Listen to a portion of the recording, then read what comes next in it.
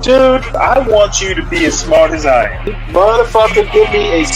Dude, I want you to be as smart as I am. Motherfucker, give me a... Dude, I want you to be as smart as I am. Motherfucker, give me a...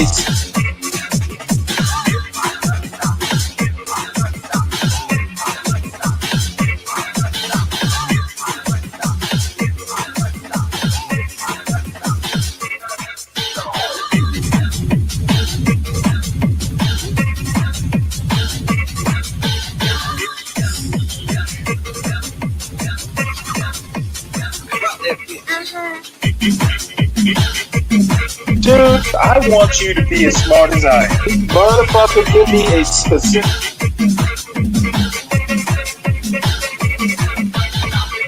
Dude, I want you to be as smart as I am.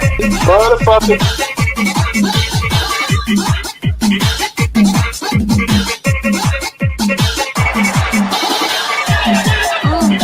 Come on out, you rapist!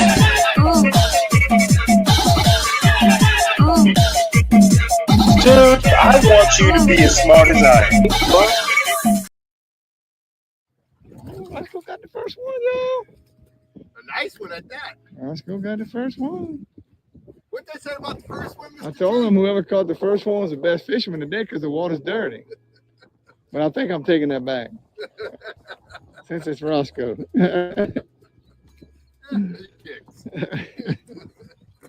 We got Jim and Roscoe on the boat today.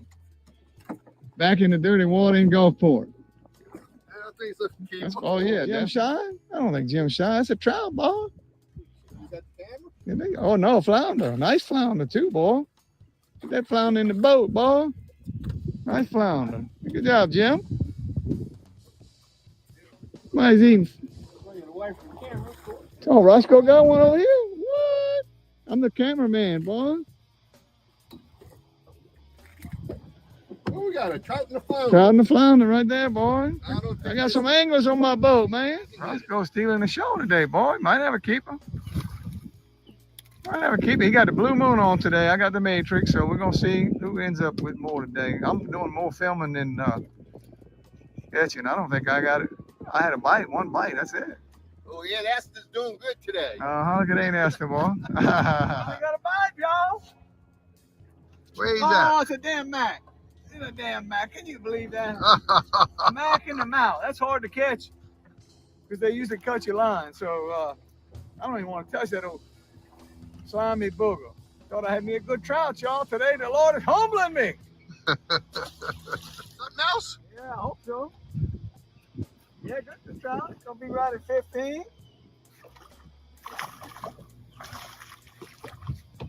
It'll be right at 15. No ball slapper, but maybe it might be a ball slapper. Shit.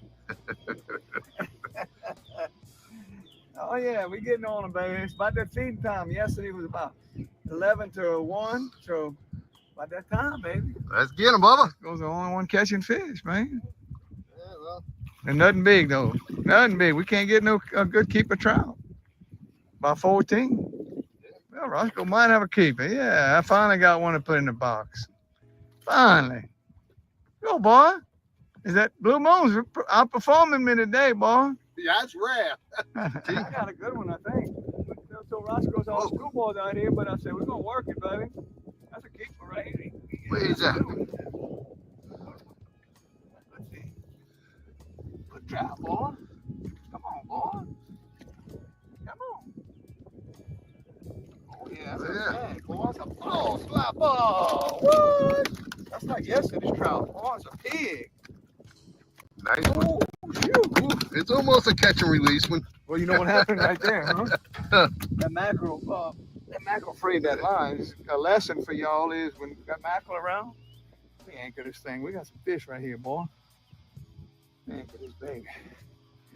When they got mackerel around, you got to keep checking your line if you're using mono. Oh, that's a beautiful fish. Yeah. Huh? What? So it popped your line, didn't come on the Man, hook. that is huge. No, I didn't come under it. Yeah. So always check your fray on when you got mackerel around. I caught one mackerel, and that's all it took. Just put a little nick in it, and you put a little weight like that, pig on it, and it'll break. And if it broke out, I'd be mad. Yeah, gee. Exactly, boy. Yesterday, the big ones were doing that. They were jumping like that. like a talking. He might be old Ray. Let's go. It might make the greaser. He's ball slapper. A small ball slapper, but he's ball slapper. Yeah, he's gonna make it. Yeah. We're getting a few. We're working hard for them. The tides are moving real fast, and the wind's blowing the opposite way, so it's difficult to get the bait down by the bottom without getting stuck. That's what's bigger, huh? Nope. A lot of small fish out here today.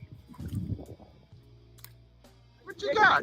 Oh man, I was just taking my shoes off. My feet were hurting, and I got hit. Working them, baby. Gotta keep him for dinner, boy. Barely hooking him. That's the way it is today, man. It's like it's bad. You know, we gotta work hard to get him on, to get him to hook up. You gotta get him to work hard, but he ain't gonna make it. He's about 14. You gotta get him hard. It's one of those days where finesse is everything, but we're catching some fish, so we can't complain, right? That's right. Don't do any good to complain. There you go. Look right here. You got a good one. Look at Mr. Jim back there, the silent guy.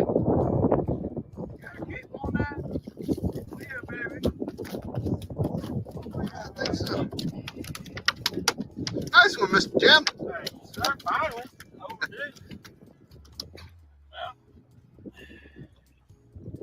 That's it. Oh, yeah. There you go. You got T. A lot of close ones, you know? A lot of close ones. Not a lot of ball slappers today. A lot of them around 14, man. If this was Louisiana waters, we'd have our limit. At least a couple limits. I think he's right at 14. What'd you say? Yeah. There's some action. Oh, well. We'll get him next time. Mr. G. Finally got a legal fish, I think. Wait. Got a legal fish. Yeah, baby. Oh, yeah. Ball slapper. That'll definitely make the grease. He's gonna make the grease. We're working hard, man. One here, one there. That'll work. One of those days. T's on fire. Yeah, it's close, man. It's close. The last one was 15 and a half, 16. That one's gonna be close. Nothing big today, but we're getting some good bites. Roscoe's all over with that camera, huh? Uh-huh, I am. Mr. T. You gotta put that anchor down on here, ball. Got a ball slapper. Ball slapper, Byron. Oh, man. All right. We have to move to this little pier right here. Moving around. It's going to be our last stop, but hey, that was a nice one. Let's go get another one. What I'm using still the same thing I did on the last video. I gotta say, Roscoe started off strong, but I think I clobbered him lately. Oh, Jim got my fish, man. I missed him, and Jim got him. Nice flounder. Oh yeah, baby. Oh, Jim's the flounder boy. Yeah, I am the flounder boy today. Yeah, baby. You kept on working it. I knew you were gonna get him. Some girl was in there. You was gonna get him, baby. I missed him. He pulled my tail down, and Jim went behind me, and I left him left money on the table. Jim got it. Super patient. You gotta let him go. Gotta let him put it in that jaw, huh? Jim, tell your father hello. He's gonna watch this video. Hey, Pop. Hope the wind ain't blowing too hard in Blanco. At least under 30 or so. You might need more. Look what he got. He got three. What? He thought he just had 2 victory beers. Then he got 3. He didn't know Jim was coming, but I don't know. How you did that magic? How you pull that magic? That was like magic there, man. He said they only got 2 in there. I'm in charge of the victory beer. I said, well, I'll share mine with Jim. Should I drink water? I don't know. All right, cheers, fellas. Cheers. It was some work, but we got them. We got supper. Yeah, Beautiful day. we had fun. Good day with some good company, and we got some nice fish. And sometimes you got to work hard for them. It's called fishing and not catching, you know? That's right. Sometimes it's just called catching like it was in my last video. We was just out here male binding. Tell your friends about Tommy V's channel, and I try to help everybody catch more fish and have more fun. And tell them, I don't mind telling them my spots, my techniques, all that. Some people don't like that, but most people do. So if you got friends that do, tell them to go check it out. Come check it out. See you next time. Be safe.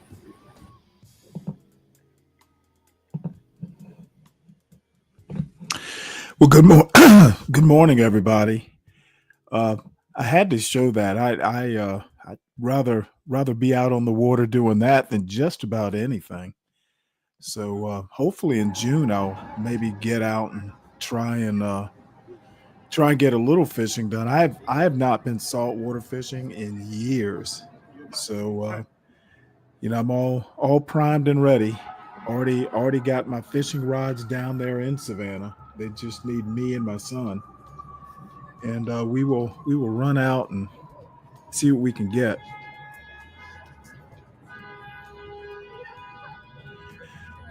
And I tell you what, I'm not a big flounder fan, like fried flounder, baked flounder. Not a big fan, but fried sea trout are just about the best saltwater fish. There's some better, but not too much better.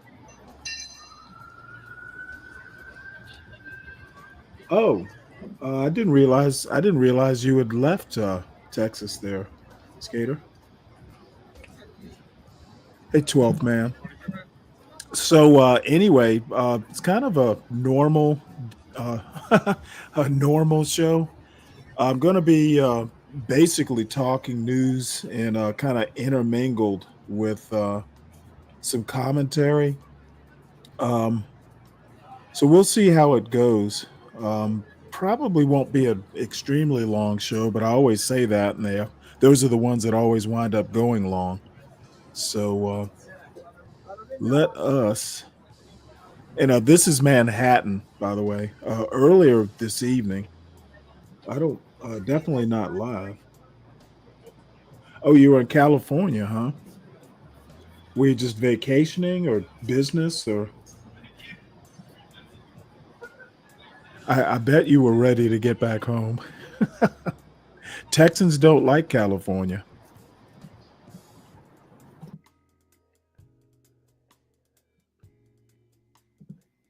Oops. So we'll move right into our Trump news. And this is actually a story actually a news analysis from a few days ago that I didn't get to. But I wanna go ahead and play this. It's a longish article, and I may not make it all the way through it, or the reader won't. But there's some things. There's a theme that leads into the next commentary that I want to kind of establish. Um, if people haven't noticed, Trump is not doing that great in the polls all of a sudden, and you will pretty much see why over the next few stories. How Trump plays Oh, into wait, hold Putin's it. hand. You know what? Before I start, make sure that you all please hit the like button. This is the John Galt Urban Landlord channel. Uh, this show is basically about news, politics, culture, and just general mischief uh, on occasion. Um, Make sure that you support the show. Make sure you support the host. Uh, Also, make sure you support our executive producer who really hooked me up with some nice. Let me show you this. Some nice background stuff. I love. Oops. I love this this background. I'm going to drop off right quick so you won't hear me. But take a look at this background. This is awesome.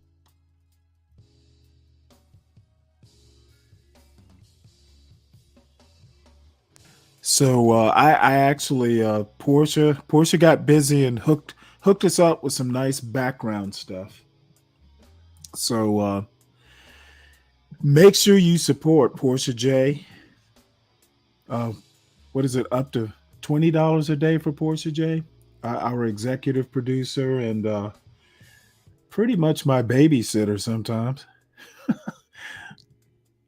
So, all right, well, let's get back to news here.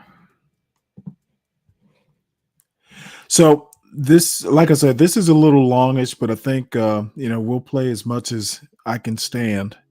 But it's establishing a theme. Hands. From Ukraine to slashing U.S. institutions. This article is by Peter Baker and read by an automated voice. If President Vladimir V. Putin of Russia drafted a shopping list of what he wanted from Washington, it would be hard to beat what he was offered in the first 100 days of President Trump's new term. Pressure on Ukraine to surrender territory to Russia? Check. The promise of sanctions relief? Check. Absolution from invading Ukraine? Check. Indeed, as Mr. Trump met with President Volodymyr Zelensky of Ukraine on the sidelines of the funeral of Pope Francis on Saturday, the president's vision for peace appeared notably one-sided, letting Russia keep the regions it had taken by force in violation of international law while forbidding Ukraine from ever joining NATO. But that is not all that Mr. Putin has gotten out of Mr. Trump's return to power.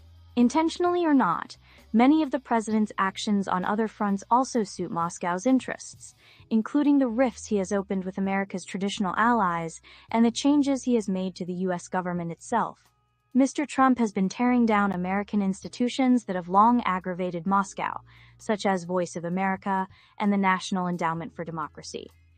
He has been disarming the nation in its netherworld battle against Russia by temporarily halting cyber-offensive operations and curbing programs to combat Russian disinformation, election interference, sanctions violations, and war crimes. He spared Russia from the tariffs that he is imposing on imports from nearly every other nation, arguing that it was already under sanctions. Yet he still applied the tariff on Ukraine, the other party he is negotiating with.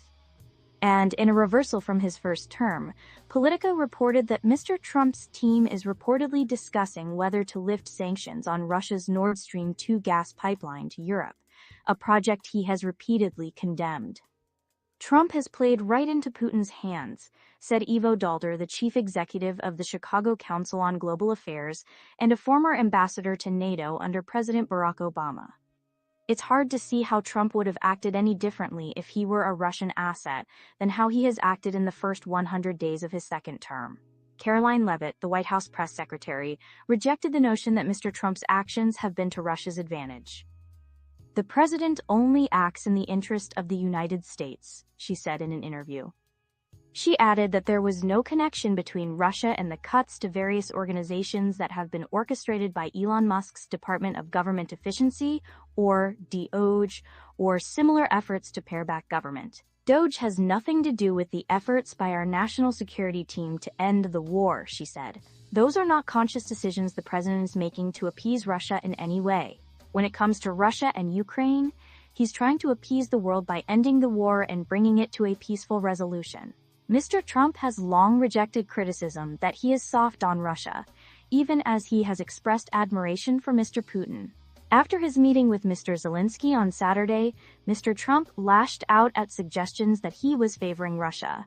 "I'm just trying to clean up the mess that was left to me by Obama and Biden, and what a mess it is," he wrote in a social media message posted while Air Force One flew back from Rome. But he conceded that perhaps Mr. Putin really was playing him, chastising the Russian leader for attacks on Ukraine in recent days. "It makes me think that maybe he doesn't want to stop the war, he's just tapping me along and has to be dealt with differently through banking or secondary sanctions," Mr. Trump wrote. "Too many people are dying!" What remains unclear is what concessions Mr. Trump is demanding of Mr. Putin, even as he pressures Ukraine to accept provisions it finds unpalatable.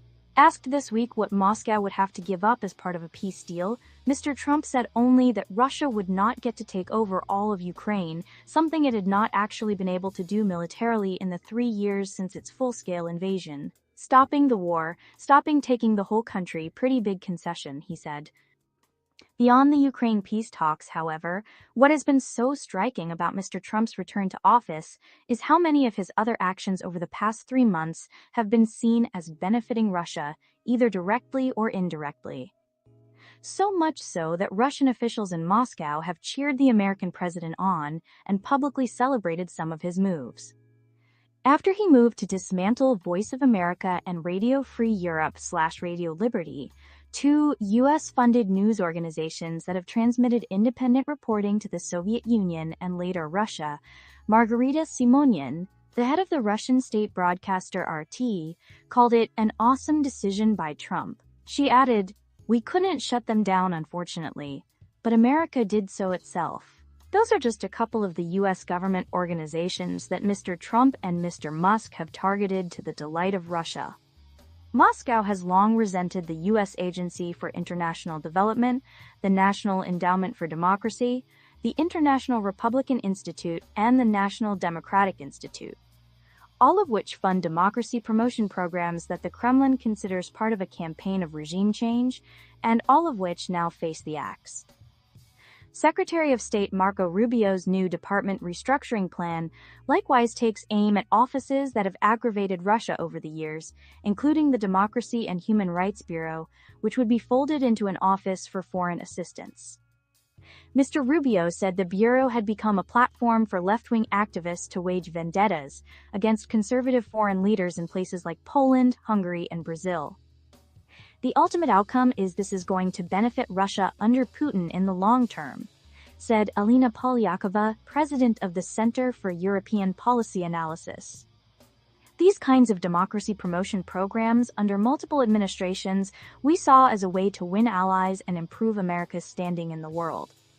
By pulling back, we're undermining that, and Russia is stepping in.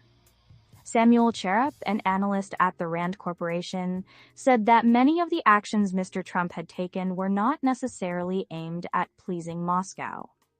"I'm not sure the Russians thought of those things as things that they would want to put on the table, even in a negotiation with the U.S., he said, like dismantling Voice of America. But they're certainly happy to see it go away.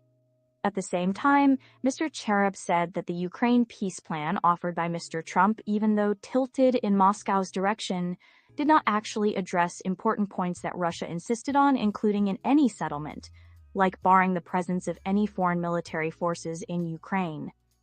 It doesn't touch on a bunch of issues that they've identified as their top priorities in the negotiation about the Ukraine war, he said, and the concessions that are made, in some cases, might not have been their top priorities.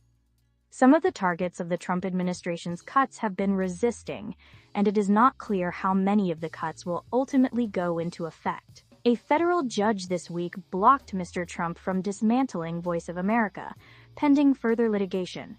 The Trump administration appeal on Friday.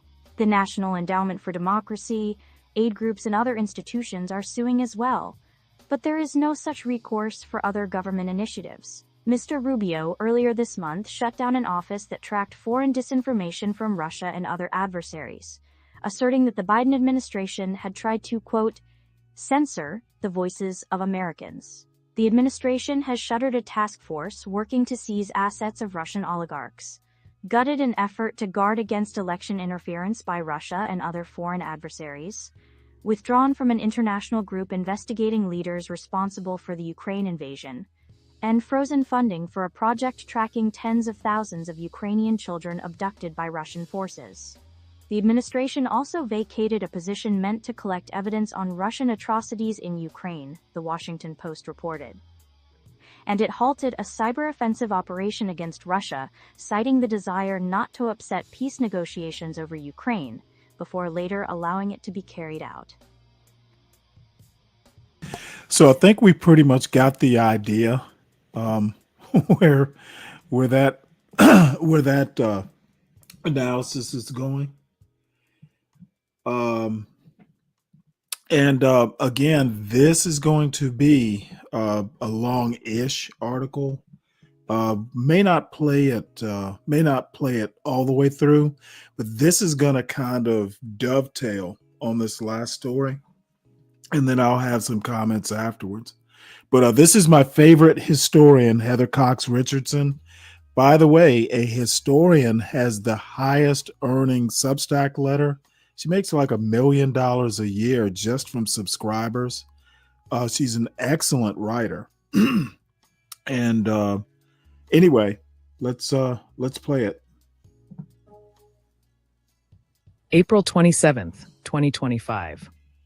by Heather Cox Richardson. And it's called Letters Last night, a from an new American. club opened in the wealthy Georgetown neighborhood in Washington, D.C. It's called Executive Branch, and it's an invitation-only club backed by Donald Trump Jr. and megadonor Omid Malik. Dasha Burns of Politico reported that it costs more than $500,000 to join. The exclusive club is designed to allow top business executives to talk privately with Trump advisors and cabinet members. Burns reports that the club already has a waiting list. When then-candidate Donald Trump celebrated the administration of President William McKinley, it was always clear he saw it as the triumphant marriage of the very rich to the U.S. government. It was the era of so-called robber barons, industrialists and financiers who flooded political campaigns with money to convince voters that those trying to rein them in were socialists or anarchists, then called upon the politicians they put into power to pass laws that benefited their businesses. Behind every one of half the portly, well-dressed members of the Senate can be seen the outlines of some corporation interested in getting or preventing legislation. The Chicago Tribune wrote in 1884, or of some syndicate that has invaluable contracts or patents to defend or push. Last Sunday, a new filing with the Federal Election Commission revealed that donors delivered an astounding $239 million for Trump's inauguration. Theodore Schleifer of the New York Times notes that Trump's 2017 inaugural committee raised $107 million. The $346 million raised by Trump's two inaugural committees is more than the monies raised by all other inaugural committees since Richard Nixon's committee raised $4 million in 1973. While Trump's allies have said the money that wasn't spent on festivities will go to other projects Trump is behind, including his presidential library, there is no oversight on how Trump uses that money. Spending on the election was even more dramatic. Earlier this month, Americans for Tax Fairness analyzed spending in 2024 and discovered that just 100 billionaire families donated a record-breaking $2.6 billion to federal campaigns, up by 160 times from billionaire spending in elections before the Supreme Court's 2010 Citizens United decision. 70% of that money went to Republican candidates or causes. In the three races that determined control of the Senate, Montana, Ohio, and Pennsylvania, outside money from billionaires made up 58.1%, 56.8%, and 44.5% of the outside money coming in. Elon Musk donated about $290 million, giving 4 times as much money to political campaigns in 2024 as he paid in income taxes between 2013 and 2018. Those investments in a Trump administration are paying off. The U.S. Department of Agriculture, USDA, is withdrawing a Biden-era rule requiring poultry companies to keep the levels of Salmonella bacteria below a certain level in their meats to prevent illnesses commonly known as food poisoning. When the Biden administration proposed the rule, the Centers for Disease Control and Prevention explained that Salmonella causes 1.35 million infections a year and kills 420 people. The USDA said that about 125,000 of those infections came from chicken and another 43,000 from turkey. Officials estimated that the new rule would reduce Salmonella illnesses by 25%. The National Chicken Council celebrated the Trump administration's reversal of the rule, saying it would have had no meaningful impact on public health. On Friday, Charisma Matarang of Rolling Stone pointed out that the poultry company Pilgrim's Pride gave $5 million to Trump's inaugural committee, making it the largest donor to that effort. 2 of the company's executives, Chief Executive Officer Fabio Sandri and head of the company's Food Safety and Quality Assurance Kendra Waldbusser, serve on the board of the National Chicken Council.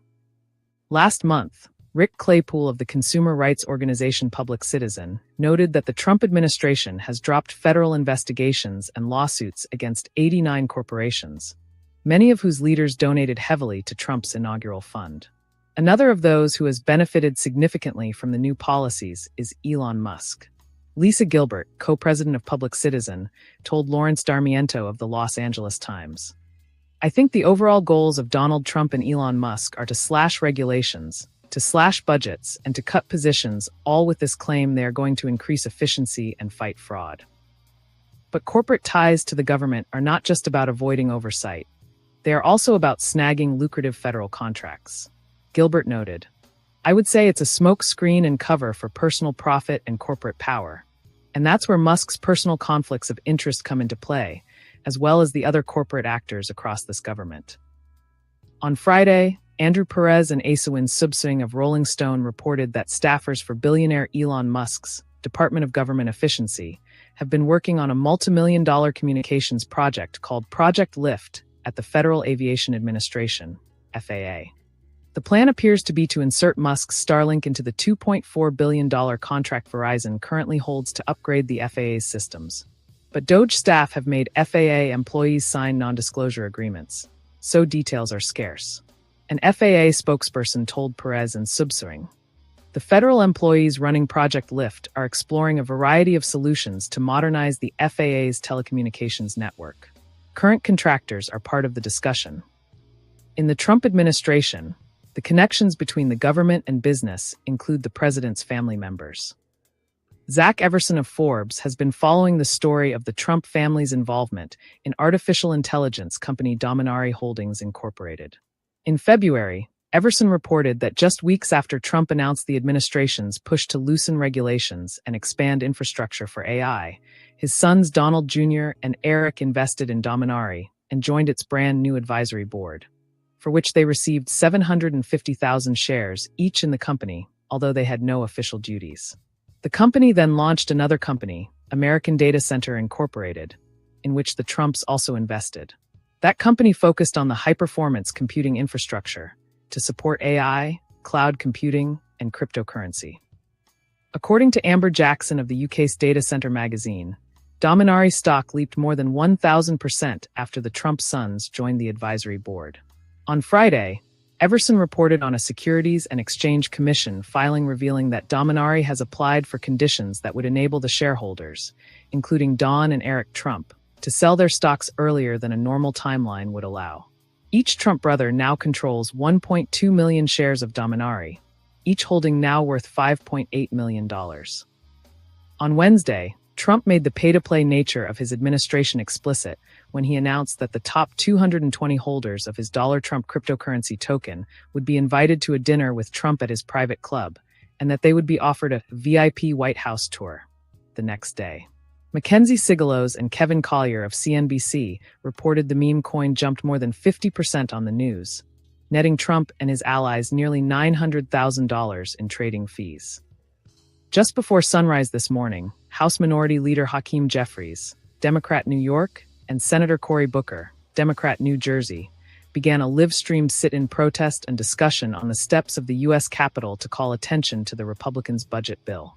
On Friday, Alan Rappaport and Tony Romm of the New York Times reported that the Republicans' proposed 2026 budget would slash federal support for child care, health research, education, housing assistance, community development, and the elderly, and for foreign aid. Attacking woke programs, it appears to implement much of Project 2025. Russell Vought, who was director of the Office of Management and Budget during Trump's first term and has returned to that position in his second, was a key author of that playbook.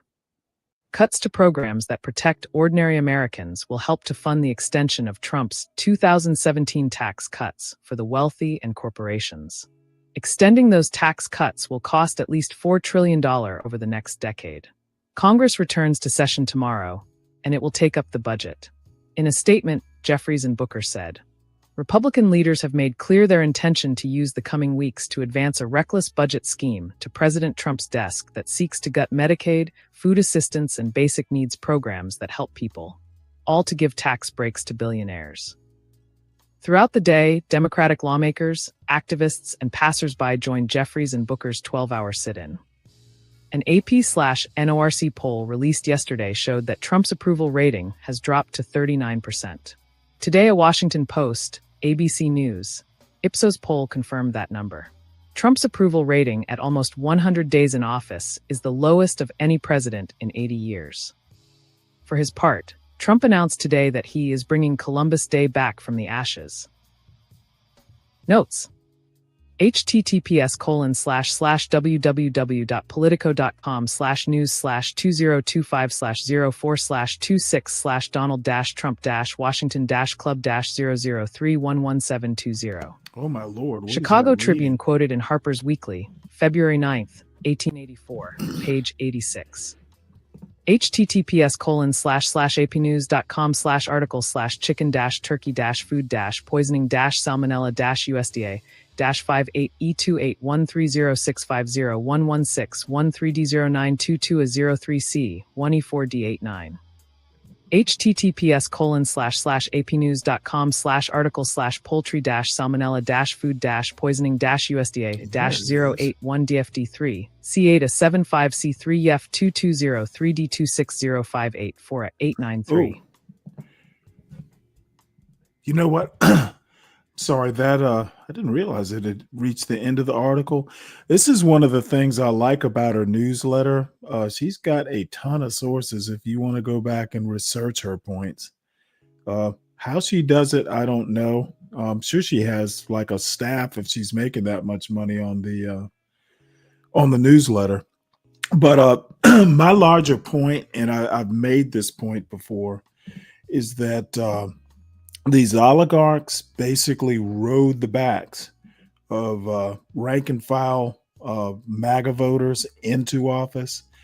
And I think this is a little egregious. They're not even pretending. And in some ways, Trump is, I've also said this before, Trump is probably the most American president we've had in a while. The United States government back in 1788, 89, they never really made a pretense of being populist. So it's not so much surprising that, the billionaires are basically, now they've got their own club in Georgetown to hang out and talk business. About $500,000 to even be a member of this club. They are not doing the people's business. And frankly, they're making no pretense of it. So you got to appreciate that. They're not pretending. They are being who they are. So there's a certain honor in that. Hey, 12th man, you've come up to participate? Well, I'd hope to. I just don't want to piss you off. Oh, well, I mean, there's, it is what it How is. you get when you get angry.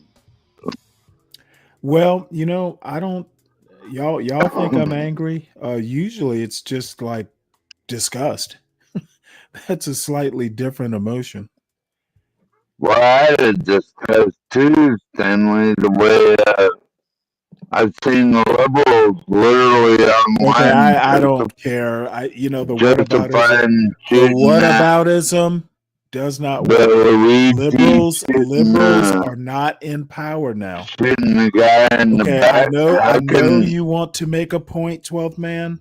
Whataboutism is not the type of argument that's going to work, at least in this case, because liberals aren't in charge right now. When the liberals get back into charge, we'll criticize them too. Yeah, and like Luigi, will you criticize him for? Okay, I don't care about any of that. Don't care about it. We're talking Trump. Can you stick to the topic? Yes, sir. Okay. I can try. Liberals, or whatever it is you're calling liberals. Trump is in charge. MAGA is in charge. Republicans are in charge, and I like criticizing the people in power. Can I ask you a question? Not the people who were, defeated. Bottom line is. Can I ask you a question? Sure. Why the liberals run around calling people Nazis when they are the party of the Did you hear this liberal? I have no clue why they're doing it. Did you hear me call somebody a Nazi? No, he never did, Stanley. No, sir. Well, I don't particularly think. I've literally said Trump is probably the most American president we've had in a while. He actually, just said frankly, now I think he takes it a little too far, but I think Trump actually understands the true nature of American government. And look, I'm not against, somebody making, if you got a good product and the government needs it, make your money. I don't have a problem with that. What I do have a problem with is, what? If they're going to be elites in charge, at least make them competent elites. I don't have a problem with a rising tide lifts all boats. I'm just not sure wherein the tide is rising. So, it's my personal. See, that's why I always say you're more right than you think you are, Stanley. Well, I'm more conservative than most people seem to realize, but I mean, right is right. You can be. I don't think Trump is conservative. Not There's really. some overlap. There may be, there may be some things that benefit, say, the religious right or something like that. But Trump is just, Right. he's naked greed, and there is a strain of thought. Hey, you're in power for a reason. So, I mean, it's just not my flavor of elite. I don't think, for instance, Elon Musk had any place in government. It was a bad idea to have him in government. There's some people who are talented. Elon Musk's talents are not governing. I don't think Trump's talent is governing. He's not a good leader. And, but you know what? He's elected. The people knew what they were electing. And that's the other thing. People who are kind of surprised that, Trump's tariffs are hurting, my farm. You elected him. You knew this. Trump did not deceive anybody. Everything that he's doing now, he said he was going to do over the summer. So there are no surprises here. I don't know why people are acting like they are. So, well, I know my mom makes these beautiful dog bows and everything, and they want to charge her like $65 extra for shipment, so she can get all those pretty ribbons from China. So. Even affecting my mom. Trump said he was going to do tariffs, so nobody's surprised. That's a good thing. Yeah, we knew what he was going to do, and this whole thing about Trump's just joking. Now you always listen to what people say because he wasn't joking apparently. So we're going to move on to colleges now. The colleges and universities are near and dear to my heart. So, what he's doing, to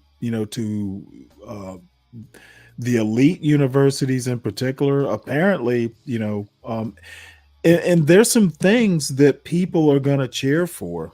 People love seeing, the Ivy League kind of, sweat. But the thing is that whether we want to believe it or not, people like Pete Hegseth, Princeton graduate, Trump, University of Pennsylvania graduate. These are elite college graduates in the Trump administration, and why people, he's only going to hurt him so much. And he picked a bad target when he wants to go after Harvard. They're rich enough to just go, fuck you. We're going to do what we want to do. They'll hurt. But the bottom line is, can I ask you a question, Trump, Stanley? right after I make this comment, in theory and in probability, Trump's a lame duck. And he's 78 or something like that. So, time is not on his side. I'll just leave it like that. So what's your comment before I play this article? Well, if they have a $53 million endowment, why would they sue over 53 $2 million? billion. Yeah, billion. And Now why the would problem they is the sue way over it's $2 not billion? it's not 53 billion in cash that they can do anything with. A lot of that Right. endowment is earmarked. Yeah. So, but still, they have lots of money. Why would they sue over $2 billion? They're not suing over $2 billion. That's If you go, exactly what and they're I'll find suing over. that's exactly what they're not suing over. And the other So, what are they interesting thing, suing over?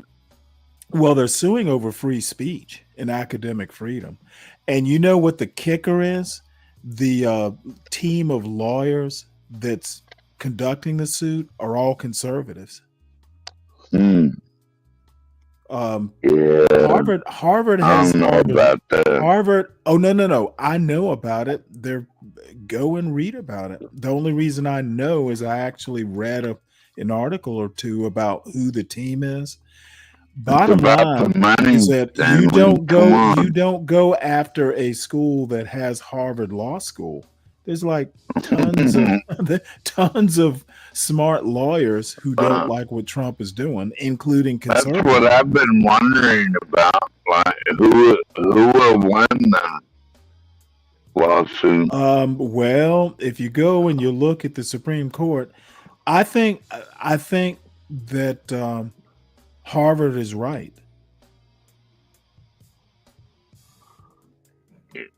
They're worth billions of dollars. And the other interesting thing is the letter that got sent to Harvard was sent in error.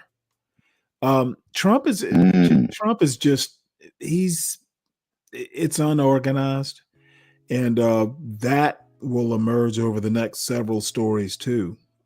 Dude, if you're gonna be this way, at least be good at it. So you're saying that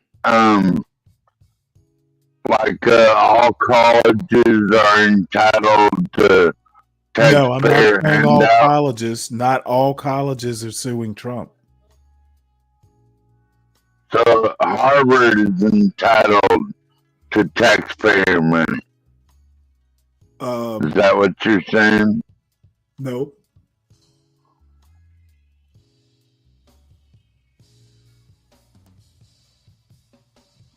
So, no, they're not entitled to it. But you know what? If there's a service they're rendering and it's paid for with taxpayer money, I don't have a problem with that. Emerging from a collective silence, universities organize to fight Trump. This article is by Stephanie Saul and Alan Blinder and read by an automated voice. The Trump administration's swift initial rollout of orders seeking more control over universities left schools thunderstruck, fearing retribution from a president known to retaliate. Oh, and by the way, having a government control universities, I'm definitely against that. And I don't think it's quite, I mean, if you can't basically threaten free speech by withholding money, that's not how the First Amendment works. And Trump just, who knows why he thinks he can get away with it. Or who, and I don't actually think it's Trump that's necessarily directly behind it. I think it's some of his little minions.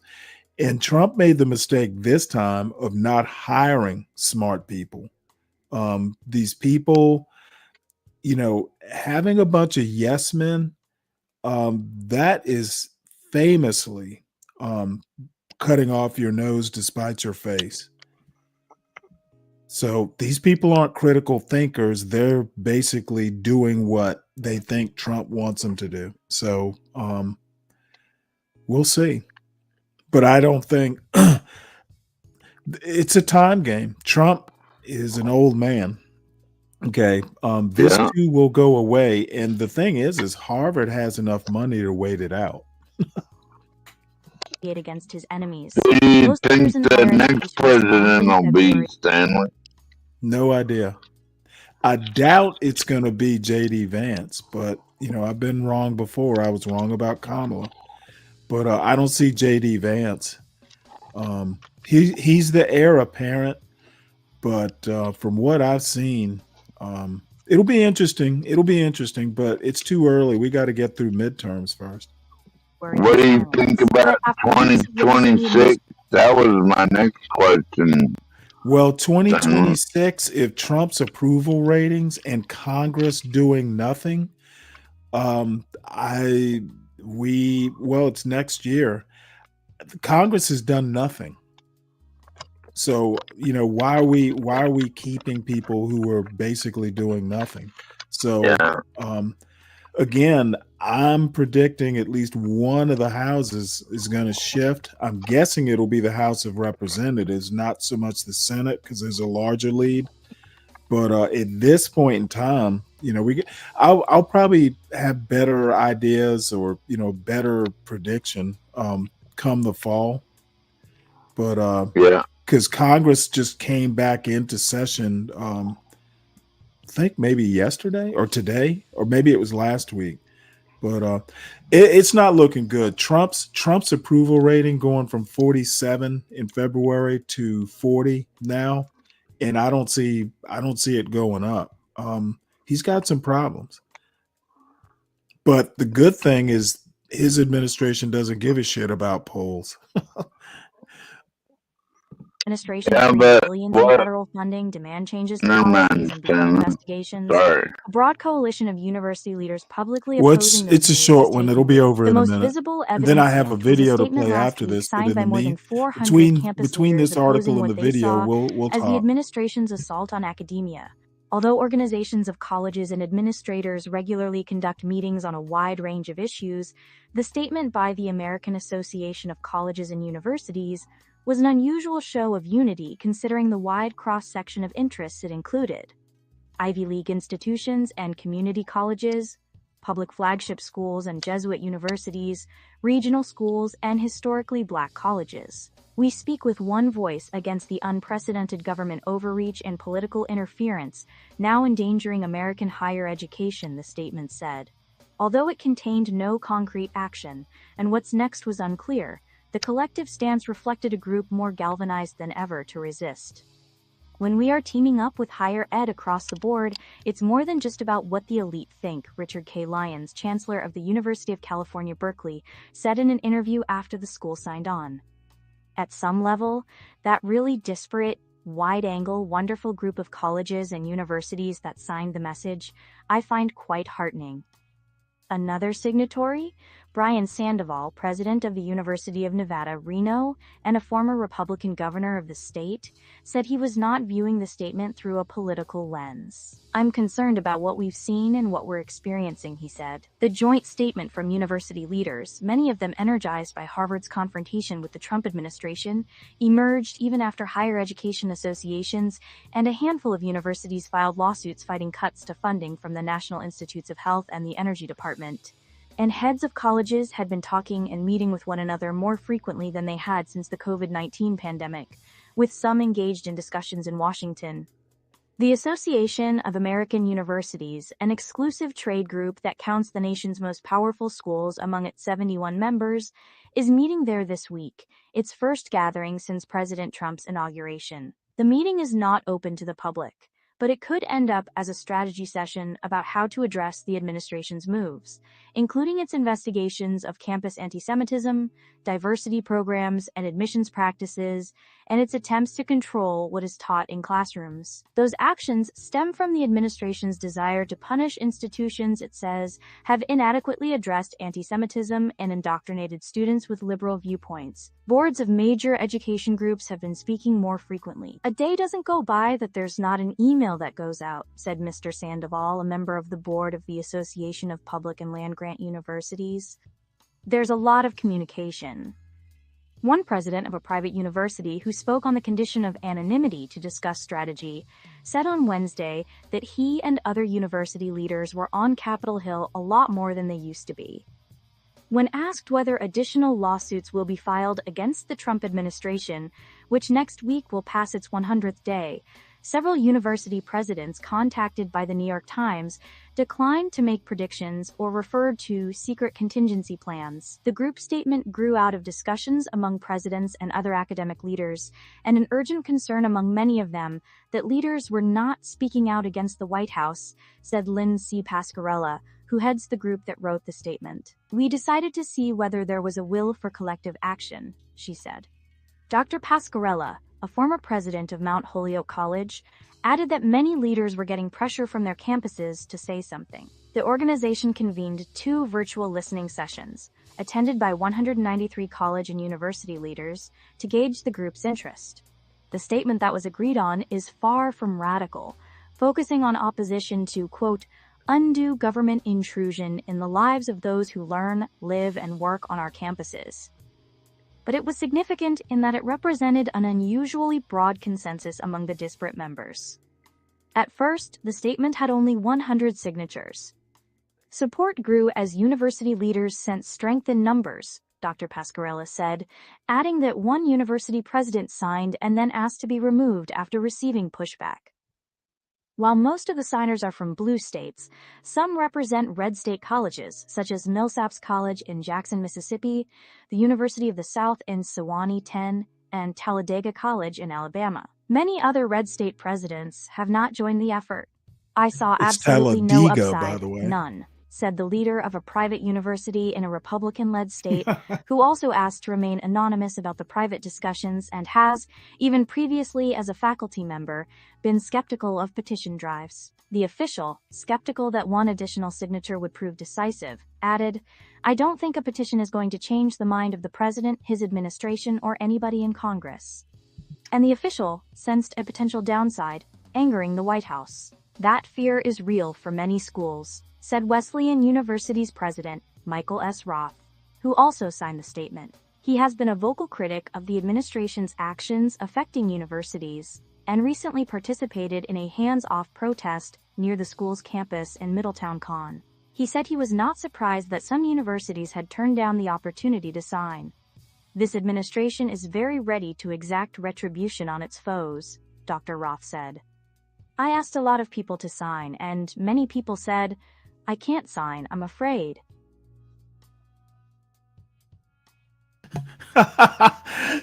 That's pretty funny, Lupin. I need to pop some popcorn myself. This next video is from Glenn Lowry's channel. And yes, I do occasionally watch the Glenn show. Much like Thomas Sowell, I don't agree with Glenn's politics, but he has earned his place, in the pantheon, as has Cornel West. But this is actually a short clip, but an interesting one. So, and this is kind of almost a counterpoint to the article I just played. Brother Robbie and I, we're not nostalgic about some grand moment in the past when the university embodied all this rich Socratic energy. No way. No way. The university has always been driven too often by cowardly presidents who capitulate to power. Brother Robbie and I are calling for the reaffirmation of the Socratic ideal of serious argument across the board. But it has always failed, and it probably always will fail. We just have to look at the nature of the failure now. The nature of the failure now is just so deep. There's a moral and spiritual bankruptcy in so many of these universities, and it needs to be recast. I have a question for you guys. It's about truth. So you want ideological or Kenny Potter, Stanley? Truth. And I'm just wondering. Yes, sir. What does he mean by spiritual bankruptcy? Well, I think he's talking specifically about Socratic method. And, Cornel West is actually very Christian. He is literally not the kind of socialist. He's more like, if Jesus were a socialist, he would be, that's kind of the ideal that Cornel West talks about. And the spiritual bankruptcy essentially is not standing up or speaking truth to power. He's talking, maybe like Columbia University that capitulated so easily. I do not think that the government should get in there and basically tell, a university what to teach or even how to teach it. And that's essentially what Trump wants to do. And it all stems from this bitter, just like the bitterness on the right is that the universities are bastions of, quote, liberalism. And they have for decades felt that they don't, they are oppressed at the universities because when they want to be Trump-like, people shout them down. You know what? That's free speech. And I sometimes think, and I'm not going to actually talk about actual conservatives, but the more true believer MAGA types, they basically think that they are oppressed on college campuses because they don't get to act a fool.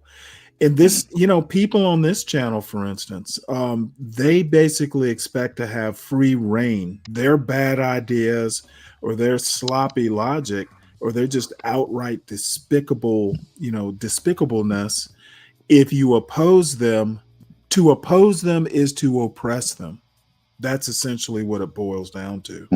And these ideologues, these conservative ideologues, think if you call them out, you are oppressing them. And that's what he means. That's what he means. You know what? If the universities are liberal, you need to deal with it. Okay. Nobody is saying you can't be a conservative professor on a campus like Amy Wax at the University of Pennsylvania. She's been going on for decades with her basically race realism and all this stuff. She literally teaches conservative legal theory, and nobody cares that she's a conservative and teaching conservative legal theory. It's when you start bringing in all the racism. Okay. And she's nakedly racist. I've been watching her for years, and I'm using her as an example. Nobody's telling conservatives they can't be on a campus and say what they want to say. They just have to not be despicable. So do you get what I'm saying? I think so, a little bit, Stanley, at least. Okay, well, the bottom line is you can be as conservative as you want to be. Don't be an asshole. These people want to get on campuses and be assholes, and they expect people to take it. Okay, opposition is not oppression necessarily. Well, I think that a lot of liberals believe it is because. And you know what? I will oppose that. Okay, I think that I personally think that the universities are fine the way they are. I was watching the Canadians today, and like a lot of liberals are all mad because Pierre might get elected and disenfranchised. I'm glad you live in Canada. Well, you might have to care about Canada a little bit more than I do. I'll put it that way. Well, it's kind of the same difference, Stanley. No, it's kind of not the same difference. I don't live in Canada. You probably have to care about Canada more than someone who lives in Georgia does. Yeah, maybe. So let's go ahead and. I think wouldn't it be nice if we were one great country, though, Stanley? Okay, we are one great. Hold on, we are one great country. There are just some folks who want it to be one way, and there are liberals on the other side who want it to be the other way. The problem is that I exist in this. I'm a liberal island in a sea of of conservatives. And the problem is that most of the people in this space have no clue what they're talking about. I know more about conservatism than almost anyone on this channel. So when Yeah. the quote liberal has read You're a beacon of hope. quote liberal, when the quote liberal has read more Thomas Sowell than most of the black conservatives on this channel, that's a Yeah. problem. A lot of people And think you're it's not my problem. That's a the lot other of people think you're a far left liberal, but to me, you've always been center right. I mean, Well, nope, I'm center left. And the bottom line is that nope. people, they are what they are. The wickeds of the world, they got to be them. At least they are truly themselves, and they just get butt hurt when I call them idiots. Wondering if that's not somehow a contradiction. I mean, if I thought capitalism was morally wrong, and I thought that claim about the moral status of capitalism was true, why would I, encourage the teaching of... And this is where people like Glenn Lowry go wrong. He's essentially putting words in people's mouths. Capitalism in and of itself is just like an economic system. It is neutral. It's what you do with capitalism. That's where the morality comes into it. And too many people let the Glenn Lowrys of the world just fucking put words in their mouth. And hope Cornel West comes back and bats that silly question down. What do you think about communism, Stanley? Communism is neutral. It's how you use communism that's bad. Communism is not moral or immoral. It is a system. It is a tool, a hammer, or even a gun, just to make it a little bit more understandable by the far right folks. A gun doesn't kill people. I agree with that. It's how you use it that's the problem. Yeah. Free market economics and ensure that I had a representative or a diverse engagement with that. I mean, in the sciences, we don't have the equivalent of ideological diversity. What we have is the community gets behind the best assessment. And that's the other thing. Science, the science is not ideological. The people doing the science are ideological. And Glenn Lowry knows this. Assessment that can be made at the current time of what is true. And it excludes consciously flat earthers and others who are hell wrong, yeah, quote, unquote. We want flat earthers excluded because the earth isn't flat. Demonstrably wrong about their position. Why isn't something like that also true about if I thought a genocide was being perpetrated and I said so and I believe that, why wouldn't I want to preclude people who were advocating for the genocide? If I thought racism was being furthered by diversity, equity, and inclusion programs, et cetera. You see where I'm You going. aren't the I'm only asking, person. what dude role does judgment of truth play in watching this, to be honest?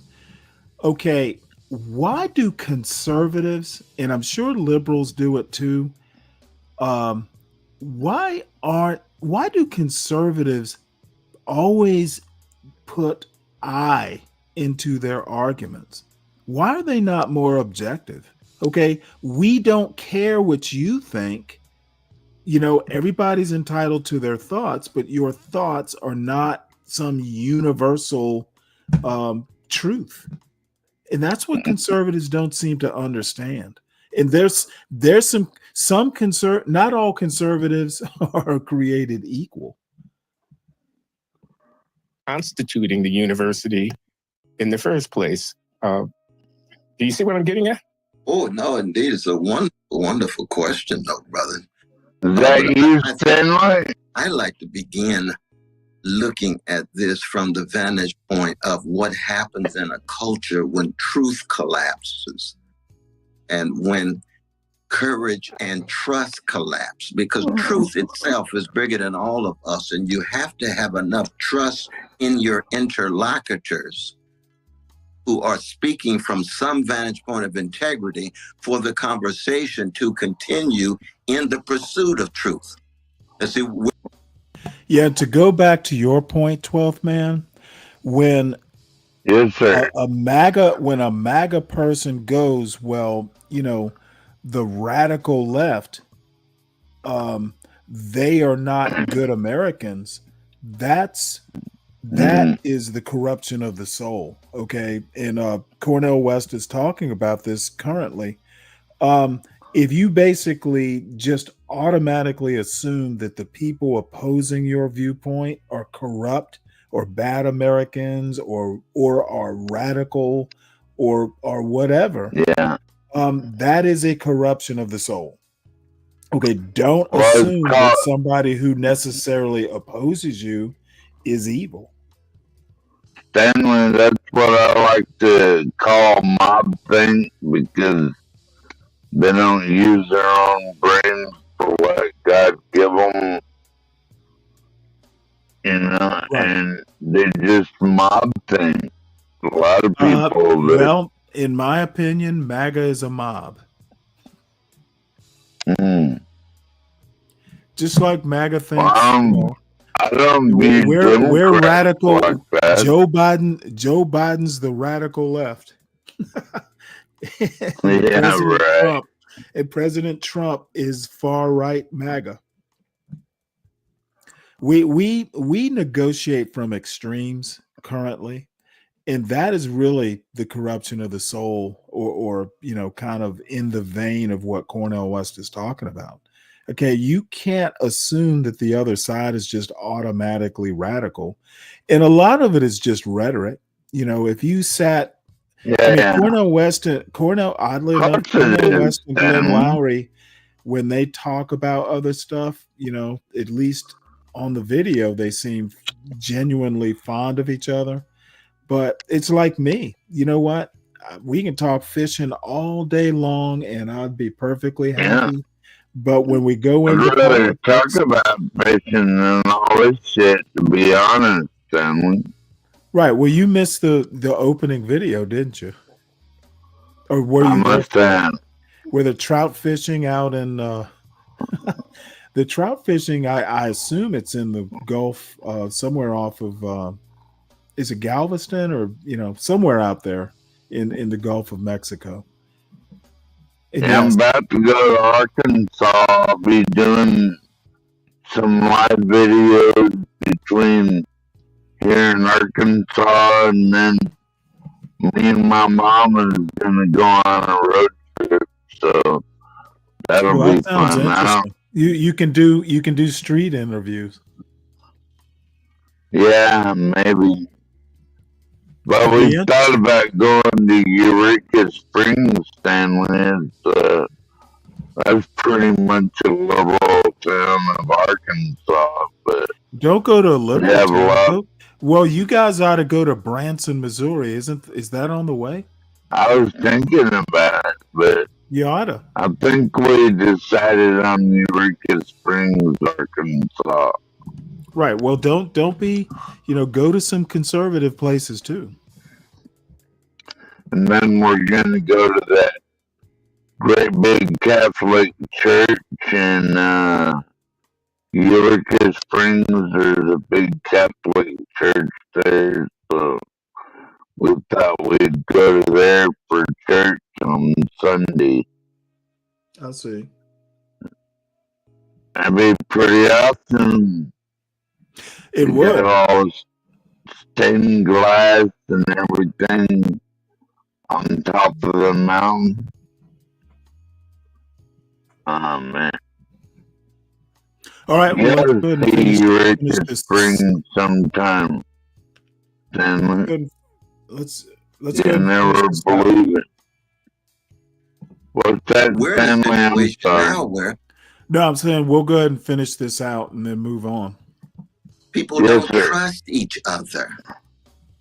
And if you don't trust each other, you can't have conversation. Well, truth is not about, some kind of unmediated access. It's only by means of adducement of evidence and argument and vision and story and analysis and symbols deployed to try to get people to see things they didn't see before and to convince people to convince things that they were not convinced before. So you can have a long, sustained argument with a follower of Adam Smith as opposed to Ricardo, as opposed to Marx, as opposed to Leontief, as opposed to Samuelson, as opposed to Laurie. I mean, economics itself doesn't have one paradigm.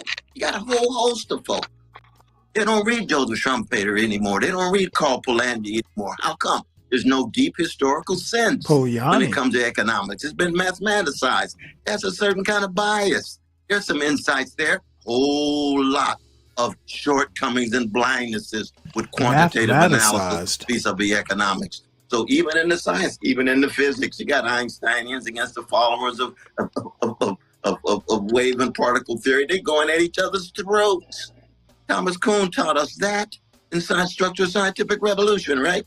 The problem is that no matter what discipline is, if you don't have truth operating and the people are not courageous enough to raise the issues and be unpopular in their critique, and everybody just wants to fit in, everybody just wants to go along with the dominant paradigm, then you no longer have the very preconditions for truth. And one last point, too, I think it's very important for us to keep in mind that Brother Robbie and I, we're not nostalgic about some grand moment in the past when the university embodied all this rich Socratic energy. No way. No way. The university has always been driven too often by cowardly presidents who capitulate to power. Look at Columbia pushing out Charles Beard in World War II. Look at their response to McCarthyism in the 60s at Harvard, booting out Paul Sweezy and so forth. Why is it that we had to wait till Kilson to get tenure at Harvard in 1969, or Glenn Lowry at 33 years old get tenure in economics? We had some Negroes and black folk who could have got tenure before that. They had certain racism going on. We have to be honest about that. Martha Nussbaum becomes the first Society of Fellow in 1973, and the great organization founded by Alfred Whitehead in 1933. 40 years, you got to wait for any sister to become a member of the Society of Fellows who Kuhn and Quine and all of these giants can be a part of? No, the university has never been able to fully enact the ideal. Brother Robbie and I are calling for the reaffirmation of the Socratic ideal of serious argument across the board. But it has always failed, and it probably always will fail. We just have to look at the nature of the failure now. The nature of the failure now is just so deep. There's a moral and spiritual bankruptcy in so many of these universities, and it needs to be recast. I really hope to see that there can be some kind of generational shift. I mean, all of the efforts that you're talking about sound absolutely fantastic. I've been rather naive about many of them. It can be dismaying to see that for so many people with PhDs now, their impression is that to engage in the life of the mind is to critique, as they put it, power differentials. For them, that's what being smart is. That is what the quest for the truth consists of, and nothing else. They wouldn't recognize themselves in the charge, but then how many of us do when we're criticized from the outside? But for them, this thing they call critique is seeking the truth, and they don't realize what a narrow band of truth that is. And a lot of them now, with the age that I am, I remember when those people didn't have gray hair yet. But now they have gray hair and they're controlling hiring. They are quite certain and they are quite proud of their sense of what the truth is. And they pass it on to their grad students. They don't admit grad students who aren't with that program. They think they've found truth. They know that Stalin didn't, but they think that they're at the end of time and they did. And goodness, they control an awful lot. it scares me. I've seen my own subfield basically just destroyed by that kind of frame of mind, Creole studies.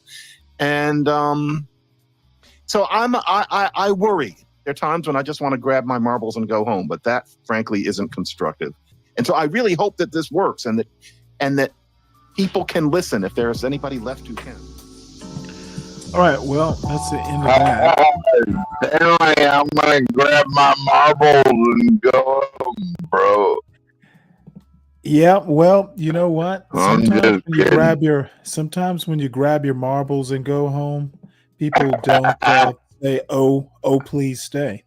If they're not saying, "Oh, please stay," then there's a problem with that. So we shall move on. This is a follow-up to the crash that happened, I guess, was it in February or January? I can't even remember now. This is where Trump started talking about DEI being, the cause of crashes, and that particular crash, Reagan National. And nowhere in here We're gonna blame the crash on Trump now. Is that what we're doing? Oh yeah, I think Trump is a horrible leader. So of course I'm going to trash Trump. Why wouldn't I? Well, you're gonna blame the crash on Trump, though. Why would I do that? Was he a pilot? Was he in the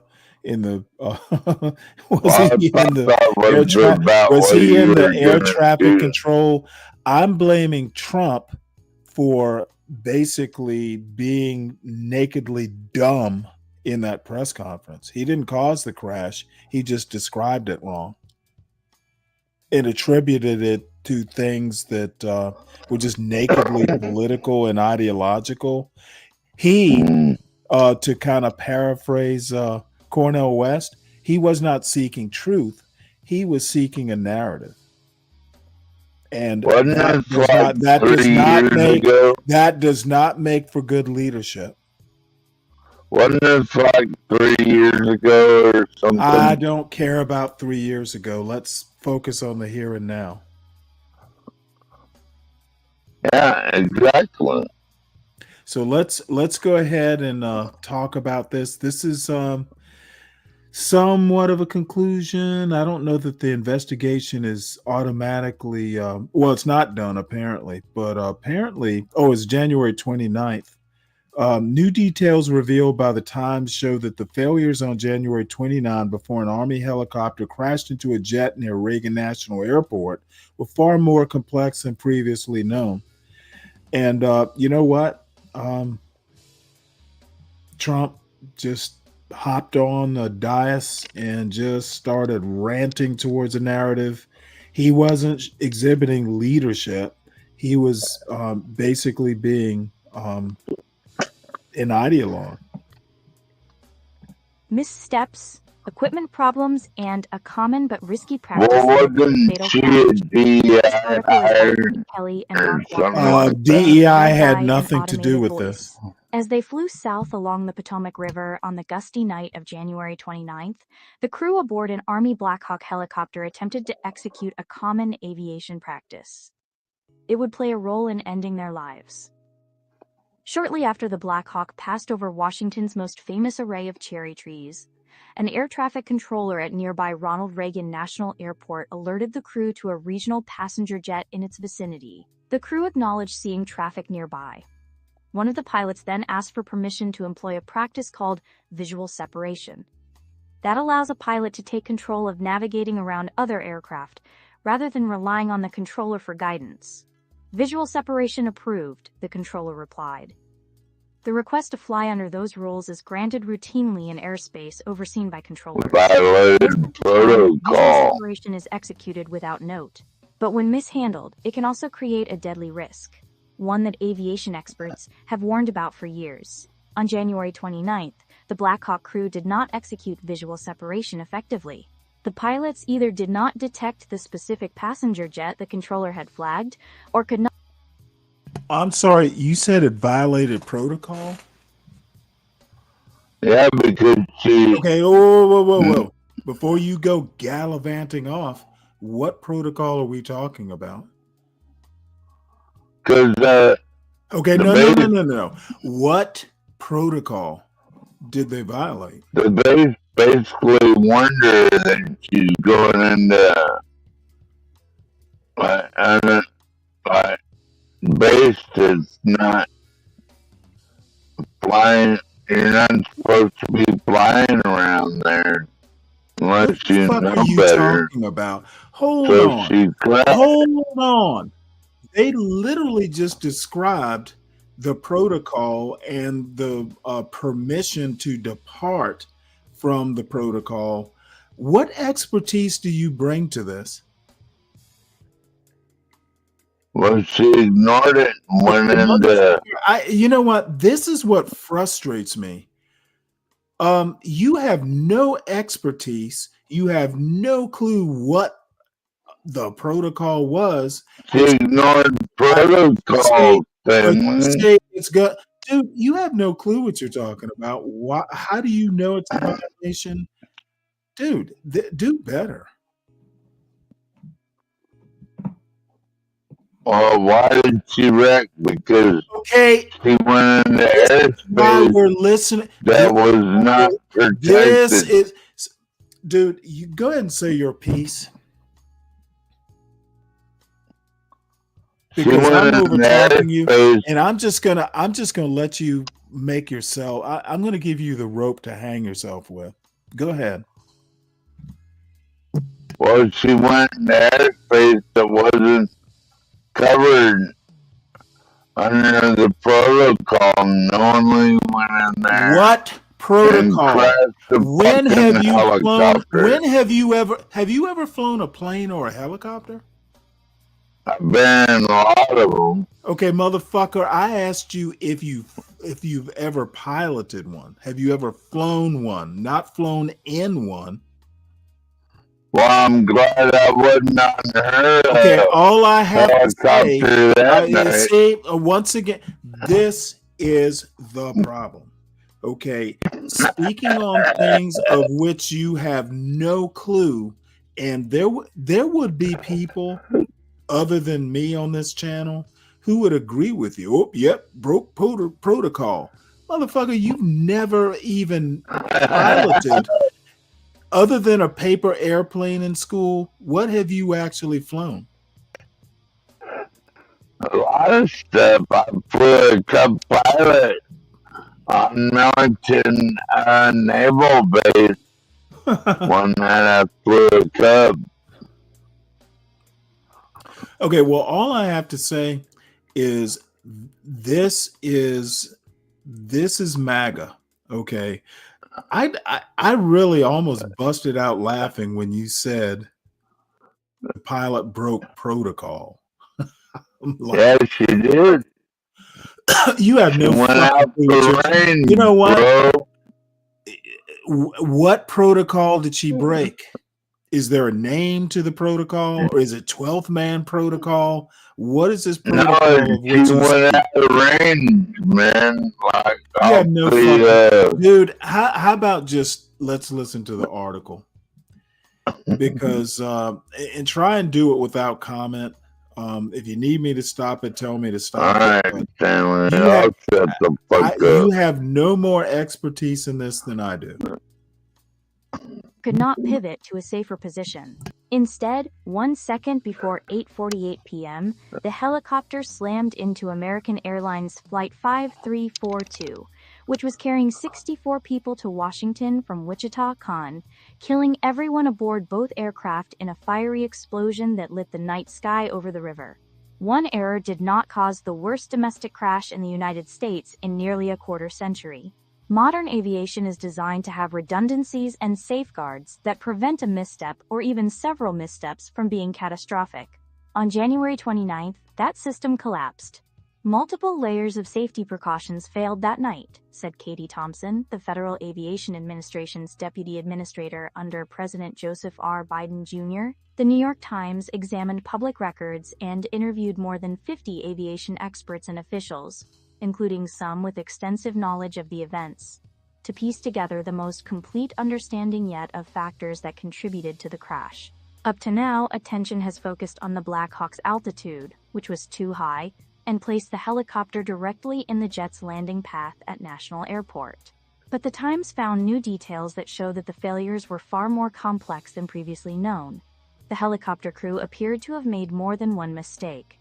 Not only was the Black Hawk flying too high, but in the final seconds before the crash, its pilot failed to heed a directive from her co-pilot, an Army flight instructor, to change course. Radio communications, the tried and true means of interaction between controllers and pilots, also broke down. Some of the controllers' instructions were stepped on, meaning that they cut out when the helicopter crew pressed a microphone to speak, and important information likely went unheard. Technology on the Black Hawk that would have allowed controllers to better track the helicopter was turned off. Doing so was Army protocol, meant to allow the pilots to practice secretly whisking away a senior government official in an emergency. But at least some experts believe that turning off the system deprived everyone involved of another safeguard. The controller also could have done more.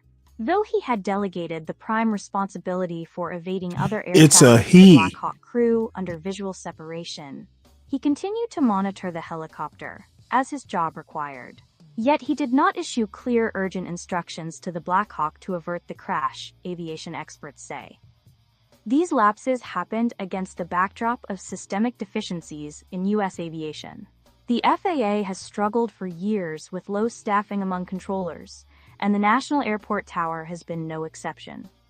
At the time of the crash, for reasons that remain murky, a single controller was working both helicopter traffic and commercial runway traffic, jobs that would typically be done by two controllers.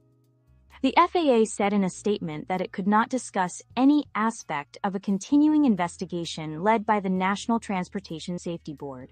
Brigadier General Matthew Brayman, the Army's Director of Aviation, said, "I think what we'll find in the end is there were multiple things that, had any one of them changed, it could have well changed the outcome of that evening." He too deferred detailed questions about the investigation to the NTSB, adding that the Army was conducting its own reviews of the accident. Investigators from the NTSB will issue their final report on the causes of the crash by early 2026. In the meantime, data recently analyzed by the board revealed that National Airport was the site of at least one near collision between an airplane and a helicopter each month from 2011 to 2024. 2/3 of the incidents occurred at night, and more than half of them involved helicopters flying above their maximum designated altitude. Given those findings, the FAA recently banned most helicopter flights along a portion of the route the Black Hawk used. And, critically, the FAA has... Yes, sir. Like, I think it was just a freak accident, really. You know, it's sad that it happened. So there was no protocol? There was no protocol? I don't know, man. We weren't there. Okay. Not like we're not the CIA or FBI, Stanley. Neither was Trump.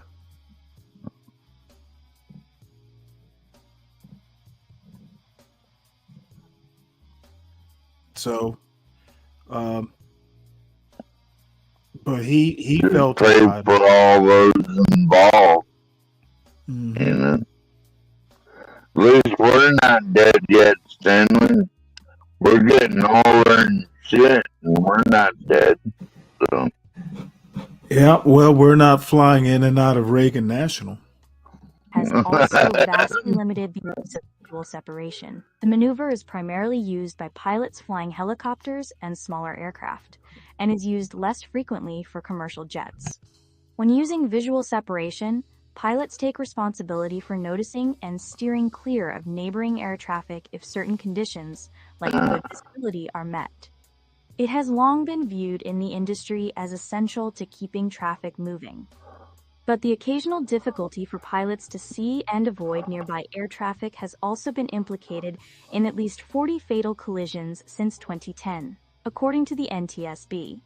It has led to stern safety warnings to pilots from both the FAA and the NTSB. Human error, blind spots not evident from a cockpit, and environmental conditions leave even the most diligent pilot vulnerable to the threat of a mid-air collision with an unseen aircraft. Under this maneuver, the NTSB, the practice of allowing pilots to navigate around traffic on their own, has long been seen as a flawed concept but a necessary one, said Jeff Gazzetti, a former accident investigator for both the FAA and the NTSB. But it has been linked to a number of deadly mid-air incidents throughout the years. Two departures. Stanley, can you pause it for a 9 minute? p.m. Eastern Standard Time, a CRJ 700 regional jet departed Wichita under cool. Isn't what's his name? Elon Musk supposed to be upgrading all these towers and shit, dude. Just like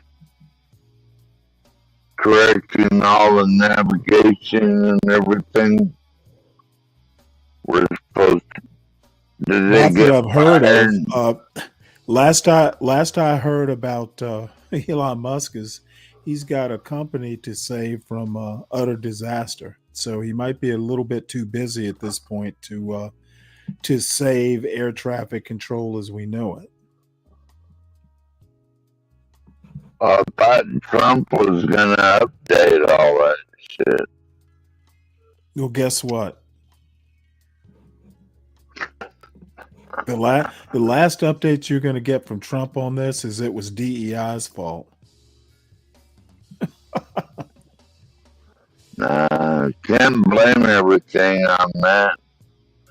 Okay, You I'm not know, blaming. like, Whoa! I'm not blaming Trump for this. He wasn't in the cockpit of either airship. What I'm blaming him for is fanning flames in a narrative or some inflammatory rhetoric that shouldn't have been. So I think Trump is not a good leader. So we pretty much get. Do you think Obama was a better leader? I don't is Obama in power right now? No. Who's the current president? Do you know? President Trump, of course. Okay. So why we're talking about Obama? Don't know. I don't know, just I like historical references and well, when we get to the history portion of the show, we can talk about the past. This is the present. So this is actually something Trump is suggesting that I totally agree with. I told a story. Been through the Suez Canal maybe 3 or 4 times. So I totally that agree many, with Stanley, been through the Suez Canal that many times? 3 or 4? Yeah, I think 4.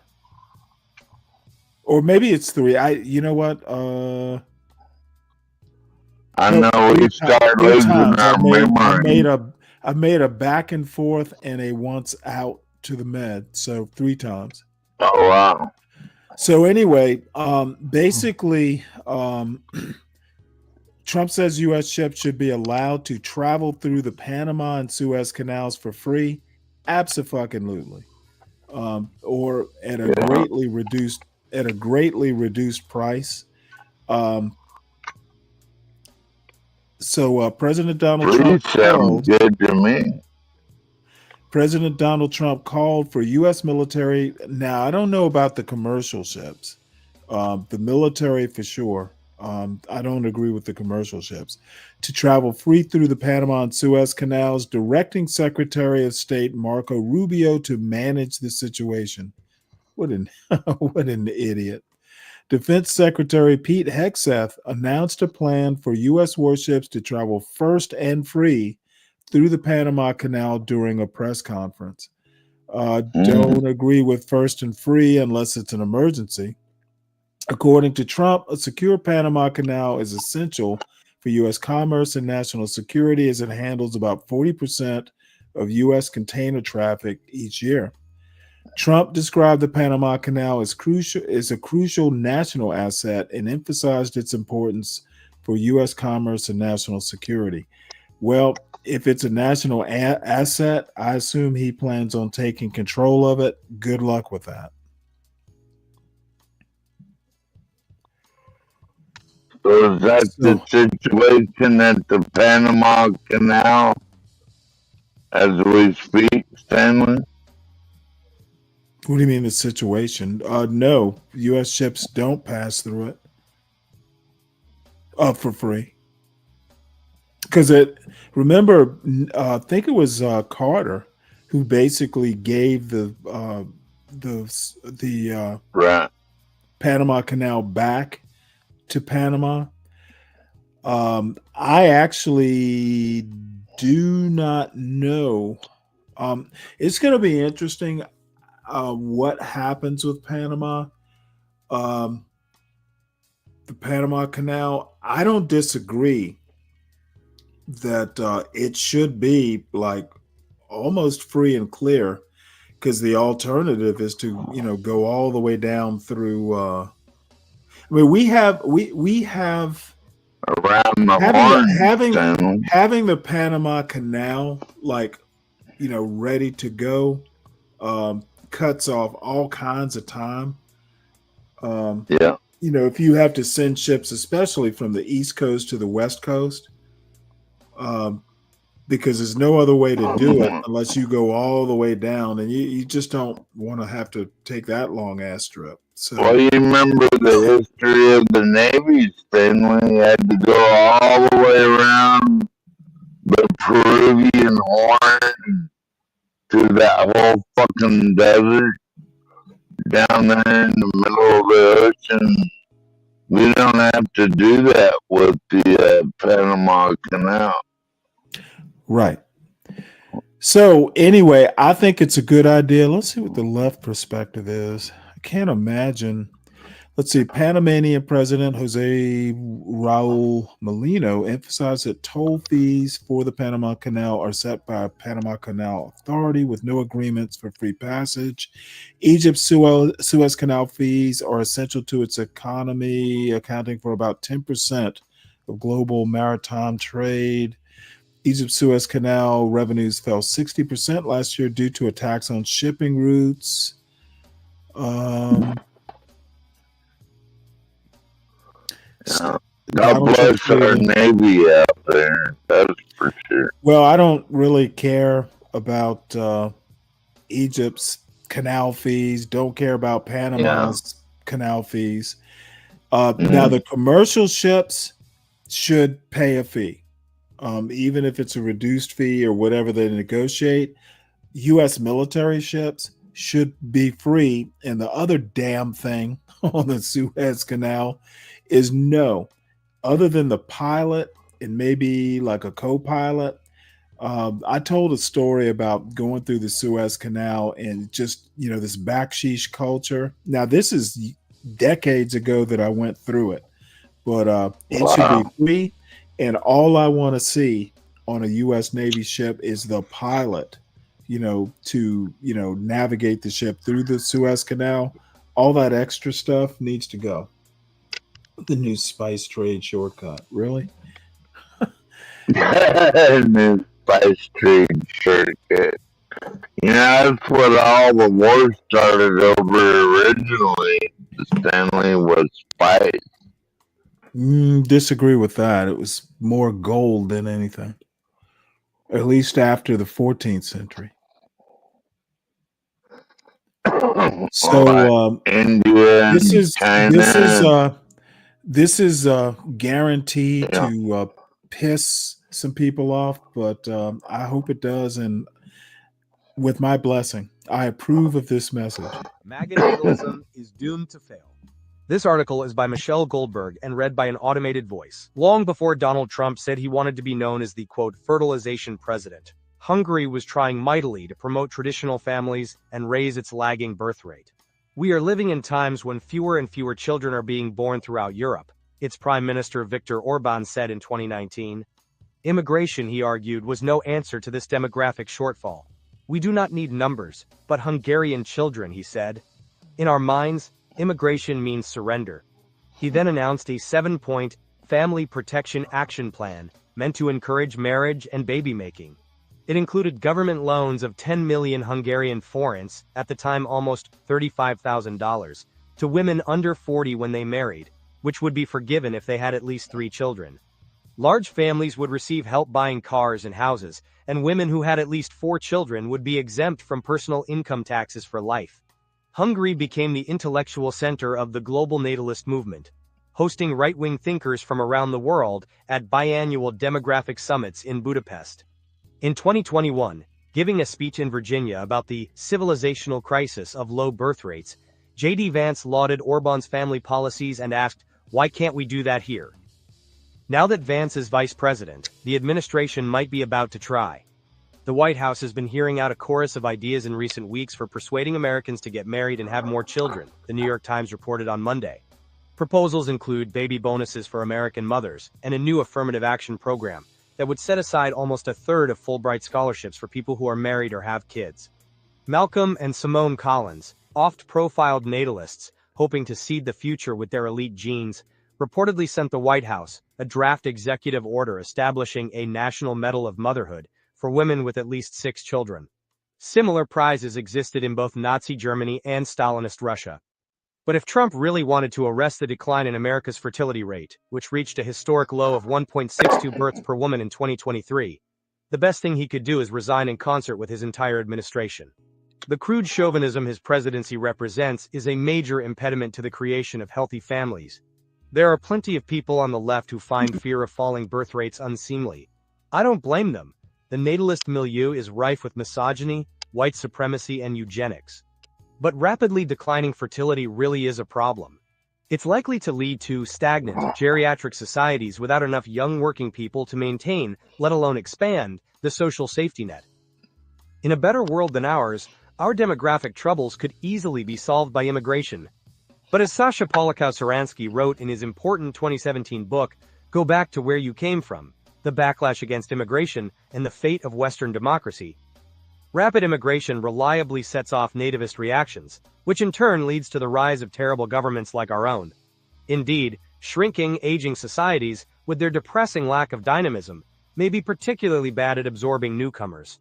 Coercing women into having children should always be anathema, but we should aim to create a society where people generally feel optimistic enough about the future to want children and secure enough to have them.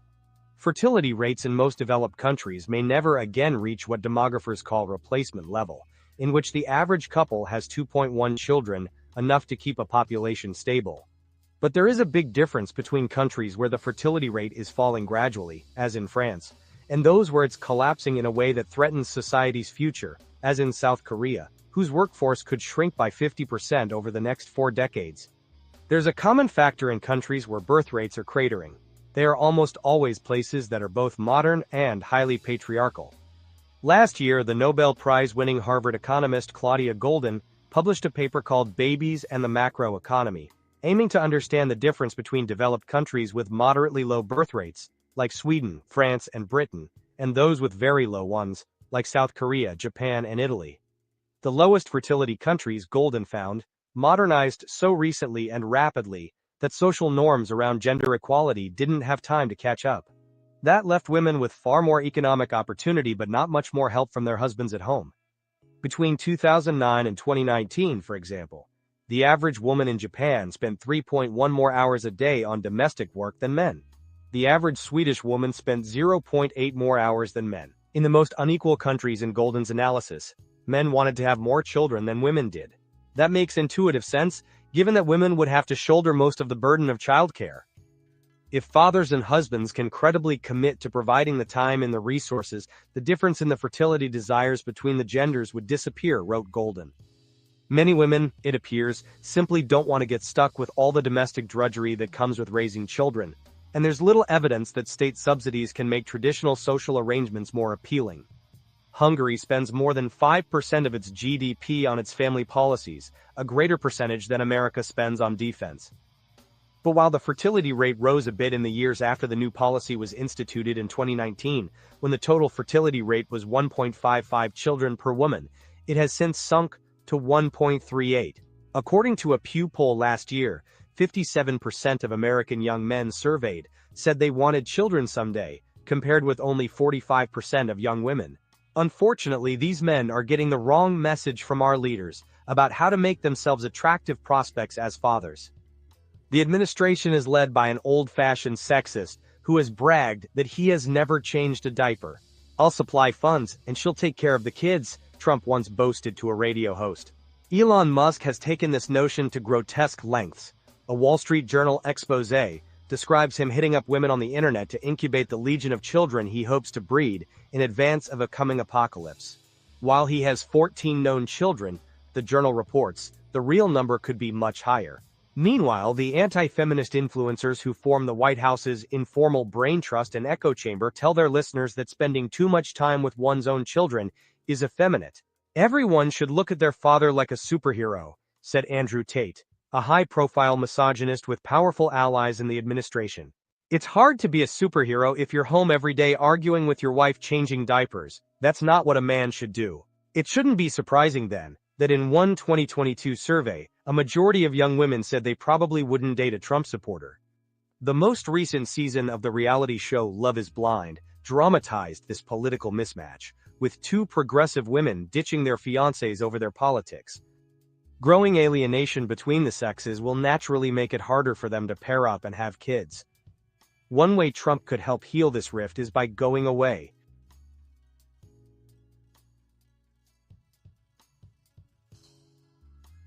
Okay, a couple things that I'll address in the chat.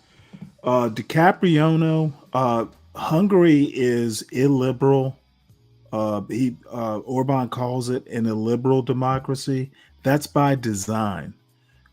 Essentially, Orban has been like the poster boy of what Trump wants the country to be, or MAGA. Maybe not so much Trump himself, but probably.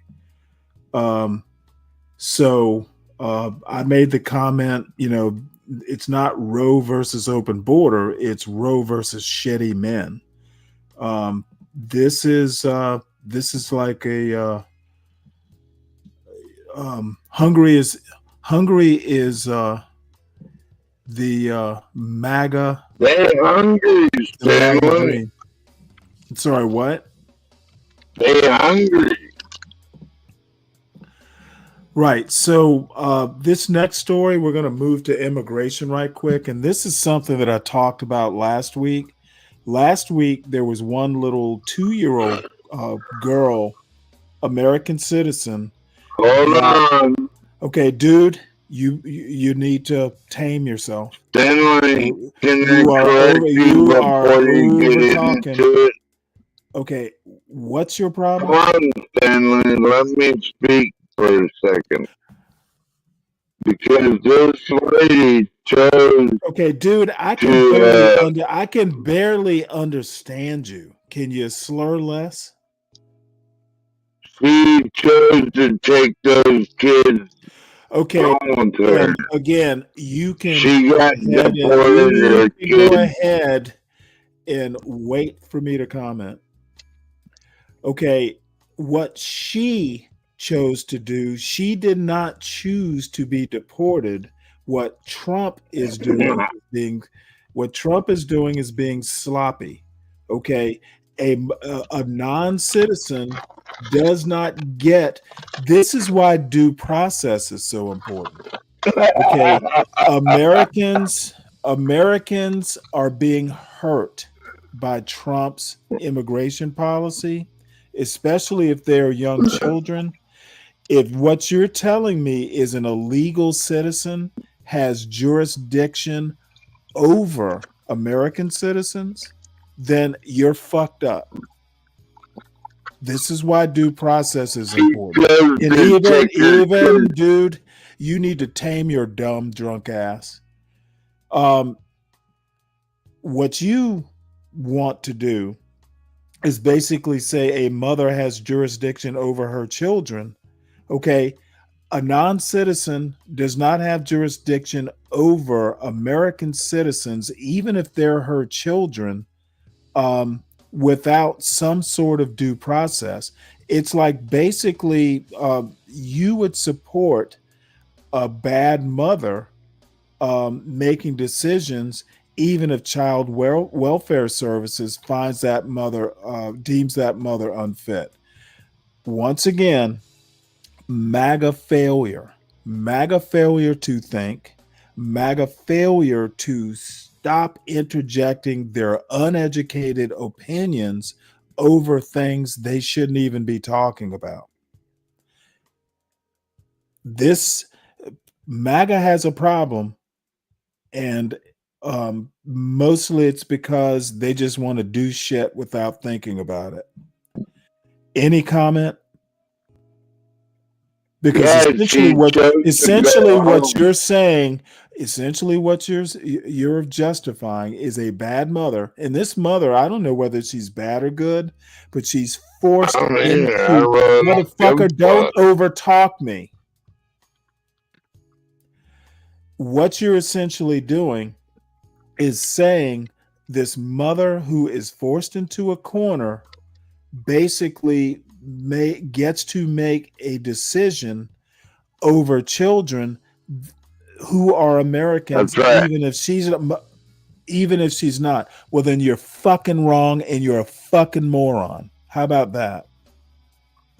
Well, she chose to take her children. Motherfucker, these are Americans. These are American citizens. These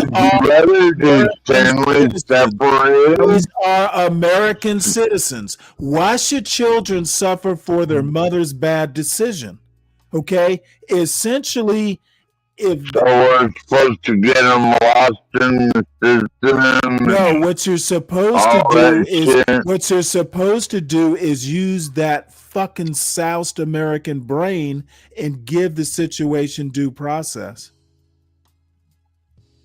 She had due process. Fucker, I don't give a take your kids or not take them. Okay, dude, you're a moron. You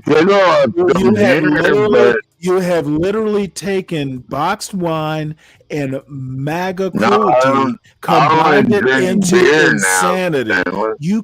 Dude, again, this fucking MAGA moronic attitude is why Trump is not very popular right now. I don't give a dude. You're slurring your way through. Dude, I don't speak slur. I'm having to translate what you're saying. I'm saying that American citizens are being hurt by Trump's bad policies. Who? What the fuck do you mean, who? Well, let's listen to this story and maybe you'll get an idea of who. 2 American children were sent to Honduras with their undocumented mother. This article is by Rachel Nostrand and read by an automated voice. A 4-year-old and a 7-year-old with U.S. citizenship were deported alongside their mother to Honduras last week, the family's lawyer said, adding to the recent string of American citizens caught in the crosshairs of the Trump administration's immigration crackdown. The children and their mother were put on a flight to Honduras on Friday. The same day, another child with U.S. citizenship, a 2-year-old girl, was sent to that country with her undocumented mother. Lawyers for both families said the mothers were not given an option to leave their children in the United States before they were deported. In the case of the 2-year-old, whose 11-year-old sibling was also sent to Honduras, a federal judge in Louisiana expressed concern that the administration had deported the American child against the wishes of her father, who remained in the country. But President Trump's border czar, Tom Homan, denied that any American child was deported. Speaking about the 2-year-old's case on CBS's Face the Nation on Sunday, Mr. Homan said that federal immigration agents gave her mother a choice of whether to be deported with or without her child, and that she had left the country with her daughter. The children are from 2 different families who were living in Louisiana. The mother of the 2-year-old is pregnant. Okay, so that's right. Okay, dude, you obviously don't understand what this means. American citizens are being hurt by this policy. Okay, it doesn't matter that one of the children is a dual citizen. One of her citizenships is No, in they America. both are anchor babies, Stanley. Who gives a fuck? They're American citizens. Not if they're an anchor baby, technically. Yes, they are American citizens if they are anchor babies. Read the 14th Amendment. Well, use. Okay, dude. We both know that's being abused. Whoa. Let's not skip off into your next bad point. Let's concentrate on this. The 14th Amendment exists. It has not been overturned. These two kids are American citizens, period. They are natural. They are natural born. They're not even naturalized citizens. They can come back later then, right? They are. They can come back later. They are. But their mother chose to take them with them. You do not deport American citizens. It's against the law, motherfucker. Whether you don't care about the mother. Don't care about the mother. Let's talk about the actual citizens. You don't care about the mother? God damn. No, I don't. And you don't care about simple. The mother chose to take the brat with her. Okay? Which part can't you fucking get through your head? Which part of it? The American citizens part or due process? It doesn't fucking okay, motherfucker. She was not given a choice. She was not given due process. Well, would you rather? Yes, I would rather due process. Get lost in the foster. No, yes, I would actually rather that. Rather than hurt American citizens, yes. So deport the mom, take her away from her kids. Okay, no, we should not be deporting the mother without due process. She got due process. No, I don't think she did. ICE agents are not the courts. I actually salute that mom for choosing to take her babies with her. You know? Yeah, well, you're I have no doubt you would salute that mother. But I basically am saying she might wind up deported, but hurting American citizens is always bad. It's never the right thing to do. You bend over backwards. If an American citizen gets hurt in this immigration process, you better be favoring the American citizen. Whatever you need to do to make sure that American citizen isn't hurt, you do it. Those kids can come back when they grow up. Motherfucker, and what happens in the meantime? That's the most idiotic thing I've heard tonight. You do everything you can. If you gotta keep that mother in America, even if she's not a citizen, not to hurt an American citizen, you damn well better be doing it. There's still okay, what happened to America first? America first for American citizens. You do not hurt Americans. You never. So you support. Okay, well let's do it your way. You support hurting American citizens? No. Okay, then that's what you're doing. How? Not giving their mother due process. Okay, motherfucker, you keep over talking me, and your ass is out of here. This is what folks like MAGA and the black conservatives do. They just fucking want to yap, yap, yap and not listen. You never heard American citizens, especially in a deportation situation like this. American citizens come first 100% of the time. If that means this woman needs to stay here and you give her an immigration status, you do it. American citizens should never be hurt, especially kids. You're hurting American citizens who are 2 and 7. What kind of fucking monster are you? And what kind of fucking monsters did you vote for? Wait a minute, Stanley. Motherfucker, you heard me. You heard me. We're supposed to take care of all. You voted for a monster. American citizens, especially kids, should never be hurt. And if you have to bend a rule or keep someone who came in illegally here and give her a status, you make that exception for an American citizen, especially if they're kids. You would deprive an American child of an American childhood? What kind of monster are you? Don't you think the mother is smart enough to know? Are you? Don't ask me what I think. I just told you. She chose to take her You kids back are a to monster Honduras. who wants to deprive American children of an American childhood. You would rather send them with their deported mother to Honduras and deprive them of. You would rather deprive American children of an American childhood just because the mother is illegal. What kind of monster are you? And what kind of monster did you vote for president? I didn't vote for the camel toe. Motherfucker, you voted for a monster, and apparently that monster stuff trickles downstream. You would deprive American children of an American childhood because their mother came here illegally?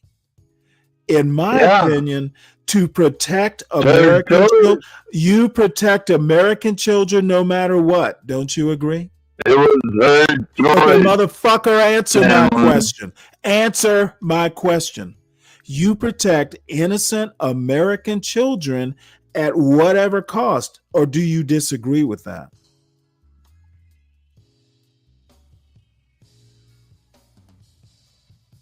Do you disagree? Okay, so it's okay to hurt American children because their mother did something you don't like these kids had a motherfucking choice? Do you think those kids told their mother? It was up to their mother.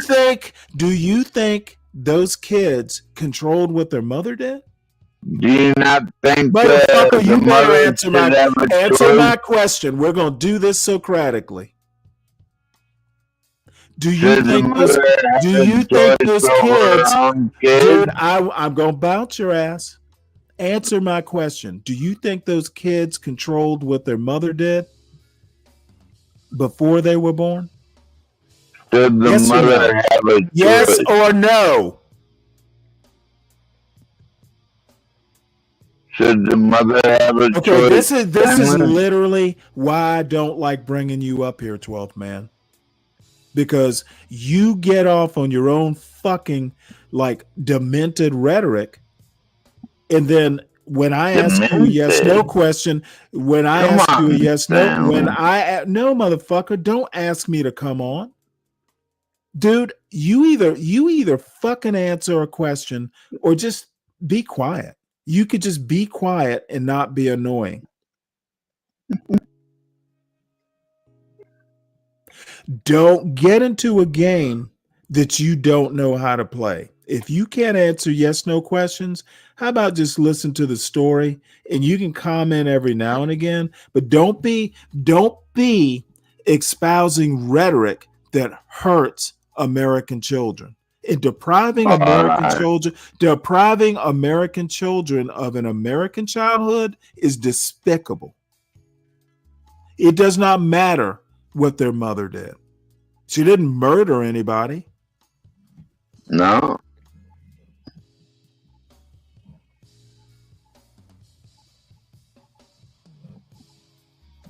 DiCaprio, do you know whether the husband is legal or not?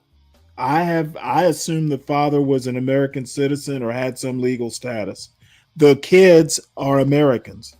Their interests are above the mother's, above the president's, above the father's. Okay. We don't fucking work for Trump. Trump works for us. And if these two kids' interests come above Trump's policies, and if we don't understand that, then America is truly lost. They all went back to Honduras. Motherfucker, I don't care. I don't care where they went. They didn't go willingly.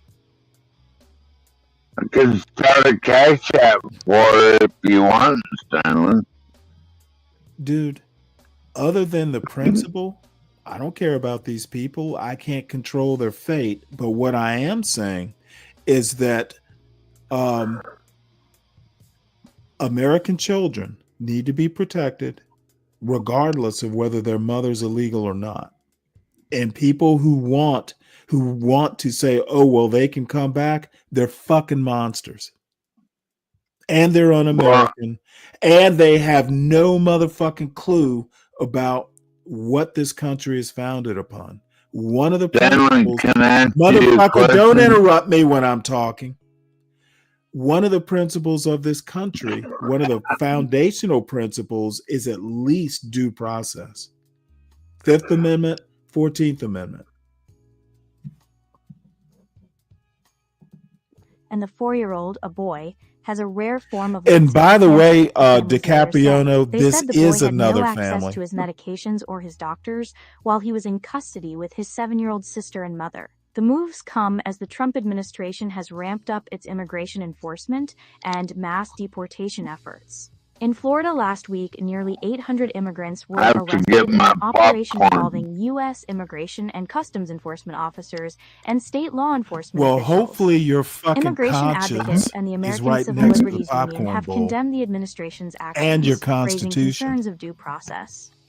Gracie Willis, a lawyer with the National Immigration Project who was involved in the 2-year-old's case, said, "What we saw from ICE over the last several days is horrifying and baffling," referring to immigration and customs enforcement. But the administration has stood firm. Having a U.S. citizen child after you enter this country illegally is not a get-out-of-jail-free card, Mr. Homan said.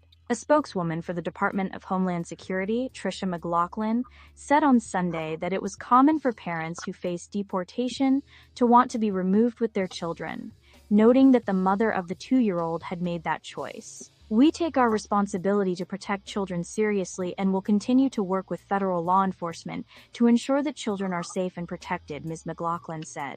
Both families were detained earlier last week during routine check-ins with ICE. They were in the Intensive Supervision Appearance Program, a probationary program that allows people undergoing immigration proceedings to stay in the country. The 2-year-old and her mother, along with an 11-year-old sibling who is not an American citizen, were detained April 22nd. The family with the 4-year-old and 7-year-old was detained Thursday morning, said Aaron Hebert, their lawyer. When they were detained, the families were taken hours away from New Orleans, the site of their appointments, their lawyers said, adding that they were prohibited from communicating with other family members or their lawyers. Lawyers for both families said that they were not able to reach the mothers until after they had arrived in Honduras.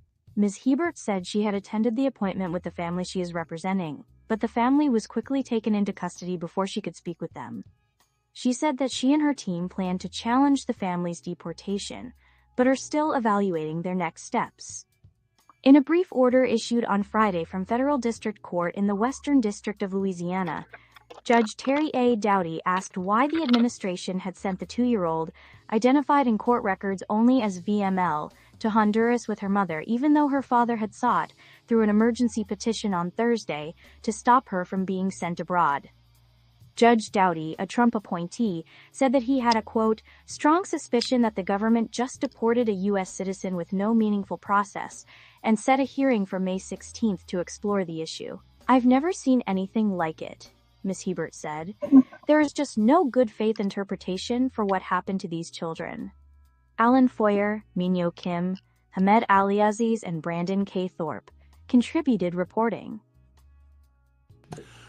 Okay, DiCapriono, that's exactly the point. The child's placement can be debated in a court. That's called due process.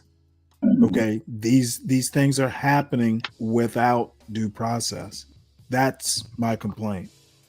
And you know what? If the judge decides that, hey, these two U.S. citizens will be better off in Honduras with their mother, so be it.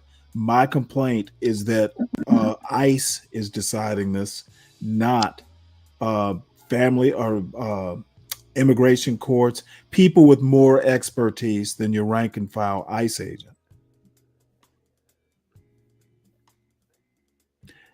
So this next commentary is pretty much on the topic, at least partially. And you'll see where I'm going with this.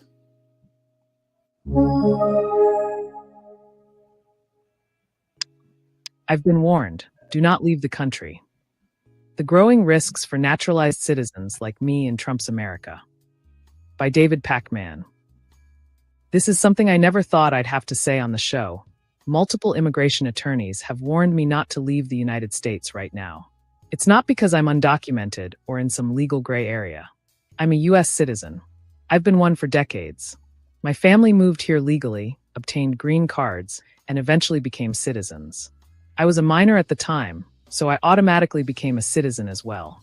I've had a U.S. passport since I was 16. I followed the process, done everything right, and built my life here. But under a second Trump administration, even someone like me is being told that traveling abroad could result in unexpected and uncomfortable experiences when returning home. Immigration lawyers are saying that it's becoming a real risk for naturalized citizens like me. We're being advised to have legal representation lined up and caught in an unpredictable situation when re-entering the country. The concern isn't that I'll be deported. The issue is more subtle and deeply concerning. The real risk is that I could be pulled aside at the border, questioned for hours, delayed indefinitely, or treated like I don't belong in the country I'm a citizen of. And this isn't just a hypothetical situation. Reports are surfacing of naturalized citizens, especially those with foreign-sounding names or dual citizenship, being detained, interrogated, and made to feel like second-class citizens when re-entering the U.S. Some are even separated from their families. This isn't a rare incident. It's happening to real people. One day you're fine, and the next you're being held and questioned for hours. It doesn't matter that you've followed all the rules. You're still treated like a foreigner. And that's what's troubling. The goal isn't necessarily to deport everyone. It's to make us feel like we don't belong, even though we've done everything right. It's about fear. The Trump administration wants us to feel like we're on probation in our own country. We're constantly under suspicion, and that fear is the tool they use to silence us. It's a strategy to create self-censorship. We don't need mass deportations to instill fear. Enough horror stories will make people second-guess their decisions to travel, protest, or even apply for jobs. That's how authoritarian systems operate. And here's the absurdity. Just a few years ago, during the COVID pandemic, the same people who now ignore the plight of naturalized citizens were screaming about how no U.S. citizen could be denied re-entry into the country. They said that even asking for a COVID test was unconstitutional. Now, when naturalized citizens are flagged and detained, those same voices are silent. It's only tyranny when it affects them. The hypocrisy is staggering, and the silence is deafening. Now, I'm being told to be careful, to have legal representation ready in case something goes wrong. It's not just my experience, it's a larger trend, the erosion of rights for naturalized citizens. This is about creating a system where some Americans are treated as second-class citizens. If we allow this, if we let fear guide our actions, we risk allowing this injustice to become the new normal. Yep. And the only good thing is Trump's pretty much an old lame duck.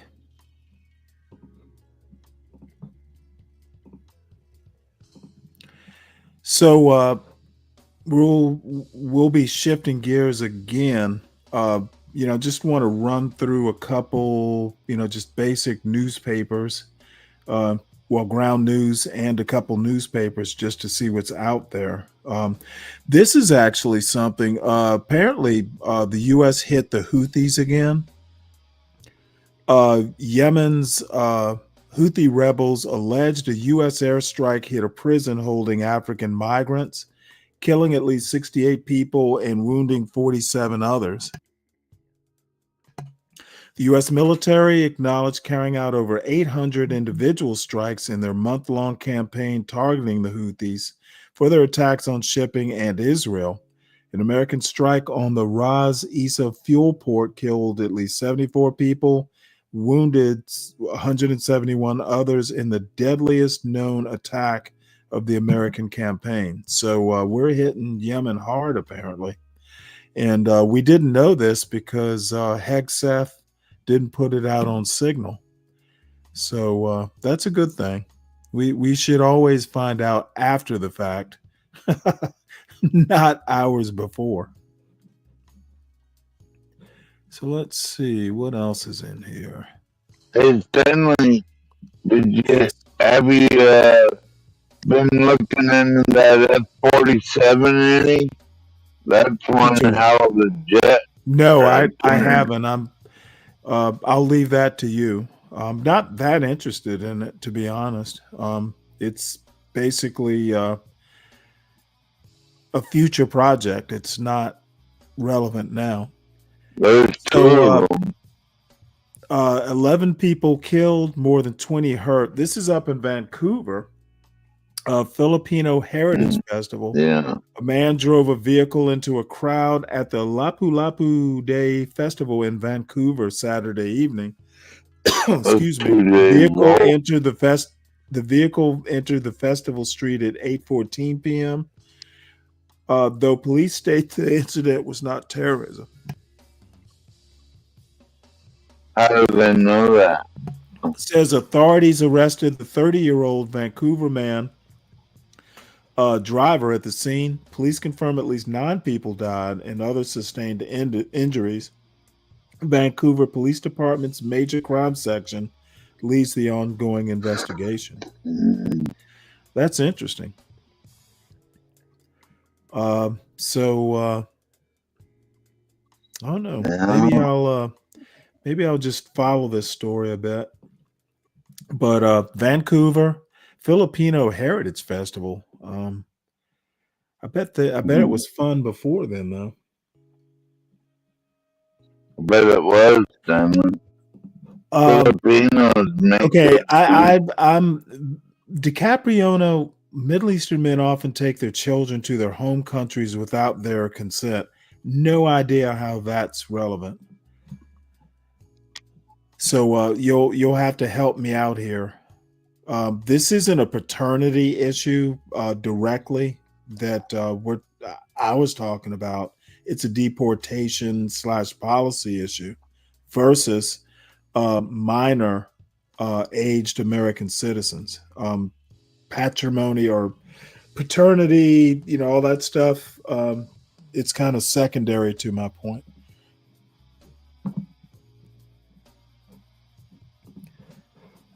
Okay, so let's see what else is here. Trump thinks Ukraine's Zelensky is ready to concede Crimea to Russia.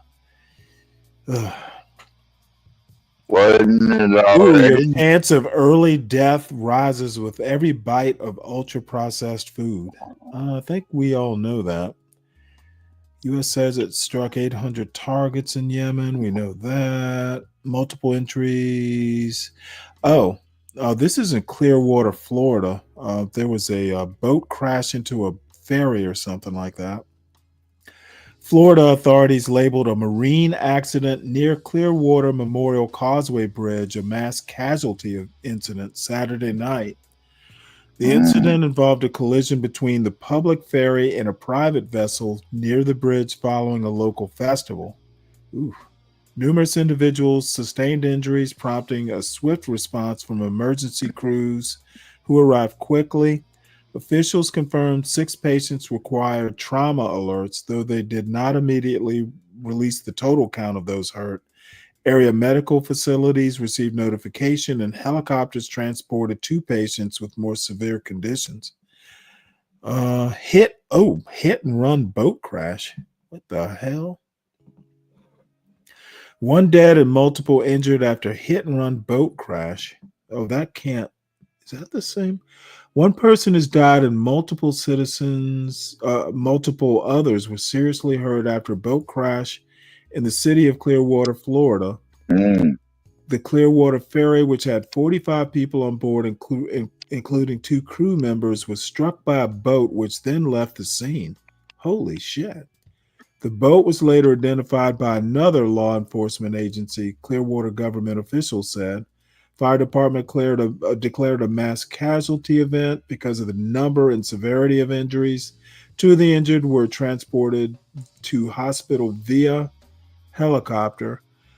Police responded. Florida Fish and Wildlife Conservation will handle the crash investigation.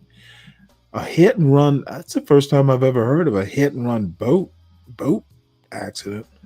Oh, wow. What the fuck are they doing in Florida? All those rednecks get crazy. They start crashing into everybody and everything. They get pretty stupid. So it seems. All right, let's see.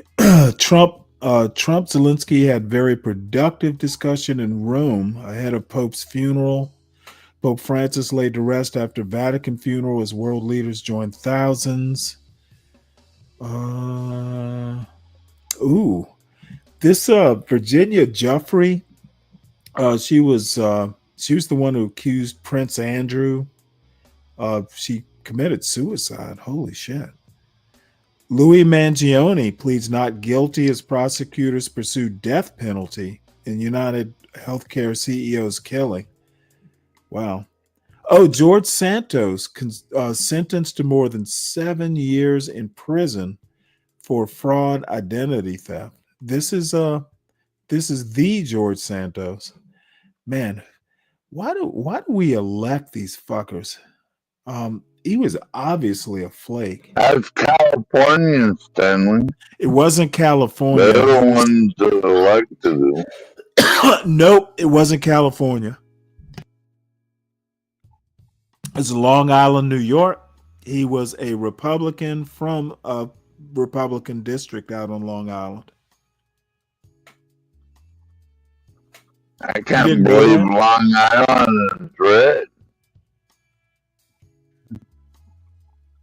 Well, not all of it. I think they'd be a bunch of liberals on Long Island. Well, you know what? That's what you get for thinking, and not versus knowing.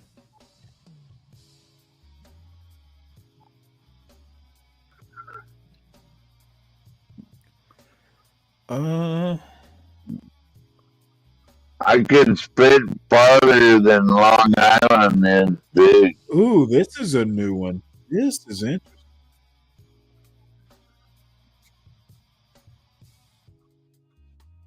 Are you not open? Candace Owens urges support for Harvard in free speech dispute. Wow. Candace Owens urged viewers to support Harvard University amid its conflict with Donald Trump, who seeks to cut federal spending. Well, I kind of know why she's doing that. What's she doing, Stanley? She has this weird anti-Semitic Christ is King thing. Part of the reason she wound up leaving the Daily Wire. Don't quite get why it is, but it is interesting that Trump has publicly labeled Harvard a far left institution. That's that bad. That's that bad faith kind of argument that Cornel West is making. Yeah, Trump's really Harvard far left. Really, just pure dumb. Dude has some. Well, he's 78. He can't work on himself. Too little, too late, I imagine. So, Washington Post: Trump claims mantle of FDR's first 100 days. That's fucking ridiculous. Democrat seize on a new issue against GOP, Social Security. That's not a new issue. China deploys NGOs to squash criticism at U.S. organizations. Ooh, in Geneva. Interesting. So China's going all hard line. Oh wow, this is RFK. DC Commanders plan to announce deal for new stadium at RFK. Wow, I've been there before. Man, I've never seen a Redskins game there, but I've seen baseball games there. The Washington Nationals played there for the first couple years. It is that's a good thing because it's so damn difficult to get to FedEx Field from Virginia. Let's see. Who's most likely to change or hyphenate their name after marriage? Who the fuck cares?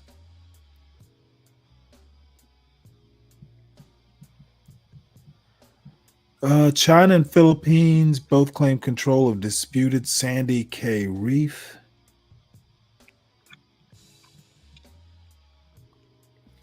Oh, this was interesting. And I struggle with this. DHS secretary calls migrant accused of stealing her purse a career criminal. Let's listen to this. This is Christy Nome. Yeah, can I say something about that? Oh, sure.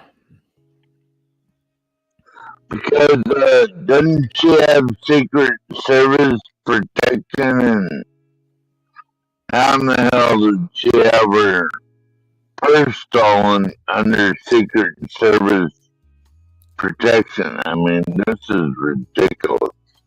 Well, you know what? I have some veracity issues, but I have to take her at her word. And why was she even carrying a purse? With $3,000. Doesn't she have secret? I would imagine she would have Secret Service carrier purse. Yeah, I would if I was her. Yeah, well, you know, we'll never accuse Trump appointees of being smart.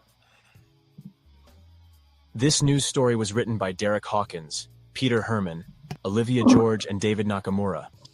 DHS secretary calls migrant accused of stealing her purse a career criminal. The alleged crime is far from the examples of violent attacks like rapes and murders that the Trump administration has regularly touted to galvanize support for its mass deportation policies.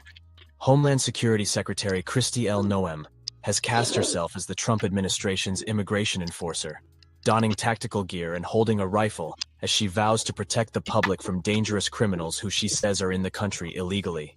On Sunday, authorities announced they had arrested an undocumented immigrant in Washington in connection with an alleged crime against an unlikely victim, Noem herself. A second suspect was arrested in Florida and is being held on an immigration detainer as charges are finalized, the Secret Service announced Sunday evening. DC police said a suspect in multiple robberies was taken into custody at a motel on Georgia Avenue in Northwest Washington and could face charges for the theft of Noem's purse at a local restaurant on April 20th. The bag included her driver's license, medication, keys, checks, Department of Homeland Security badge, passport, and $3,000 in cash. Authorities said they had charged Mario Bustamante Leyva, 49, with 2 counts of robbery and unrelated incidents that took place in recent weeks. One happened just blocks from the Capital Burger restaurant on 7th Street NW, where Noam reported her purse was stolen while she was dining with her family, police said. The Secret Service is waiting until charges are filed to release the name of the second suspect. In a statement, the agency described the person as a co-conspirator who was linked to a pattern of robberies and thefts in Washington, D.C. Noam, the former South Dakota governor who has a permanent Secret Service protective detail, sought to tie the arrest to her warnings about immigrants in the U.S. illegally, and suggested it was further validation of the administration's aggressive deportation agenda. This individual is a career criminal who has been in our country illegally for years, Noam said in a statement provided to the Washington Post through a spokeswoman. Unfortunately, so many families in this country have been made victims by crime, and that's why President Trump is working every single day to make America safe and get these criminal aliens off of our streets.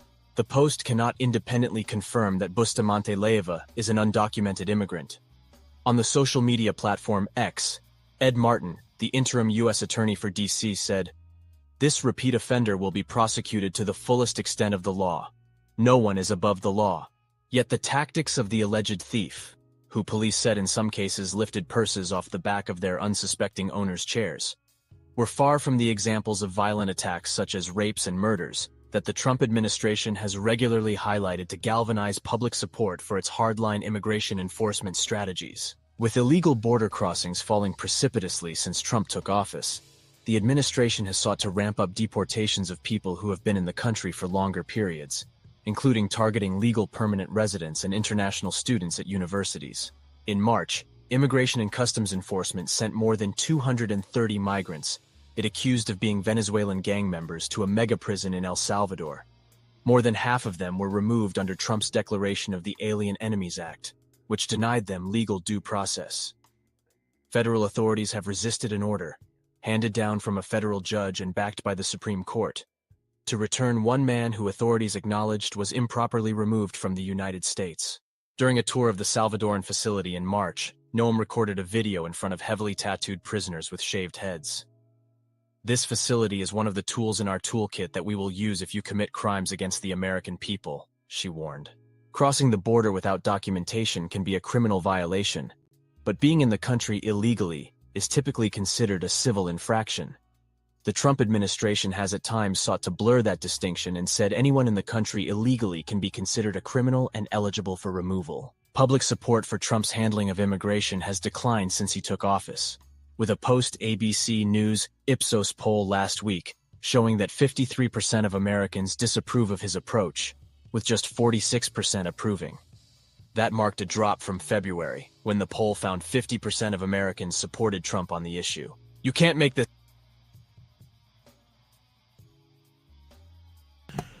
Okay, any thought on that? Yes, Stanley, I've seen where they identified that crook. They had his picture on it earlier. Gotcha. So they caught the guy that is a suspect for stealing Christy Noon's purse, but gotcha. I'm still trying to figure out how that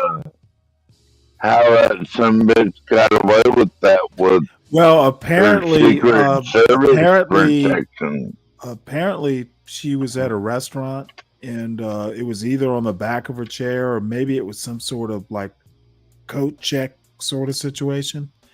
But anyway, they caught him. So the next story, Trump is softening his tariff talk. Let's listen to this. This is, again, more or less kind of analysis / opinion. This news story was written by David J. Lynch and Jeff Stein. Trump is softening his tariff talk, but the damage may already be done. The economic effects of new trade wars could be hard to dodge even if talks yield new deals soon. With 14 months remaining before the United States' 250th birthday on July 4, 2026, Stacey Blake should be placing big orders with the Chinese factories that supply her fireworks company in St. Joseph, Missouri. But she's not, and she blames President Donald Trump's tariffs. The same president who's making plans for a grand celebration of this national milestone has imposed sky-high import duties that will make that star-spangled festival tough to pull off. With the trade war causing U.S. orders to dry up, Chinese fireworks factories have begun shutting down. That threatens to disrupt the industry's production schedule, leading to serious shortages, said Blake, co-owner of Schneider Fireworks and Importing. We've got a huge problem ahead of us going into next year, said Blake, who is also president of the National Fireworks Association. This season is when Chinese manufacturers would be manufacturing our products right now for 2026, for the 250th. Very little production is happening, they have halted it. The fireworks disruption looms even though the president spent much of last week softening his tariff rhetoric. He said that a fair deal with China was possible, and insisted that he had spoken with Chinese President Xi Jinping numerous times, which the Chinese government denied. Trade talks with dozens of other countries are going very well, Trump said, adding that he was very close to a deal with Japan. Yet even as Trump signaled a willingness to ease his steepest tariffs, there were signs that his change of tone came too late. The economy has been damaged, and as the threat to America's birthday celebration next year shows, it could take some time to learn precisely what effect the experiment with import taxes has had. You can't put the toothpaste back into the tube. Once you squeeze it, it's out, said Constance Hunter, chief economist at the Economist Intelligence Unit, a research firm. The delayed effects of tariffs hang over a U.S. economy that has powered through numerous issues in the past few years. By many key measures, the economy remains strong. Unemployment is low. Inflation has fallen dramatically from its post-COVID highs and largely remains in check. Growth has stalled somewhat, but economists say it's probable that the nation's gross domestic product increased in the first quarter of this year.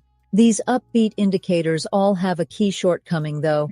They predate Trump's global tariffs and the disruption they've caused. And evidence is mounting that tariffs have curtailed economic activity and will soon push prices higher, even if the effects will take time to be broadly felt. Trump's tariffs on goods from China have disrupted trans-Pacific supply chains.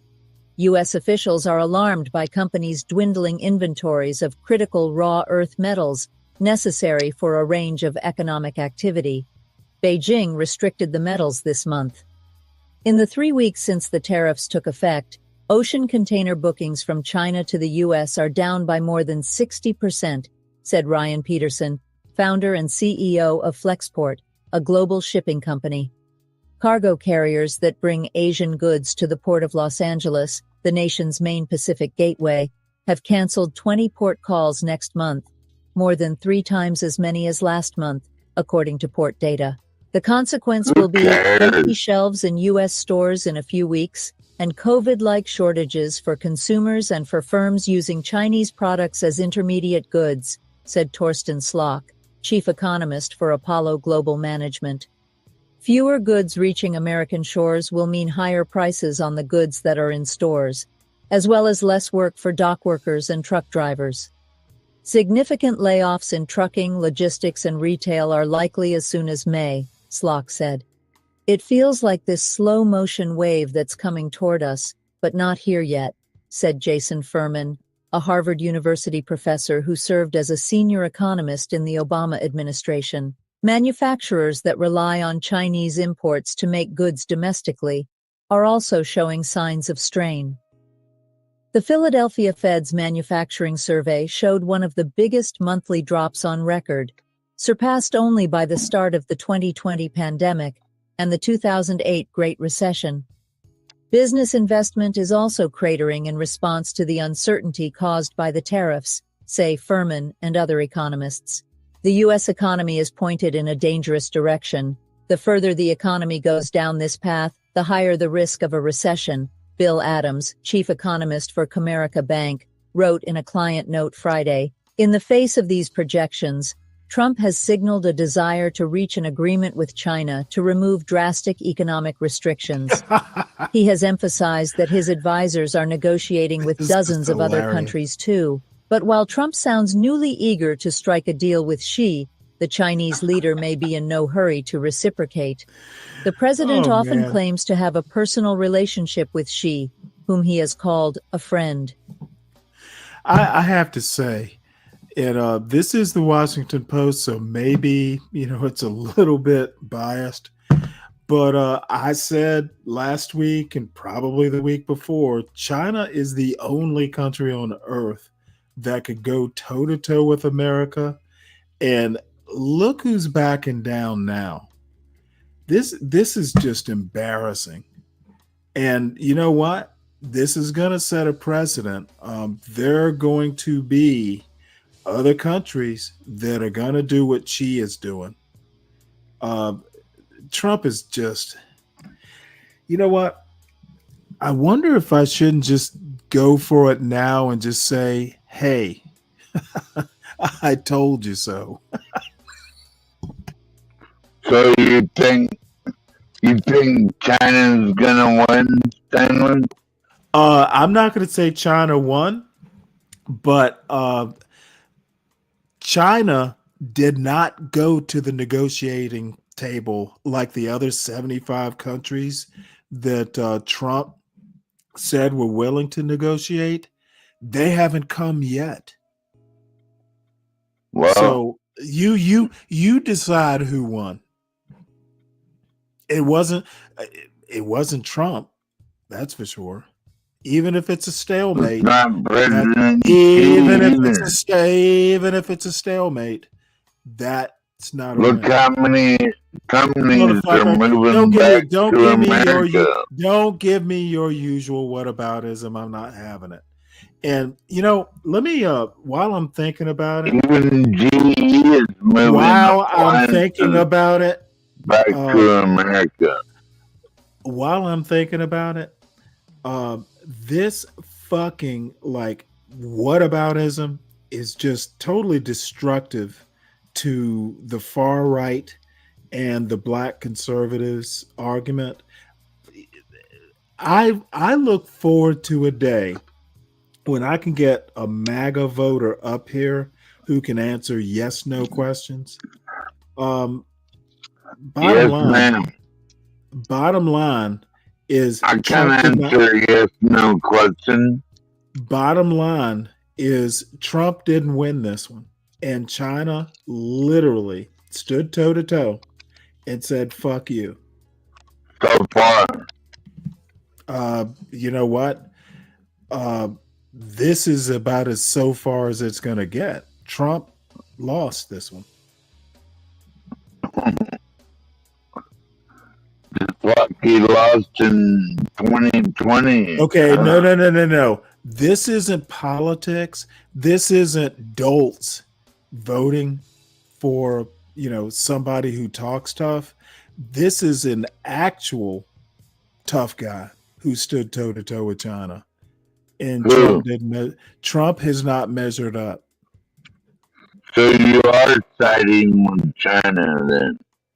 No, You're betting on China. I'm just noticing that my country didn't win.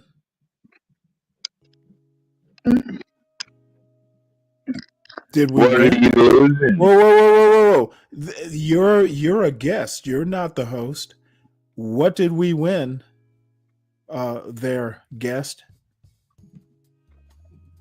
What did you lose? You lost the election. Okay, that's an actual that again. Answering a question with a question is not answering my question. It's a form of whataboutism. What we have lost is face. Okay, I literally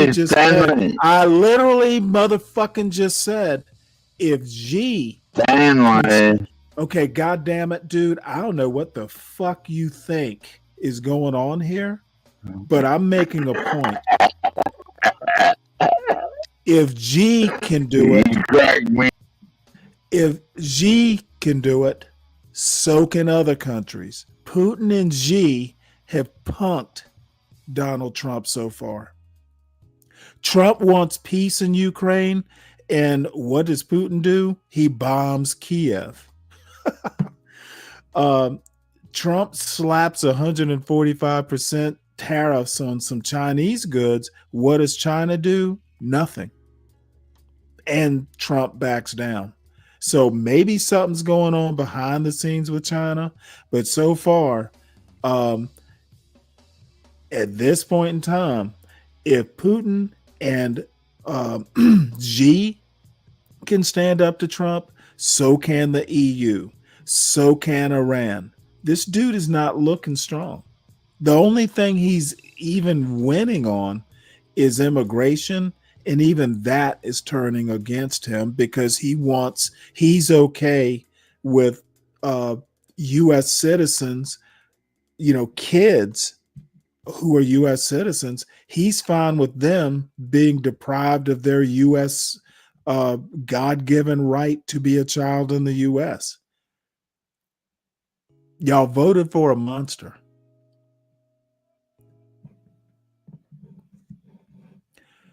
So let's move on.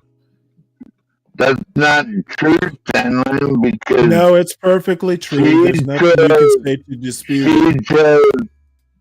She chose to take her kids with her. So. Okay, we've already had this conversation. But you keep repeating a lot. Okay, dude, you are majorly. Maybe you're not quite of your right mind. Her choice isn't the thing. It was the choices she was given is the problem, and the lack of due process for American citizens. Now you may want to do that.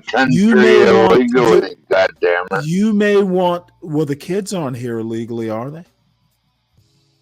Motherfucker, answer my question. Answer my question. Are the kids here illegally? She chose to Are the kids here illegally?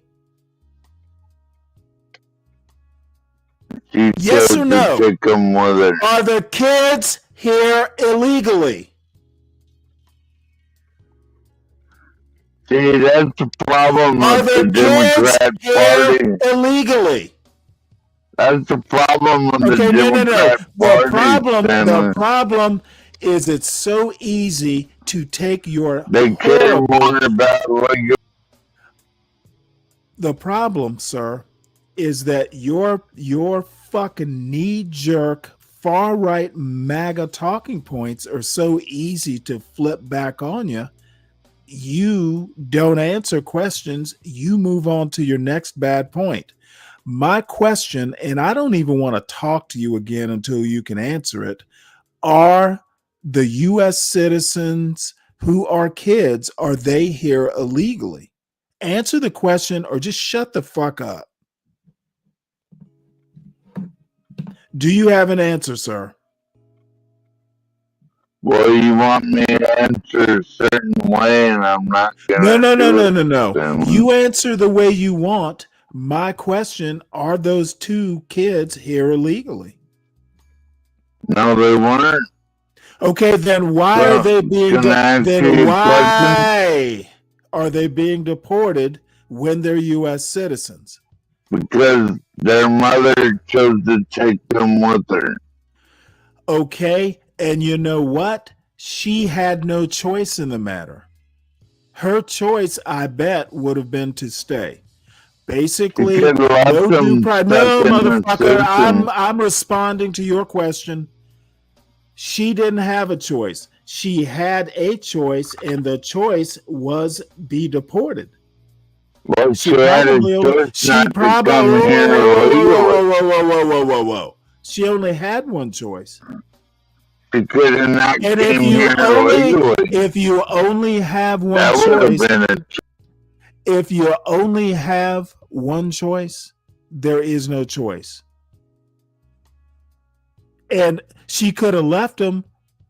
What kind of fucking bullshit are you talking about? What kind of mother just leaves their children?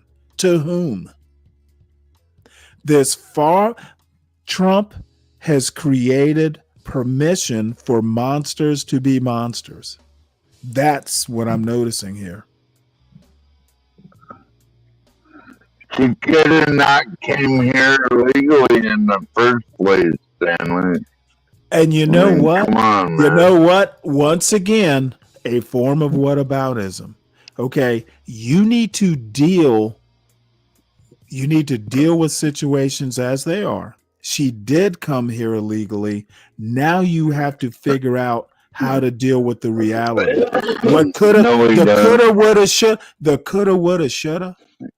That's not actually how you, just ship them all motherfucker. back God damn it! together. I do not know. The coulda, woulda, shoulda is not how you solve problems. And I know maybe you've never had to solve a problem in your life, but I have. Coulda, woulda, shoulda is not a strategy to get resolution. Problem, brother. I'm not your brother. Yeah, you just don't know it. Nope, not even close to it. So let's go ahead and move on to now a problem, right? I'm sorry, what? That's for bigger jurisdictions than us.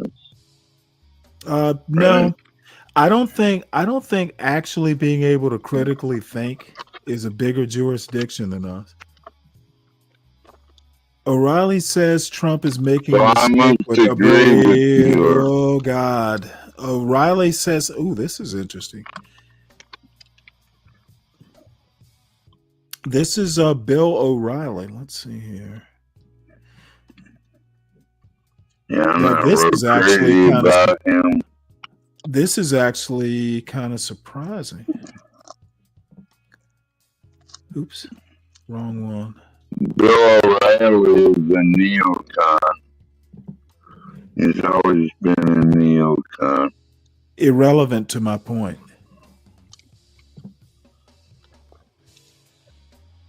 Bill O'Reilly argued President Trump is making a mistake with his firm stance on Kilmar Abrego Garcia's deportation and being unwilling to return him to the United States despite an order from the Supreme Court. O'Reilly, speaking on his No Spin News show, said he thought Trump could be alienating the Supreme Court by not facilitating Abrego Garcia's return. The Trump administration's making a mistake not bringing the man back because the Supreme Court wants the man back, O'Reilly said in comments highlighted by Mediaite. And if I'm President Trump, I don't want to alienate the Supreme Court, period.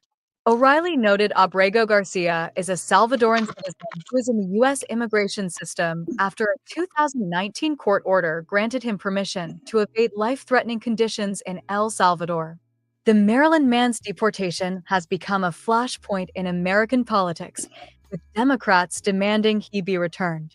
The Supreme Court's order for the administration to facilitate his return has led Trump officials to place responsibility with the Salvadoran government, which has said it will not be returning Abrego Garcia. The battle also highlights the executive branch's struggle with judicial power as the case plays out in the courts. O'Reilly was in favor of bringing Abrego Garcia back to the U.S. and letting the justice system handle the case. The administration alleges Abrego Garcia is involved with human trafficking and the MS-13 gang. The Department of Homeland Security revealed he was suspected of human trafficking while pulled over for a traffic stop in Tennessee in 2022 while driving with 8 other people. The authorities in Tennessee did not charge this guy, Garcia, with anything, but they caught him. No, he's not some guy cutting the lawn on Saturday in Maryland, O'Reilly argued. But let the Justice Department prove it, and then you boot him, he added. Copyright 2025 next. Yep. And when he says, but let the Justice Department prove it, and then you boot him, that's called due process in Bill O'Reilly language. Well, hold on till I'm done, sir. Trump is being blatantly unconstitutional, and this is one of these things that I kind of fear. Thank God this is going to be his second term, and he's more or less a lame duck. So this sort of shenanigan So this sort of shenanigan, this blatant disregard for rule of law doesn't become ingrained. Um, there's nothing wrong with due process. And you know what? You're the president and you have influence. You could probably fast track some of these cases to get them adjudicated, but that would be too much common sense. Well, they're going to lose badly in 2025, Stanley. Democrats are, because There's an election. If there's an election, there's an election in 2025. Tell me about that. 2026, I meant. And I don't think I can't imagine why they would. and all that shit. Trump is tanking, and y'all ain't gonna win in 2025. Congress is doing nothing to justify their existence. More blacks and more Latinos and everybody else is voting in the midterms. Like, y'all ain't gaining no people back that you lost in the last election. So, I mean, you're losing. Okay, well, more and more black I will people are voting Republican. I will defer to your expert opinion on this. You're not gonna win, Stanley. You don't say, Mike. You think? Liberals are so far behind. They're taking the side of the criminal, illegal, and all that. You know shit, what? Y'all ain't gonna win. You bought that fucking bullshit hook, line, and sinker, didn't you? Well, y'all are. You know what? Go back. You're taking the side of illegals over law-abiding Americans. What I need you to do is go back. I need you to go back and tell me about that air traffic control protocol that you're so expert on. Well, it's just an opinion, Stanley. Motherfucker, you know what? It was not an opinion. You didn't say it's my opinion they didn't do protocol. You just said it's against protocol. And I'm like, well, damn, he sounds like an expert. Well, they flew outside of the boundaries. You have no clue. That's where they lost bullshit. You know what? I could go into why I think you feel comfortable making these sorts of definitive pronouncements, but I'm not going to do that because Be Brave might be listening and he would just do a whole show about it. You always got Be Brave on the mind, Stanley. No, you know why? You know why Be Brave is on my mind right now? Because you sound just like him. So every time I hear these far right opinions like yours or the far right anti-blacks on this channel, yeah, Be Brave comes to mind because y'all are just like him. How many black votes do you think the Democrat Party is winning? I don't think they're winning that. You know what? When I'll let you know when we get to that topic, okay? So this is Illinois Governor Pritzker's comment here, and there's an opinion piece right after it, and then once I'm done with that, we'll just kind of go. If I can't figure out something else to do, we'll just kind of go into general tomfoolery. So let's go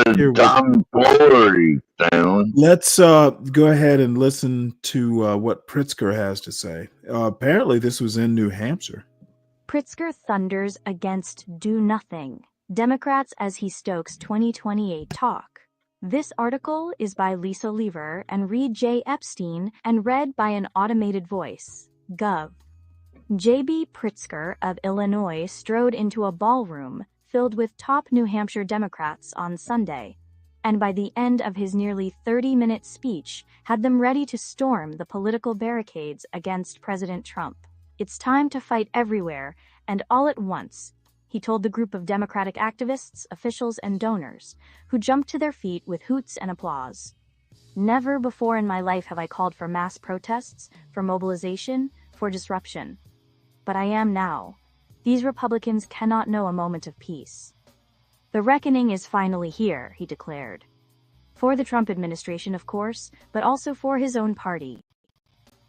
In the fight over the future of the Democratic Party, Mr. Pritzker has emerged as a leader of an insurgent faction calling for a full-throated, unflinching barrage of attacks on Mr. Trump, his Republican allies, and their right-wing agenda.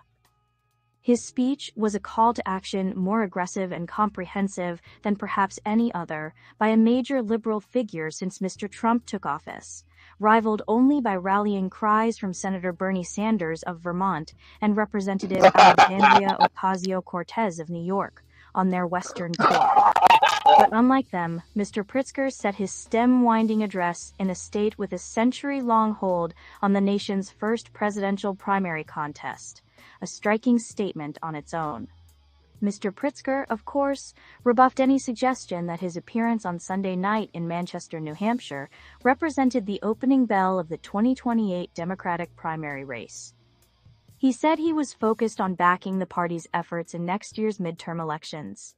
Yet his appearance was likely to stir more speculation. Mr. Pritzker wears a triple crown in Democratic politics, simultaneously one of the party's most prominent elected officials, most generous donors, and most talked about 2028 presidential prospects. I'm one of the people leading the fight, and that is my role, he said in an interview before his speech. We've done an awful lot in Illinois, and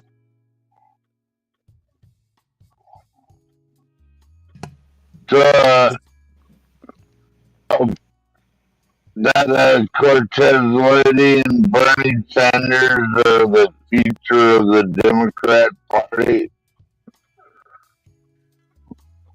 while they're flying around in a private jet talking about oligarchy. Have fun with that, buddy. Just out of curiosity, do you even know what this particular piece is about? Is it about Bernie Sanders or Ocasio-Cortez? Well, they mentioned them. Okay, I need you to answer my question. Just as a reality check, just to make sure you're in the same headspace. I'm trying to see is this particular piece about Ocasio-Cortez or Bernie Sanders? It mentioned them. Can you just motherfucking give me a yes or no answer?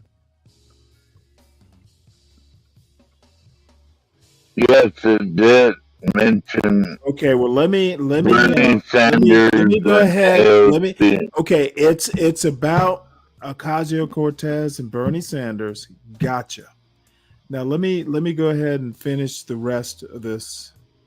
And we can be doing those things in other states. While other governors have made ham-handed attempts at reconciliation with Mr. Trump, Mr. Pritzker has turned his state into a bulwark of opposition to the administration's crackdown on immigration, cuts to the federal government, and tariffs on other countries. He has done so as some congressional Democrats, including Senator Chuck Schumer of New York, the minority leader, have urged their party to be selective with their attacks against the president to avoid alienating independent voters who supported him.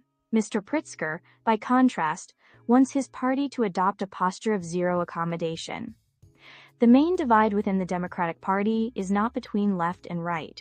It's whether you think this is a constitutional crisis or this is politics as usual, said Ezra Levin, a co-founder of the progressive activist group Indivisible.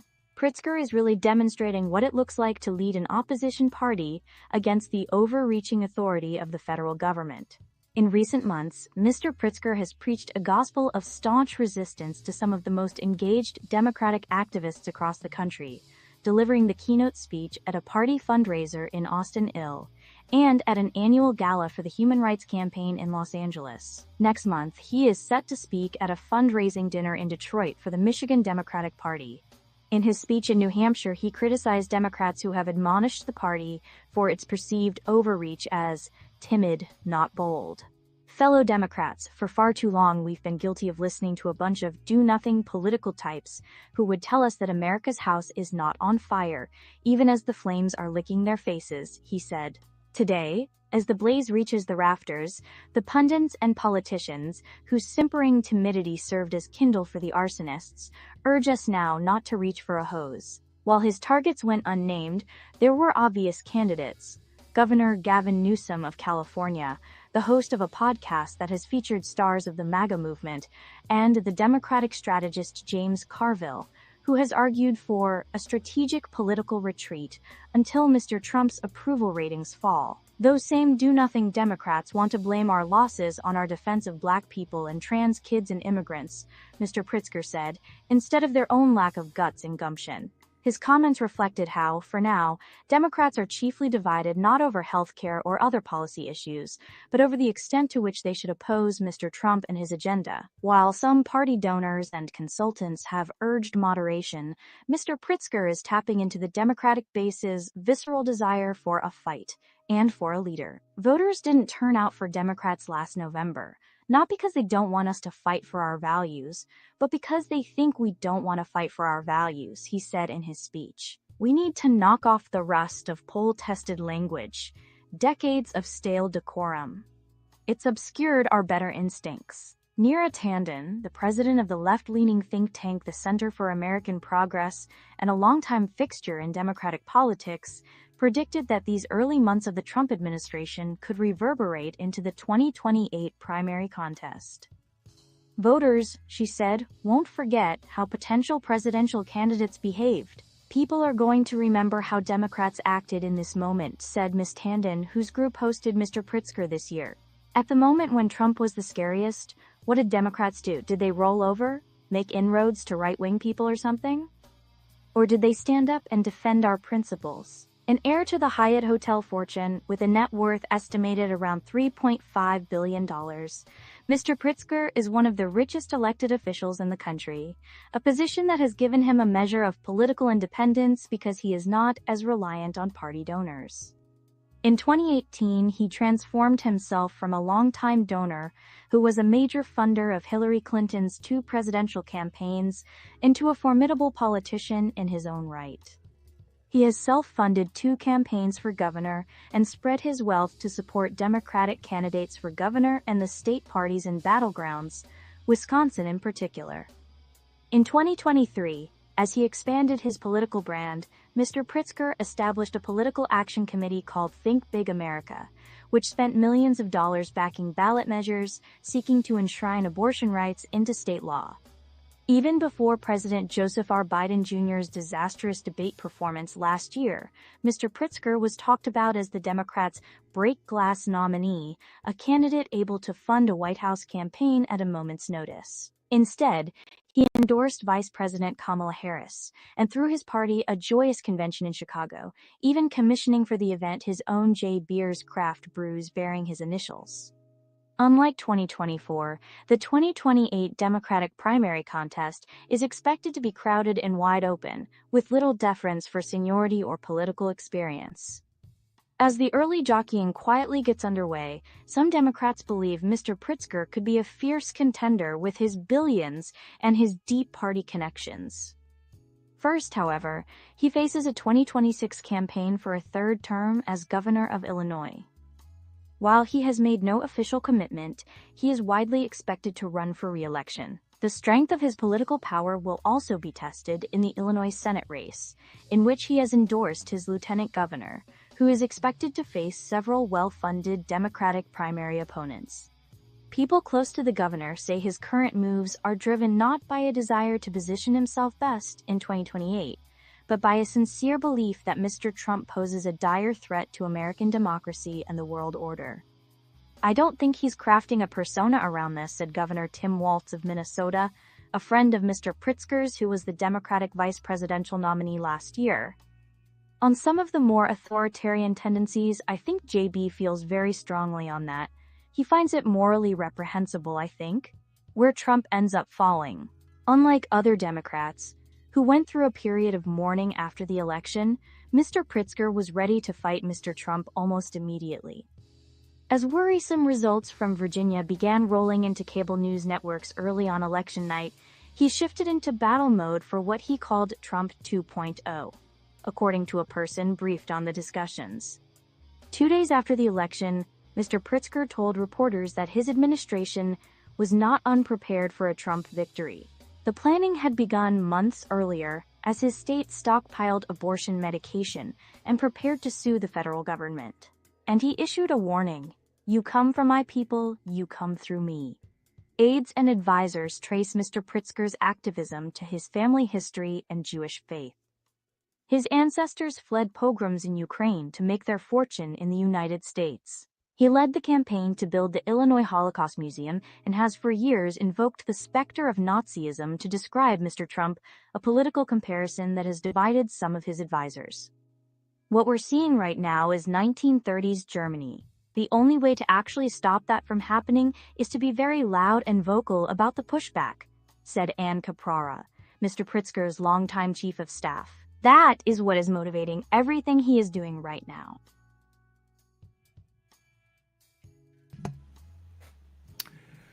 Pretty interesting. I'm on the fence about Pritzker.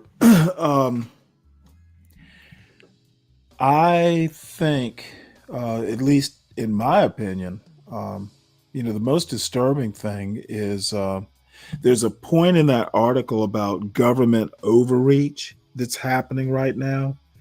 And people, the country's divided over, well, kind of divided over whether government is doing its job. My argument is no. If you're harming American citizens to, do some policy goal, that's government overreach. Bottom line is, as I keep saying at least several times a week, I don't necessarily have a problem with what Trump's goals are. It's how he's doing it that's the problem. Okay, dude is just not that bright. And he has, brought a bunch of people who are inexperienced. Bold, brash, but inexperienced is still inexperienced. And I've seen it, in very minor ways throughout my life. You bring in fresh blood, they're wanting to, just go out and, be world beaters. And experience makes you more judicious. And judicious is a better word than cautious. These people, Kristi Noem losing her purse, going out, with a weapon and a vest. Why the fuck is a woman, an older woman, she's not a spring chicken, why is the head of the DHS out there on the border, running around? I bet her weapon's not even loaded. Why does she think that's a good image? Just total lack of common sense and just this, I'm gonna call it's white supremacy. Like, I'm white, I'm right, and I look tough. That's really what I think it is. So that's a sound bite for someone who will probably want to build a show around it.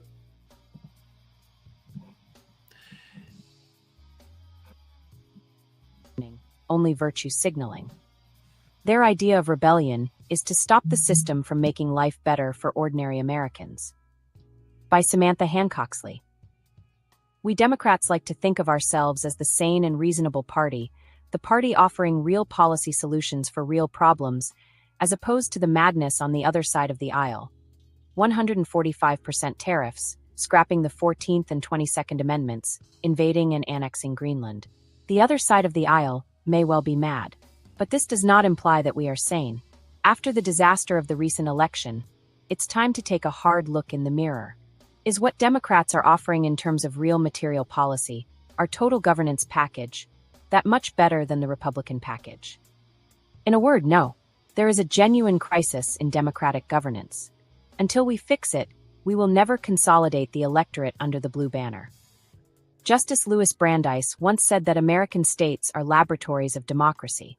One might turn this around for our hyper-partisan era and say instead that states are the showroom floors of political parties.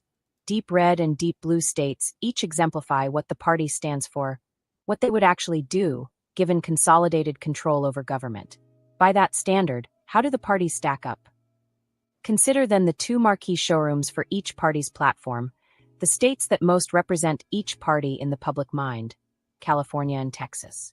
California high school students average a 1086 score on the SAT, Texas students 971. California's life expectancy at birth is 79 years, Texas is 76.5. Average hourly earnings in California are $40.93. In Texas, they are $34.49. According to the Libertarian Cato Institute, California is ranked 11th in the nation for personal freedom. Texas is dead last at 50th.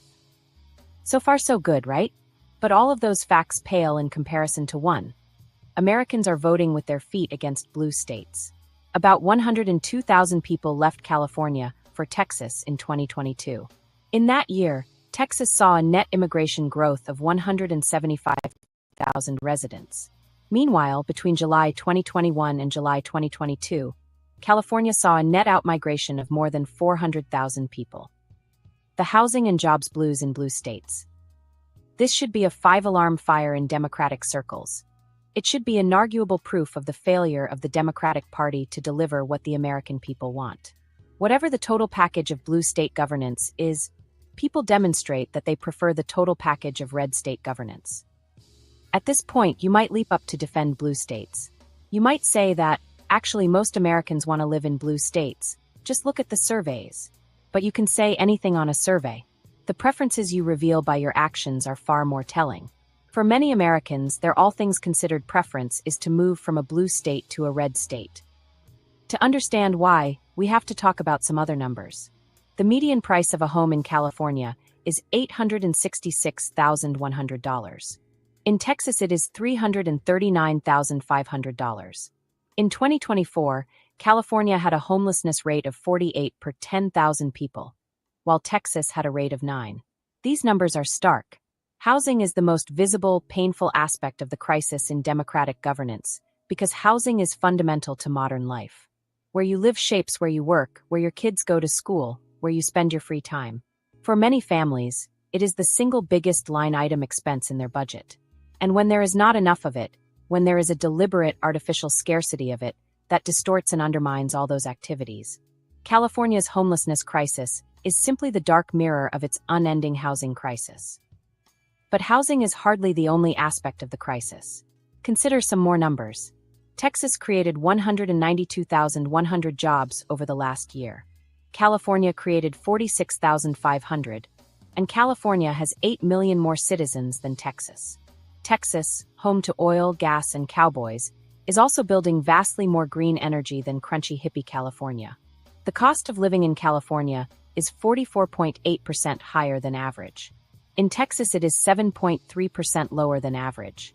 On infrastructure, green energy, new factories, and new jobs, we Democrats have consistently made it harder to do anything. It is sometimes said that Democrats don't have the political will to spend money to solve social problems. But money is not the problem. Los Angeles voters appropriated billions of dollars to build housing for the homeless. You only need to look around to see that it hasn't solved the problem. The California legislature appropriated $300 million for first-time homebuyers, a fund that was depleted in less than 2 weeks by fewer than 3,000 people. In New York City, the Second Avenue subway extension project, underway since 2016, is estimated to cost more than $6 billion for about a mile and a half of subway. We spend enormous amounts of money to get nothing. An unwillingness to do what's necessary to turn that money into results is the problem. Vetocracy is the problem. The crisis of democratic governance goes well beyond problem of pouring concrete. The physical infrastructure necessary for New York City's congestion pricing program was relatively trivial. But from the program's approval to actually activating those cameras took 18 years, partly due to environmental litigation from New Jersey, but equally because of New York's unwillingness to simply do it. Witness Governor Kathy Hochul's bizarre pause on the program in 2024. Let me tell you a story from my own neighborhood in Pittsburgh, whose mayor and city council are all under Democratic control. There is a busy commercial street. Parking is always packed during business hours. The city passed a trial program to allow the Department of Mobility and Infrastructure to increase both the rates and the hours for paid parking on that street, and then use the money to perform minor infrastructure improvements in the neighborhood, like curb repair, daylighting, bus stop improvements. The department then spent so long simply studying whether it should increase the rates, talking with the community about increasing the rates, and so on, that the trial program's legislation came close to expiring. This program involved no physical infrastructure changes, simply updating the programs of parking meter kiosks. And there was no actual lawsuit or any other legal delay. The city was simply afraid to act. They couldn't charge a quarter more for parking without studying, exhaustively, whether this was definitively the right thing to do. The progressive hang-up with power. The modern Democratic Party, and the progressive movement generally, is defined by a single crippling obsession: the fear of power. Democrats lament the perception that we're all talk, no action. But the perception is correct. Democratic politicians talk a lot in highly moralized tones without doing much with the power we are vesting in them. Progressives will lecture you about compassion for the homeless while resolutely opposing measures to build them new homes. Democratic elected officials are content to pat themselves on the back for doing a ribbon-cutting ceremony on 20 units of affordable housing while their city has a deficit of 20,000 units. And local housing issues are hardly the only policy arena I might name. We talk about the rising costs of raising children, of education, of housing. We talk about the climate and green energy, about immigration and the border. We talk a lot about all of these things. Democratic politicians can't shut up about them.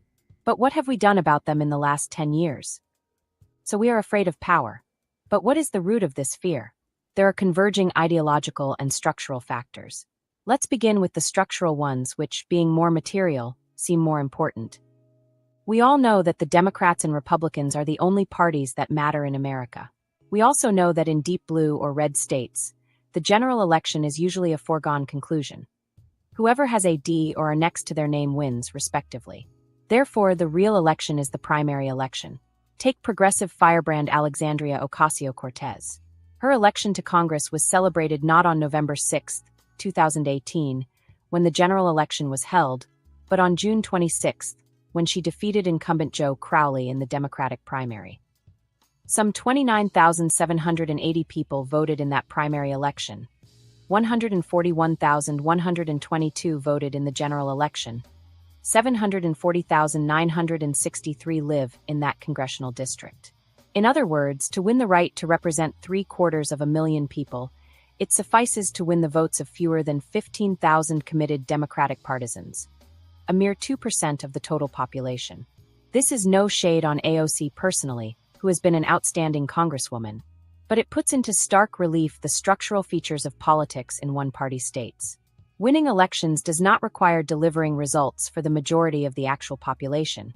It requires pleasing the fractional minority of people who turn out for the party primary. Preaching to the choir.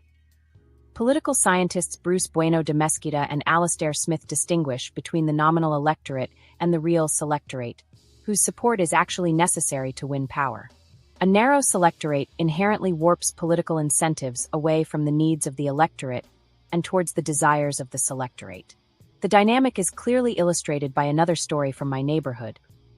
A canvasser for a progressive candidate for local city council came to my door. He assured me that the candidate cared about climate change, immigration, abortion. She had all the right stances on all the great issues of the day. Of course, as a councilwoman, she would have power over approximately none of these issues. When I asked about housing, the canvasser was caught flat-footed.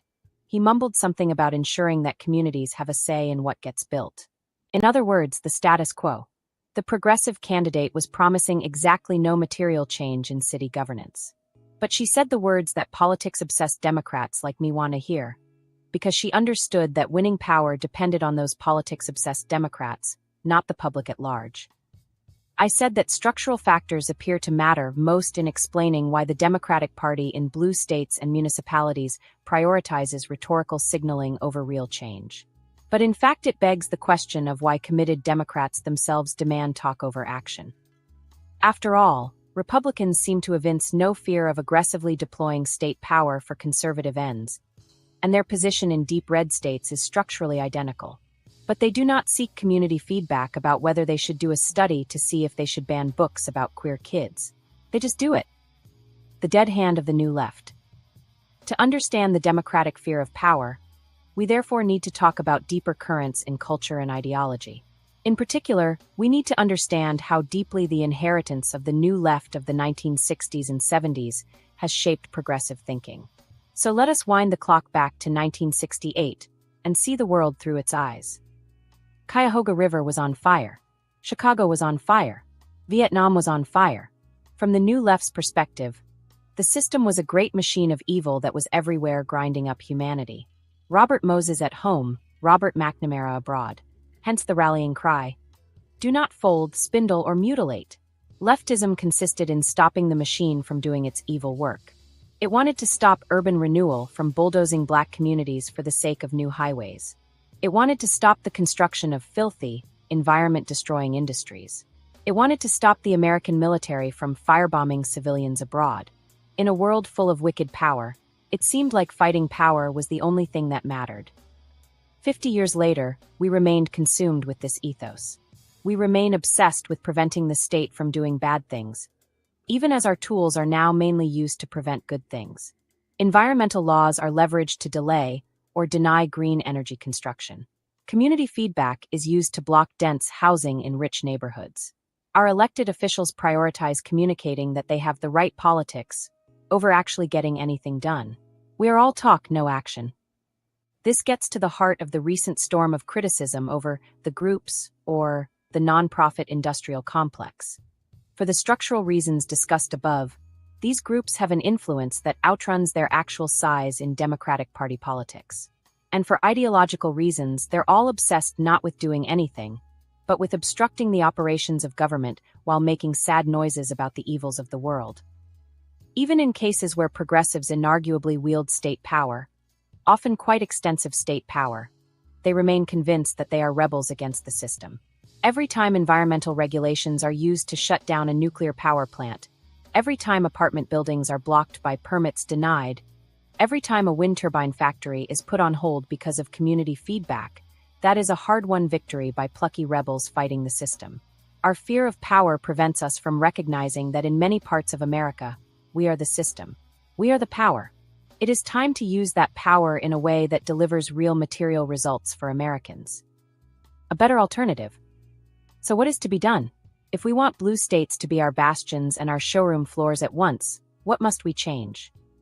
Tell the wreckers to pound sand. Groups, staffers, and ideas that prioritize virtue signaling process over material results need to get kicked out of the tent. This is, first and foremost, a work of culture and ideology. We need to change the definition of progress from throw your body on the gears to build the future. Build housing and everything else. The lack of sufficient housing is the single biggest policy failure of blue states and cities. And the only way to build enough is to reform and remove the thicket of regulations that prevent people from building housing. Enough. It needs to get done. Whether we call it YMBYism or abundance or whatever else matters little, we need to build.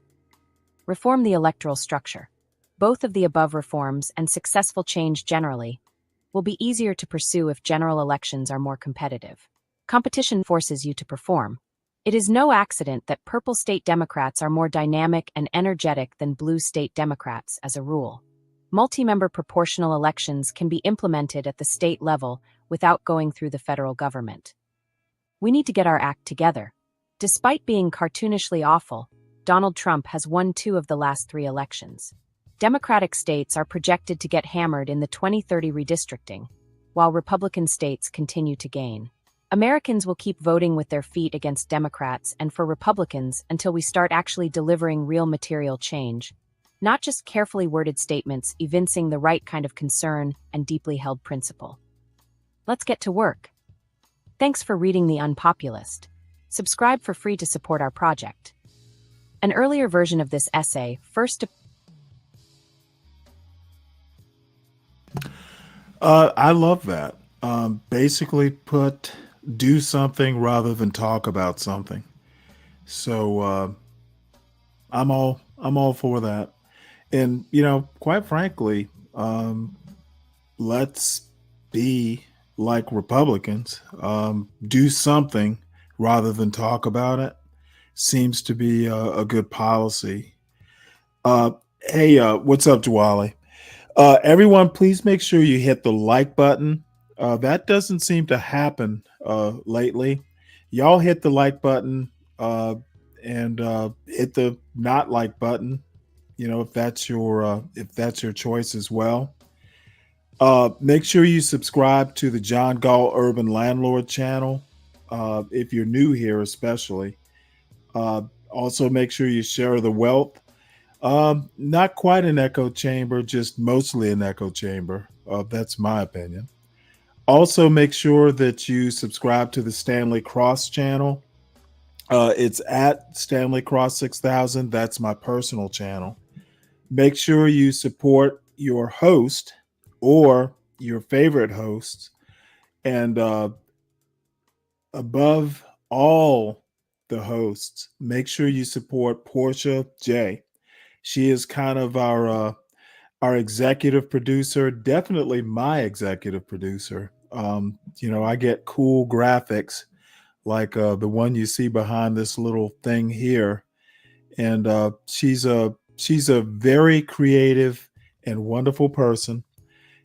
She basically, is the idea engine behind some of these channels. So if no one else, make sure you support our executive producer. Dolomite, what foolishness? Well, hey, I end the week with foolishness. I started with foolishness. When am I not about foolishness? So that's kind of a rhetorical question, don't you think? So I'm at the end of my agenda. I don't know. This is just kind of hit the link if y'all want. We can kibitz for a little bit.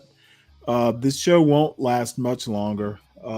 I've pretty much done everything I wanted to do, but I was actually kind of looking at this particular article, or well, not article, this Thomas Sowell thing. That's let's see, when did it come out? 2 weeks ago. How did I miss it? But let's watch this because I'm kind of curious. Let's see what it has to say. Many of the free Negroes stayed in the South. Do you know in the 1860 census, there were 440,000 about free Negroes. I mentioned that earlier. More than half lived in the states that were the Confederacy and the border states where slavery was free. And they stayed there, ladies and gentlemen, unmolested, including my family in eastern West Virginia. They stayed there because that's where they had their family and that's where they had their property. Remember, their property they had to be given property in Virginia and many of these other southern states. What are they going to do? Go to New York? Live in Harlem? Hang out and listen to jazz with Dizzy, Charlie Parker? They stayed where they were raised.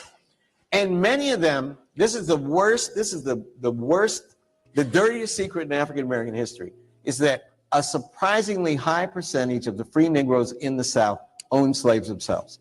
And some of them owned, we explain it away by saying, oh, but they only own their mother, or they own their mother, they own their sister, they own their wife, and they own some other workers too. A surprisingly high number owned workers who they did not liberate throughout the South. There were enough black free Negroes who supported the Confederacy that they voluntarily formed a regiment in the state of North Carolina to fight for the Confederacy. And black Confederate troops are featured on the cover of Harper's Weekly in 1863. Frederick Douglass used this as an argument to make Lincoln allow black men to fight. Wow. Because remember, Lincoln didn't want to do it. Lincoln made a famous statement in 1862. He said, I suppose we could arm them, but if we did, their arms would end up in the hands of the Confederates within a week, because he thought that they were incompetent, not smart enough to win. And eventually, as I said, the North was losing the war. Frederick Douglass was agitating, and this book by Casemore persuaded him to change his mind, and incrementally. So again, it's not only the myth makers who created the idealized Lincoln. The unique position of the Western world in the history, and especially the destruction of slavery, need not imply that there was unanimity within the West on this institution. In addition to whites who defended the enslavement of Africans on racial grounds, or who opposed general emancipation on social grounds, there were many whites, and even blacks, who defended slavery as a matter of self-interest as slave owners. Although most black owners of slaves in the United States were only nominal owners of members of their own families, there were thousands of other blacks in the antebellum South who were commercial slave owners, just like their white counterparts. An estimated 1/3 of the free persons of color in New Orleans were slave owners, and thousands of these slave owners volunteered to fight for the Confederacy during the Civil War. Black slave owners were even more common in the Caribbean. In short, there were many defenders of slavery in the West, even in the 19th century. And outside the West, slavery was too widely accepted to require defense. While true, I often figure out what's the point. Does that mean slavery was okay? It was just something that should have been tolerated, not abolished. Once again, these Thomas Sowell brothers never actually quite get to where they leave a lot to assumption. And I find that happens with the anti-black blacks too. They just leave a lot to assumption. And then when you call them on it, well, I didn't say that. It's rather annoying, to be honest. Duale, you should start tuning in earlier. I talked about not inflation so much, but the economy. Tariffs are the biggest, at least in my mind, the biggest issue right now. And Trump has kind of backed off. We talked about China, or I talked about China and tariffs. So you can rewind the show if you're that curious. So if no one's going to hit the link, I'll give you about 5 minutes, and then after that, we can just go ahead and end this. What we can do, let's see if there's anything in the newspapers that's worth noting.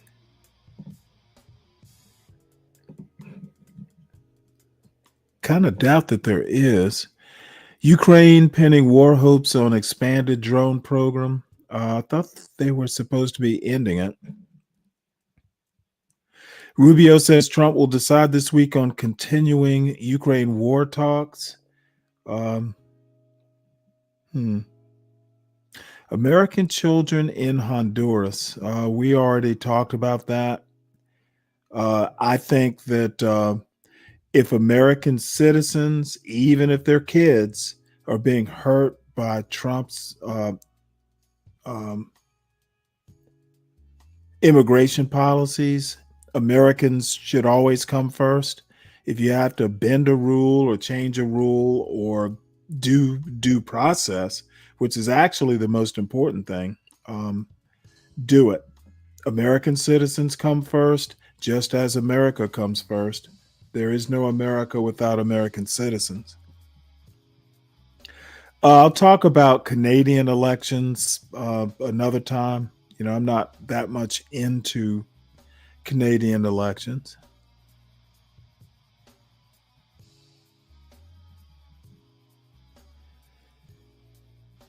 Let's see.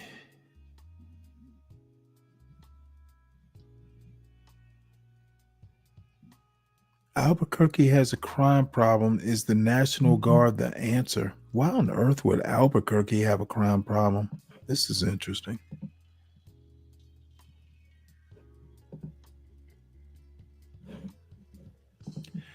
Well, let's hear about Albuquerque's crime problem. Albuquerque has a crime problem. Is the National Guard the answer?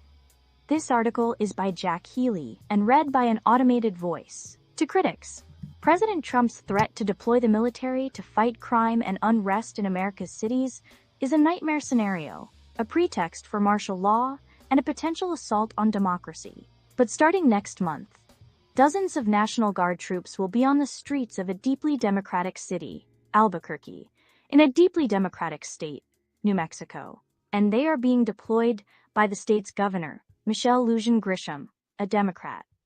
She said they are needed to help the strained police force confront a crisis of violent crime and fentanyl use. The situation in Albuquerque has reached an unacceptable crisis point, she said. We simply cannot wait for traditional solutions to take effect. Few residents of Albuquerque would deny the scourge of violence in a neighborhood bisected by Route 66 and home to dense blocks of auto shops, immigrant-run businesses, and working-class families. Officially, it is the International District, but many call it the war zone. The governor's move to deploy Guard troops, more commonly seen at wildfires, hurricanes, and tornadoes, has divided locals, reflecting the broader civil war within the Democratic Party over crime and disorder.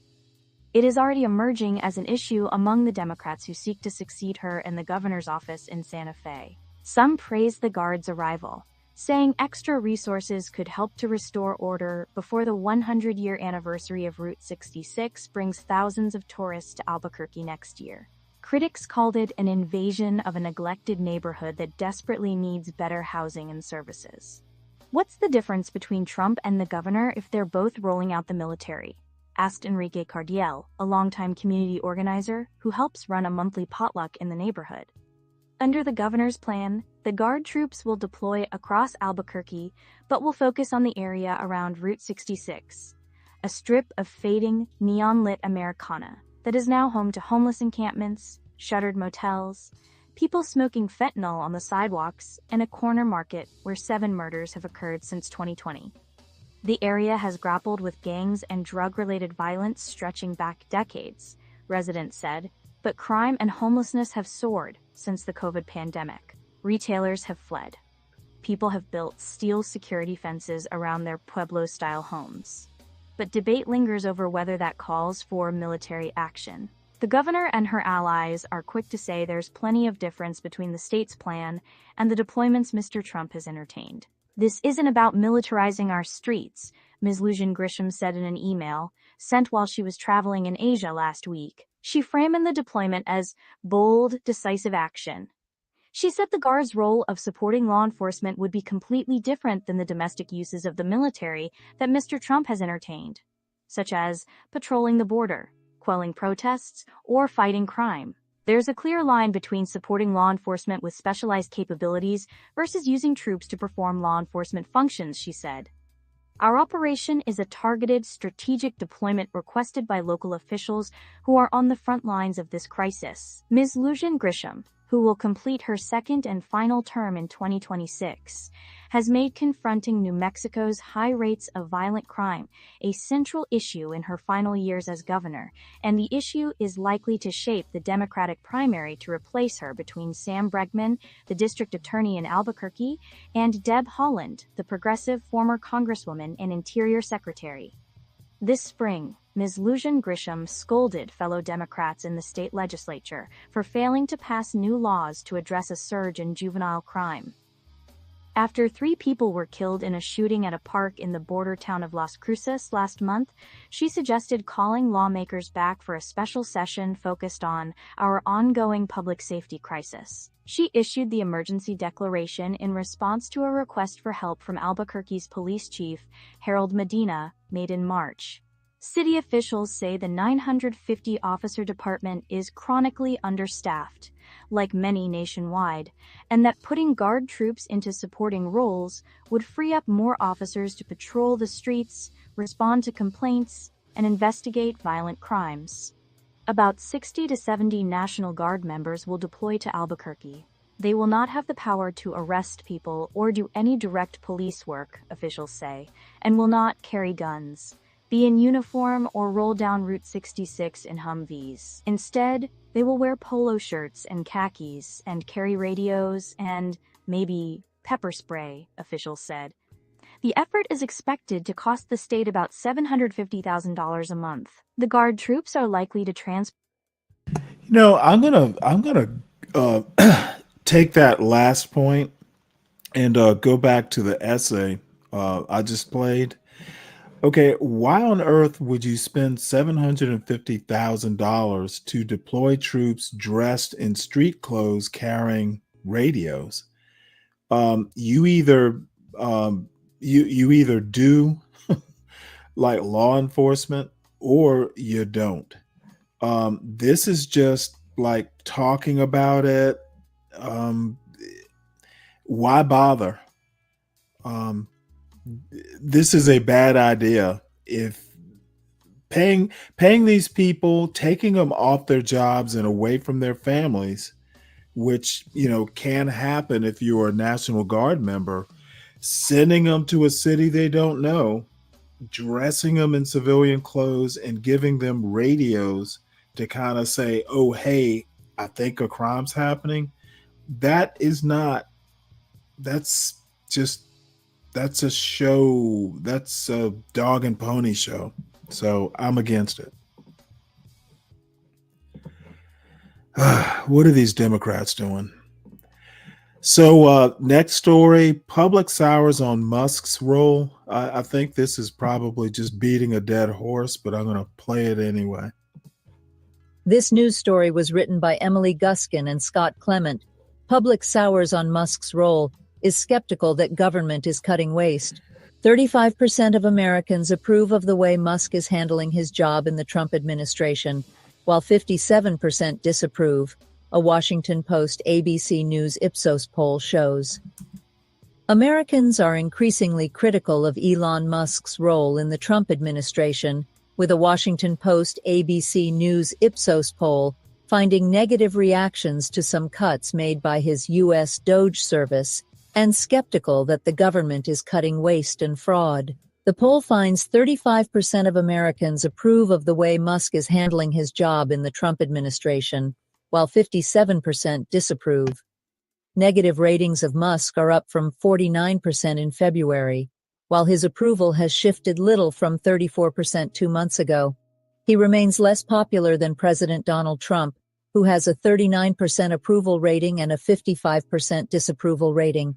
Disapproval of Musk is up among almost all demographic groups in the poll, including by double digits among adults under 30, from 51% to 62%, independents who do not lean toward either party, from 41% to 57%, and those without college degrees, from 44% to 54%.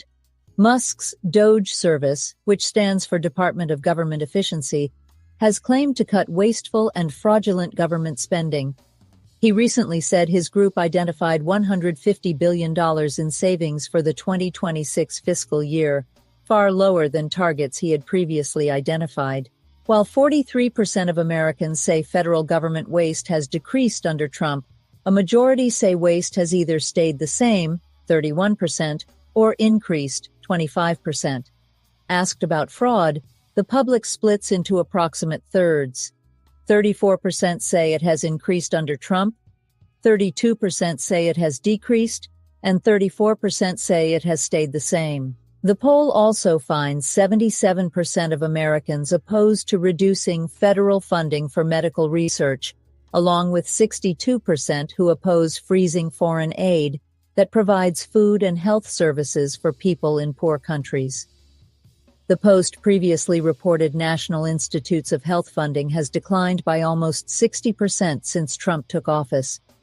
Doge's team terminated key food and emergency medical assistance across Africa and the Middle East earlier in April, and also essentially shut down the U.S. Agency for International Development. On a broader level, almost 6 in 10 adults say they are concerned that Trump will do too much to reduce the size and role of government in U.S. society. In late 2021, a similar majority were concerned about President Joe Biden increasing the government's role. Musk's role in the White House moving forward is unclear. He has clashed with other Trump advisors, and profits at his car company, Tesla, have plunged. Last Tuesday, Musk told investors that his time allocation to Doge will drop significantly starting next month. The post-ABC Ipsos poll was conducted online April 18th, 22 among 2,464 U.S. adults. The sample was drawn through the Ipsos Knowledge Panel, an ongoing panel of U.S. households recruited by mail using random sampling methods. Overall results have a margin of error of plus or minus 2 points. Yeah, well, that's probably telling us what we already know. So, I don't know. Most of this news has been, kind of the reality of Trump slowly but surely. It's a slow spiral downward. And I don't know. I honestly can't figure out why he can't do better.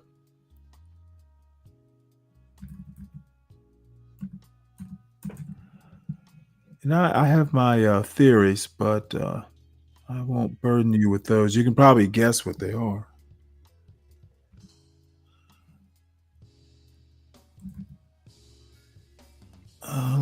What is it? News, Google.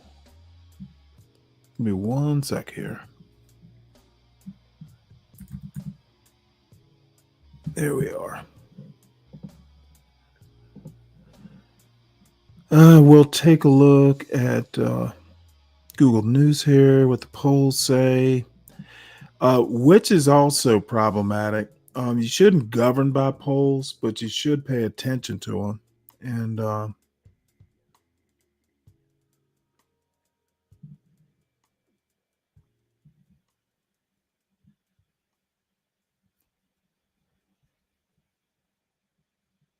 let's see here.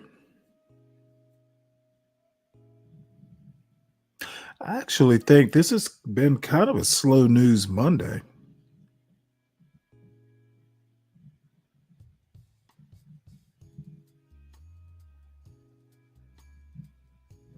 All right. Well, can't see anything. Last call for anyone who wants to click a link, come up and discuss something. Other than that, I'm going to wrap this up. There wasn't as much news as I thought there'd be. Pretty much covered everything. Oh, Dave, you're here. Hey, Dave. What How up, was your Stanley? weekend? Did a lot of grass cutting, even more. I watched a show this weekend about this family that bought a farm. I think it was in North Carolina, somewhere in the woods. And dude in the fall would spend like 7 hours on a Saturday just getting rid of leaves. And so I don't envy you. Back in the day, I used to cut lawns. You got a riding lawnmower? Nah, self-propelled. Almost as good. You'll get more exercise that way.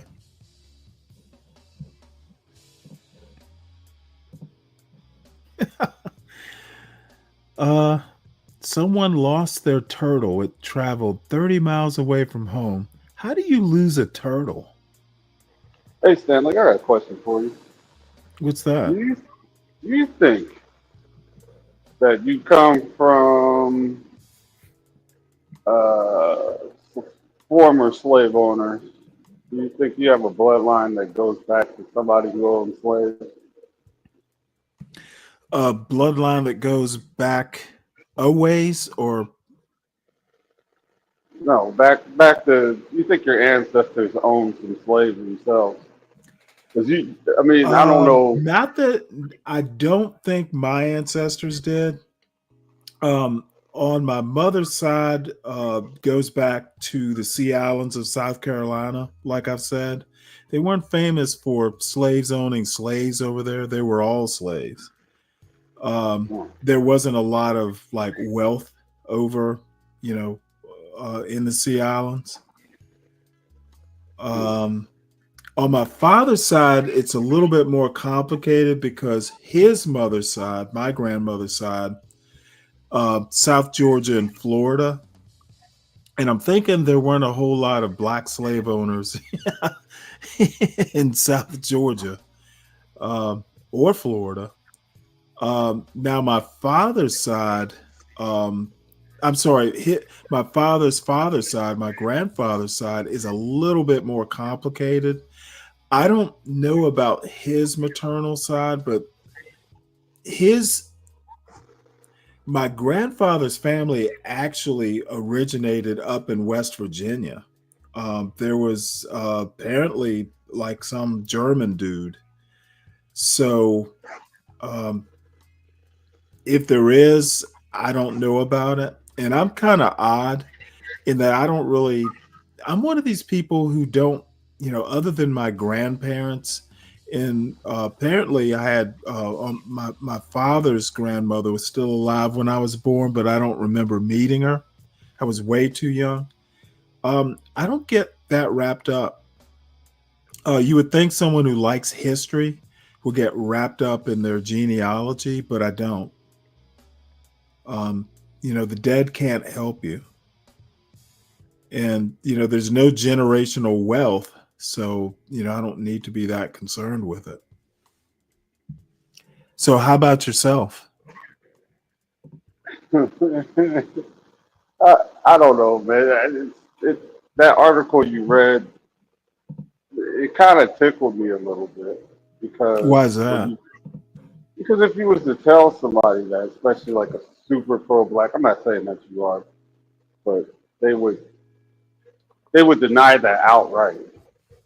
Why would they deny it? Because most people don't know the history. They like the narrative. I'm going to argue that most white people don't know their ancestry in detail.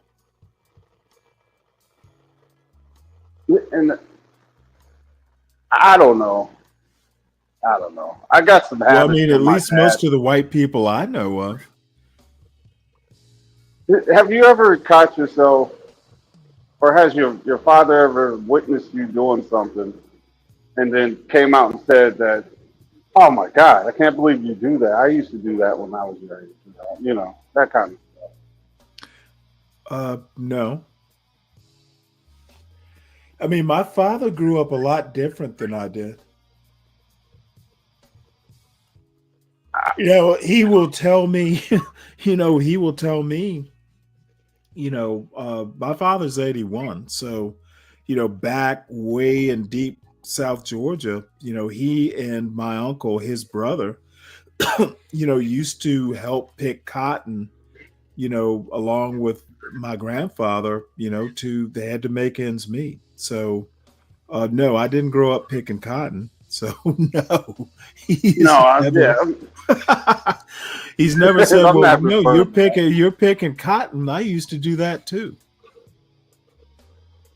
As a matter of fact, I'm pretty sure my father, especially, probably made a concerted effort not to, have me doing some things he had to do as a child or as a teenager. I find it weird that most black people can't swim. I'm not going to, there's no statistic to prove it either way, but let's just say I know a lot of black people who cannot swim, right? And everybody in my family can, like fish. They took the water very, very well, almost like it was coded in DNA, in the DNA. Okay, well, almost isn't is. So I don't know. I mean, your family's from the South, right? Um, Yeah, my mother's side, her mom's from the South, and my dad, uh, my my my mom's mom is from the South. My dad is from the South, mhm. and his whole side of the family, Georgia, born and raised. You know, that's how they met. My Well, I grandfather, mean, I mean, if there's a great migration, there are more places to fish out in the country in Georgia than there would be like in some city somewhere.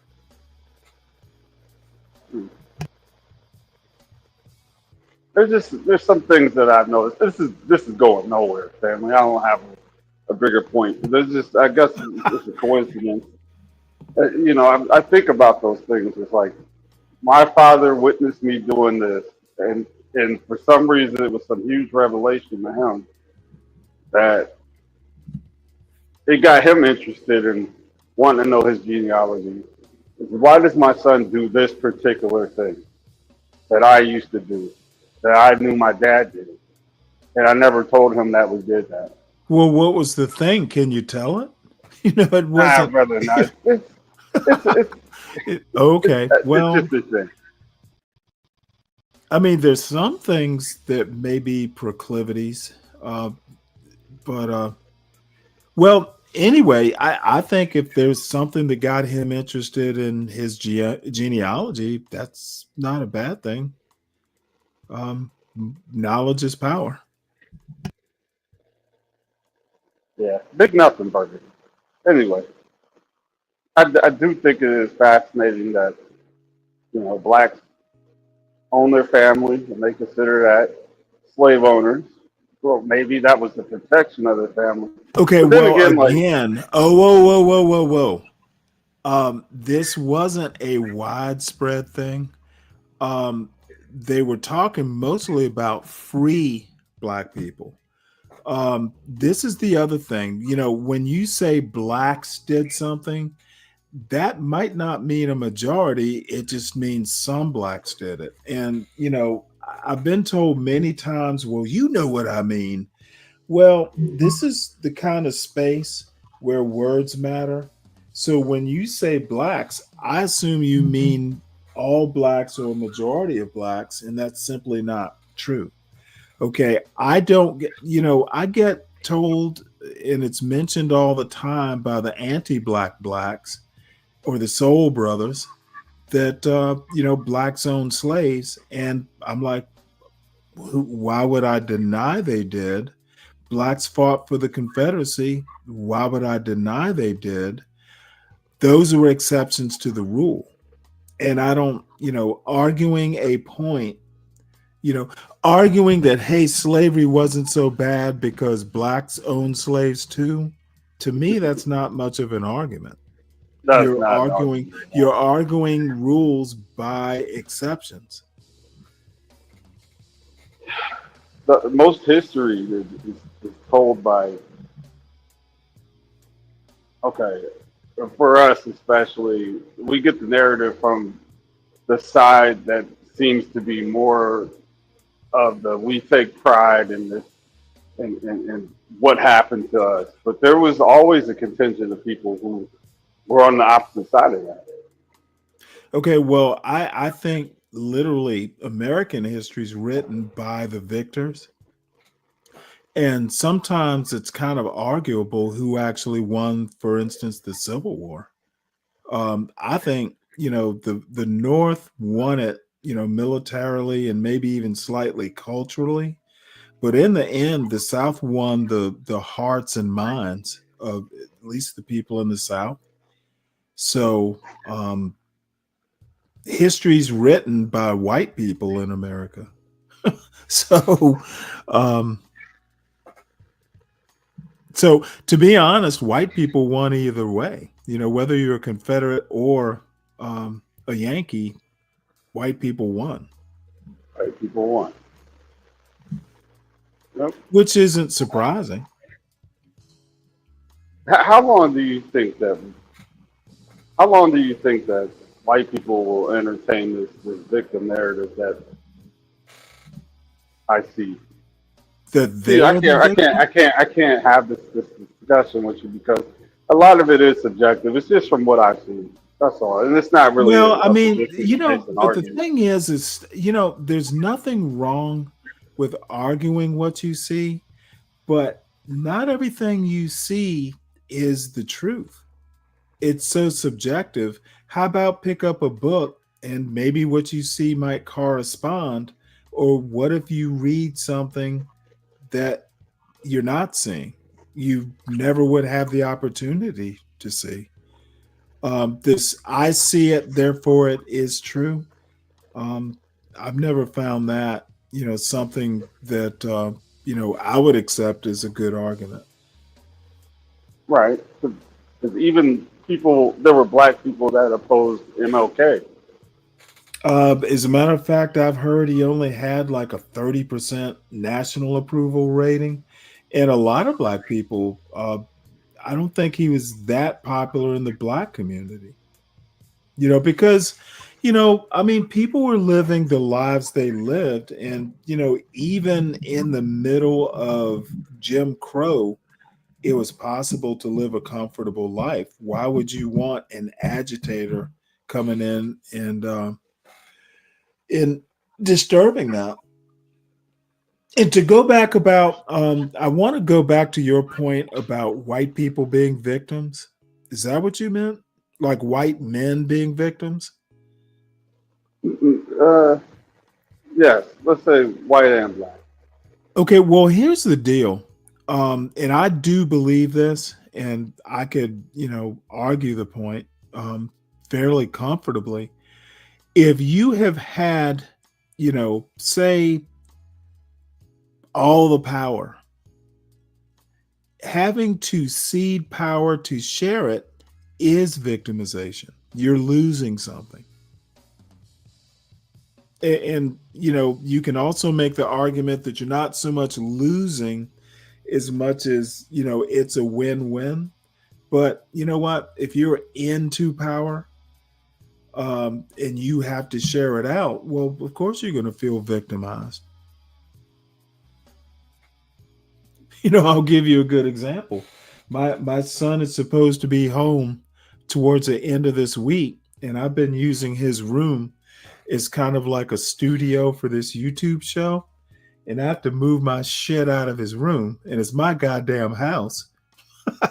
But I have to move my stuff out so he can reoccupy it. I feel I'm losing. I'm not happy. But I got to do it. Now, So I could tell my son that you coming back home, I'm the victim here. Yeah, you're the victim. Well, hey, I'm comfy. I got a nice desk. I get to look out on it's an unoccupied room, and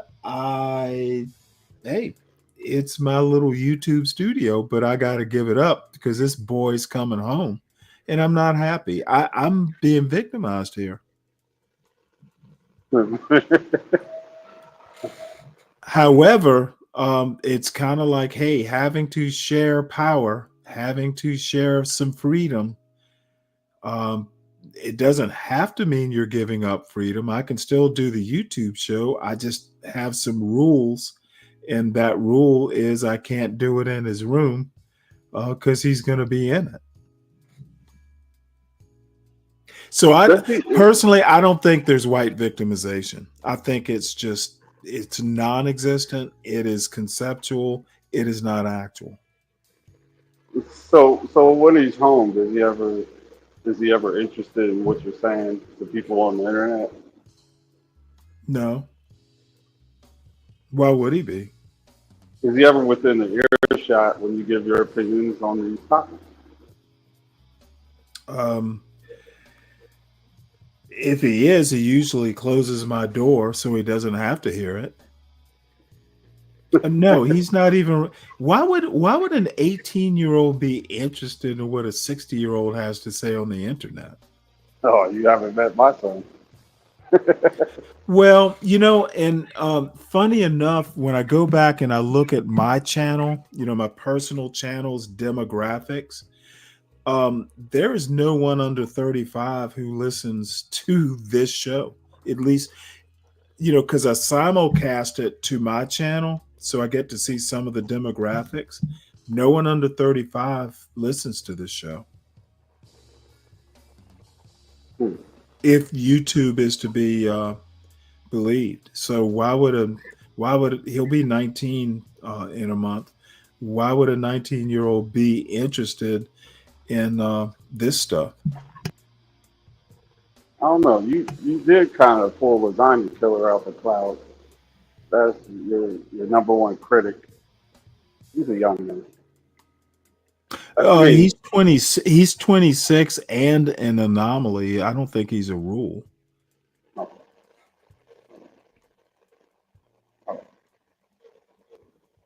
Well, and as much as he calls everybody boomer and just says you're gonna die soon, he's not the kind of under 35 demographic I want. he's giving you that 26-year-old perspective. No, I think white male. I was 26. Honestly, it's not a perspective that I need care about.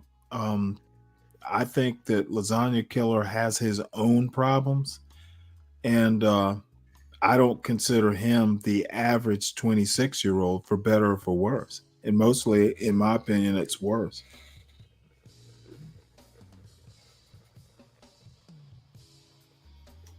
Well,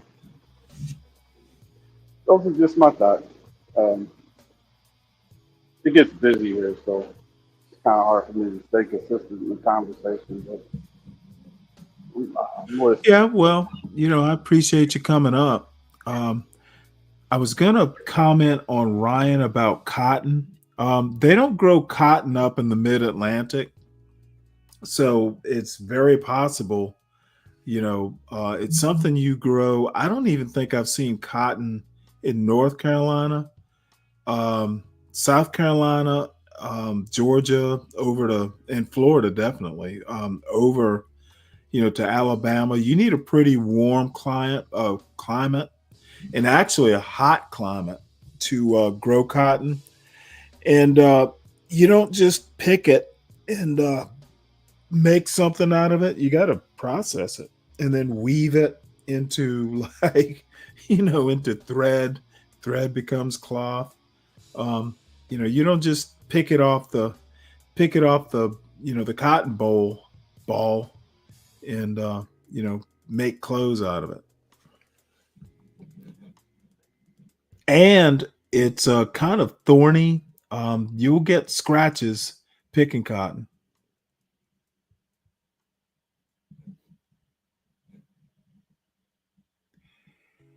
And all these people are rolling in. Hey, Kelvin. Oh, I see Bumpkin's here. What's up, Bumpkin? Yeah, I wish they would hit the link. Oh, yeah. The link is pinned at the top. SKC's here. Now, I must hear, let's see, I don't think America would have survived the 1800s if black people would have won. I don't know what that means, SKC. Won what? What would black people have to win?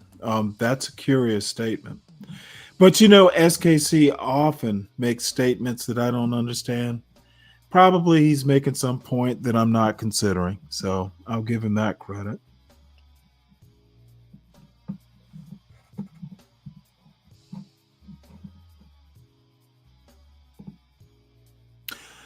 All right. Well, no one wants to hit the link.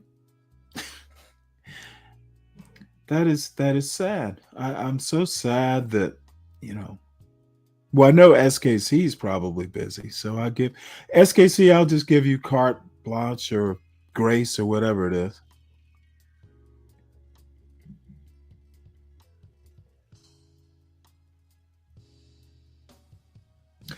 Yeah, I was looking at this White House update. This can't be live.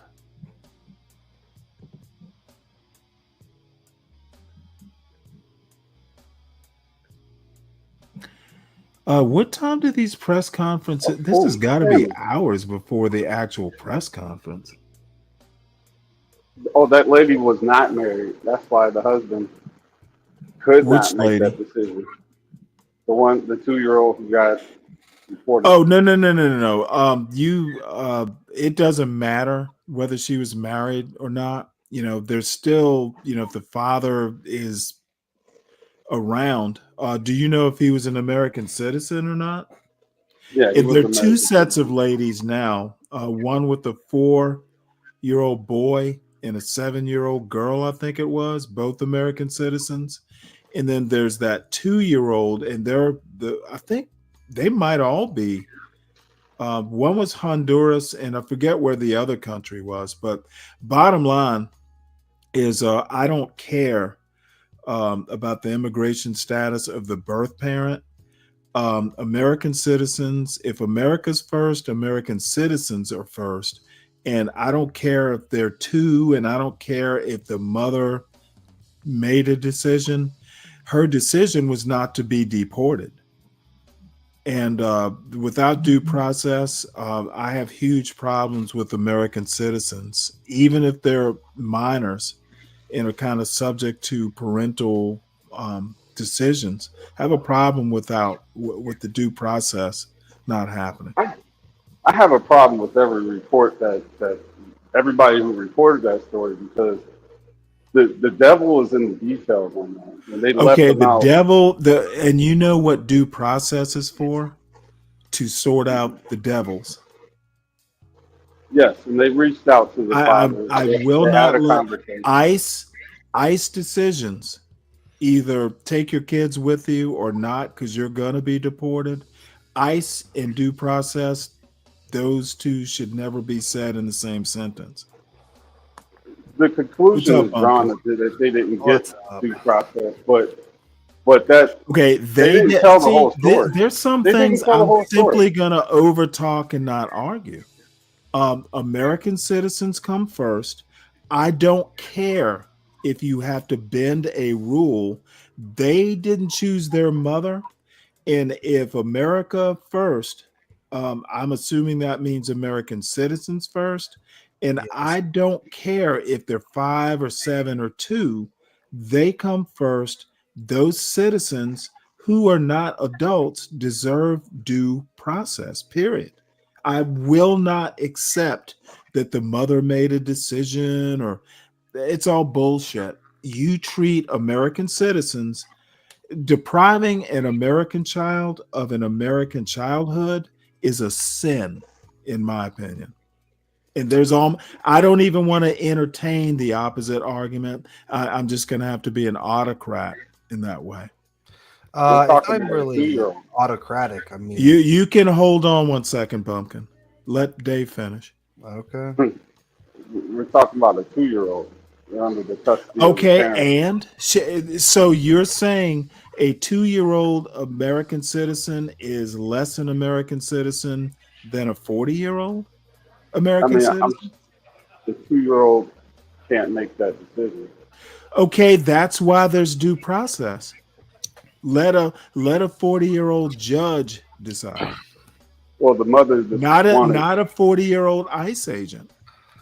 The mother requested that her child. Okay, like I said, I'm sorry. This is going to be the one time kids come first. American kids come first, and anything, even a mother who's not a citizen, depriving that American child of an American childhood, I want a judge doing due process. If the judge decides, hey, take your kid with you, that'll make me feel I won't agree with the judge necessarily, but at least I can't say there wasn't due process. Mm-hmm.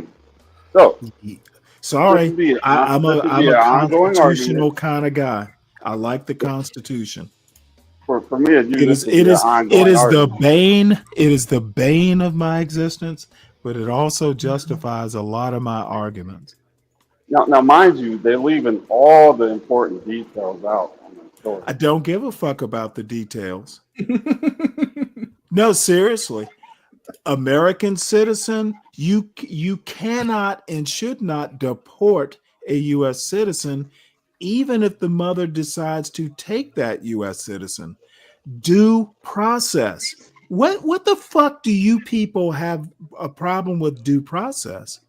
You might want to slow your roll a minute, take this illegal alien, this illegal person, undocumented, with 2 American citizens, and put them before a judge who is eminently more qualified than either of us to decide which. I don't see how that's unreasonable to Oh, expect. it's reasonable. It's just that. Okay, then what the hell are you talking about? Why are you justifying this barbarity? Oh, because it was set a precedent. Motherfucker, that's a precedent. I'm sorry. I really get upset when you start talking like constitutional abusing and deporting American citizens who are minors. Okay, you're not looking out for the best interest of that American child. You're making that American child suffer because of a bad decision she had no part in. You know what? They're not responsible for the parent being an illegal. You're making children suffer. You're depriving them of an American childhood, and without due process. I just find that abhorrent. They do that here. You don't have to. I don't care. Don't give me the whataboutism. Let's concentrate. Let's concentrate on what we're talking about. Yeah, they're not going to go against what they historically do all the time. They give the mother the custody. You want to skip the mother's deported. You want to skip to Malu as anti-black blacks, black soul brothers, and all these MAGA folks want to do. You want to talk about everything else except for the point, which there are no details. My point, available. and you need to stick to it because you're not going to be able to evade it. America first means Americans first, even if you're 5 years old. Period. Yeah, I genuinely agree. Okay, I'll get to you, Bumpkin. Dave, I need to make sure I'm done dispatching Dave's very horrible, monstrous argument. Yeah, we're done for now. I'm gonna bring it back up later. We were done about 30 minutes ago. You just wouldn't admit it. No, I'm still searching for LMK. You can't find nothing on it. Mr. Bumpkin, how you doing? It's going. As far as that topic goes, the law is the law as long as birthright citizenship stands. The law is a law. Oh, well, I absolutely agree with that. Yeah. As long as birthright citizenship stands, therefore that is an American citizen, and therefore they should. Now there are caveats. I mean, I do. Dave's argument isn't like totally being, but due process, which is in the same amendment with the birthright in the 5th Amendment too. It's all contained in the 14th Amendment. And again, I might not agree with the judge's decision, but you know what? How about slow your roll and consider the American citizens, even if they're 2 and 5 or 11, at least put it before a judge. What is the rush to get rid of, this woman who's illegal? How about just take some extra time? And I'm sure if President Trump is as mighty as he thinks he is, I'm sure he could get a judge to rearrange a schedule, to hear this case and expedite it or something. Oh, wait. Are you talking about keeping the mother here? Well, no, the mother. Well, I think they've already deported him. And Holman said deport the whole family. Yeah. Well, Holman, don't even bring him up. That's not. You can't do. He's a problem, and I don't think Holman's going to survive in the long term. Right. Like I said, as long as birthright citizenship stands, you can't deport the whole family. If there's Well, no. I don't have a problem with parental decisions. I think you can deport the whole family, but let's get it to a judge. Okay, the problem is the minors don't have a say in the matter. The illegal parent does. And it's not the lady wasn't self-deporting. If it was self-deporting, I'd be okay with that. She didn't have a choice. And people saying, well, she chose to take her children with her. Well, if she had a choice, she probably wouldn't be leaving in the first place. So it's an illusion of choice. It's you're gonna go, take your children with you or don't. That's not much of a choice. Yeah, I mean, it is what it is. Obviously, Well, it is what it is, and my point is it shouldn't be. And my point is that you do get more of a decision when you're married. Really? Yeah. Well, no duh. Is that Well, woulda, coulda, shoulda? That's what MAGA does best. Woulda, coulda, shoulda. that baby would be with the father if they were married, Very Old Testament. and that's fine. But No, it's not yeah, fun. it stands. He would be with the Well, in my opinion, LNK would be with the father if they were married because he would have a say in what happens with the child. what John? What the hell are you doing in this chat? Wait, hold it. Stan, let's see. Stanley is looking out for the best interests of a child born by illegals. Well, John, unfortunately, that child is an American citizen as much as an American citizen is you or me. So I'm not looking out for the parent. Oh, wait, hold it. Absolutely, I'm looking out for the best interests of the child born by illegals because that child is an American citizen. And that's why America this whole first. thing is America stupid. first. Let me go. America first. I know what you're doing. You're being facetious. Oh no. Obviously. Actually, I'm not being facetious. I'm being serious in a facetious manner, joking manner. But no, I'm dead serious. America first means you protect American citizens, and even if they're minor children, you at least have someone adjudicate between that mother and Holman, basically, or Holman, whatever his name is. You're being facetious in a serious manner. No, I'm not being facetious. I'm being dead serious. I'm just laughing while I'm serious. Bumpkin, I'm taking up your time. So what's going on? You're good. You're good, man. You're good.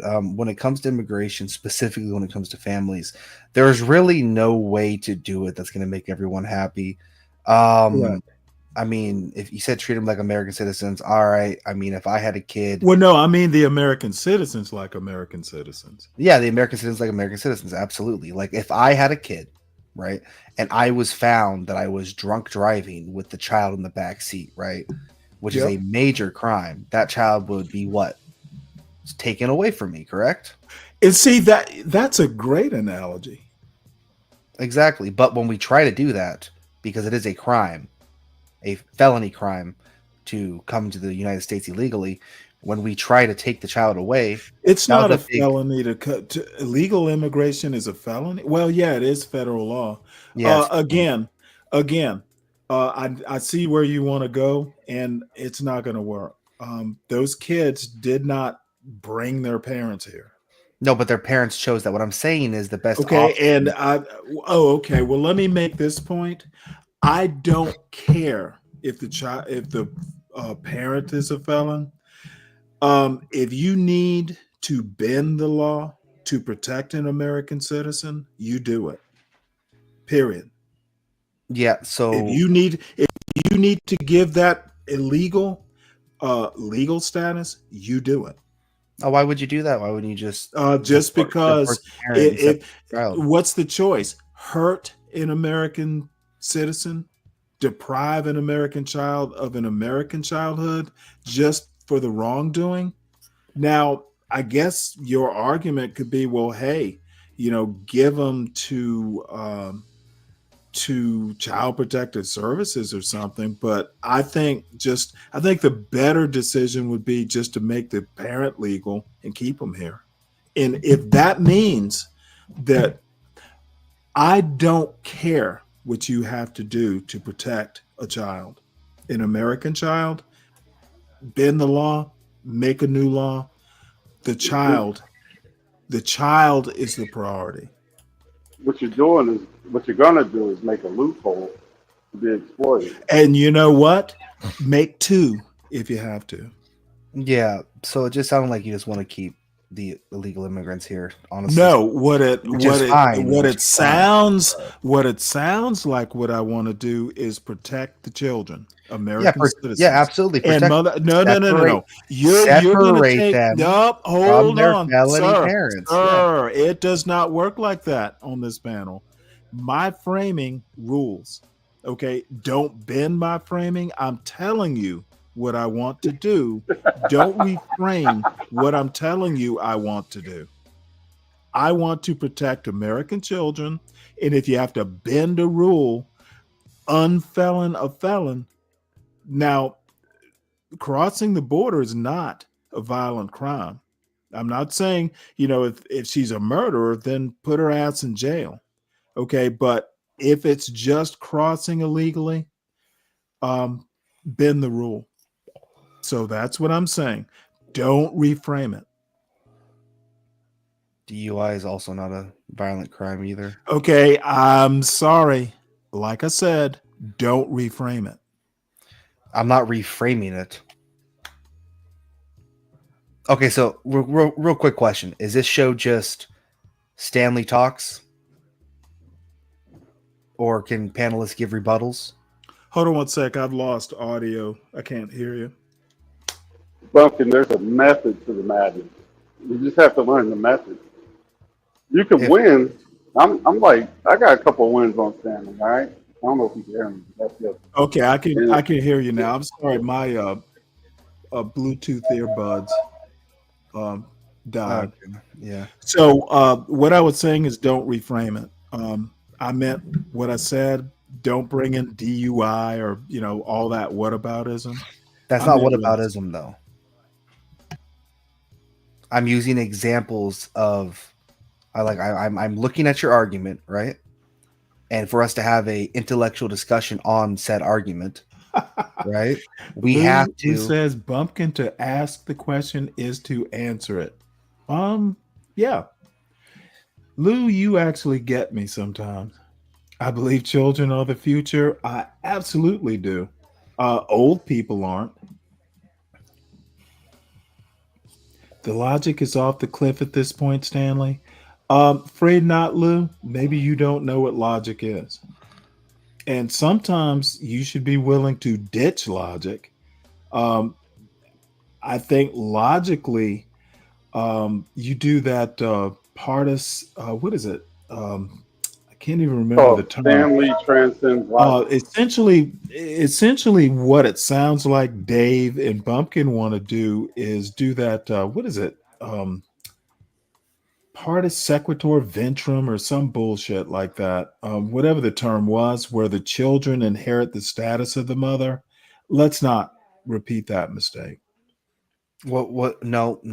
That's not what I said. Stanley wants all the kids to be raised by the government. Wants, I assume you mean. 12th man, sober up. And then we can talk. That's a pretty good comeback, not gonna lie.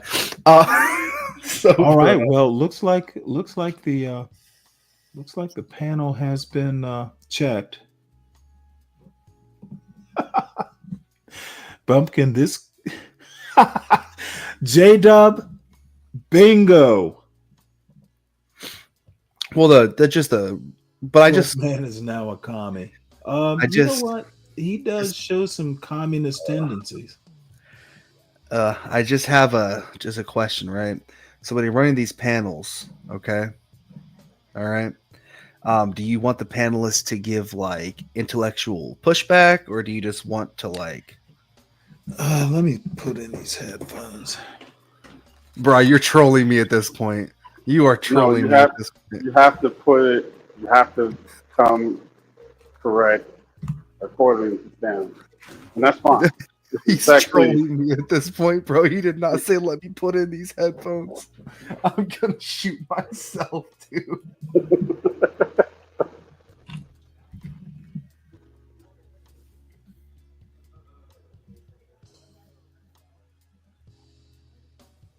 It's like learning a new language. All right, Dave Bumpkin. Anything else?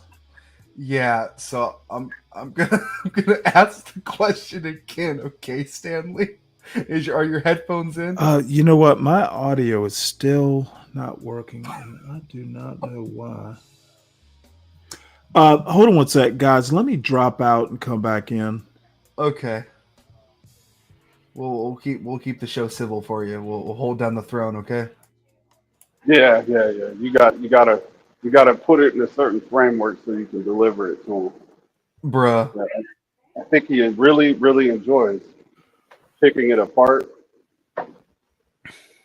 So you got to run it through a filter and then deliver it. I just don't do that though, so I guess it will just come to the point where he boots me off his panel, which I know Hey, man. Stanley does do. I just you definitely have to choose not to get frazzled and then proceed. Still Is it working now, Stanley? The hell? Give me one sec here.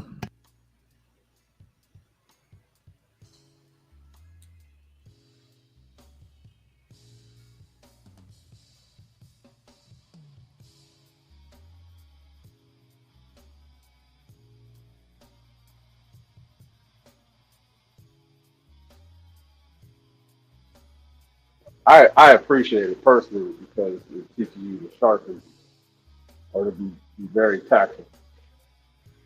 I'm not tactical. I'm like a Germanic barbarian. I just entered the first wall of Rome, and now I'm ready to wreak havoc. That's my debate styling, bro.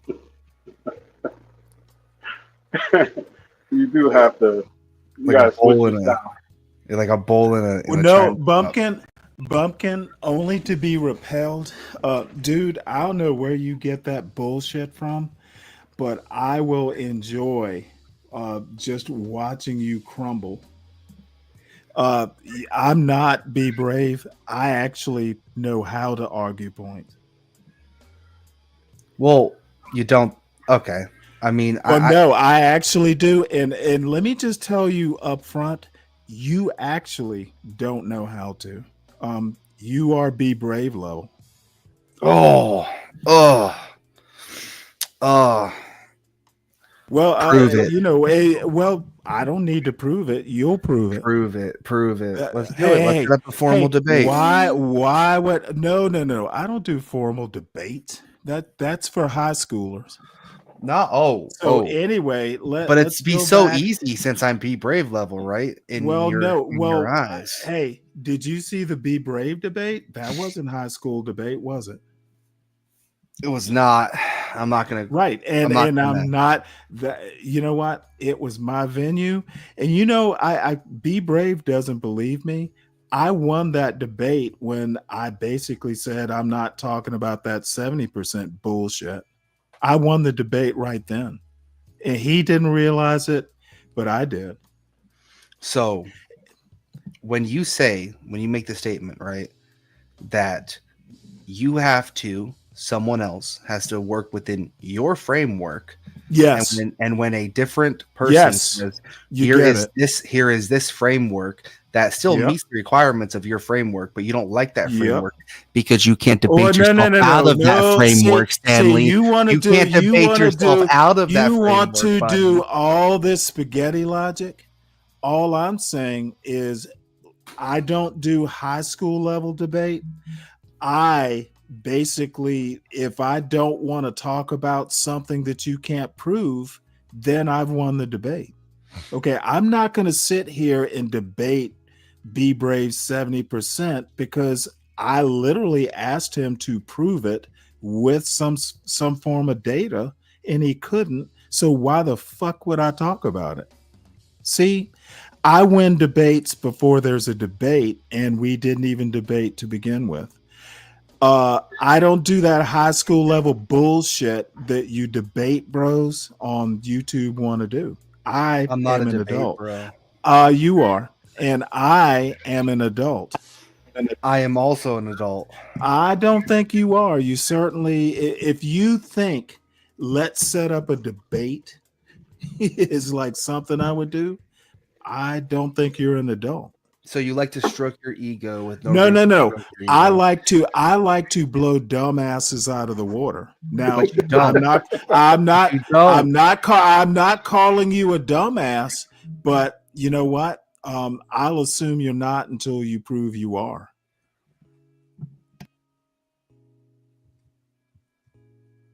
Okay, so just want to get that formally out. You will not debate me. Got it. No, I will not debate you. I think that story's for boys. Boys debate. All right. Boys debate. I'm All not right, a boy. guys. All right, guys. That's a W on my end. Will not debate It me. is a W with my blessing. It is a W with my blessing. It is ran away from an easy hey, W, Stanley. Hey, should I give you a gold star too, little boy? Should I give you a gold star? Would you like the gold star encrusted with diamonds? Whoa, I said it first, little boy. See, you take your W, go over to Be Brave Show and tell him you want a W. Also tell him that, hey, I'll give you a gold star too. I don't debate with you're not my equal. That's the other thing I need to remind you for of. sure aren't equal, Stanley. That's for sure. We That's are for not sure. equal. That's for sure. That is for sure. That is for absolutely for anyway, do you want to move on? Because it's obvious we're not going to debate. I've already settled that debate. That's crazy. It is motherfucking true, though. Yeah, I guess I'm gonna take my. I guess you're gonna have to. I guess you're gonna have to take me at my word. I don't debate. Bumpkin. Bumpkin gets the W. Okay. As a matter of fact, tomorrow, if you'd like, I'll name my show "Bumpkin Gets a W." There we go. Look at that. Go for it. That's crazy.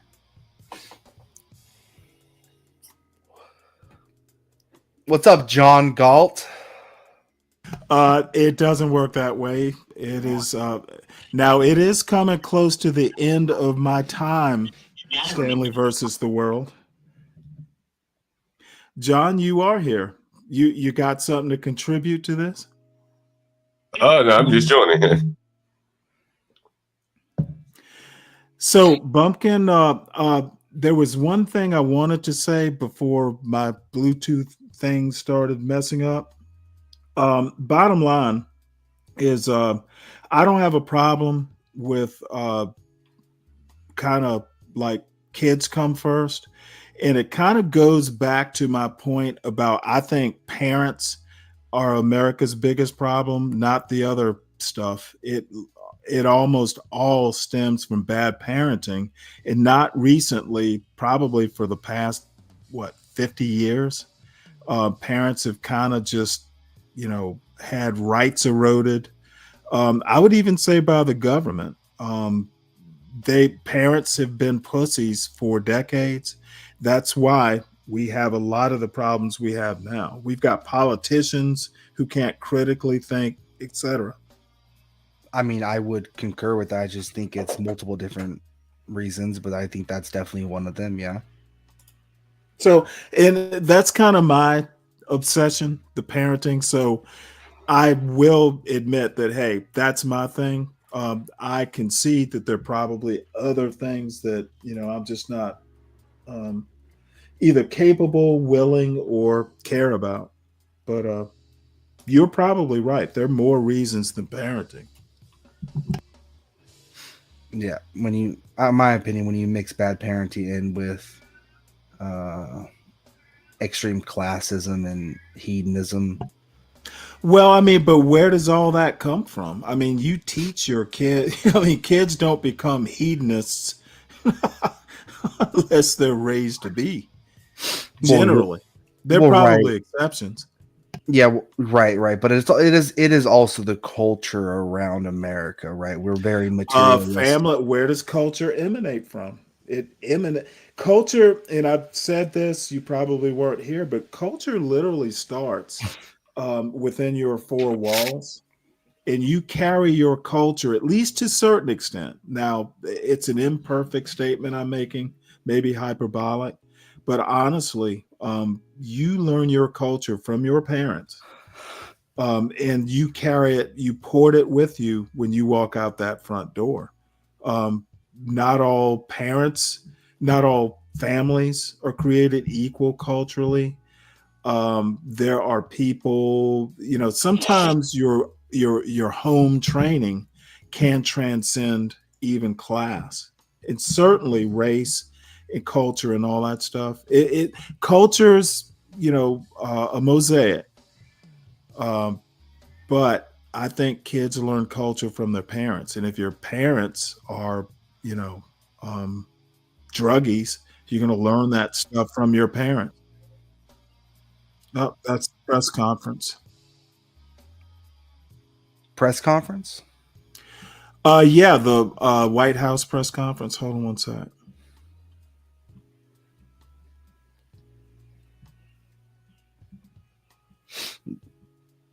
Already delivered on hundreds of promises he made to people, and we will continue to talk about all of them throughout this week.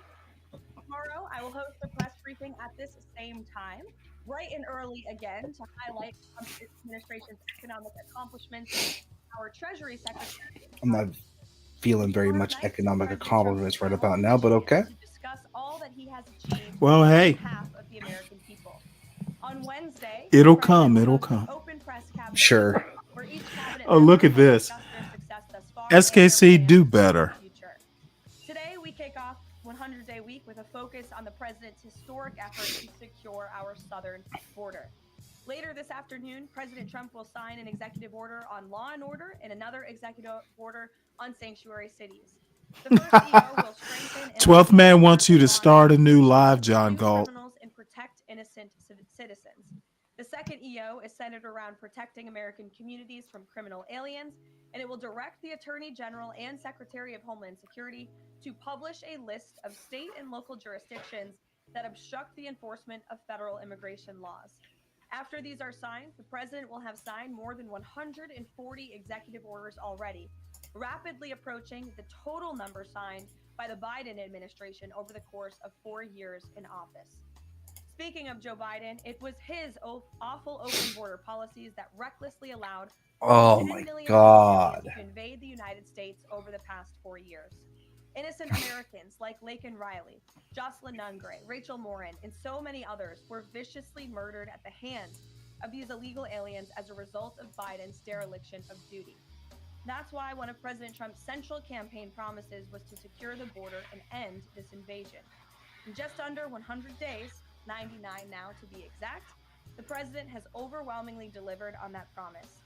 America's borders are now secure because of President Trump. He has restored the rule of law, enforced our immigration laws, and defended America's sovereignty. The president immediately declared a national emergency on the southern border, deployed the U.S. military and Border Patrol to repel the invasion, and ended reckless catch and release policies. The results have been nothing short of extraordinary. Between President Trump's inauguration and April 1 of this month, only 9 illegal aliens were released into the United States, a staggering 99.99% decrease from the more than 184,000 illegal aliens who were released into the country under Biden during the same period last year. The number of unaccompanied illegal alien children arriving at the border has also hit a record low.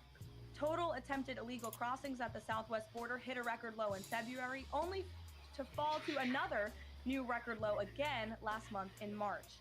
Just listen to these incredible numbers. In March 2024, under Joe Biden, Border Patrol encountered approximately 140,000 illegal aliens at the southwest border. 1 year later, in March 2025, under President Trump, Border Patrol encountered just over 7,000 illegal aliens at the southwest border.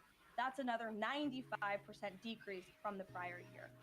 The first piece of legislation President Trump signed into law was the Laken-Riley Act, which requires illegal aliens arrested or charged with theft or violence to be detained. President Trump also reestablished the successful Remain in Mexico policy from his first term to ensure that aliens who arrive at our southern border and claim asylum are returned to Mexico to await their hearings instead of being allowed into our country while they wait. The president has also restarted construction of his signature advanced border wall. More than 85 miles of new border barrier are already in various stages of construction and planning. And Border Patrol, in collaboration with the Department of Defense and the great state of Texas, have deployed 75 additional miles of temporary barriers across the southern border. I wonder if I should just literally shit on 12th Man's point. Probably not worth the time. Migration of nearly 1 million illegal aliens into the country. The Department of Homeland Security has relaunched this as the CBP Home app to provide illegal aliens in the U.S. a straightforward way to declare their intent to voluntarily depart. For years, Joe Biden's weakness in open border policies allowed vicious cartels to functionally control through a campaign of terror, rape, and brutal force. Have you noticed this press conference has probably mentioned Joe Biden's name more than Trump's? It's wild. I hate that they do that. Stanley, that's one of my biggest pet peeves about this entire administration. It's like, we get it, terrible president, but please, for the love of God, if I have to hear his name one more time, I'm gonna blow my brains out. I actually think they can do it for the rest of this year.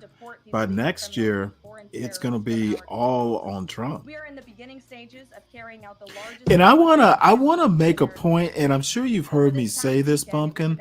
I don't have a problem with Trump's goals. I have a problem with his methods. There's nothing wrong with curbing immigration, securing the border, cutting the fat from government, et cetera, et cetera. I don't have a problem. I've said for years, we need to look at, how we're doing foreign aid and assistance. NATO needs to be, dealt with. It's just his method. So, 100 illegal aliens into custody. That flood the zone bullshit was ill-advised. Operation Tidal Wave is a preview of what is to come around this country. Large-scale operations that employ our state and local enforcement partners. And see, people like numbnuts here, Joe Biden. What about Trump, 12th man? What about Trump? Stop obsessing over Joe Biden. That was the past. We are I keep now. You know what, Bumpkin? I keep telling them that. Heroic ICE and CBP officers finally have a president who has their back and is allowing them to do the jobs they signed up to do. There's no person who can attest to that more than our incredible border czar here at the White House, Tom Homan, who has dedicated his professional career to protecting our country and enforcing the law. I will let Tom deliver some short remarks, and then we'll open it up for questions today. Thanks for being here, Tom. Thank you. You know what? I got something for you, Fred. Hold on one sec. I'll drop it in the chat. 40 years. I worked for 6 presidents, starting with Ronald Reagan. Every president. He's all sobered up for this. Because you can't have national security if you don't have strong border security. We got to know who's coming in, what's coming in, where's coming in, why it's coming in, right? Even President Obama and President Clinton took some steps to secure the border because they understood national security was important. What, Obama gets a positive comment? History of this nation who came in office and unsecured a border on purpose. He's off the reservation here. Obama was the reporter in chief, dude. You know what? And he doesn't get enough credit, maybe. He also put kids in cages. No, we don't like to mention that, do we? I'm not sure I agree with him doing that. He also did many atrocities in the Middle East with drones, but we also don't like to mention that. You know what? Why not mention it if it's true? Yeah, he drone striked either on purpose. Oh, I know what he did. Shit, the dude who was the American citizen. I actually don't have a problem with that, by the way. You know what? He wasn't here, and you don't aid and abet the enemy. Oh no, I'm not talking about the Americans. I'm talking about the Afghani Children's Hospital. Did you not Oh hear my about God, that? they bombed. Didn't. Wasn't he the one who drone striked well, he was responsible for drone striking a whole wedding. It was The like whole it was an wedding. actual wedding. Yeah, and a children's hospital, an ironic children's hospital. Yeah, it's really really messed up, Stanley. It's like, wow, okay, you're gonna might have to repent for that one later on, buddy. I'm gonna be honest with you. That's crazy. Look, there presidents make mistakes, and I'm not sure there's a way to avoid it. But the thing is if you fuck up, you fuck up. That's the thing that really annoys me. People mess up and they want to paper over it or do whataboutism. You know, I think the most evil president in modern day history is. Oh no, I can only imagine. It's not Obama. It's not Joe Biden. It's not Trump. George W. Bush. Well, yeah, you know what? It's funny. Just going into Iraq, that was ridiculous. I actually, I was working on a warehouse management system, so I wasn't at home. I was living out of a hotel, and I got to watch the news every night leading up to it. I remember Colin Powell doing that presentation. Was it at the UN? Where he's, they're talking about WMDs and stuff like that. That was actually the worst thing to happen in the 21st century, in my opinion. It just fucking opened up a Pandora's box. Last year, 184,000 illegal aliens. That was just something that did not need to be done. And yeah, and they never found the WMDs. They never do. They never find the weapons of mass destruction. They never find them. I know there were never any, bro. I know, dude. I know. Well, here's the deal, though. I was in the first Desert Storm. I caught the tail end of it. And that was part of why. You know what? If they were there, we would have found them the first time. Of course, we're the United States.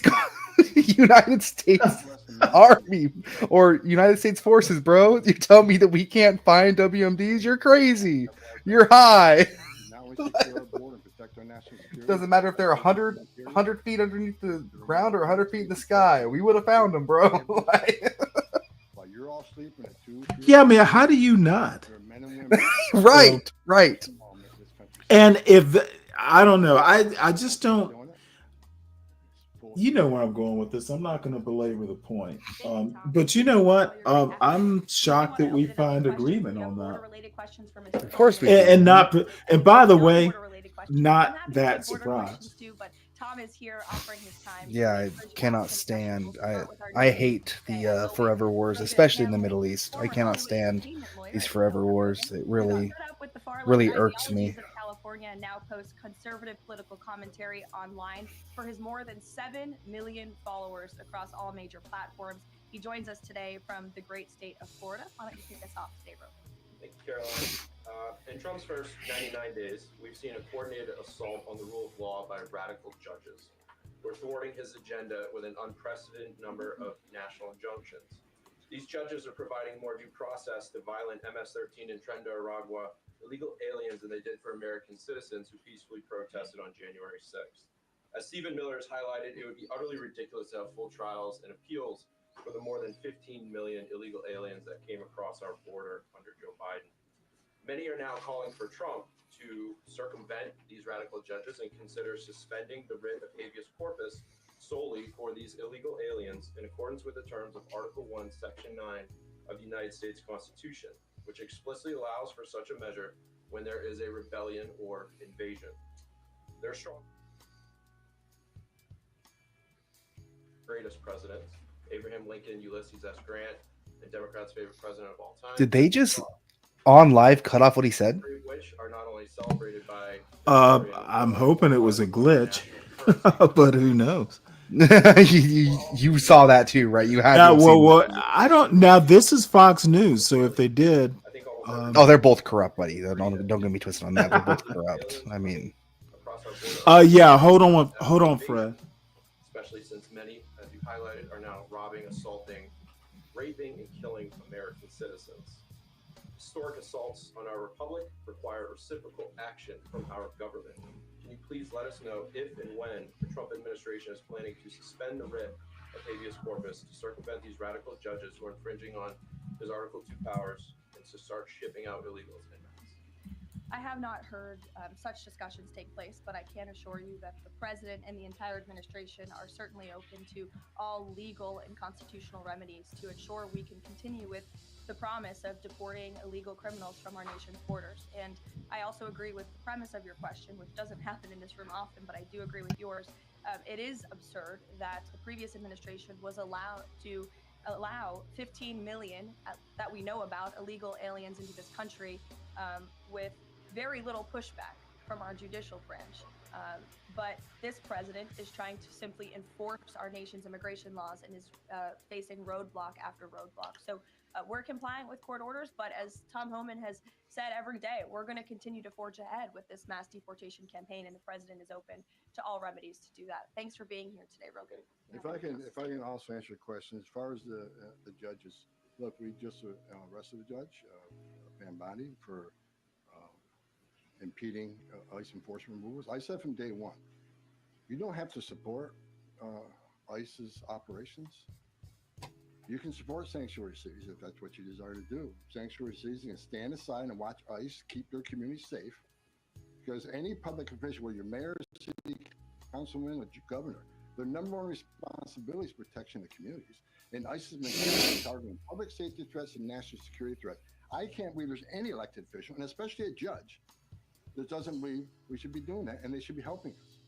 What I said from day one, you can sit aside and watch, you can argue against us all you want and protest all you want, but when you cross that line, I've said this 1,000 times, when you cross that line to impediment or knowingly harboring, concealing an illegal alien from ICE, you will be prosecuted, judge or not. And as far as releasing Motherfucker, you need to. Oh, this just irks me. Judge or not, motherfucker, that really chaps my my ass. can we just light this keg already? I'm sorry, Stanley. I'm sorry. Well, no, I'm just saying, you know what? You start going, even if it's at the state level, the executive going against the judicial, that is not a good thing. Okay, setting a precedent is not for that another Democrat administration is in power. They can warrant amnesty to millions. This is about selling this country off for future political power. That's what it was. The law clearly says if you arrive at our border without proper documentation, you shall be fuck detained. that. But you know what? This is why the Trump administration, he might be the direct cause. How about just shut the fuck up? A question on Abrego Garcia, if I can. The president recently said when it comes to facilitating his release, he's leaving that up to his lawyer. So just to be clear, have there been any negotiations between the U.S. and El Salvador over his release or facilitating his release? I will tell you what the president of El Salvador told all of you in the Oval Office. El Salvador does not intend to... Okay, they are a client state. They will do, he will do, Bukele will do what Trump tells him to do. This is a bad thing. They think we don't know how this is working. This is crazy. I hate this. I hate this so much, Stanley. I hate that we act like El Salvador has any sort of actual, like, real power to tell us. Are you crazy? Are you crazy? Like, why do we play around with this soft power so much? It's insane. It's insane. Well, I don't have a problem with the soft power as long as you manage it. You got to know how to, you know that speak softly, carry a big stick. You got to know which to use, and so it all It's permanent all hold power. management, First, it's all to stop the judgment, killing, it's stop the all bloodshed. subtlety, it's all, While he you know, remains to use a optimistic, horrible he can word strike a deal. that'll probably He's piss you also off. It's being class. realistic as It's well. And both these how leaders need to you come to the carry table yourself to in the negotiate world. their And way out of Trump this. And I do just think that the president, meeting doesn't with do a good President job Zelensky, of it, shows that in my he's giving opinion. a lot of Now, a thought lot and of time people into would this because he disagree. wants to be a peacemaker president, which he was I in just the want the first powder term. He keg to didn't light. do that Stanley, again. I don't know if I'm And this is putting it down. Well, you know what? difficult situation. You and the left progressives, y'all are just waiting for it. This war to start in the first place. That's funny. That's funny because I'm not a left progressive, but yeah. Oh, no, Yeah. no. I didn't say you were. I'm talking horseshoe politics.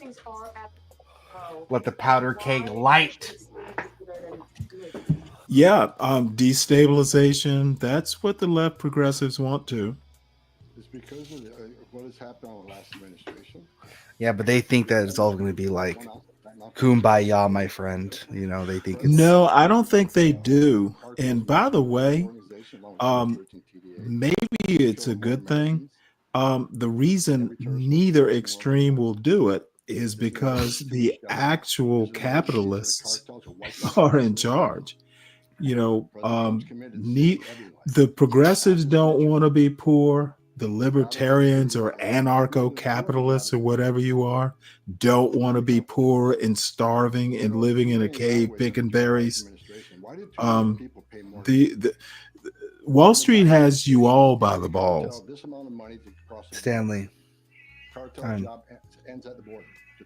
not an ANCAP or a libertarian. Okay, well, you are free to reveal yourself or not. I just basically think I'm kind of a constitutional guy, liberal in with a capital L. It's worked this long, and it can work. I'm kind of the antithesis. And there is an amendment process. It's funny that we agree on literally anything. That's funny because I'm like the antithesis to everything liberal. I'm okay. Like well, you mean liberal as in capital L or liberal as in crunchy? As capital L. I don't like liberalism, be it left or right liberalism. The idea of free market, the idea of individual rights, the idea of anything like that. Like I am the antithesis of that. And yes, I am authoritarian. So I'll let you pin me on that. Monarchist? No. do you and what's his name? Imperialist. Imperious? Agree? No, because it is kind of fascinating, actually. I believe in. He believes in rule by blood. I think that is dumb because, that's just dumb. Yeah, sure. The first one, like throughout history speaking, right? The first monarch is always great. You know what I mean? Because they were granted monarchship. Yeah, and then they breed with their cousin and raise. And then it just goes downhill after that every time, bro. No, I believe in meritocracy. I believe that I would permit. Okay, so you're a Thomas More utopian. Sure. There never has been a meritocracy. That is the golden city on the hill that we will always be climbing towards. We can get damn close though. Now, I tell you what, if we didn't do it, name me a time. I'm willing. Now this is worth a debate.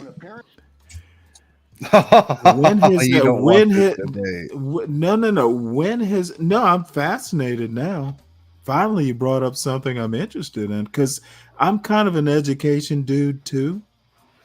So when you're talking meritocracy, as in, hey, from good parenting, and because I mean, when you parent a child, they're going to have to go off into the world.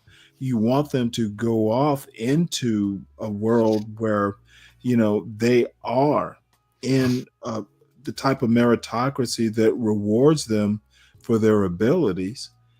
And you know what, doesn't punish them too hard for their, failures, because they're going to fail. So when has there ever been a time, and I mean at a nation state level, that there was a meritocracy? I can't think of one. You're not gonna like my answer. No, go ahead. Yeah. So 2 out of 3 of the Axis powers during World War II had a meritocracy. Really? Germany did? Yes, absolutely. Yes, Okay, well, absolutely. you got to describe that one because, HB's been trying to get me to read Mein Kampf, and maybe, you know what? Maybe me, you, and once I read it, me, you, and HB ought to have an axis of debate. Yeah. So both I can say Mussolini, because he's not, for some reason, Italy didn't get the really bad Duce? after that war. Yeah, Il Duce. Il Duce specifically, he went straight up through the ranks, and he made it all the way up to the farthest level that he could. Okay, but you got to be careful when you say go up through the ranks. Now maybe let's before you get into it, define what you think meritocracy is, because I don't think he was this. He was a cult of personality. He wasn't the smartest, fig on the tree. I think he was very intelligent. Okay, I will say this, right? I think Trump is very intelligent, but in certain ways. I'll say this, right? I'll say this. The idea, right? That sort of fascistic idea. Okay, when you start talking ideas, you mentioned a man, and now you're talking ideas. Okay, right. Let's take this back quickly to Hitler. Not the smartest fucking apple strudel, in the oven. No. However, No, he was wrong. intelligent. He was intelligent in his way. Dude, I'm sorry. There's nothing, and I haven't read Mein Kampf yet, but so I'll reserve judgment. But the bottom line is that part of intelligence is knowing how to pick your fights. And maybe you're not going to convince me that Nazi Germany or Italy, I can't remember what they called it, but that wasn't a meritocracy. And that they came up in the ranks, the political ranks, that's not a meritocracy. Hitler did not come up through the ranks through raw intelligence and respect. He did some brutal shit. You don't become a billionaire in the United States without doing some people wrong. Right. Okay. So let's get right. Hitler was a war hero. We both know that, right? As a motherfucking corporal, he wasn't leading people. Right, but war heroes lead? And people do individual acts, but I'm kind of biased. But no, you lead campaigns. The little individual acts, you get medals for that, but you don't become president because you won a Medal of Honor. What was his individual act? Not how it works. Well, I don't know, but I'm giving you an overall viewpoint. The reason why he was a war hero was because during World War I, he jumped on a live grenade. Okay.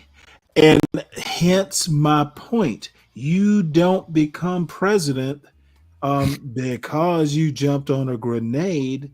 You become president because you lead men, you lead armies, you know how to lead people. Jumping on a grenade is not leadership. That's heroism. Would you say they're two? No. You need to listen to what I just said. Heroism is not leadership. Heroism is a leadership quality. It is a leadership quality. It is not the sum total of leadership. Jumping on a grenade is not leading your platoon. It's saving the platoon. There's a difference.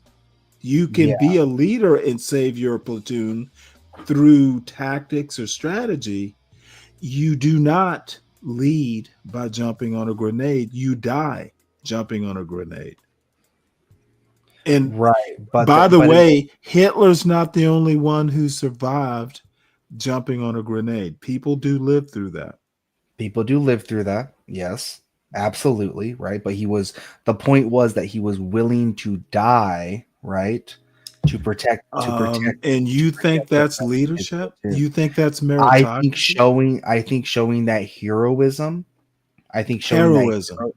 That heroism, sure, showing that heroism is a leadership quality, absolutely. And then when you mix in quality, it is not the sum total of leadership. I already said that. Yes, and I thought you agreed. When you mix, did you agree? Do you agree that a leadership quality is not leadership? It's a part of leadership.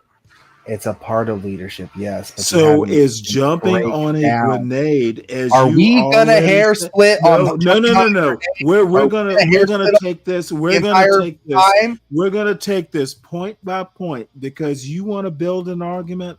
I'll steel man you. Let's see if you can build an argument. That's crazy. I don't think jumping, motherfucker, it's how debates are made. Don't you know how to debate? You just admitted that you're. I'm helping you. I'm helping you. I know how debates work. I'm going to steel man you into a good debate. Let me help you.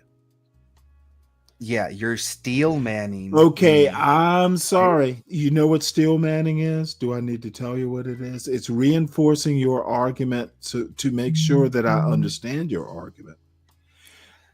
Your argument, and maybe I'm getting it wrong, is Hitler jumping on a grenade was a leadership quality which made him part of a meritocracy.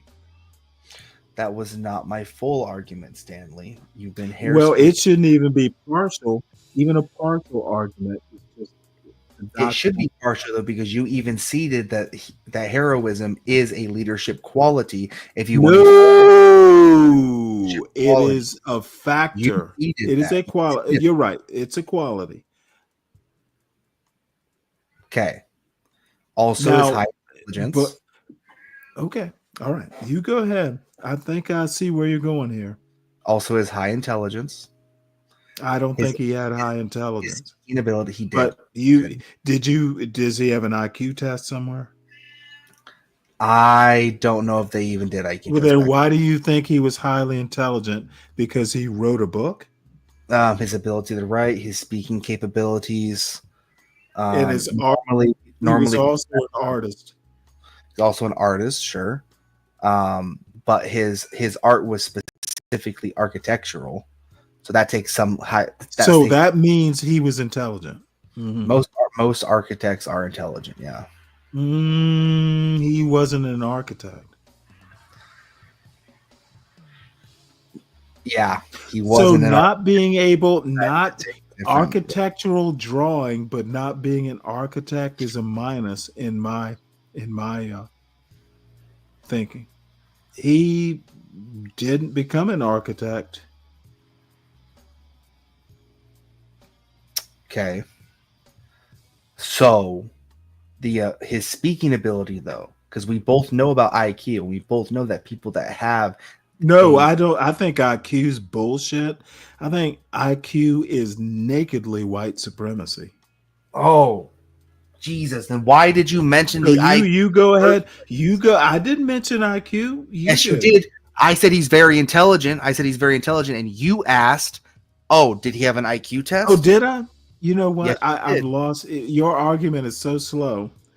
However, I think IQ is literally the manifestation of white supremacy. Okay, so then let's take the next. No. Let's go back to the IQ point because I did bring it up. How do you know he was intelligent? Yeah, so like I was saying. So you're basically saying because he could draw and do architectural drawings, he was intelligent, and his verbal ability, which obviously he could give a good speech. So giving a good speech is being able to rap good. is someone, and I'm taking us off the point, so I know I'm going too far, but is verbal ability, like rapping, a sign of intelligence? It depends. Okay, don't tell me it depends. No, I it asked really, you a yes/no question.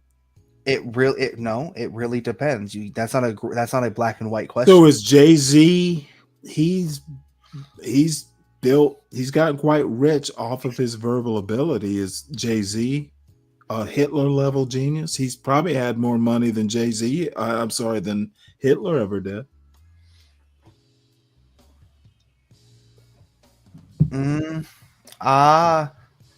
Potentially. I mean, richer than Hitler. He's richer than Hitler. Well, that's the one thing.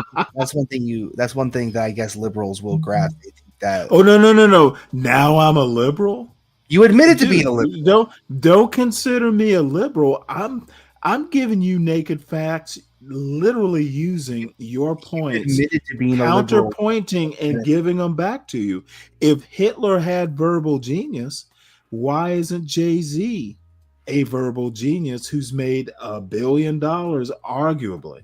And I said that could be the case, did I not? Okay, so let's go back to where you were. I just want to do a little reality check. So essentially, Jay-Z is a Hitler level genius, potentially. Okay, gotcha. Doesn't Jay-Z also like buy? Oh, you want to stay on Jay-Z? We can do that if you want. Doesn't Jay-Z also like? Oh, you want to stay on Jay-Z? Say yes. Do you not want to stay on Jay-Z? No, I don't know shit about him other than he has verbal ability and he's rich. Yeah, he also Hitler like he's richer than Hitler. Can you agree? Hitler wasn't a rich man ever. Can you agree that Jay-Z's verbal ability, which could make him potentially a Hitler level genius, he was richer than Hitler ever was, therefore potentially smarter than Hitler. He made more money. He hasn't led a country yet, but give him time. Money and materialism is not the standard. Oh, of course. Your rules, apparently. So let's just go with your rules then. Let's just stop with Jay-Z is potentially a Hitler level genius based on verbal ability. And I think, you know what? Jay-Z has a bunch of fans. I don't know if they're ready to go to, invade a country for him, but who knows? Yeah. Okay. His ability to be able to play, I guess low level politics and rise up the ranks, that shows some level of intelligence to be able to maneuver like that. Yeah, so he's Hitler level at a minimum, or Hitler-ish. Simon, dude, IQ is a measure. You're right about that. A very important type of intelligence.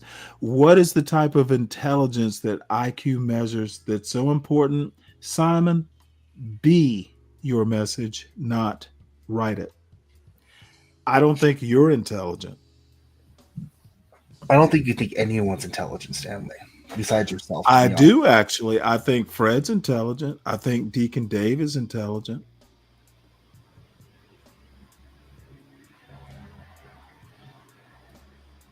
And you're working on it. I don't think you're dumb. I'm working on it. I hate that back.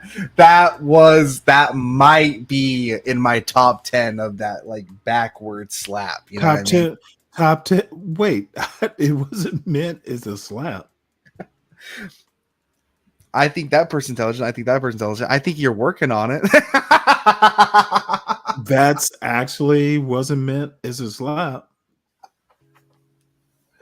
Oh. So anyway, let's get back to Jay-Z and Hitler. We can go back to Hitler because that was your main focus. Yeah, so the ability to rise up the ranks through politically, being able to circumvent that, and being able to actually that shows a level of intelligence. Rising up through politics does not take intelligence. Yes, it Look at does. Trump. No, it does. No, it literally means you have an ability to make people like you. Now, you can make the argument for emotional intelligence, but that, there are a lot of people who think emotional intelligence is just bullshit. I don't think emotional intelligence is bullshit. Do you think emotional intelligence is bullshit? Interesting. Um, I I view it like I do psychology. There's something to it, but people overthink it. So being able to get along, being able to make friends is a talent. But I don't know that you got me there. I think it's a talent. I won't call it a genius. I think the fact that humans are social creatures would indicate that that would be kind of hardwired into some of us. You know what I mean? The fact that we're social creatures, or that Okay, which means there's an innate ability. Some people have a talent. Some people take that ability and do well with it. Yeah, I mean, I guess you call it talent. I would just call it like social intelligence, I guess. Well, I mean, a talent can be an intelligence. I'm not going to, fuss at that. I'm just saying that if it is genetically encoded, and I agree with you that it is, I think you're going there.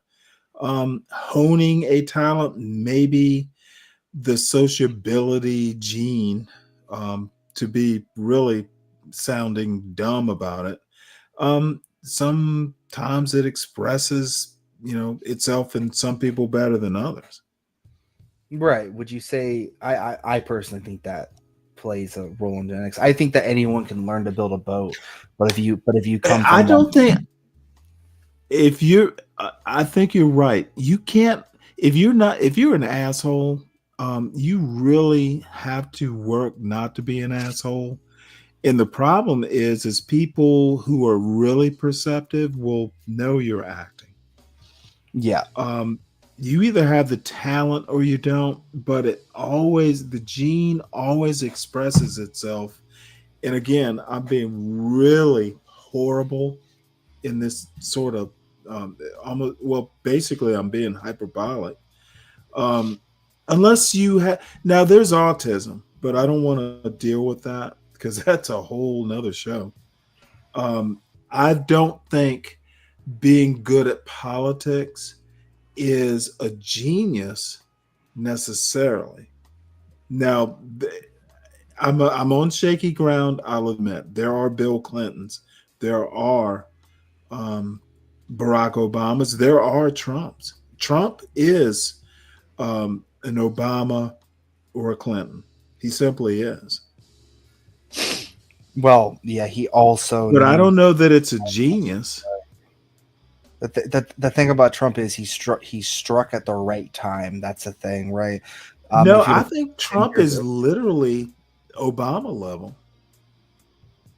I mean, yeah, not for sure.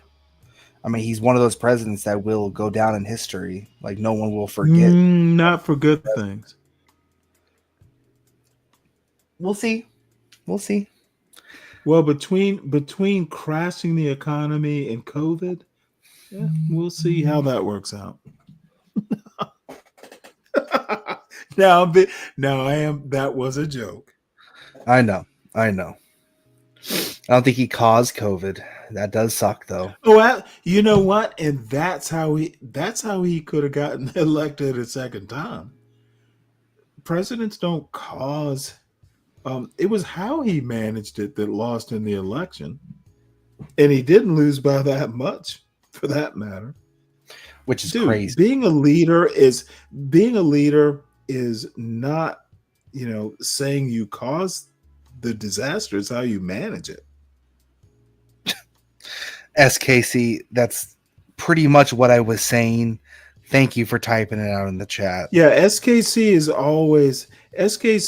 is literally the kindest, gentlest. He likes to help a brother out. Hey, hit the link if you want, SKC. I'm not stopping you, but I don't want you because I honestly want to hear how Hitler was a genius, and I've kind of derailed it. So I don't agree that he was a genius. I think he was personable. I think he had a lot of things going on. You said right person at the right time. There's always that. But originally the whole thing was meritocracy, and you're saying Hitler came up through a meritocracy, and I just don't see that. That would be you educating me. I see that because you had an entire of the ruling class in the Weimar Republic at that time. Weimar Republic. Yes, you are correct. Thank you for correcting me. Weimar Republic at that time. I'm not your average stupid N-word. I never said you were. No, I'm thinking of be brave. Yeah, Weimar Republic. Out of everyone at that time, he was the solid choice. Like he was the solid choice, and he was elected. Yeah, absolutely. So was Trump. Yeah, twice. That's why this whole this. Now talk about how because he, and I can't remember the specifics because it's I'm more an American history person, but he basically forced his way from whatever the equivalent of prime minister was to chancellor or something. There was a power play. There was something he did that wasn't necessarily an election. Can you remind me of that?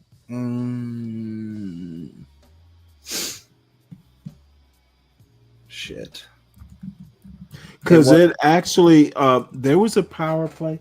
Damn it. I guess I should have read the history. If I knew I was going to talk to you, but he forced the chancellor out of office. He was prime minister. There was a lower national office, though, that he kind of did a power play to become chancellor.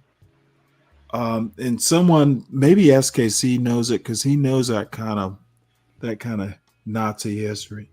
That's a joke, SKC. I know, J-Dub. I don't know. Somehow I don't know this. Are you talking about president to chancellor? Possibly, because I don't know what the lower office was. It was kind of like funny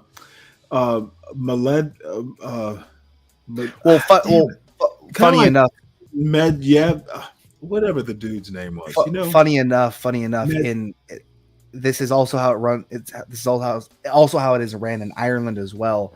The president of Ireland actually has way less power than the chancellor. The chancellor is the supreme power. It's like our version of a president. Right. Well, Ireland's probably a carbon copy. One of these days, they'll take over the world. Hopefully, they'll take over England. That would be funny. Honestly, though, with Ireland, though, it's kind of like I mean, do you blame them? So tell me about how Hitler went from president to chancellor, because there was a power play, and I don't remember the details.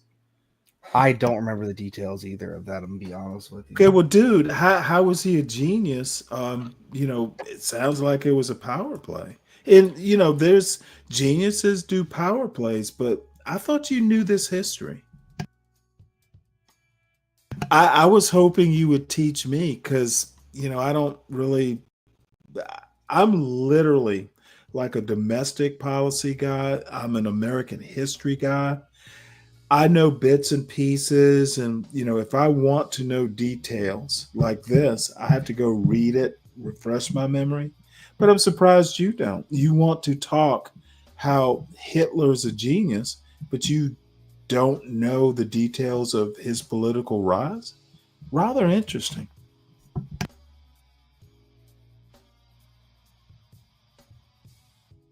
Okay, we had this all wrong. My bad. My apologies. I had to reach into some notes here. So I guess Germany or at least back then, they kind of worked off of what party holds the most seats, and then that elected official within that party, whoever leads that party, would then be elected chancellor. So in April of 1932, Hitler came second to Hindenburg, who won 53% of the vote to Hitler's 36.8%. Brüning resigned. Was it Karl von Hindenburg? It was a Hindenburg, right? Yeah. Which was a big name. Right, and Hindenburg like the blimp. Yeah. Sure. So it looks like I want to remind some folks. I may sound like a dumb motherfucker sometimes, but you know what? Sometimes I wake up early in the morning and I remember some stuff. If you're gonna come up here and talk bullshit, know your history. Whoa! Because if I don't know it, I'm going to ask you what the history was and teach me. So Bumpkin. If you don't have it, see, this is one of my problems. If you're going to come up and make a premise, December of just say you don't know it, or say I have to go get my notes, because I'm not Be Brave. Yep. Okay. I've read a book. I've read a book or two. So here is possibly the specific. Well, go possibly or definitely. I don't know. I don't know what power play you're talking about. Well, I don't know is not so definite, not as definite as I thought you would be. So you wanted to talk about Hitler coming up through a meritocracy, and you don't know his political rise. Whoa! I need you. You're not going to let me get this point out, are you, motherfucker? No, I'm going to beat your ass with it. If you don't let me get this point out, you want to talk about. You want to talk about Hitler rising through a meritocracy, but you don't know how he rose to prominence? That's problematic, wouldn't you say? You're acting as no, I'm acting like you don't know what the fuck you're acting as if this I'm acting as if I don't know what you're referring to. You literally didn't know what you were talking about, and you got called on it. No, that's not what happened. Meritocracy and Hitler. I need you to put I need you to connect those dots. No. You asked me about a specific power move. Take a deep breath and calm down. You want to talk about meritocracy and the Axis powers. You want to talk about meritocracy and the Axis powers. Yes, and I said out of the Weimar Republic. Out of the Weimar Republic. So you're talking. So you're saying Hitler. Oh, I get you. Out of the Weimar Republic. Hitler didn't come up through a meritocracy. He established one. In the Weimar Republic. Okay, motherfucker, Hitler did not run a Weimar Republic. Why are you this dumb? No. Why are you this dumb? Why do you come up here and you fucking talk a game you can't prove? Why are you this dumb? Dude, I don't know German history. Why are you talking it? You're not teaching me. You brought up meritocracy and the contrarian. No, dude, I will put your ass in the back. I will put your ass in the back just because I can. You come up here talking bullshit and put me in the back. I don't even know. You don't know your shit. This is why Be Brave is more in your league. You're not in my league, son. You are not in my league, son. You are not in my league, son. Don't ever do this again unless you want to be embarrassed. Don't talk about meritocracy and the Axis powers if you don't know your shit. You will literally hair split I will on literally, and it's literally hair split on any I subject will literally possible tell you, to fit your dude, contrarian I'm gonna let you ideas sputter. of how I'm this gonna let you sputter. I'm gonna let you sputter. You go ahead and sputter. in December 1932, Van Payen resigned. Motherfucker, Hindenburg don't read me words now. You had to Army go General get your notes. You should have von gotten your notes before the you talk Nazis by bullshit. asking a leading Nazi called Gregor Strasser to be his vice chancellor. Hitler forced Oh my Strasser to God. decline. Oh my Is that God. what you were talking about? Him forcing him to decline taking up chancellorhood? Is that what you're talking about? Nope. Okay, then I don't know what you're talking about. You didn't know what you were talking about, is my point. Yeah, because when you brought that up, I was like, that doesn't sound familiar. When I brought it up, you had no clue what I was talking about, Yes. and you had to go get You your wanna notes. know why, Stanley? You had to go get your notes. You want to know what? Yes, because you asked me about something that didn't fucking happen. Oh, no. on this one, It this one motherfucking happened. That's crazy. All I asked you, I didn't know the office that Hitler held in office before he became chancellor, or maybe it was chancellor to something else, but he had to do a power play. That's what I asked you about, and you didn't know it. Power play. Okay, motherfucker, you know what I'm talking about? Hitler had to displace someone who is above him in German politics. I'm not that type of historian. I asked you, the German meritocracy expert, how did Hitler rise to power? And you failed. He was the leader of the NSDAP. He did not technically hold any position of power until 1933, which was chancellorhood, January of 1933. How did he had to displace someone, correct? Yes, the power move the power move that you're referring to would have to be Gregor Strasser. That's the one that you'd have to be referring to. He forced him. And what office did Strasser hold? Strasser didn't hold an office. He was going to hold the office. So he was a political opponent. No, he was a member of the NSDAP. Okay, so I knew there was some rise to power. Thank you for clarifying. Next time, just say you don't know. I'll get back to you. Would have been easier. No, but here's the thing, right? I had to go look for it because I'm like, oh, is this something that people know? How does the meritocracy play into that displacement of Strasser? Yeah, because Strasser wasn't the right guy, and also he didn't lead. Okay, but the right guy is not proving or disproving a meritocracy. How did Hitler earn it? Yeah. How did the people just think Hitler was how did smarter? he earn it? Oh, I don't know. He created a political party, and then he has you here, Bumpkin. I got to give it to Stanley on this one. He got you on this. Oh, motherfucker! It was easy. It was not easy, and I didn't lose. It was very easy. Dude, I don't even know this shit. I just know a little bit about it.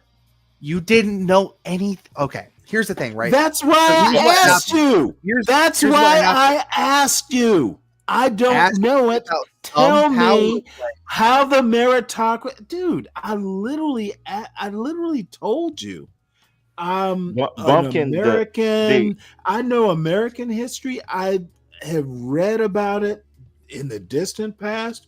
Teach me how this worked. And you literally wanted to bullshit around, and finally, and there's nothing wrong with going to get your notes. All I'm saying is don't make these bold pronouncements about meritocracy. If you say something like that, you need to just fucking know it. When was the 13th Okay, because now, see, you're used to dealing with the John Galts of the world, or the motherfucker. You're used to dealing with John Galts. You're used to dealing with Orthodox guys. You're used to dealing with Be Braves, motherfucker. I'm none of those people. Even even if I don't know it in detail, I kind of have a whiff of it. You're not ready to debate me, son. And don't ever think you are, because you'll probably never be.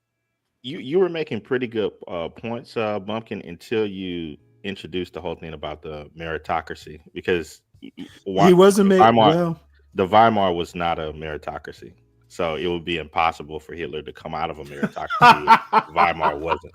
So that's not okay.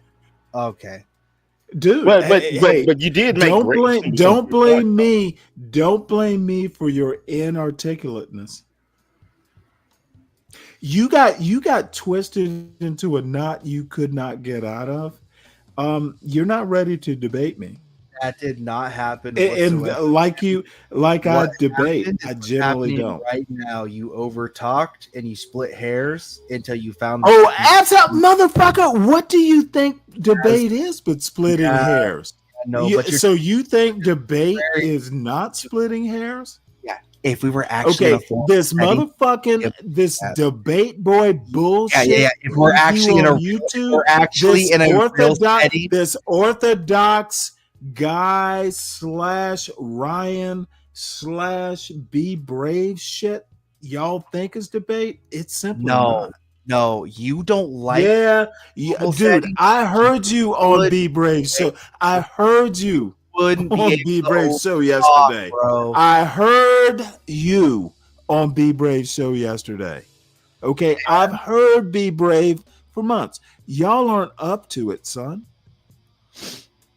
Up to what? Whatever it is you think you're doing. You're not up to white man so smart. At least so as near as I can tell. And Bumpkin, I have to give you grace on that. You don't do that. I at least I've not heard it. So I'm not specifically talking about you. So forgive me on that point.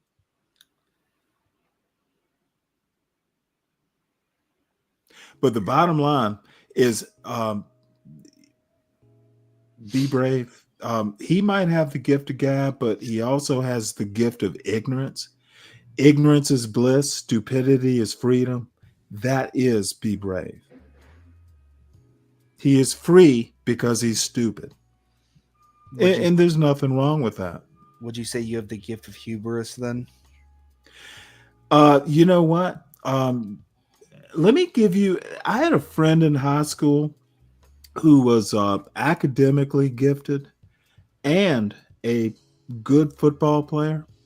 And I was just some nerd. You know, I was kind of one note. I was really good at school. And he and I were best friends in high school. And one day I said, you know what, motherfucker, you were so conceited. He looked at me, and I'm sure he didn't invent this phrase, but he was like, I'm not conceited. I'm just facing reality. So that's my answer. I'm not hubristic. I'm facing reality. That is okay, bro. All right, I gotta go to bed for work. I did think that you made a good point earlier though, Bumpy, about the felony and separation. I think that was a good point. Oh, yeah, you and I are gonna go toe to toe on this, aren't we? SKC? Yeah, but that was I saw your comment. That wasn't. No, I'm not gonna go toe to toe. I just thought that it was a. I think that it had more teeth to the argument that countered. Oh, then use it. Let me pull those teeth, because I'm actually itching for this debate, SKC. Be careful. You got to make it his framework, though. All right, bye. No. Oh, motherfucker! I create a framework as I go. This is your idea, Bumpkin. So I'm kind of curious as to what you think. What I think? Are we gonna go back to the original? Okay, so here I'll restate what I said. Well, you mentioned this idea about that in America, common practice, particularly when it has to do with people who commit felonies, is family separation. Yeah. And I'm gonna dance on just that idea's grave. I look forward to it. So if that's a common practice of of American society, for people who break the law, I'm kind of curious. Okay, you know what? You're just gonna slow walk that fucking beautiful bean footage, aren't you? You No. talk because no. You develop that because I'm listening while you develop that, and I'm enjoying it. It's like slow roasted barbecue. It's gonna be delicious to eat. Yeah, So get some sauce you go go with it. talk. You go talk to Bumpkin. I'll Yeah. take a quick break, like 2 minutes. Be right back. Okay. Yeah. So what I was thinking, Bumpkin, was this: as you were laying that argument out, the counter argument was, but what about the children? And the argument before that was due process. Well, those two can't coexist because the internal logic doesn't loop. You can't claim due process at all costs, but then at the same time state, well, we need to bend the law for the children. Well, yeah, of course you can't, but that's not the right framework. Anyways, listen. The whole point is this, right? If on a normal, citizen basis, we separate families, right, children from parents for committing felonies, right, like drunk driving with the kid in the car, right, that's an automatic separation instantaneously. The same thing should be done for people that come across the border illegally, right? They are committing a crime, and when that crime would indicate that they get deported, well, we can't deport technically legal citizens because birthright citizenship exists currently. So therefore, the only logical conclusion is to separate those families and find that child either a new family in CPS or through some sort of adoptive agency whatsoever. That's like the only logical conclusion to that. The idea that we need to keep those illegals here, and I'm not talking about the child, I'm talking about the parents. I'm sorry, I have to interrupt. Your logical flow isn't logicking. If you stop a person who's driving drunk with kids in the car, and I'm gonna do this Socratically. Why do they separate the children from someone who's drunk driving? On the spot. To your point, why do they separate them on the spot? Because they're putting the child in danger. So how is this mother putting her children in danger by the quote felony of coming here illegally? Now, she was here. They didn't catch her, in the desert, crossing the Rio Grande with her kids. This woman had been here for a while. How were her children in danger? Yeah, so let's just admit she's a felon. How were her children in danger? How do you draw that parallel credibly? Yeah, absolutely, sure. So she puts her child in danger because she is actively a fugitive within the United States. Bullshit. She was not endangering her children by being here. Now, arguably, being hunted down by Holman's troops could put the children in danger because they come with guns drawn, right? Yeah. Dude, it is literally a stupid parallel. It's not. Logic does not flow. It flows fine. A DUI driver with kids in the back seat, Stanley, are not a direct parallel. You just don't It like does the, not you just flow. don't like No, the parallel. I don't like stupidity. I don't like drawing bad parallels. I'm sorry. Those kids were not in immediate danger. So her kids were in immediate danger. Her kids were in potential danger, just like the drunk drivers. Motherfucker, the word I used was immediate. Like a DUI case where you pull a drunk driver over, kids are in the back seat, they're in immediate danger because that's not immediate danger. I think a DUI driver, drunk driver with kids in the back seat, those kids are in immediate danger. Would you agree with that? Or you don't think driving kids around drunk, they're not in immediate danger? They're in an excessive amount of potential danger. They are in immediate danger. They're in. Or do you disagree? I disagree. They're not in immediate danger. Okay, then then I can't do this type of bad faith. Y'all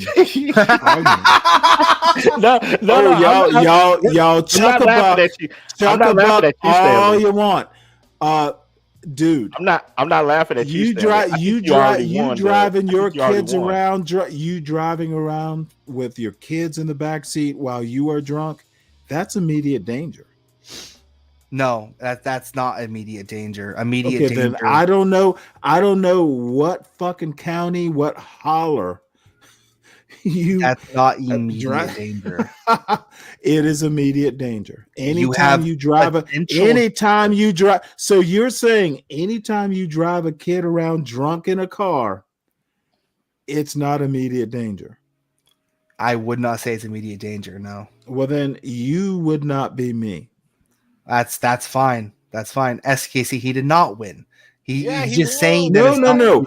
I gladly. So, would you like to know what immediate danger is? You got the W. Would you like to know what immediate danger is? Motherfucker, I just told you what immediate danger was. Immediate danger would be your kid is at the end of a canyon and there's a boulder rolling towards them. That would be. Dude, we're not doing Rocky and Bullwinkle. Well, bro, I gave you a clear example, right? It's not that clear to me. It's not that clear to you? Okay. No. Okay. Bumpkin. The reason why I say that he won automatically is because you fell into the premise that the law only penalizes causing harm. No, the law. Oh no. The law Don't give me that credit. Dude, I don't even need to think about the law. This is common. See, this is where now SKC, you are a master theoretician. I mean, all I'm saying is down on the street in the Kentucky holler, when you are roaring drunk and you're driving your kids around, they're in immediate danger. I don't see the parallel to someone coming to this mother, giving her the choice of taking her kids with her, because I'm assuming she wasn't drunk, or driving a car when they caught her. I don't think she was. Those kids were not in immediate danger. So the felony parallels just don't hold up for me. Yeah, you're right in that instance. My argument would, and I don't care about your argument, SKC. Yeah. Let's deal with Bumpkin. Drug dealing then, bro.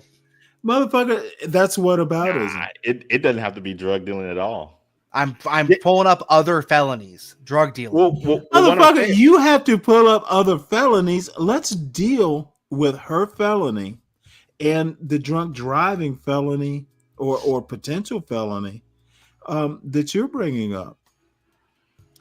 Bumpkin, you must do better in the future. Yeah. You're not up to it.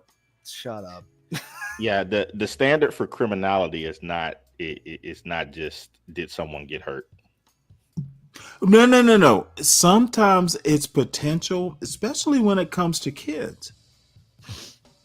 Stanley, you are correct. You are correct. I never doubted I was. Yeah, you call it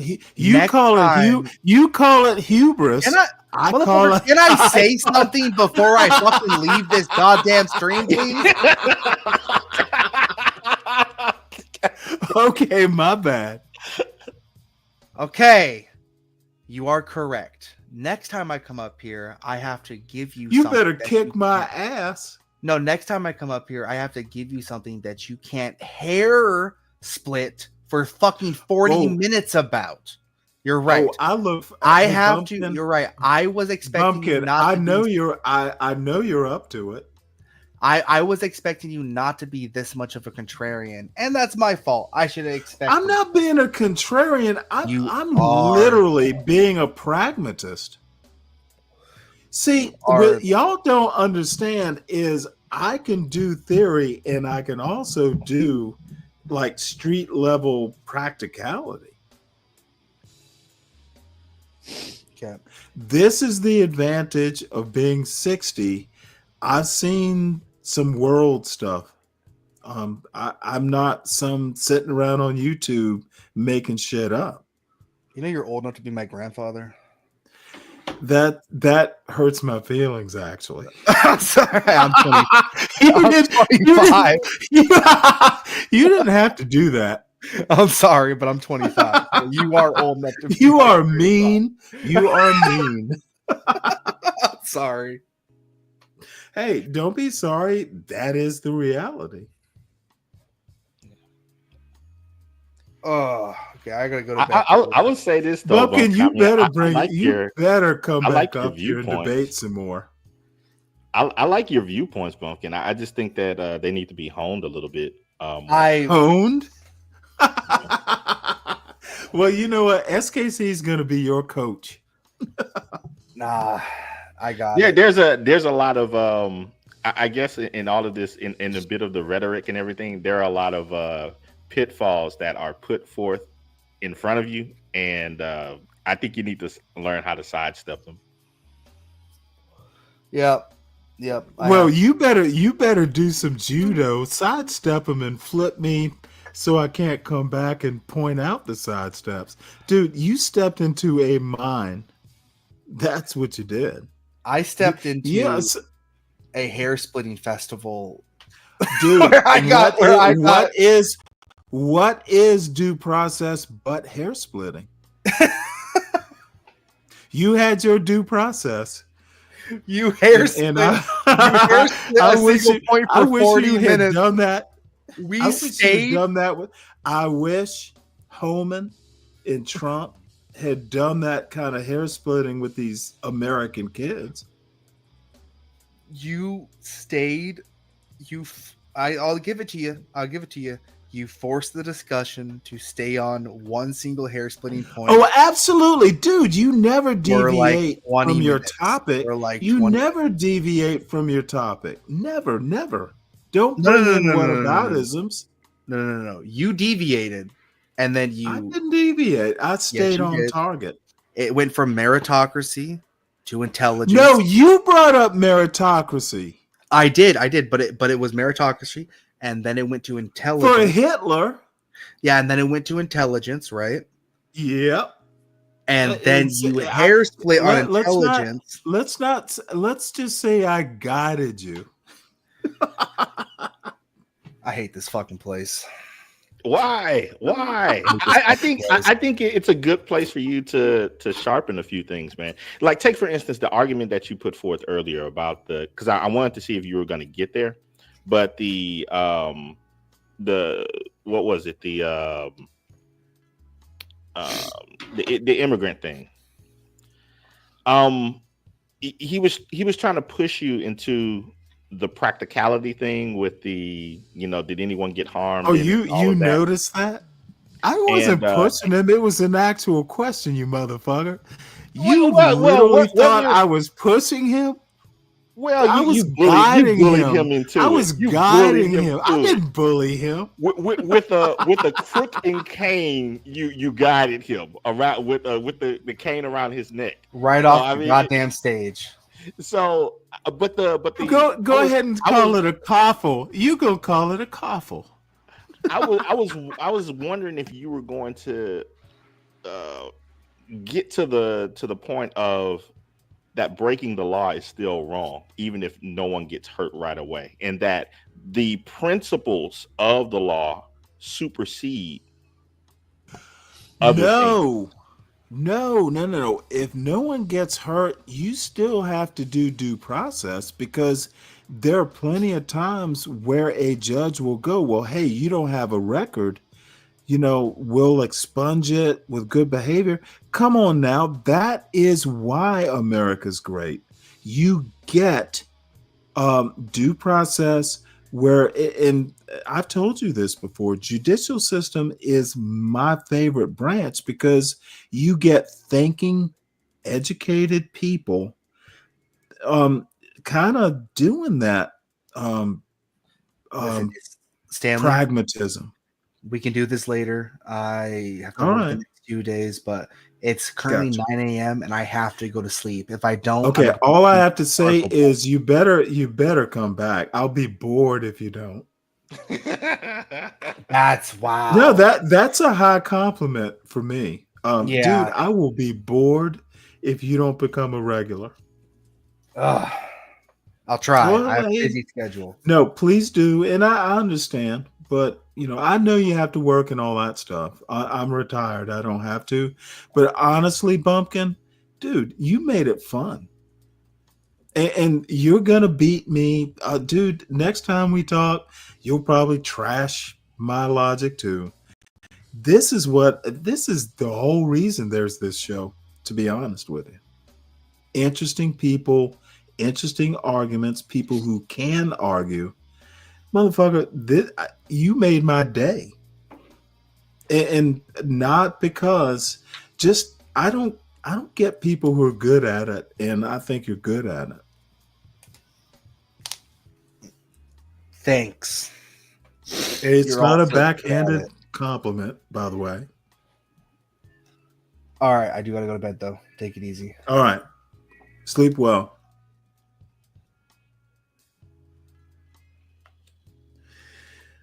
All right, Dr. SKC, what's going on? Oh, nothing much, man. Like I said, I'm just working in the background, listening to you two and seeing how you were leading the witness, as it were. Hey, what else would I do? You'd have done the same thing. Tell me you wouldn't do it. You do it to me. You've done it to me. I would argue not with the same intent. Well, we don't see the world the same way, but dude, you know what? But the thing is it wasn't disingenuous. I honestly believe that that due process, if you got kids, they didn't choose their mother. I honestly believe America First means if there are kids involved, you run them through due process, and if the judge decides that, hey, these American citizens go with their mother because it's in the best interest of the kids. I'm not being disingenuous, and I hope you know that. No. I know that you that is your belief, and you are right in that the thought about the due process thing. That's when a lot of splitting of the hairs begins. And I mean, I think that you lean more towards, as you just stated, and I lean more towards what I feel is more of the spirit of the law, which is built on the Roman model. The spirit of the law, yeah. Dude, we don't live on the Roman model. That's why it's modified to fit our purposes. Okay, you cannot just go, oh, it's built on the Roman model, therefore we have Roman values. No, American values. We have a bedrock, but we grow like plants. We put American soil so we grow. Horrible analogy, but like American plants. I think it's a good analogy because it's similar to what you stated earlier about children and culture. And I think that a lot of the culture that you instilled in your son has flowed from your father to yourself. From my father, dude. I knew my maternal grandmother, my maternal grandfather died actually when my mother was a child, but I knew both my father's parents for quite some time. And my father didn't spring up from nothing. My father's parents, I miss them to this day. They were, oh my God. I'll tell stories one of these days. They were like awesome. My parents, awesome. And I don't just come from nowhere. I'm not just making this shit up. And whether it's kind of sheltered or, dude,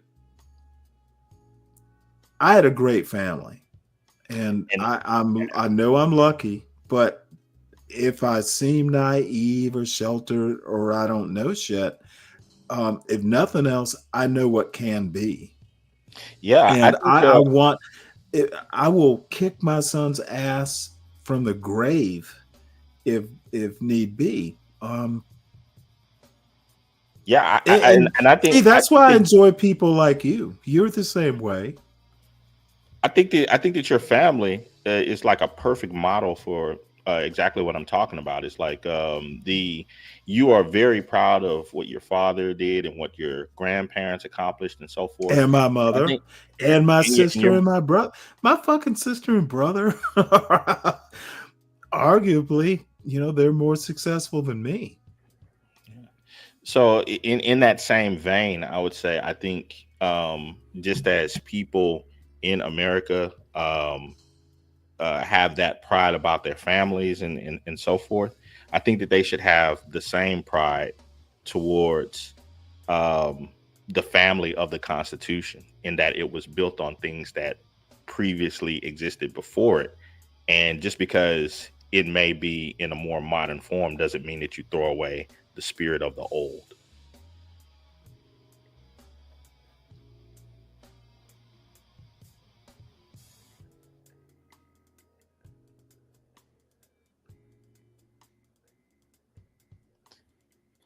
So, in fact, civis Romanus sum.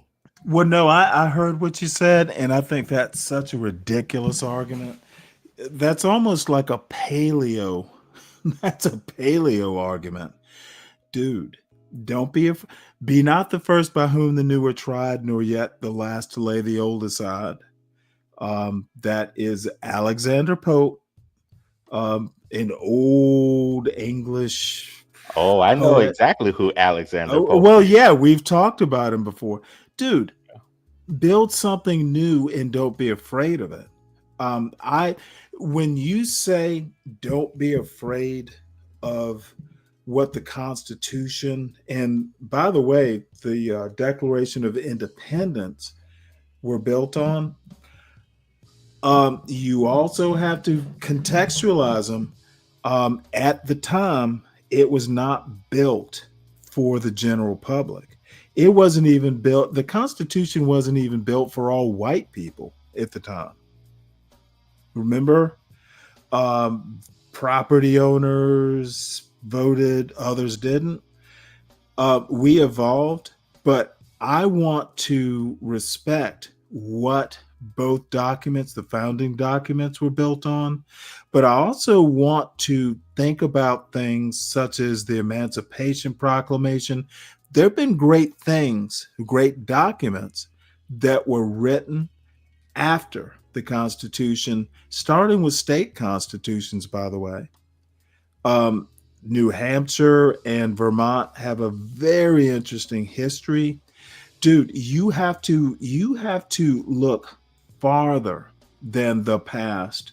You have to look. I'm happy with the Constitution as it is, even if I never knew what it was built on. It's a great document in and of itself, but it's an imperfect document. There is, the 13th, 14th, 15th Amendments and the amendments past that. We are a work in progress.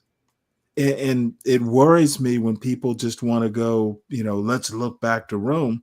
Well, yeah, if we can't figure out, and I'm trying to think, there was a Supreme Court case where Alito or someone had to go back to Blackstone or some bullshit like that because he wasn't getting the answers from the American documents. You go back to the past when the more recent documents aren't answering your question. You don't just automatically go from the beginning and work your way forward. You work with the tools you have. And Well, I like don't I think I don't agree with your splitting framing, occurred. with your point of view. Yeah, and this is just where we begin to deviate, the splitting of the hairs, as it were. I mean, I'm of the Oh, mind motherfucker, frame of stop view. telling me not to split hairs. No. And I think I'm people should split not hairs. fussing. I'm joking. Yeah, no, I think people should. I think it's important to, because I'm of the mindset that you don't remove a fence until you know why that fence was put up in the first place. Well, you don't know how dig the posts are buried. If those posts are buried in concrete, you have a problem pulling them up. Yeah. So I mean, I think that there are a lot of people who You don't think I've throw ever off. built a fence, don't you? You think I've never got my hands dirty? No, I don't believe that at all. I don't believe that at all. I think that you have. I'm just thinking as a thought process that, and using it as an analogy, that sometimes people who do not understand the foundation of the Constitution are very quick to throw off ideas that were implanted in it Understood. solely because Now, and let me also ask you a you have question, some though. people, you'll have some people that'll do it solely because of their social views on things such as race and all of that. Well, let me ask you a question. Who's quicker to throw all that off? Someone who doesn't understand the Constitution or some of the founding documents, or those who understand the roots? I argue that people who don't understand it will be the first to discard them. Yeah, that's obvious. That's the default, because they're obviously going to discard it because they don't even know what it means in the first place. Right. Yeah. So I anyway, I think that's the position of. In fact, I think that's the position of many of the people who cross the border illegally. mhm. I mean, you're basically. Oh, absolutely. But dude, I don't disagree with that at all. But I'm also saying that, you know what? You've got laws on the books that encourage people to come here. Why can't we do immigration reform? And I'm still wondering why Congress isn't going in. I don't care about the UN and what they require. If we have to do something that works better for us in defiance of the UN, what the fuck are they going to do? Leave New York? I mean, a lot of people that are on. I'm just saying. You know what? Let me that statement this would. too. That statement is a man. That's a firebrand to a lot of people that are Team Blue. Don't care. Dude, you really think, look, right is right, period. We need to deal with asylum law, we need to deal with refugee law, and we need to make it less amenable to people risking their lives. Because Trump is right on that part. People are risking their lives coming here. Yeah, And that shouldn't be either. They're risking kids' lives. That the kids, they're sending kids here alone. That is bad. We need to discourage that. You honestly think I would fucking just seal off the border so no kids come here alone? I'm okay with that. Seal it off. Well, I mean, that's virtually been done right now. So, well, lucky for us. Yeah, so, I mean, that's how you, by executing the law, you actually protect more people. And I think that the U.S. is No, being adopted. I'm gonna disagree. If you're gonna execute some laws or change laws, I don't think if you're executing law, refugee, you're being selective about the law because Biden was also executing law that basically said if people come here illegally, now there's law before law. I get the point about seal the borders off, before we negotiate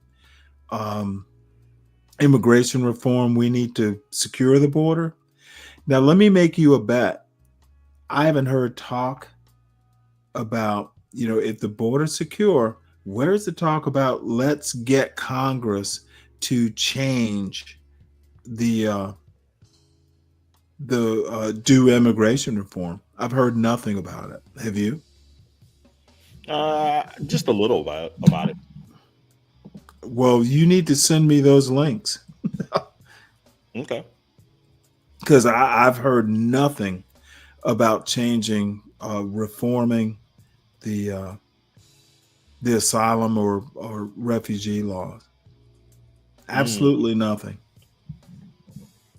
Now, I mean, within like the first 100 days, because I don't think Trump can walk and chew gum at the same time. Oh, okay. Yeah. No, I mean, I thought that one of the biggest portions of immigration law was actually exercising the laws that are on the books right now. Well, you didn't hear me. The the refugee laws are on the books too. Yeah. I mean, wasn't there like a Laken Riley Act that was passed? I mean, aren't they trying to irrelevant to my point? Irrelevant. Sanctuary city, to my point. sanctuary city. Irrelevant to my point, son. What is the first law of the land? Protect citizens. Nope. Constitution. Oh, okay. Yeah. Well, I'm going all the way back. My point is that Laken Riley and the other law, I can't remember the name of it. Those are like after the fact. Immigration, the border policy, illegal immigration is before that. And I'm not going to argue that because it is law. Before that, or maybe even after that, there are laws that kind of encourage people to come here. There are laws that discourage. We need to do the reform to get everything in line. It needs to be more coherent. Yeah, I mean, I agree with you there. I just think that there are there's a preamble to all of that, and I think that that's already taken place. Okay, well, I don't have your faith, but if you say so, I do trust you. Yeah, I mean, no, don't trust me. I'm just a coon. Dude, you've earned my trust. I'm just an aging coon now. That's it. Yeah, well, all your little mask bandito things are turning white. I can't believe that. Yeah. I mean, I think it was what my sister state that once I heard that that number 4 is on the way, that's when I had a little tuft of gray come in my beard. Oh. So, are you still in your 40s? Yeah, I'm early 40s. Oh, well, motherfucker, I'm 60. So F you. Yeah. So, but yeah, man, you. Yeah. I mean, like I said, but I certainly do agree with you that you does get to the point of the the splitting of the hairs, and once you get to that point, it is a requirement to be able to have exacting arguments, because at that point, if you're in the game of splitting the hairs and you don't know how to argue your point, you've already lost. Right. Well, apparently, my audience, which hates splitting hairs, is draining off into John Galt and Be Brave and Think. So, I'm just curious. The last time I was here and I got an opportunity to speak with you, you had coined a phrase, "Be Braveology," or a term rather. Well, yeah, it's all anti-black. I've noticed in this audience, and it is John Galt's space, so it is what it is.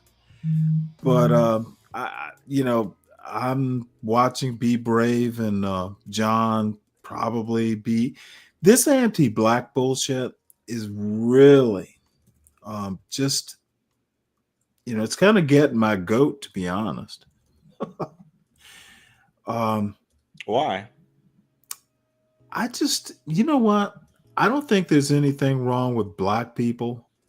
I don't buy the biological arguments.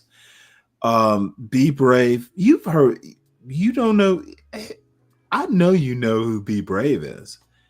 Yeah, I mean, I've heard him from time to time. I've even had like a very quick passing through. I think here with him, but I've never just had a time to listen to his viewpoints and all of that. Well, no, he literally thinks there is a black culture and an American culture or white culture. He thinks the two don't intersect. He thinks black people are shooting up the streets, therefore black people are worse. And the reason black people are worse is, all the street crime and all that stuff. 70% of the black population excuses it. And, I need him to prove those numbers. It's his opinion. And I think he's one of the best, most amusing racists. He's outright racist. And I've told him that to his face. So it would be no surprise that I think that. But he's problematic. However, you're going to love this one. I have determined in the past month or so that the John Galts, the anti-black blacks, are worse for any black community. And let's do the conceptual. As we were, as kids, taught to think that there is a black community, anti-blacks are worse. Anti-black blacks,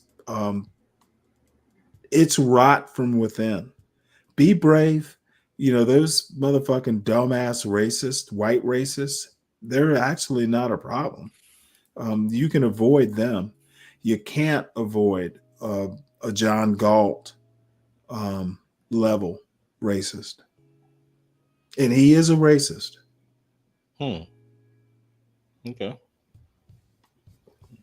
Well, you may not agree, but I'm open to debating it. Shit, I talked to John directly about it. Yeah, you have more interaction and coverage of the guy than I do. So Well, I appreciate you're going to give him an open mind. So you'll figure it out, and you may agree. I find it I find him literally wrong. You know how sometimes people say something and it lingers in your mind, and your mind kind of chews on it a little bit and stuff. That just happened just now when you were stating about the Constitution earlier, and a question came to mind when you were saying what is the first principle of the Constitution, and well, no, I said what is the first law? What is Oh, the first. primary law in the United States? Everything is based on that Constitution, not even the Declaration of Independence. You know, that influences spirit of the law. You got the Federalist Papers. The Constitution, it maybe instead of first, I should have said primary. Everything, all statutes, all state constitutions are based on the Constitution. You can make any law in a state you want, but it cannot violate the U.S. Constitution. Right. So then I have a question then. We the people, right? Yeah. What is we if anybody can become we? Well, I'm assuming you are a U.S. citizen, and anybody can become a U.S. citizen if you follow the process, the laws. Right, but let's say at the beginning you really don't follow the process that. Okay, define your beginning. From birth, as a U.S. citizen, as an immigrant, as an illegal immigrant. Please define your beginning. Let's say as an illegal immigrant, you cross the border. You didn't follow. Well, you'd be wrong for crossing it. You've already, you know. And by the way, there's nothing in the U.S. Constitution that says you can't cross a border. That statute.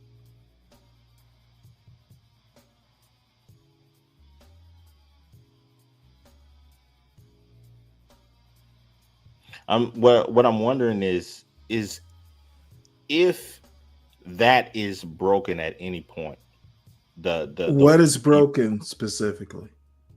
Who is able to become the we? If that becomes broken at any point. Well, I literally said anyone can if you follow the law. And when I say law, I mean statute law, the process, the rules. But the rules are not spelled out in the Constitution. So we're not talking about the Constitution, correct? No. I am, and I'm not talking about so far. Okay, nothing in the Constitution describes how you cross a border or anything like that. Now, there is, you know, the 14th Amendment where it talks about jurisdiction. And that's going to become the birthright citizenship thing. So you never ask me questions without knowing the answer. What am I missing? Well, what I was thinking is, you're right in stating that there aren't any laws or statutes directly in the Constitution. No, there are no any of the provisions in the Constitution. There is statute law based on the Constitution that describes immigration. Now, Article 2, I'm pretty sure kind of gives, it becomes a foreign policy. It's kind of complicated within the Constitution, but no one says you can't cross the border. The Constitution doesn't cover it. Right. So kind of like my wonderment is, can you follow the law without understanding the Constitution? Yes. But you have to know the law. And remember the ignorance of the law, which, I don't know, you know, sometimes that becomes problematic, especially if you're a minor. So I'm just trying to follow this progression. The beginning there is no progression that I recognize. What is the progression? Where are you going with this? No, I'm actually just trying to figure it out. The Constitution is the beginning of everything. Yeah, the Constitution is the beginning. No, the Constitution is not the beginning of everything. It is primary. There are no state constitutions or statutes that the Senate makes. You can't violate the Constitution. Outside of violating it, you can make any law you want. So the Constitution precedes law. Absolutely, it does. It is. It is the root, and everything grows from it. Law wise, justice wise. But you can eat off of the tree. Okay, let's not do bad analogies. Get to your point. Again, I'm really wondering how a person can follow the How law. long is it going to take you to wonder? Can you get to your point? Well, I'm sorry, I'm slow, Stanley. You are being especially slow.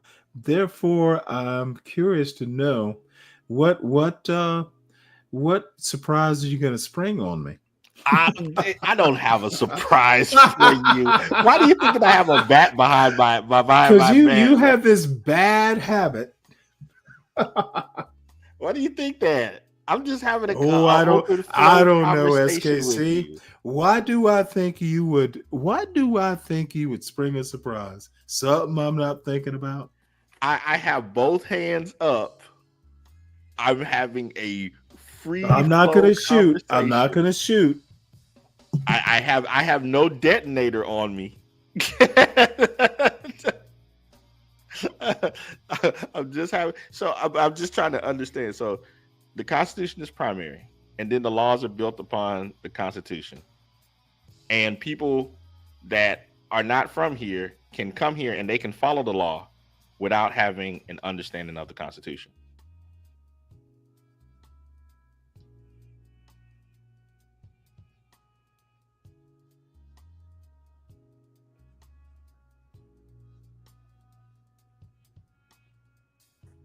Well, the Constitution was created by beasts from hell who believed that washing their body was witchcraft and that it was actually bad to do. So these constitutions were.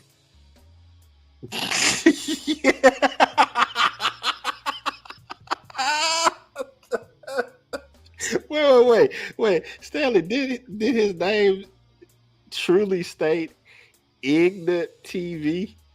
Am I hallucinating?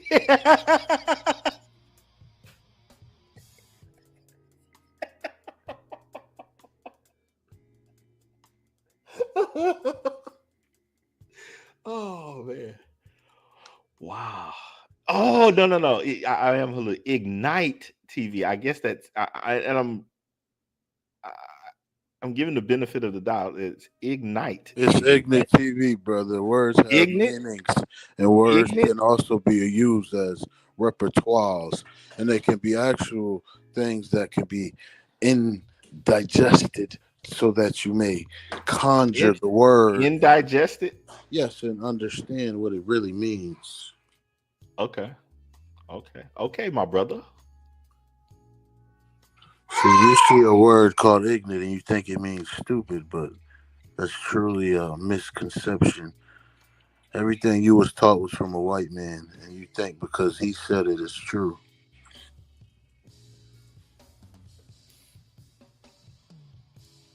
So does that mean that everything that's taught from a black man is true?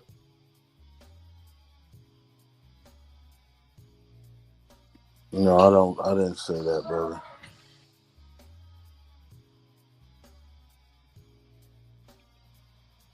So everything that's taught by a white person is false? A lie. Wow. Fascinating. So I'm guessing that Ignat, that you're stating that that Stanley's late wife taught lies to her son.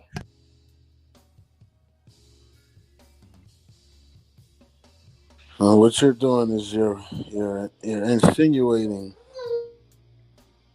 I didn't. No, say I'm that, just following the logic to its conclusion. Every white person lies according to your standards, so that means that Stanley's late wife taught lies to her son.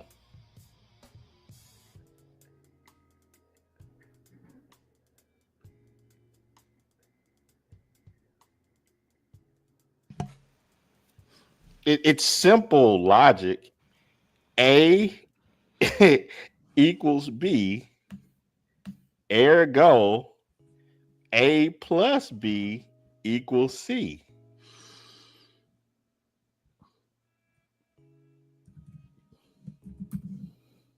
See, what you have to do, brother, is let's take the words that came out of my mouth, right? Let's go by that, word by word. What did I say to you? I said, what they taught you was a lie. Those white hunkies you think are intellectual and the ones that told you they found the land where people lived already. And this is like, we were talking about the laws and constitutions, right? Who is that not we? what we're Were you? You said we. Don't you mean y'all? Yes, me and his brother, we was talking about constitutions, right? Okay, he's not your brother. But listen, let's go back to the Wait, logic. hold on. Because I don't want this to be mistaken. Ignorant, you're a friend of the show. SKC is like a senior member of the show. Even I don't fuck with him. Not unless I have a point. You might want to think before you speak. Thank you for the And warning. that's my only advice. Thank you. I appreciate you. Let's go back to the logic. He's trying to say something about his wife or whatever. But what I said was everything you were taught was a lie. The white man's a liar. You believe it's true because it came out of his mouth, right? You said No. I think he said every. I reject the premise that everything that I was taught by a white man. I reject that premise. I've learned from several schools. Were they And some of us had, hey, Ignorant, did you have black parents? Because a lot of this stuff, my mother, where do you think I learned the love of history from? My mother, I had black parents. I would say outside of like math and science, I learned as much from my mother as my mother was actually really good with history and English. Oh shit. Dude, I learned chemistry because my parents weren't into biology and all that stuff. What the fuck are you talking about? Everything you learned? Dude, you need to clean up your rhetoric. Didn't you have Ignorant? Did you have black parents? Yes, I have black parents. Did you learn anything from your parents? Of course. Okay, then what the fuck are you talking about? You need to be much. Now you're pissing me off. I'm really curious. Hold on. We were having a good conversation. Ignorant. It wasn't a conversation. It was you. It was you coming up here being all bold and accusatory. That's not Where did I accuse anyone? I learned everything from a white man. No, the brother asked you a question that you didn't answer. This isn't your brother. He's not my brother. Are you black? Friend. Are you black? Motherfucker, are you black? I'm talking to him. Dude. SKC, you black? Okay, that motherfucker's blacker than I am. So he's a brother. You didn't know this? I'm actually a coon. Like a raccoon? In the flesh, a red-blooded, a warm red-blooded I raccoon. tried to step in the middle of this. Well, I mean, you can be what you want, I guess, in America. You know, you could be a butterfly if you want to. Did you just realize that you can be anything you want to be in America? When did you realize this? Did your parents teach you that? No, Biden said it when he was in office. Okay, then you would be as silly as someone like 12th Man. Everything is Biden's fault. Everything is Biden's fault. No. Biden. I like where this is going. He said you can even be a butterfly. Hey, we the insect. You know what? I mean, there's literally a guy on here that thinks. I'm trying to head this off at the path. pass because this could go south.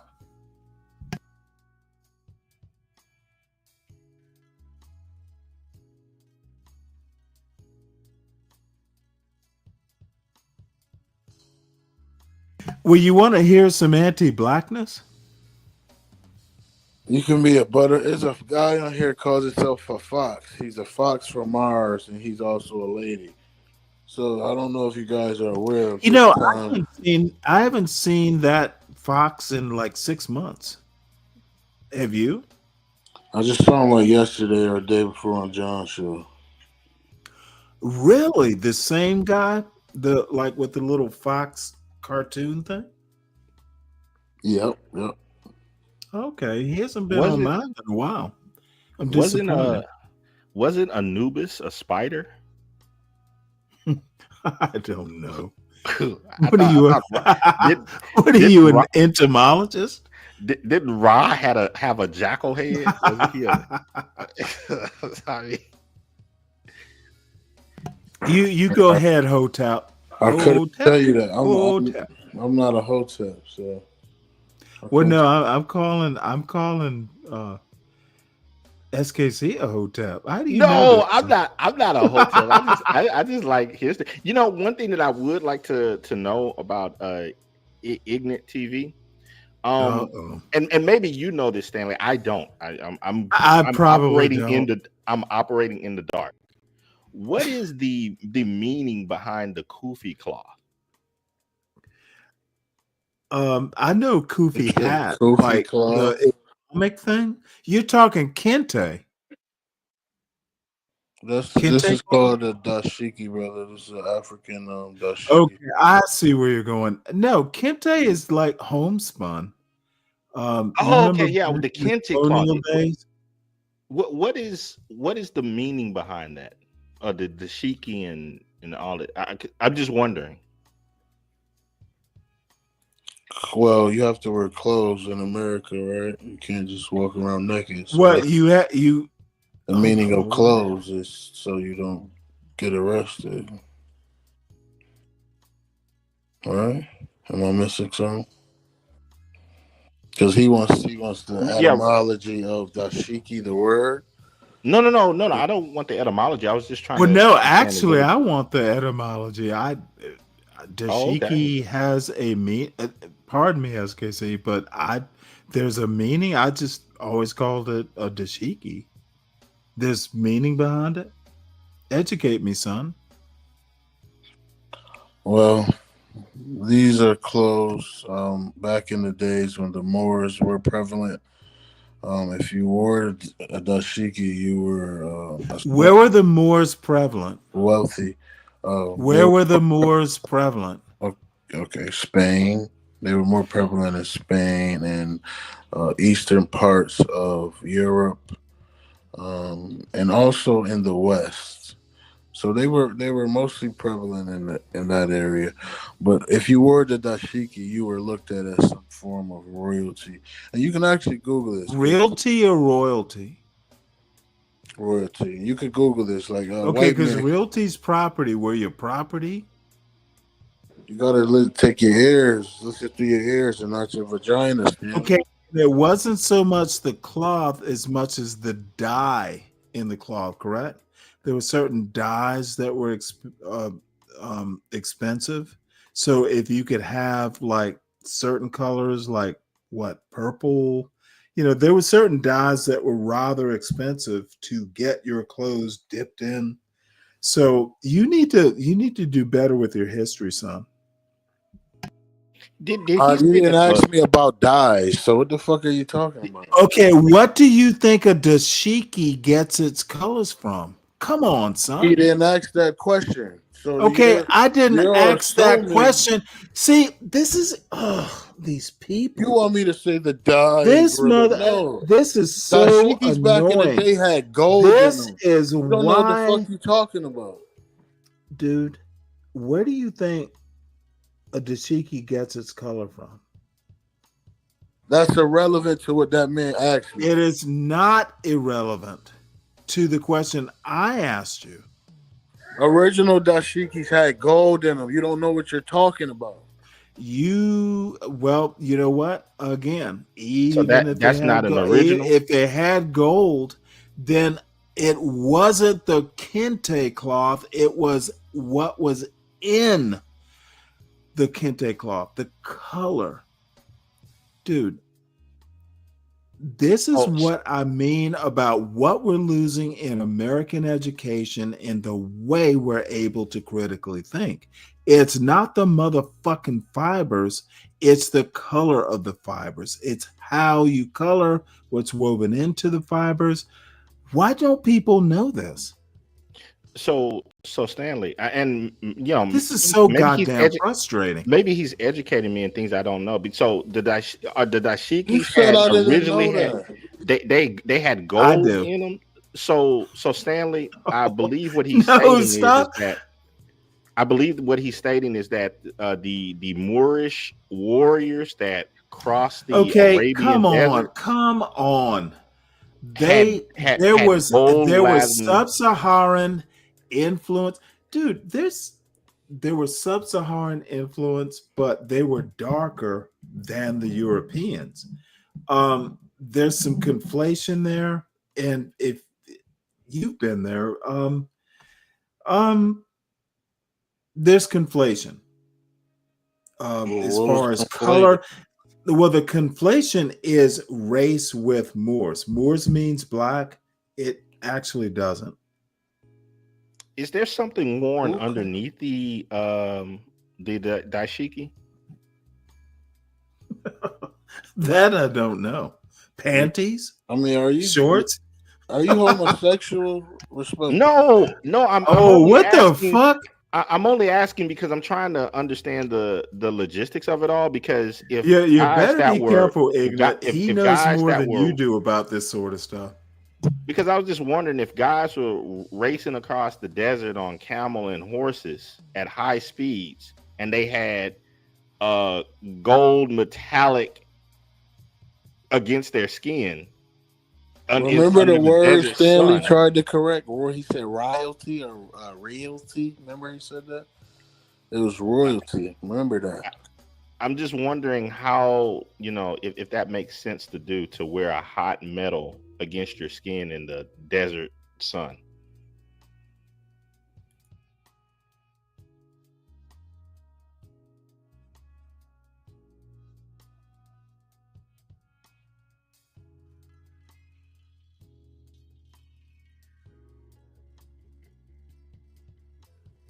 I don't know. I'm just saying that. I think if it would have been me, I probably would have said no. Just give me some robes. I don't want a hot. Well, wait, hold it. Was that question directed towards me? They weren't wearing their finery on camels.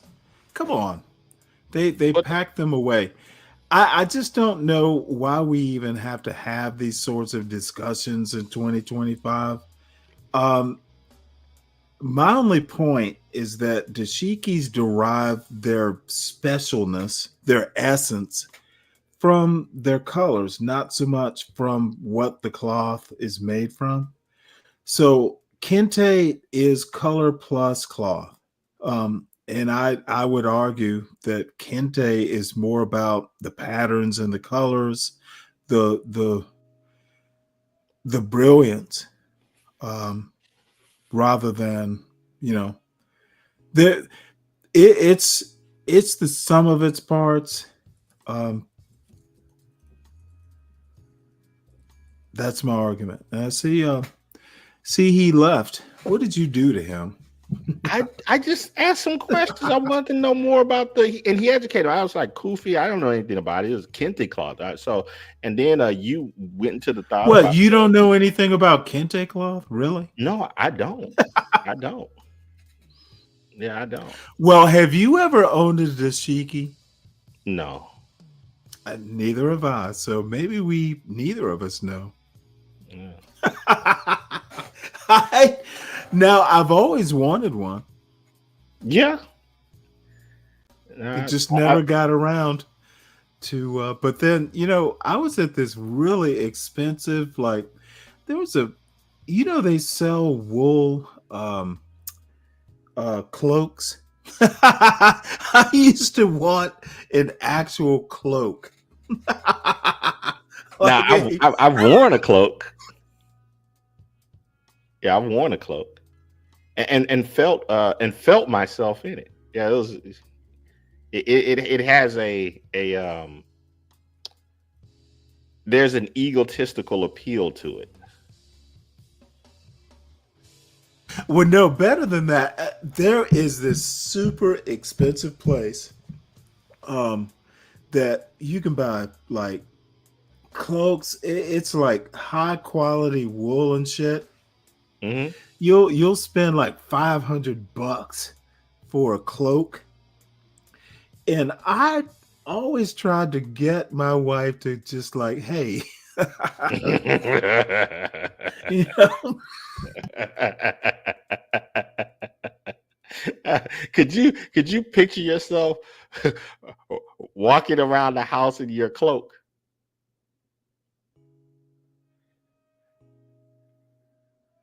And sometimes I was serious. It'd be cool. I didn't hear your last statement. You kind of went out for a second when you said Oh, sorry. You were stating that you wanted to. You were saying something about your wife. Well, no, I always used to like. You have to excuse me. I laugh so hard.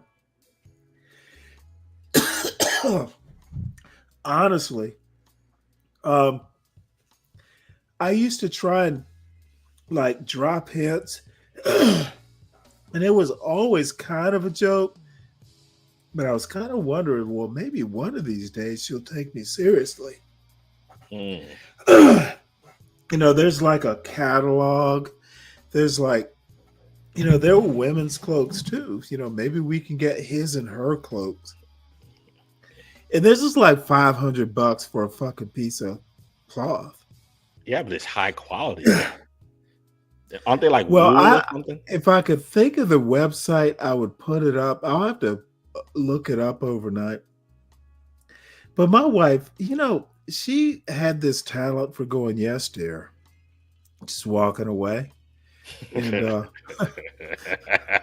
yes, dear. And you know what? That's maybe why I loved her most. She'd just go, yeah, okay. You know, now let me go and deal with the reality. So Before Ignat arrived, you was telling me about be braveism, and I'm looking at the screen, and it looks as though they have an African guy that is saying something. Oh yeah, you want to hear it? Well, no, you got to hear this. Well, before you play it, I have a challenge for you. I wonder really? if you could give me what your synopsis of what they're talking about is before you even play it. Like, what do you think that this could? It can almost be like a little game of what are they talking not about? Interested in the game. Well, basically, blacks can do no right. Okay. And you know, in various forms,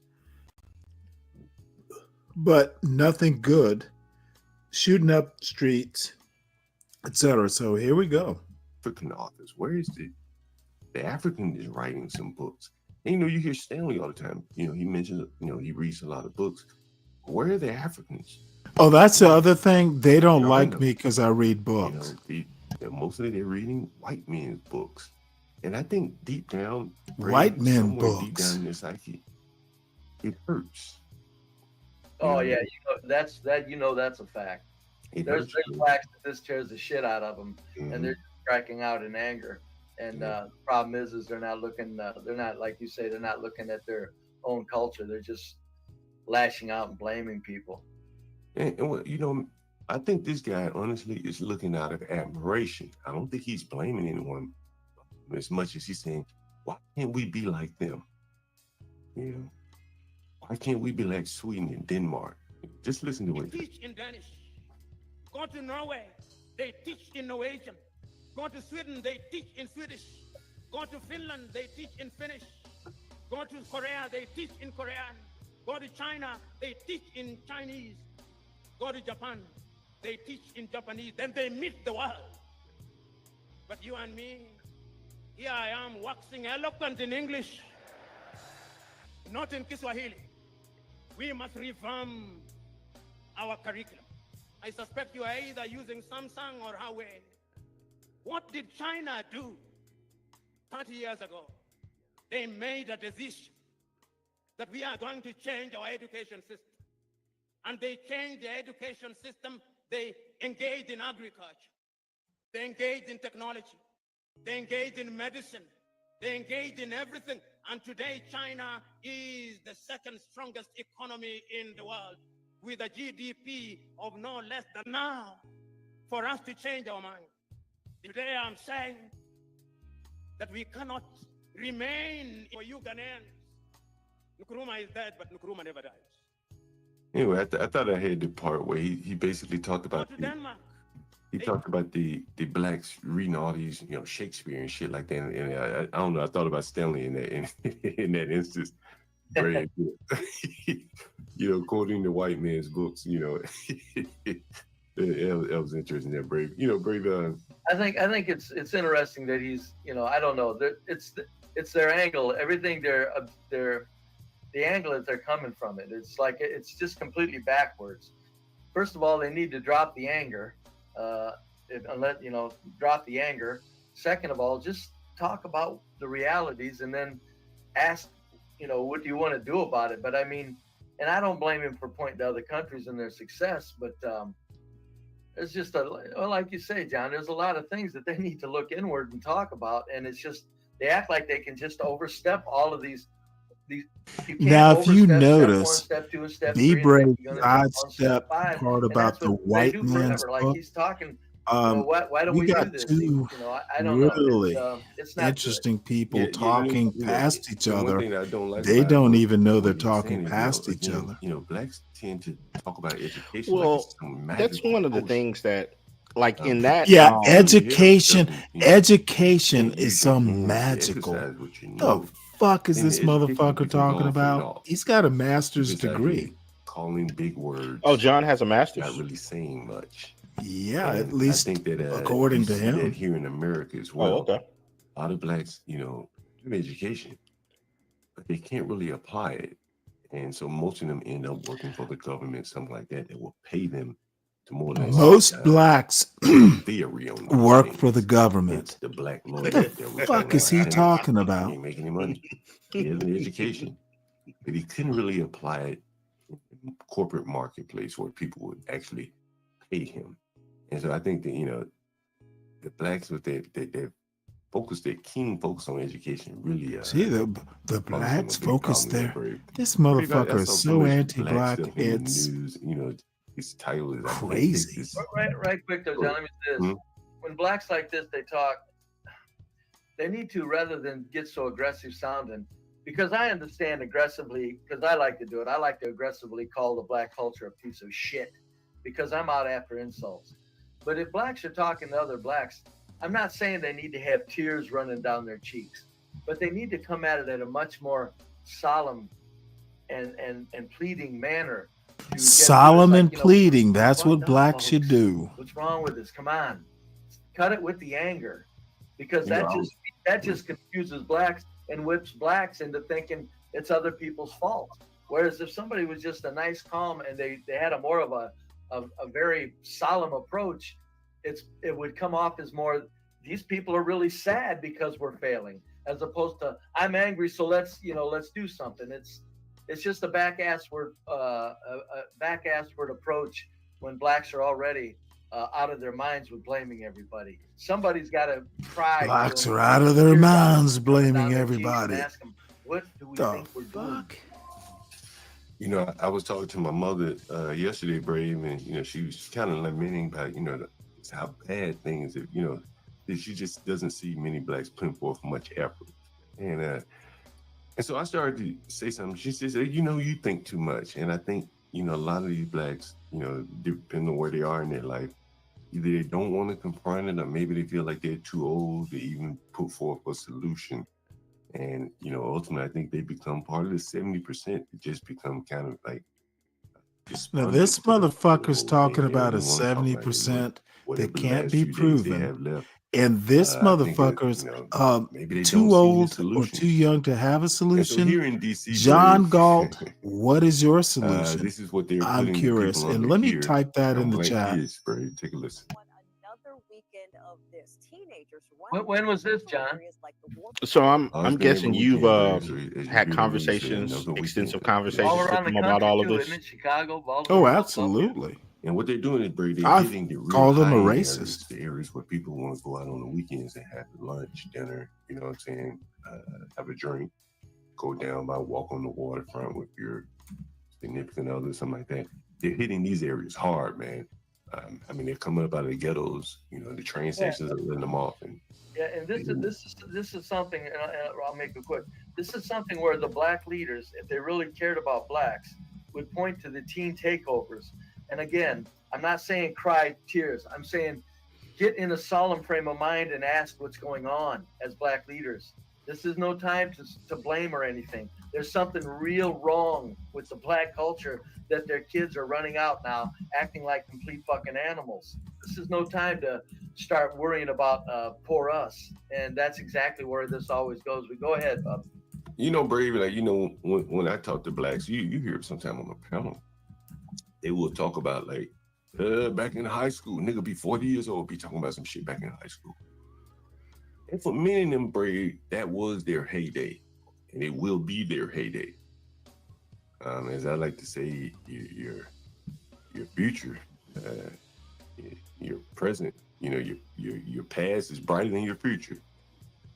And a lot of times, again, their heydays when they were very young. I had to basically tell him a bunch of shit talk about Shakespeare is not a solution. More or less tread water or go backwards. Interesting. So you're stating that they never propose a solution? Again, these are very young kids.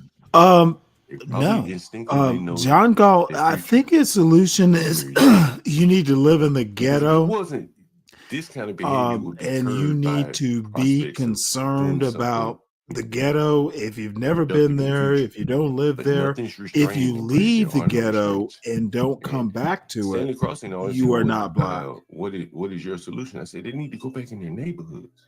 No, motherfucker, I didn't grow up. See, this is the dumbest motherfucking bullshit. Like them Yemen do. Go back to my neighborhood. My neighborhood was never a problem. I grew up in an all-black neighborhood. Didn't have crime. That's all the waterfront areas except for See, Georgetown. this dumb son of a bitch. I don't know what he thinks, but he thinks all black people are like him. It's harder for them to get there. But they just named 3 waterfront areas that are accessible by blacks, and I want you to listen. Areas like the Wharf in the district and National Harbor in Prince George's County. Last Friday night, police arrested 6 teens in those crowds. Only 6. On charges ranging from disorderly conduct to assaulting a police officer. News 4's Jackie Benson reports that police are issuing a strong warning to parents that they are the ones who will be fined if their kids defy curfews. Isn't Prince George County like a pretty affluent area? Well, John has found the crime in it, and he has statistics that, it's become more crime ridden. His thing is it's become blackified, but it's still one of the more affluent neighborhoods. But, statistics don't always, tell you what's actually happening on the ground. So I see his point. So there are certain points that you think that you see from him, but his overall no, I think his overall point is just dumb and anti-black, racist, anti-black racist. And my point about anti-black racists are actually a bigger problem than Look at them kids they showing, bro. white racism. White racists like Jared Taylor, he's not a problem. Have they shown a black teen yet, bro? Yes, they did show one black teen with his black mother. They had to put that token in, yeah. And then the problem is you get like Be Brave and you know who Mayo Monkey is? Does anybody put a I've finger heard on the it? name. Like 10% white, Yeah, 90 black? Mayo Monkey, you get 20? all Is these it 50% really white, 50 low black? tier, like, dude, you get a Be Brave or a Mayo Monkey. Other people who don't read books, white people, just want to glom onto it. It's almost like, you know, the antebellum South, or, you know, postbellum South, where, you know, if you got a bunch of Uncle Remuses, you know, they love their Uncle Remus. And if Uncle Remus says that, hey, them black people, these little black buckras are effed up, they glom on to that. Like Uncle Remus says, you know, the black buckras are bad. That's what I'm seeing here. And, you know, I'm not even sure if I'm being hyperbolic about it. This sort of like, for him to mention my name and I read Shakespeare, well, my black mother taught me, and I don't love Shakespeare, but, you know, I read it. I bought my mother a complete works of Shakespeare. Black people actually do stuff like that. And for John Galt, you know, he thinks reading books and black people being educated is literally, and look at this motherfucker. Now, Mayo Monkey says this is PG County, the richest black county in the US. I'm not sure that that still stands, but honestly, John Galt's type of anti-black rhetoric, just, it's like honey to these fucking white racist flies. And he said it's a honey pot. yeah,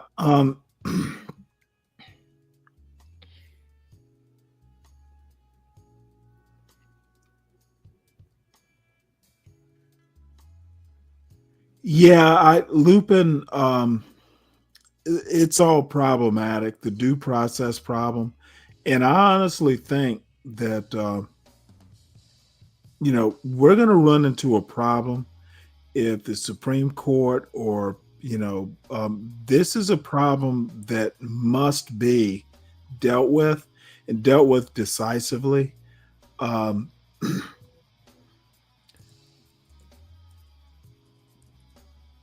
You know, I understand that immigration's a problem, but you don't have to be an asshole.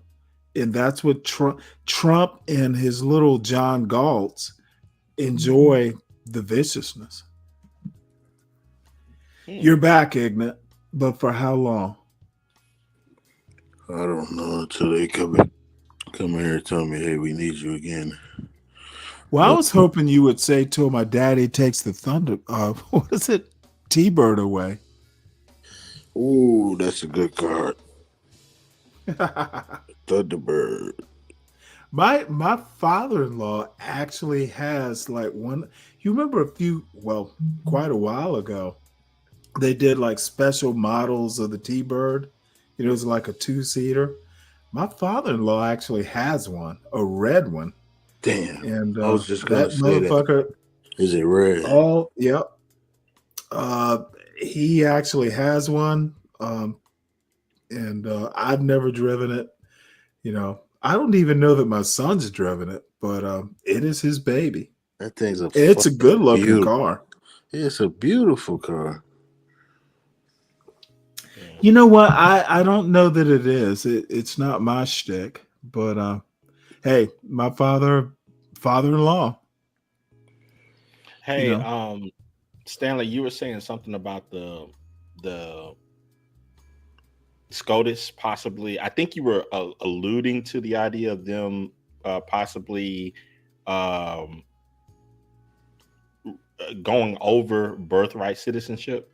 I mean, what are your thoughts on Well, I think they've accepted it. It's in May or something. they're actually going to hear it.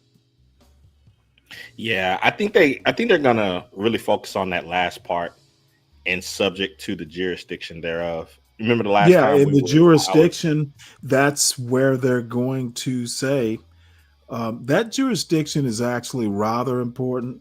What do you think they're going to say? Because I think they're going to, if you set foot on soil, you're subject to U.S. law. That's jurisdiction. And you need to amend the Constitution. You're not, I want to see how they bend logic if they go against it, but I suspect they're going to go, hey, if you want to change it, change the Constitution. Yeah, I think the approach that they're gonna go with, because again, you did whet my appetite for it, and I did read upon it, and I think what they're gonna attempt to try to do is focus in on that subject to the jurisdiction thereof, and I think they're gonna Okay, state that. you're not getting my point. Jurisdiction is literally, are you subject to the law? If you set foot on U.S. soil, like if you are illegal and you commit a crime, you're subject to U.S. law, not Guatemalan law. Right. I think the interpretation Therefore, that they're going to. jurisdiction means under the law. Now, I want to see how you're going to bend it, because I suspect you're going to say that the Supreme Court is going to rule against it. I don't see how they can, not credibly. Yeah. Well, based upon my readings of what Alito and Thomas stated. What are you reading? That maybe that'll help me. Yeah. Well, no. Not their decisions, because these guys, they're originalists when it suits their politics. Alito and Thomas, they're not super knowledgeable legal scholars.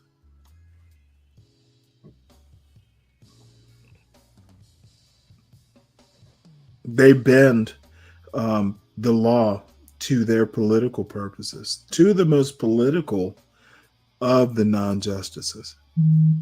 Yeah, I mean that may be the case, but I'm just saying. Well, no, it is the case. Not maybe. Well, their argument, I believe their argument is going to be that in 1868, when the 14th Amendment was written, subject to the jurisdiction meant full compliance to the allegiance to the United States, not just being presently on U.S. soil. Bullshit. Where's I think it? that's what their argument is going to be. Whoa. Allegiance. That's allegiance and jurisdiction has not really. Then they're illiterate if they think that. I think that's what their argument is going to be. Allegiance is a totally separate Latin word than jurisdiction. Jurisdiction is not like jurisdiction is mandatory. Allegiance is voluntary. It's not even the spirit of the words. If you think they're going to rule that, then thank God it's going to be like a 7-2 decision. Yeah, I don't know what they're going to rule. I'm just saying I think that's what Alito and Thomas's main argument is going to be. Allegiance. You know what? I pray you're wrong, because if they make that argument, then they will be lowered in my estimation of them. But literally, they will go through the floor. Allegiance has nothing to do with jurisdiction. You can have an allegiance to Mexico, but if you're on U.S. soil, you fly that Mexican flag and you rule, you live your life according to Mexican law.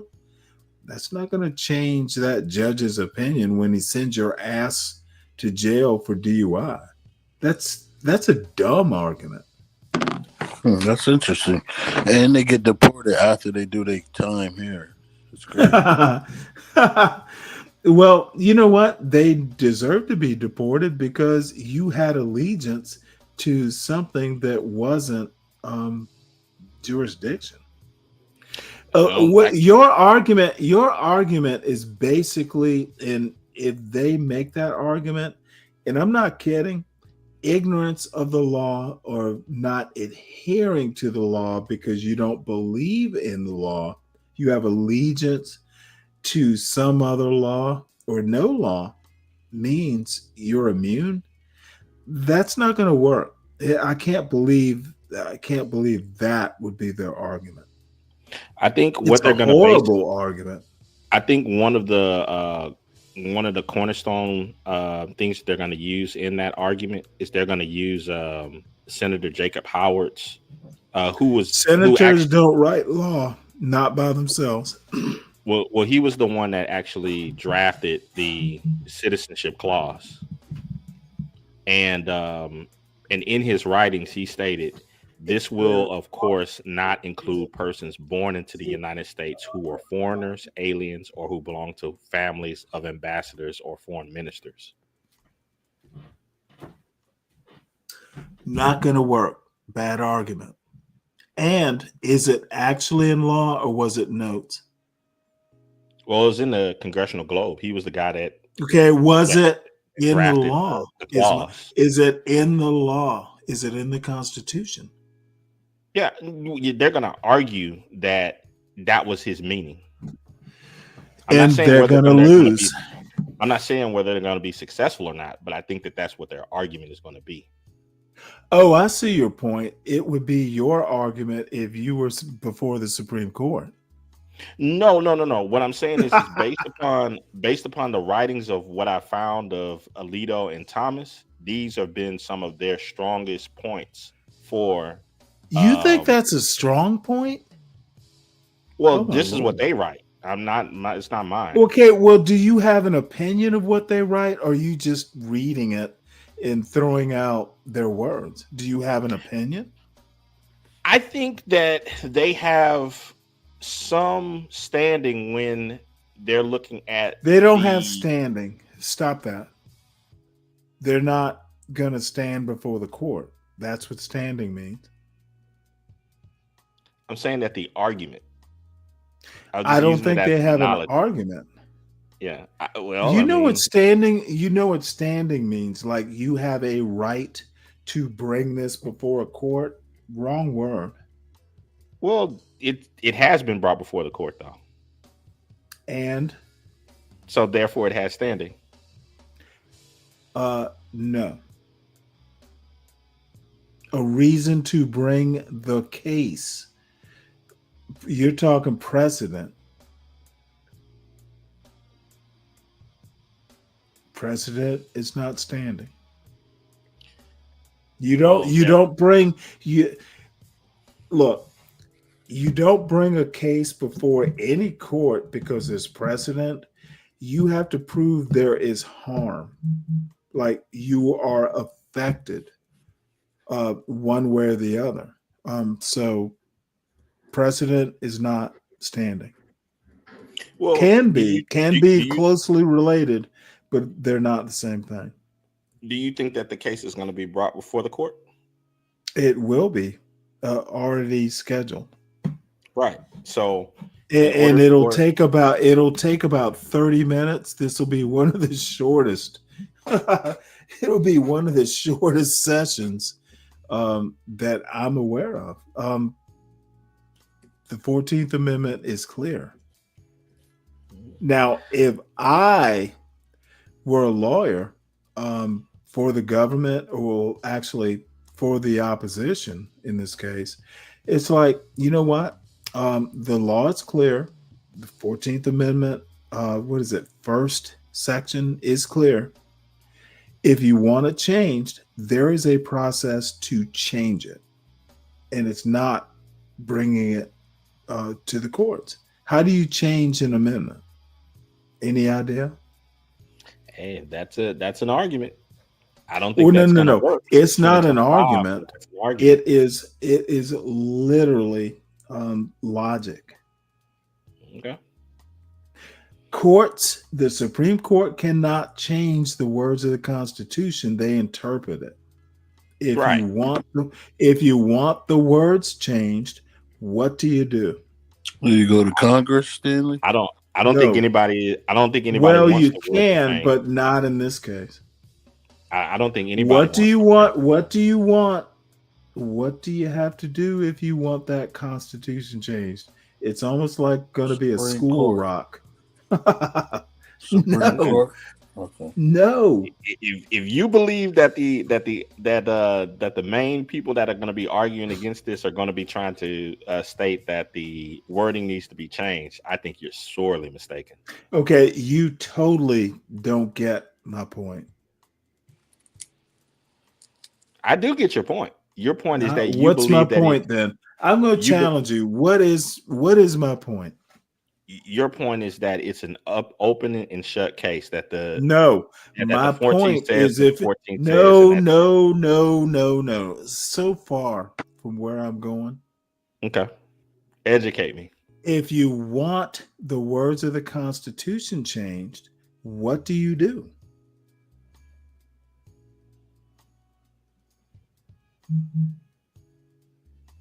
You amend it. I'm gonna make it easy.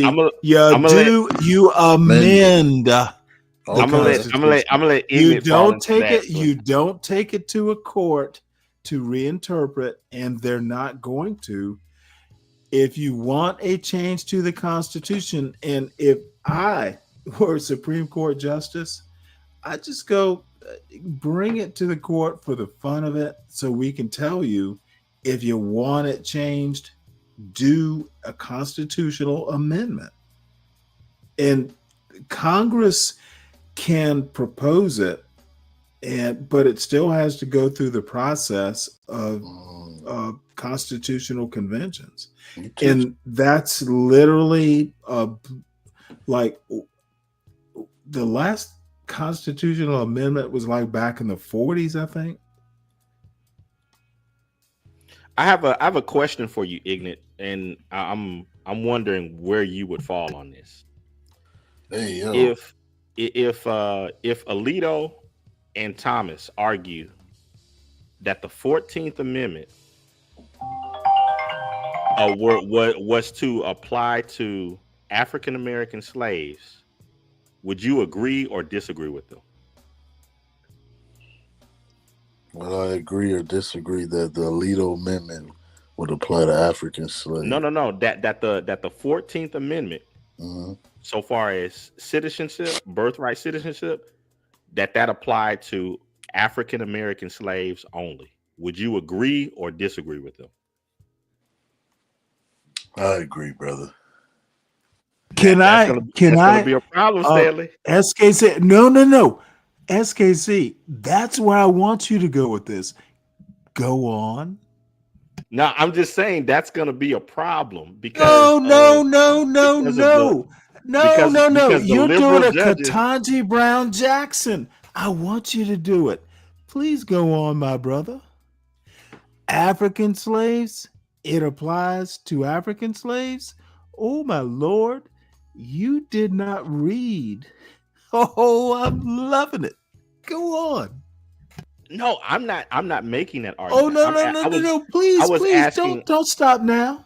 No. I wasn't making an argument. I was asking Ignat. Oh, no. You weren't making an argument. You asked a question. Yeah, I was just wondering where he was going. Hey, I was wondering where he was going. This to end is on why that. you are my bro. This is why you're my bro. So you would. I didn't even have to lead you that hard towards it. You would say yes. Let me restate. So you think the 14th Amendment I don't think applies to African American heritage slaves post Civil War? I didn't say that. I asked Ignat what he thought about that argument. Okay, well, you didn't say it. You asked a question. My bad. Yeah. What do you think about that? Does it? I'm conflicted on that. Talk about it. Where does your conflict? You're only conflicted because you know I'm thrilled if you say yes. Oh God, this is going to be Bumpkin. This is going to be Bumpkin Part 2. Can the C in SKC stand for conflicted right now? No, It stands for confident. It stands for constricted. I told you the what I believe that the main argument would be, but nobody wants to talk about that. Well, no, talk about it. I'm thrilled. You, God, well, you are so cool to talk to. The person who wrote the words "subject to jurisdiction." In his writings, he states that subject to jurisdiction means full, complete alliance to the United States laws and authority. Well, let me ask you a question. To get around how do you think he wrote the words himself and everyone agreed with that? Because these sorts of things get to be done by committee. Do you think it was all him and it didn't make it word for word into the amendment? Do you think there's some people who said, well, let's change it a bit or let's reword it, or we just don't agree? Tell me about that history. Tell me about that history. Right. And that would be you don't know is the point. Don't bore me that you know. What I'm saying is that's for the other side to make their argument on. No, absolutely. And you know what? They're going to win that one too. They're literally, hey, what is textualism by literally looking at the document? Now, I know they go and look at the legislative record and all that stuff. 14th Amendment's going to stand on this one. Okay. And I don't see how it can't. Even with your very valuable history lesson, still going to stand. Yeah, maybe. But I think it's going to be. And let me tell you why it's going to stand. Because if you want to make that argument, Ketanji Brown Jackson made your argument. No. I didn't make the argument about the slavery. The students for free admissions or whatever the hell the Asians sued Harvard and North Carolina for.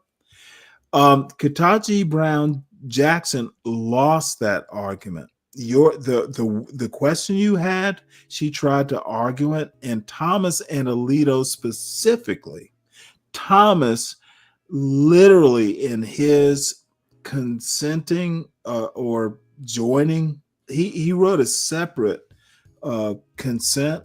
He literally brings up Thomas Sowell, which I found disgusting. Thomas Sowell's not a legal scholar. However, he did.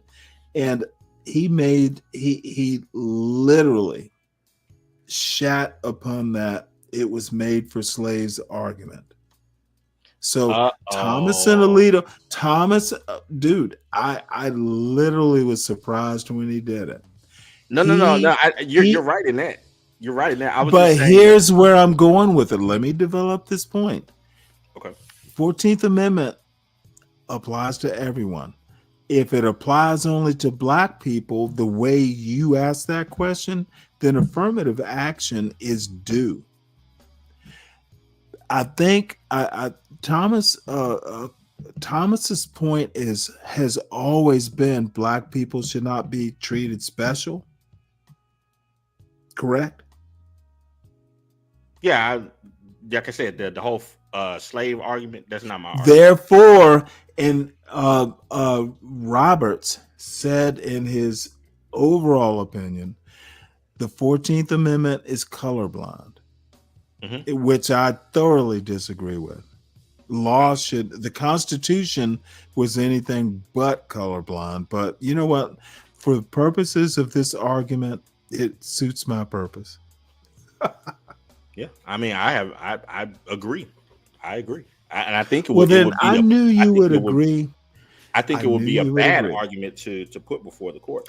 Therefore, the 14th Amendment applies to everyone. Birthright citizenship is not just about African slaves or African descended slaves.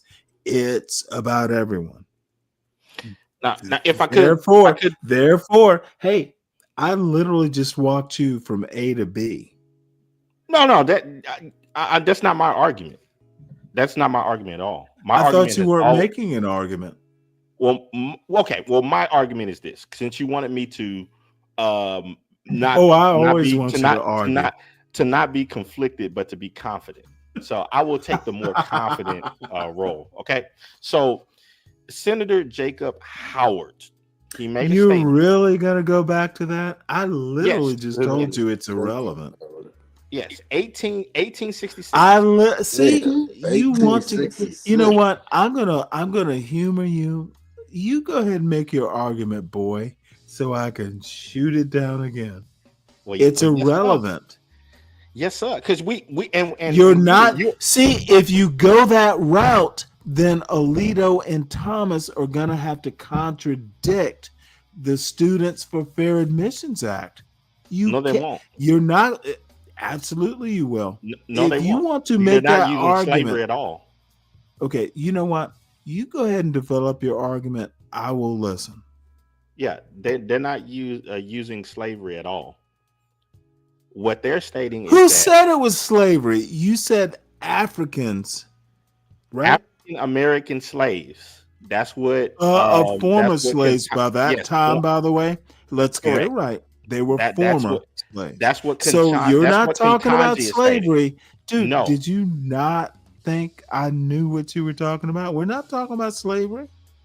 Okay, we're not We're talking talking about about black people at all. freedmen. We're not talking Freedmen we're not by talking then. about black people at Are all. we talking freedmen by We're then? not talking about black people at all. Are we talking about freedmen by then? No. So the only freedmen were black people. Gotcha. So we're not talking about this is not a racial argument at all. What they're talking Wait, about. I didn't say it was about race. I'm talking about status. Former Kentanji slaves tried to versus make it former slaves versus freedmen. What is that? And you know what? I already know where you're gonna go. Look at the Freedmen's Bureau. That's not my argument. No. I'm telling you, your argument is doomed because I Okay, already so know where you're gonna go. So then let's see. My argument has nothing to do with slaves or black people or any of that. When the person freedman has nothing to do with. Dude, you are literally making a Supreme Court argument or consent, and I have to be confident. I have to give you credit. You are talented. You're just reminding me of damn, you should have been a lawyer. Well, I have to be confident, remember? So the hey, argument I'm itself- confident in you. That's even better. So we got two confident people in your argument. So the argument does not go with anything that Ketanji Brown Jackson stated at all. Throw anything that she stated or argued completely out the window. I'm stating that is a bunch of crud. So the person that was responsible for the statement concerning jurisdiction was Jacob Howard, Senator Jacob Howard. When he was explaining this citizenship clause before the consensus, he stated expressly, this will not, of course, include persons born in the United States who are foreigners, aliens, who belong to the families of ambassadors or foreign ministers. Now, the question came up of whether there were other people who directly objected or contradicted Howard.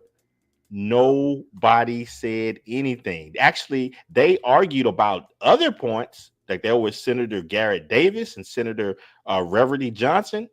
They criticized things about the amendment, about what centralized government and voting rights and such, but they did not counter anything about citizenship, the citizenship explanation that Howard gave. So that gives credence to they agreed with his explanation that This will not, of course, include persons in the United States who are foreigners, aliens, or who belong to the families of ambassadors or foreign ministers. The idea behind the citizenship clause was stating concerning jurisdiction would be not those people. So birthright citizenship, according to the person who wrote the words about jurisdiction and the consensus of the people who were arguing about it, they never disagreed with what he stated. So what's your argument? My argument is that when people then try to make the birthright citizen apply to anybody who was born in the United States and use the 14th Amendment as, see, it says jurisdiction, they were not looking at what jurisdiction meant to the people who actually wrote that law or wrote that amendment. And let me just counter your argument. Obviously, they disagreed because they did not include any of that in the language. So someone disagreed. It didn't make it into the amendment. No, that's your point to prove. No. Did it make it into the 14th Amendment? Because it was accepted as okay. Whoa. integral to the meaning of the and you know term. what? You know what? It did make it into the law. Textualism, originalism. And originalism really doesn't apply to post-Reconstruction amendments at all. No, letter of the law, son. Letter of the law. Right. In the letter of the law, they didn't mention ambassadors or any of that. Nobody argued against Howard's point about the subject to, when he said subject to the jurisdiction and its explanation. No one made an argument. It matched how law and citizenship were understood at that time. 100% right, except it's not the letter of the law. Okay, well, we're gonna see. Oh, we are. Yeah.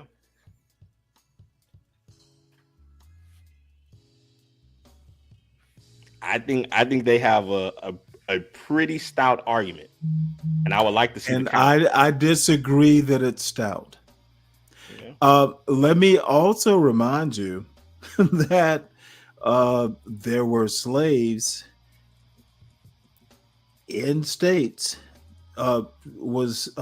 Remind me.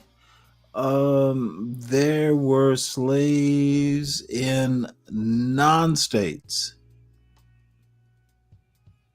Remember that?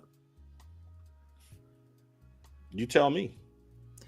Well, what does that have? What does that have to do with? It has everything to do with it. If you were a slave, African American slave, in a territory, son, it's not going to work. There were non-states. There were plenty of African slaves that were not in recognized territories that became citizens just because these places became states. Not going to work.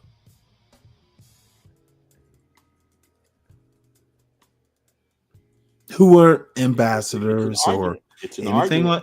Well, it's an argument.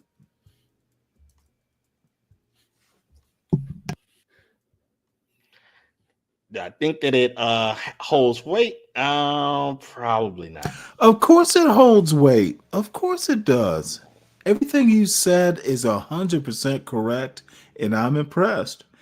All I have to say is that what's in the 14th Amendment, obviously there was some disagreement because all that stuff you argued did not make it into the Constitution. It doesn't need into the 14th. Well, it doesn't need to. That's the whole point of courts looking into legislative history. They do that due process. I love it. They do that routinely. It will get its due process. If things that weren't written in the Constitution were just completely thrown out, there would be no purpose of having legislative history in courts. The beauty of ambiguity leaves room for, they're going to use Howard's explanation as evidence of original meaning. And it's going to not work with an Alito or Justice Thomas. Now, it's an argument. Your argument. We are certainly not Supreme Court justices, but I just think that where you're going with this, I guess it depends on your point of view. Now, the thing about some slaves weren't under U.S. jurisdiction. I think the argument probably would be that there was a civil war where you have men buried. Except the Civil War was over when this amendment was written. Correct. Yeah, by 1 year. Oh, I'm sorry. It was over, was my point. And my point was not that it was going on. My point was that a war was fought in order to bring those what was former that slaves exception written into? Was that exception written into the 14th Amendment? Again, all things don't have to be written. That's why we have all things. That's why we have Hey, if legislative it's history. not written, well, you bring up a good point. If it's not written, and That's there's why we have that legislative history, it is going to be taken into account, and due process will be. Yeah, because you have ambiguous statements. That's where you use legislative history in order to confer upon what was the original meaning. You're right. Then we start talking about precedent.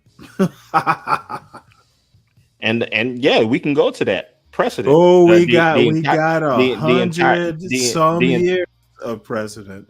Yeah, the entire precedent is to have we the people. Well, can I ask you a favor?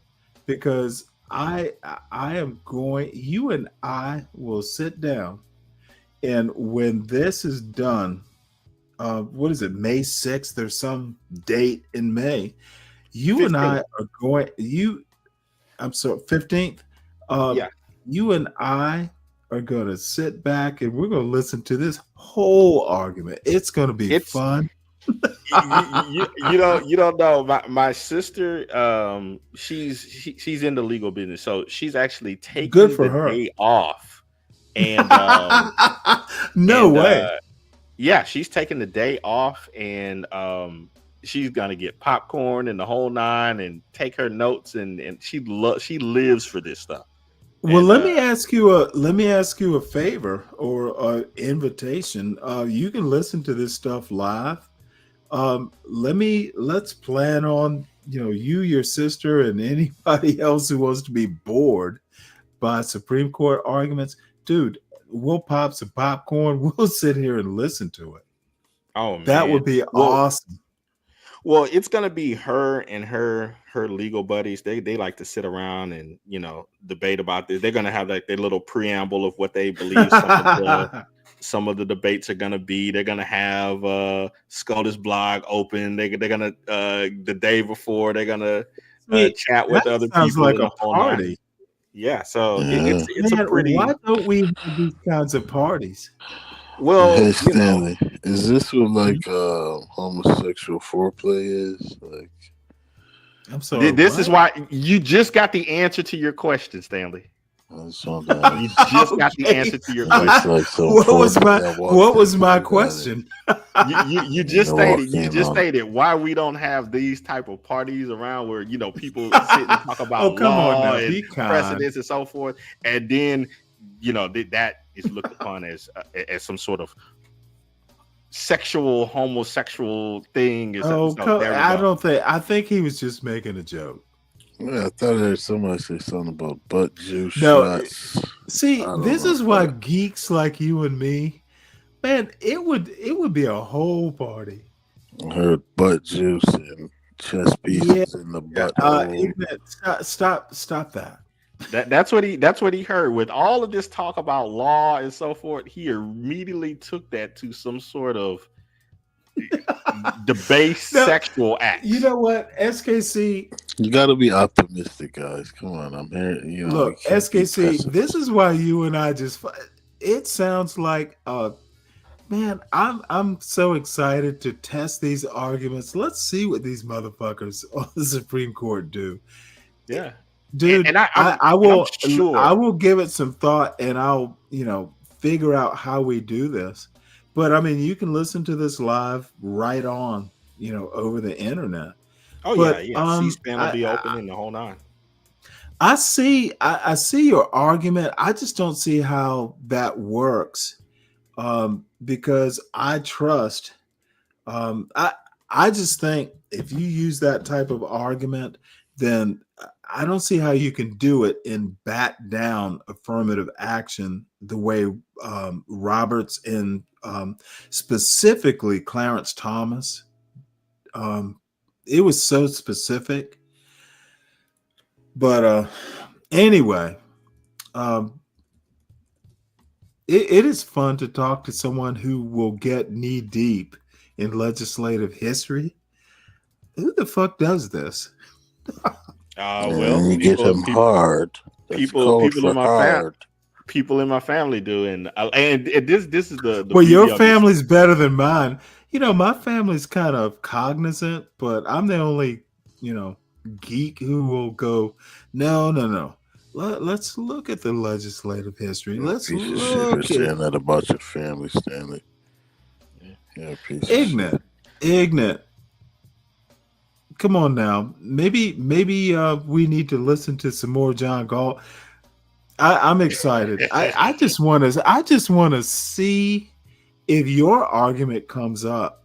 That's the beauty of it. It's like even when I have these conversations and so forth, I can't even steal from my sister, even though she's more apt to.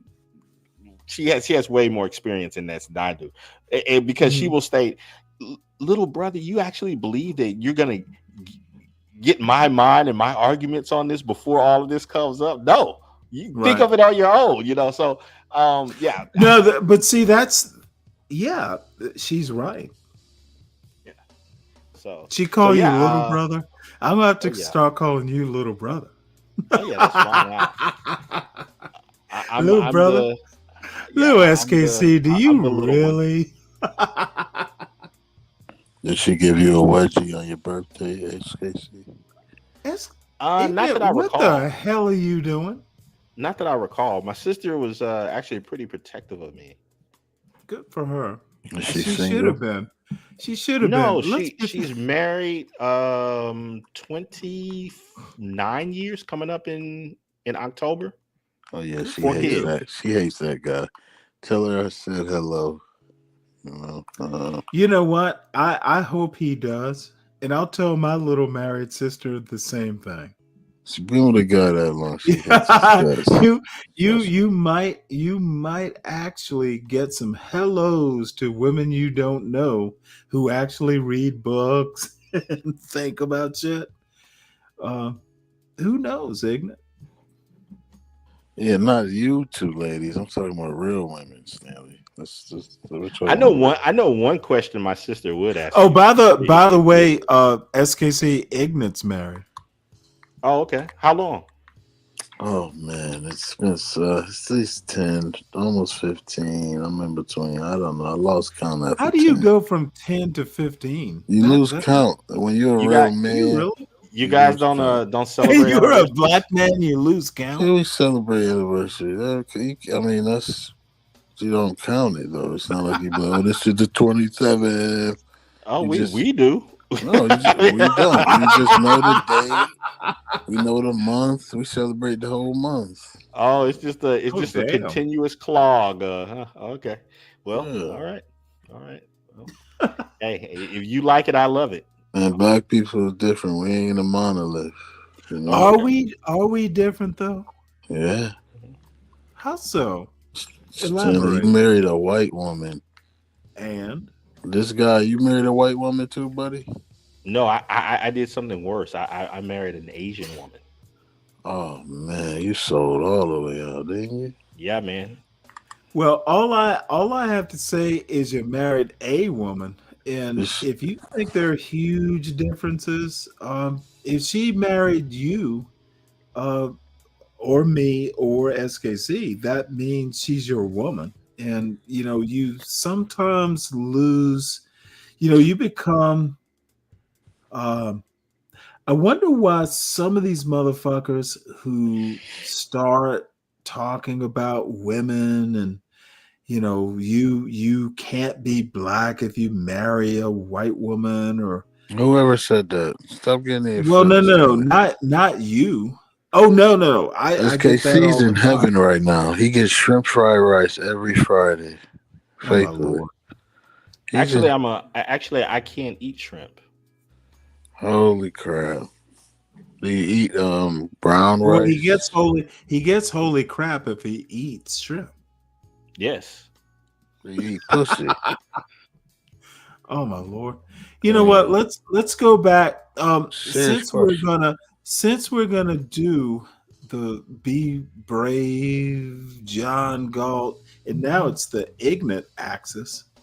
Let's we gotta let's do a Be Brave and Don't Think.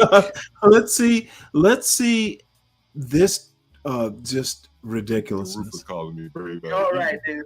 Thanks for asking me up, John. I'll see you again real soon. Look at him. He loves you. I'll see you again real Is it a soon. white roofer? Yeah, thanks for having me up, Poppy. I You got want to call him daddy. What's John up, like, Mr. yeah, John? yeah, What's baby.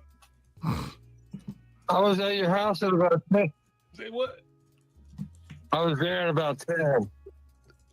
Yeah, I tell you, shit, man. I was on the stream, man. You know, Oh, yeah, on the stream, man. Did you ring the bell? Yeah. I'm on the You stream. ready to come out there or what? Yeah. Give me like shit. Give me the 1 o'clock. Let me get up and shit. Get ready in there. Yeah. All right. Put the weed down, John. Put the bear down, John. Just walk outside. All right. I'm just driving around. I mean, I'm like, Yeah, give me about to 1 o'clock. I'll be ready. Come out by 1. okay. All right. He sounds like a white roofer. Yeah. He's a roofer doing it on the side. That's not a contractor. Well, no, he's on the roofing business for years. He's done quite a few. Well, he's roofs. pretty nice because I'd charge your ass for a missed estimate. I ain't going to charge for the estimate, but I'm going to charge your ass for a missed estimate. White man telling John how to do business. Some business. He was on the stream. Oh, I see. Oh, my bad. I thought you were going to have him do some work for you, and I'm going, I just hold You on. telling him he would take more. Hey, listen to that white man. He know how to tell John Galt how to do business. I'm trying to help him get some business. You can hear him. You telling John that he would have took more money than that Be man. brave. Whites do it too.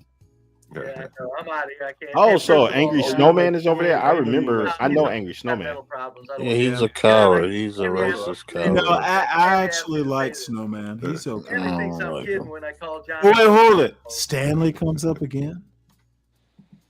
Nobody will stand on that shit. Has a spirit that really serves humanity. You know something? I have an Oh, argument against John Galt that I heard him say the last time when you were speaking to him, Stanley. What's up, Toy Man? What's up? What's up, Snowman? I'm sorry. Let me silence You're this being voice. brave here, Snowman. I'm sorry. What were you saying, SKC? Because you often find flaws in my arguments. I kind of got used to I had it. I had a flaw in John's argument. I think it was the last time you guys spoke. Just one. Well, this is, I think, is a major one for you, because one of the arguments that he continuously brought up was that you have Be Brave on the mind, and yet in just these few seconds of you playing different things, I kept hearing Be Brave bring you up, but yet John never made mention that. John Why do you got never so much notices. Stanley on your mind?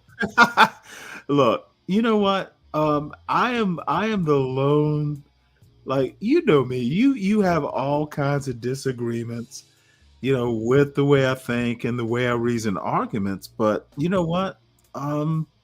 at least I can justify it.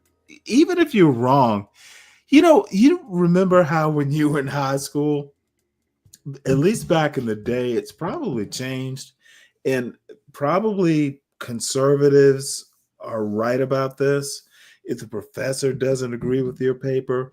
But in my day, even if you disagreed with the paper, if I can footnote the reason I think about this, it's influenced me, you get an A on that paper. You just need Correct. to justify your thinking. And that we have gotten so far away from this.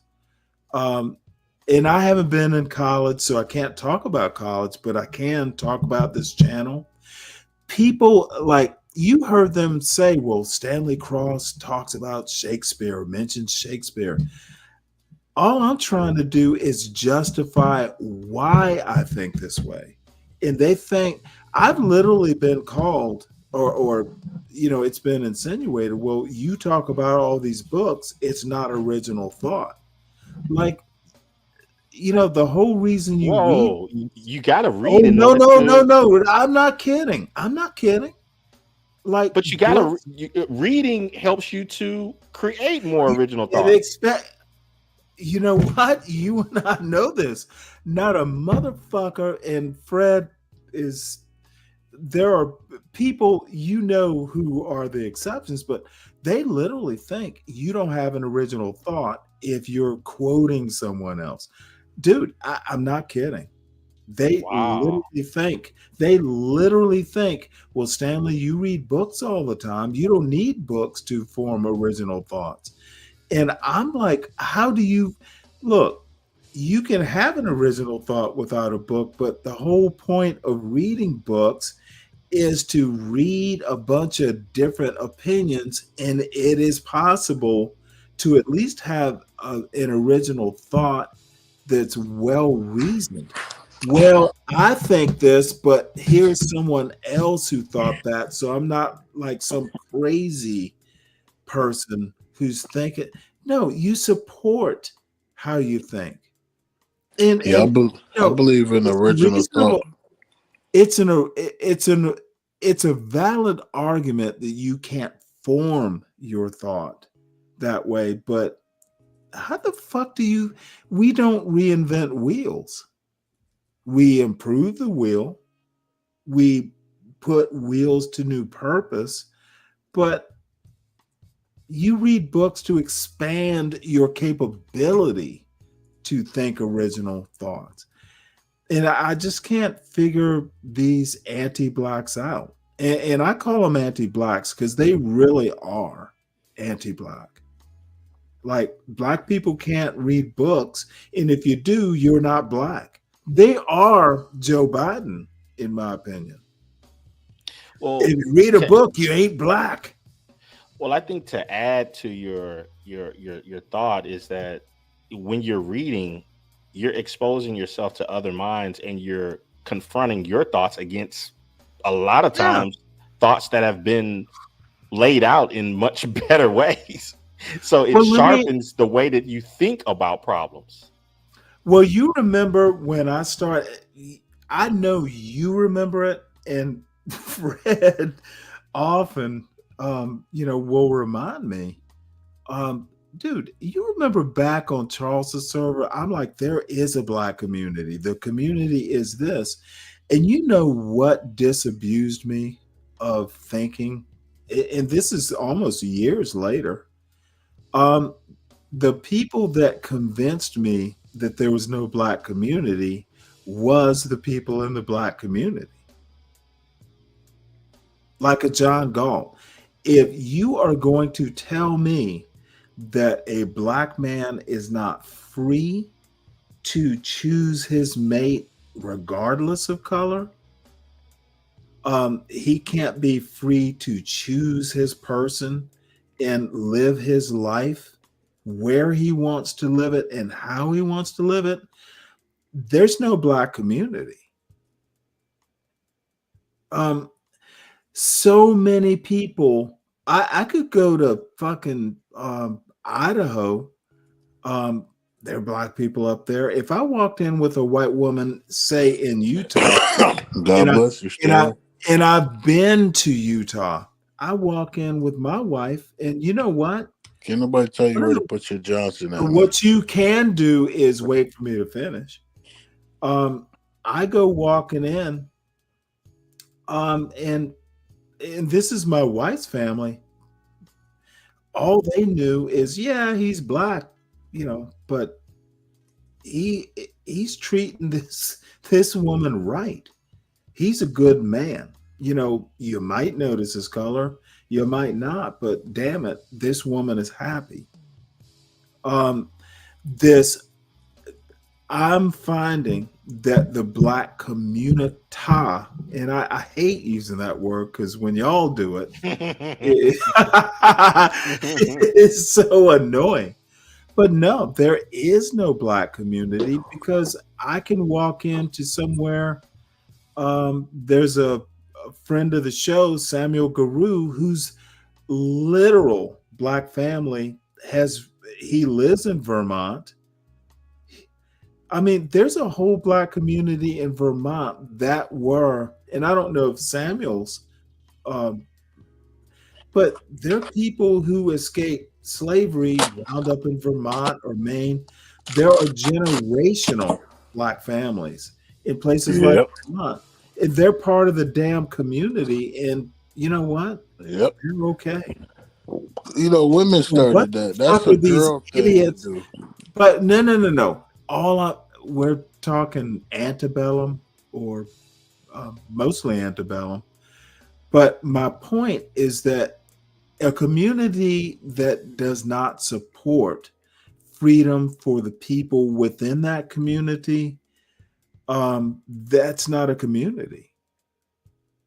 If you're not saying, hey, you are a black man and you are free because there was a 13th Amendment. The whole point of the 13th Amendment is you get to be the best person you can be and marry the woman of your choice. And if she doesn't happen to be black, that's okay. The fuck did we fight for? What the fuck was the civil rights movement for if a black man or a black woman or just a black person, dude, we're supposed to be free. And you know what? Amen. I'm not a teenager. Your peer pressure. I love slashing the John Galts. I love slashing the motherfuckers on this channel because they're fucking wrong and demonstrably so. Yeah, Stanley, and they're like, it's kind of childish and feminine, like a lady. Women tell you that, like, yeah. Well, you want to go into all that childish? No.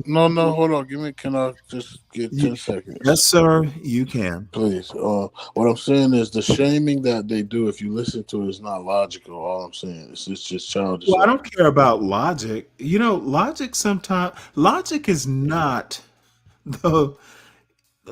is not a Swiss Army knife. It can't be applied everywhere. Sometimes you actually have to, like when you roast, shouldn't be able to cut you. There's no logic in a joke. All I'm saying is it should be able to cut you. You made a perfect analogy with the Swiss Army knife. It's silly. It's goofy shit. Like, where you can stick your penis. Right? That's gay. That's homo. If somebody tell me, all I have to say, let me tell you what I really mean. I argue that the people who are telling me I'm not black are still in slavery. First of all, yeah, those are people that shit bricks. It is a personal slavery. That black card is literally a coffle. Anybody who can tell you that, Stanley, hold on. I just put out a gem that I know piss diamonds. Your black card is literally a coffle. It means you have to act a certain way. You have to be a certain way. You have to marry a certain person. And I'm not having that bullshit. And the black card, you wear it. I sure as shit did not raise my son to be shackled by what some purely uneducated, unthinking person expects him to be. And we need to stop that. You're right. You were born with that black card. No, that's not. My parents did not hand me a black card at birth. They handed me a Stanley card, and that's a problem in and of itself. Let me just be Stanley with all my problems. Don't be expecting me to be one way or the other. Now, there are social norms. There are norms. There are mores. I'm not saying just be like some weirdo, but don't be confined. At least have the freedom to, hey, I don't like this rule. It's like, there are a lot of things my parents did raising me that I didn't do raising my son. It's kind of the same thing. You are free to do what you think is best. And if the John Galts of the world can't figure that out, it's not my problem. And I'm not going to feel guilty. What's happening in some hood somewhere I've never been, I don't care. I'll help if I can, but I'm not going to make an express effort to go back to a place I wasn't raised and pretend to be something I'm not. And if Black people, the quote community, expects me to do it, sorry, fuck them. You're more acquainted with Ignat than I am. I'm just wondering, but I'm seeing a pattern. I just want to see if this is correct. Do most of the arguments that he brings up lean with race first? He's just making jokes. Oh, okay. I was wondering. It seems at least I think he is. Ignat, you're here. Speak for yourself. Yeah, it seemed like whenever a thought came in, there's black this, white this, bliggity black, black, white, evil white man. Well, wait, hold it. Now, I haven't forgotten where we live. It's a racial country. This country has a huge race problem. However, that's the whole point. Do a Shelby Steele and know when to address it and when not to.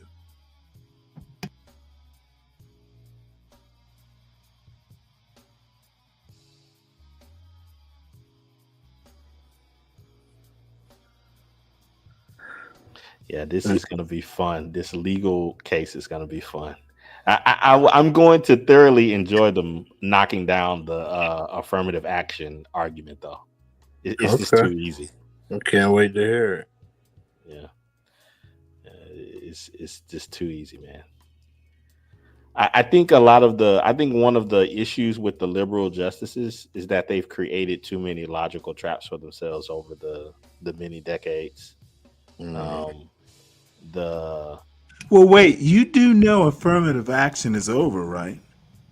Yeah. I'm just talking about far as that idea of. Whoa, that's a novel legal theory. So you think the immigration thing is affirmative action for immigrants? No. I think that line of thinking is there. The liberal judges, for so long, they have leaned heavily on the original intent. They argued that in the 14th. Well, you just literally leaned on original intent. Right. And so now, and so now, in order for them to go against that argument, they're not going to go against it. No. You don't understand. Dude, that is your problem. I don't see what they're just going to go. Hey, this is the Constitution. This is what the 14th Amendment says. They're not going to go back. As a matter of fact, if they go your route, they are going to run into a logical loop or a logical trap. And that's what I'm saying is if Thomas and Alito they're not going that to argument, why would they? If Thomas and Alito use that argument, and they are going to lose because no one, dude, see, this is what you don't understand. You can have all that background and all that stuff. Literally, um, actually, the logical trap is Alito and Thomas. If they go into the background about the intent of the 14th Amendment, they will contradict themselves. How? That makes sense. What was the Break it down, 14th Amendment written for? Who was it written for? They're going to state that it was No. I didn't ask you what they stated. The white man. I'm asking you, why did the 14th Amendment come about? Honky ass honky. Stop that. Well, Ignis says the honkies. Okay, don't Ignorant might not even get where I'm going with this, and apparently you don't either. I'm catching on, Stanley. Keep going. Why did the 14th Amendment come about?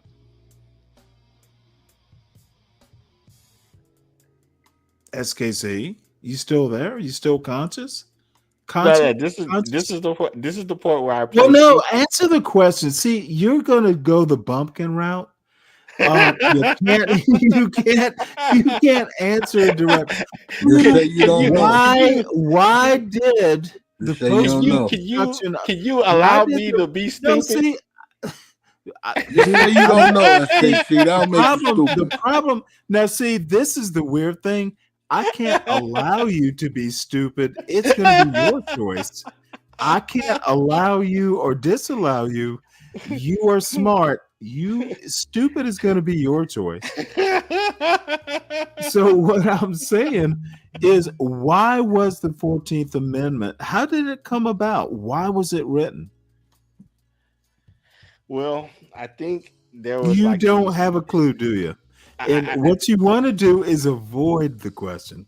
No. I'm going to mute and let you avoid the question, and then I'm going to come back with the whammy. Well, there was this war that took place, and this war it abolished something, and then there was some codes and stuff that was made after that. And then let me horribly boring. And then there was some newly freed people that wanted and needed civil and legal rights. Okay, so you're basically saying the 14th Amendment was written for a purpose, correct? Yeah, as are all amendments. Okay. However, Roberts, and for a different reason, I don't care about Alito. I think he's the dumbest man on the Supreme Court, quite frankly. However, hold on though, because I am so unqualified to say that. You know what? I should probably just be banished. They should deport me for saying that. No. I am so unqualified to say that. I'm unqualified. Personal opinion. I'm unqualified to say that about Ketanji. I should be skinned alive and I think tarred and feathered. I think so. Damn, this is America, y'all. Y'all ain't in a However, what I'm saying, what I'm trying to get to is that if Roberts and Roberts specifically, and to a certain extent, Justice Thomas said the 14th Amendment is colorblind. That was not the intent of the 14th Amendment. They fucking made it up. It was not colorblind. It was never intended to be colorblind. The spirit behind it was for freedmen. A very specific. Yeah. And you know what? And you know what I was saying? Don't give me that. You know what I was saying? All I'm saying is if you're gonna go with original intent, then that basically declares Justice Thomas logically just ridiculous. No. And when you stated that the whole thing about it was originally for for black people and I blah blah didn't blah? say it was originally. I asked you. Well, that's what you insinuated. Oh, did I insinuate? Yeah, you said what was the original purpose for it coming up? Yeah, it was a question. I wasn't making an insinuation. Okay. I was asking. I was asking the very learned SKC a question. What did you insinuate? So then let me insinuate as well. Let me insinuate. let me insinuate this. And let's go on this magical journey. About 60, now it's a magical journey. 68 years ago, where there were these liberal people, and they leaned heavily on the founding ideal. Are we going into the magical land of whataboutism? No. This isn't. Are we taking a whataboutist? No. This isn't a whataboutism. This is actually law. Oh, okay. This is law. Well, then just tell me the law. Don't take me on a journey. Cite the law. Loving v. Virginia. Oh, that's 67, and that's that was. Oh, wait, hold it. That's literally 14th Amendment, pursuit of happiness or something like that. Totally unrelated. Totally unrelated. Totally unrelated. What are you damn doing? Do you know the argument that the liberal judges made? I can't recall it. The argument it did have to do. Made, I'd have to let me bring up the amendment you want me to bring up the amendment, because it was essentially going back. It was essentially going back to pursuit of happiness. The argument that they made was that the 14th Amendment intended racial equality before the law in Loving v. Virginia. Whoa! They said that marital. Then they were fucking wrong. They stated that marital laws that discriminated based upon race violated that founding principle of the 14th. I thought it was happiness. Nope. They said race. Okay, well, if you think about it, and you probably shouldn't, and I'll go back and research if I think about it, but no, that's wrong.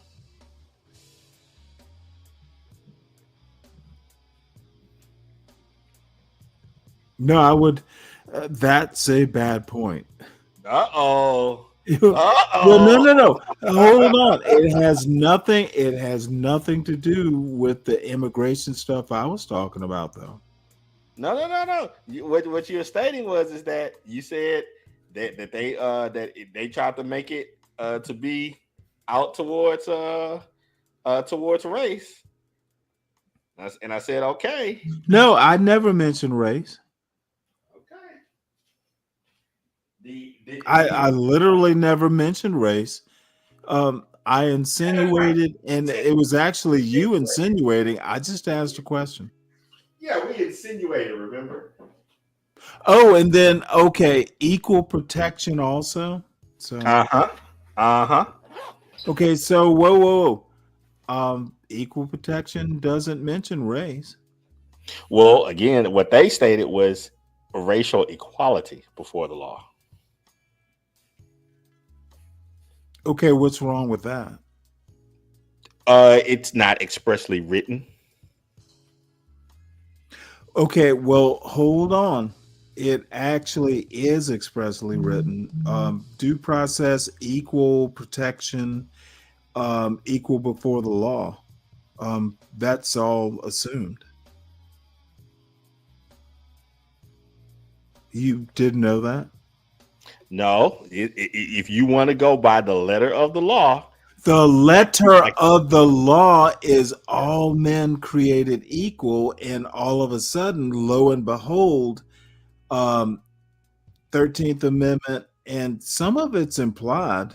And they no. Some of it is implied, but we're all equal under the law. So we're all equal under the law. That means marriage law and all that stuff. Right, which also means that the original statement for the original purpose and intent of the 14th Amendment meant race neutrality. Okay, I'll go for that. Equal under the law. Correct. And However, since it was already argued, but you wanted to talk about legislative intent. Which is it going to be? Seriously, dude, you are contradicting yourself. Is it going to be? Is it going? Because my whole point is race neutrality contradicts intent.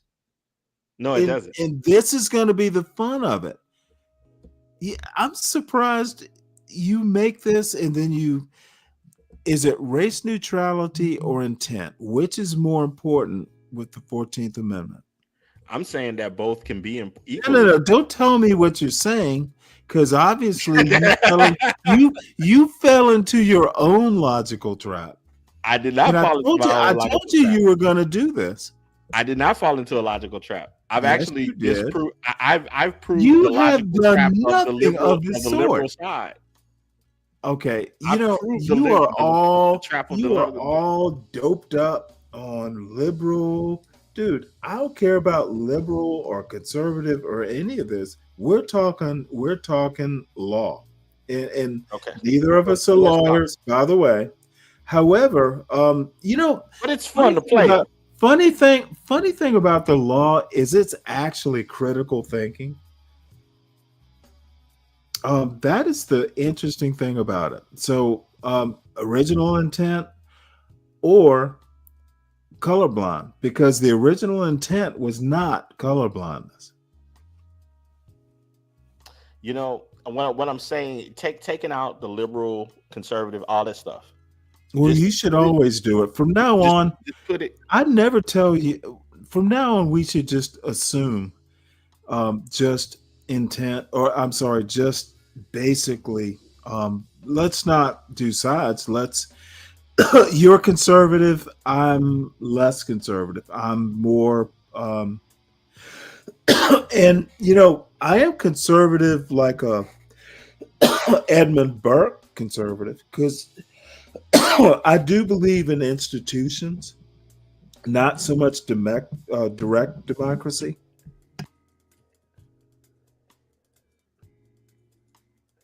That was his whole intent. Edmund Burke, I mean. Yeah, I know exactly who you're talking about.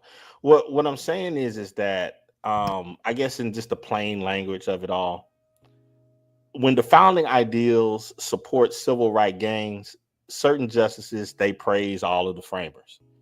But when it comes idea what that means.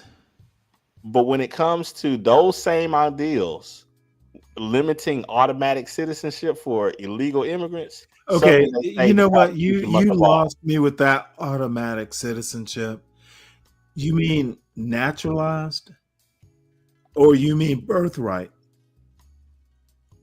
Can you be more specific? Because the 14th Amendment covers the 14th Amendment covers birthright. Right. And I think that in the minds of the people who are arguing for it to continue the way that it is a synonym to automatic citizenship. Well, it is automatic if you're born here. And it's called birthright. See, you want to call it automatic, and it is, but I call it birthright. Sounds a lot more official and 14th Amendment like. Yeah, I'm calling it that as a jab at it. Sounds much more legal and kind of birthrighty, kind of natural. Yeah. And that's it's why not this country is not a machine. It's not automatic. Some people say that a system is a machine. Yeah, well, you know what? Your little friends, it's you and me, not your little buddies. And they're probably just all like bots. I like synonyms though. It helps the mind to nothing wrong with a good synonym. Have word pictures. You thinking pictures? Interesting. Sometimes, yes. Sometimes I even mind map in them. All right. Well, you got young children. I don't have to think that way anymore. I don't have to talk in pictures. when my son was 5, yeah, I had to kind of like, hey, let me fill in this picture for you. I have to kind of talk slow and Well, I'm four-letter trying to help. words. Well, I'm trying to help you. I'm trying to You have help to you to forget. be. You have to forget. I'm not your son. Well, no. I'm trying to help you to be more effective with your audience because sometimes they need Oh, pictures. no! Don't you dare! Don't you dare, motherfucker! I don't like where that's going. Come on now, maybe if you talk to John Galt and be brave in more word pictures, You know it will what, be easier John for them to Galt? grasp your point. Hey, my powder. I look. John Galt respects you. He does not respect me anymore. He just thinks I'm some book reading fucking feckless, Negro. See, and I'm trying to help. He respects you. I'm trying to help you. Talk to him. I'm trying to help you bridge the gap. No. Like, if bridge you what have the fucking word, gap? you have the word. That gap is bridged. you have the words. They love watching the videos and stuff. So communicate in word picture. You know what? I only have ad hoc right now. Oh, I'm sorry. Did I say ad hoc? I meant ad hominem. Then ad hoc. Yeah. Ad hoc ad hominems. Yeah. So there you go. And see, that's how we sharpen each other. I'm in the middle, I'm in the word picture phrase. Oh, are you in the middle? Yeah. I'm saying you go deal with this motherfucker. No. I don't have that. I don't really see much of I would say a hard debate or disagreement. You agree with some of that anti-black bullshit, and I just don't. I have different. The major issue that I have with John, and I think like the people that you're talking about, what's the be braveism and all that other stuff, is that we may have be brave. Be brave is simply look here. Actually, my point, and I had John tell me this, he thinks be brave is successful. And to the extent that be brave isn't starving, sure. But be brave is not capable of coming to me and telling me how black people should be or about, black people. That motherfucker can barely take care of himself.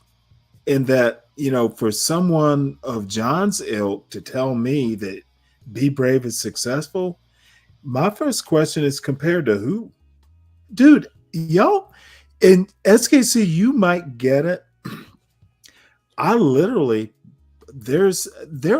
I know plenty of white people who didn't have my upbringing in my own hometown. I was lucky. I was kind of privileged. And you know what? Forgive me if I kind of just go, y'all, who the fuck is be brave to tell me about black people? He doesn't know the black people I know. I mean, I've literally known black people. Motherfucker, my next door neighbor, who's like older than my father, she's probably in her early 90s now. These people were fucking successful back in the 70s. Like, I used to mow their lawns.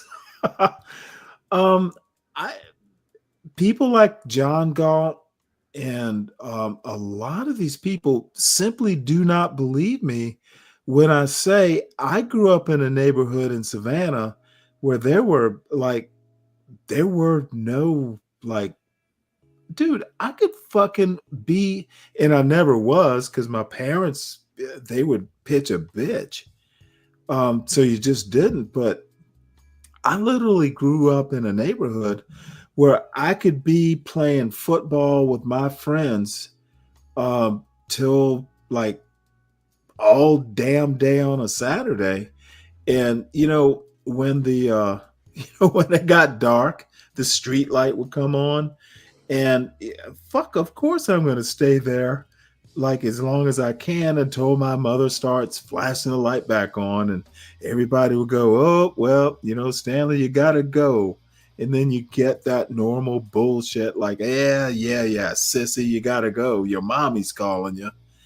Motherfucker, I grew up with that. That was my summer.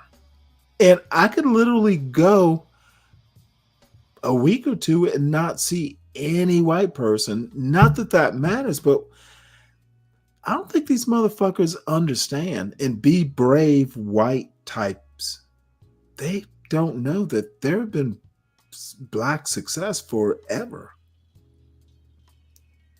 Why don't they know this? And why do they doubt me when I say I don't ghetto? What? Why don't the Be Brave whites know this? And why do the John Galt blacks discount it? Because it actually exists and existed. I'm 60 years old. You got to help me here. I don't. Why don't they know this? I don't or know accept it. I don't know what their argument is. What is their counter argument? They have no argument. They just go, nah, all black people are fucked up. That's literally no. You're laughing. No, you're laughing. John Galt literally dude, the motherfucker just teased me for reading Shakespeare or some bullshit. Like black people don't reach like black people. Motherfucker, you heard it. No, I didn't. Did you not hear what he said? He was on this show. I didn't hear that. Well, what did he? Well, he said that you need black to people listen don't read more. Shakespeare. Well, apparently black people don't read books either, or they think books, the solutions are in a book or something. What black person thinks that? I wasn't raised to think that. I read books. Well, let's listen to some more of this self-hating Negro. It's Smoke's Day, man. He wants his whole fucking O-ring blown out today. But when a white man comes up and starts talking shit, man, get it out of your system. Untrackable. What's on your mind? Now, John Galt. This is John Galt's panel, and Be Brave is running it. American Challenge today. Yeah, there you go. Untrackable. It's okay. You might as well let Speak up here too. Let a train run on you. I think when let's do this. And then there's I think when Hoodservative people, with his dumb have ass. such disagreements to where they can't keep it civil. Maybe they should stay away from it. But it's a two-part system. I stay away from you. You stay away from me. But you know what? It's so much fun listening to mouths just Isn't it spew. just without discretion, just let it out. Kill. Isn't it almost cleansing? Doesn't it make you feel better after you do it? I've had moments. Yeah, hell yeah. Unsubstantive. You can have a debate, you can have an argument, you can have a discussion, a conversation, whatever the hell you want to call it. But when you can't stop after getting your point across and listen to somebody else's side, well, then it just becomes spewing at the mouth. I don't care what he has to say because he's a old ignorant fucking fuck. If you're trying to win, well, then you're never gonna stop. Hopefully, you've got that integrity, that intestinal fortitude to never stop. But if you're trying to get your point across and also have multi-sided interactions with people, at a certain point you got to shut up. And it's not about winning. It's just like, hey, if you're gonna win, chances are somebody else. What kind of dumb bullshit is this? that's when it becomes a good time to shut the fuck up. That's why Brave got airsoft guns hanging on his wall in case he shoots himself in his fucking dumbass foot. So thank you for the etiquette manners, the manners and educational manners. But you said something Spit it out, Brave. It ain't yours. Needs the educational manners to stop stuttering. I know. Well, I'm dealing with 3 people hating on me. Hating? I don't hate you, bro. Trolling you. No shit, Darian, stop Please it. use the right. Please just use the right words, man. I'm using. Untrackable. Use the right words. Untrackable. I'm pretty good. You started it. You know what? I'm tempted to go over there and just. I'm tempted to just go up there and blow it all up. You know something? I would love to watch you do that. No, John will just be mad because I do it all the time. Oh man, why am I never around? Well, see, I'm kind of shy now. Why? I've been on here for about almost 9 hours. Go out with a bang. Nah, stop egging me on, you bastard. No, I'm just saying. I really want to hear the arguments that they would You know what? You know what? I'll scatter these motherfuckers because they're, now Garion's a good kid. So he's there. I don't know. You know what? I will live to, fight another day, and I am kind of tired. I've been up since like 3:45, and dude, the other thing is, I'm stupid, but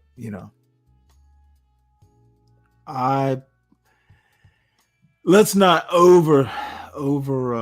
let's not get out over my skis. Over your skis? I thought that you just float over the. You know what? I often do, but I am getting older, so I'm reeling it back in every now and again. Is this a more modest Stanley? No, it's just a more tired Stanley. Dude, I can't. I still have my moments. But this is an anti-black fest where the people who don't like black people are getting along. I can say whatever the heck I want in chat, and you won't have a problem with it. You don't see it. It don't matter. It don't matter. If I can say what I want, and you won't see it, and it don't matter. Now, see. No, I might have to go in on Be Brave. We established that. I'm really interested to see it because I've never really seen the back and forth between you guys. I'm out of respect. I'm saying when I'm up that's here. Why I said it when you were gone. You were rehashing something we already went over. Very good, very good. Snowman, are we good? Where you're at, I'm not. Where I'm at, if we're together on a panel, we say nothing. Suck a dick, faggot.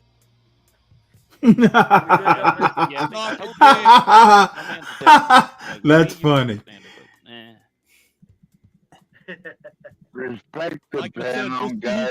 First, you old fucking arrogant motherfucker. So Angry Snowman and Be Brave don't get along. Nobody gets along with Be Brave. You guys got to get over it, man. And the 12th man's a fucking moron. Be Brave up there every now and then. Anyway, that's just how it is. Unthinkable.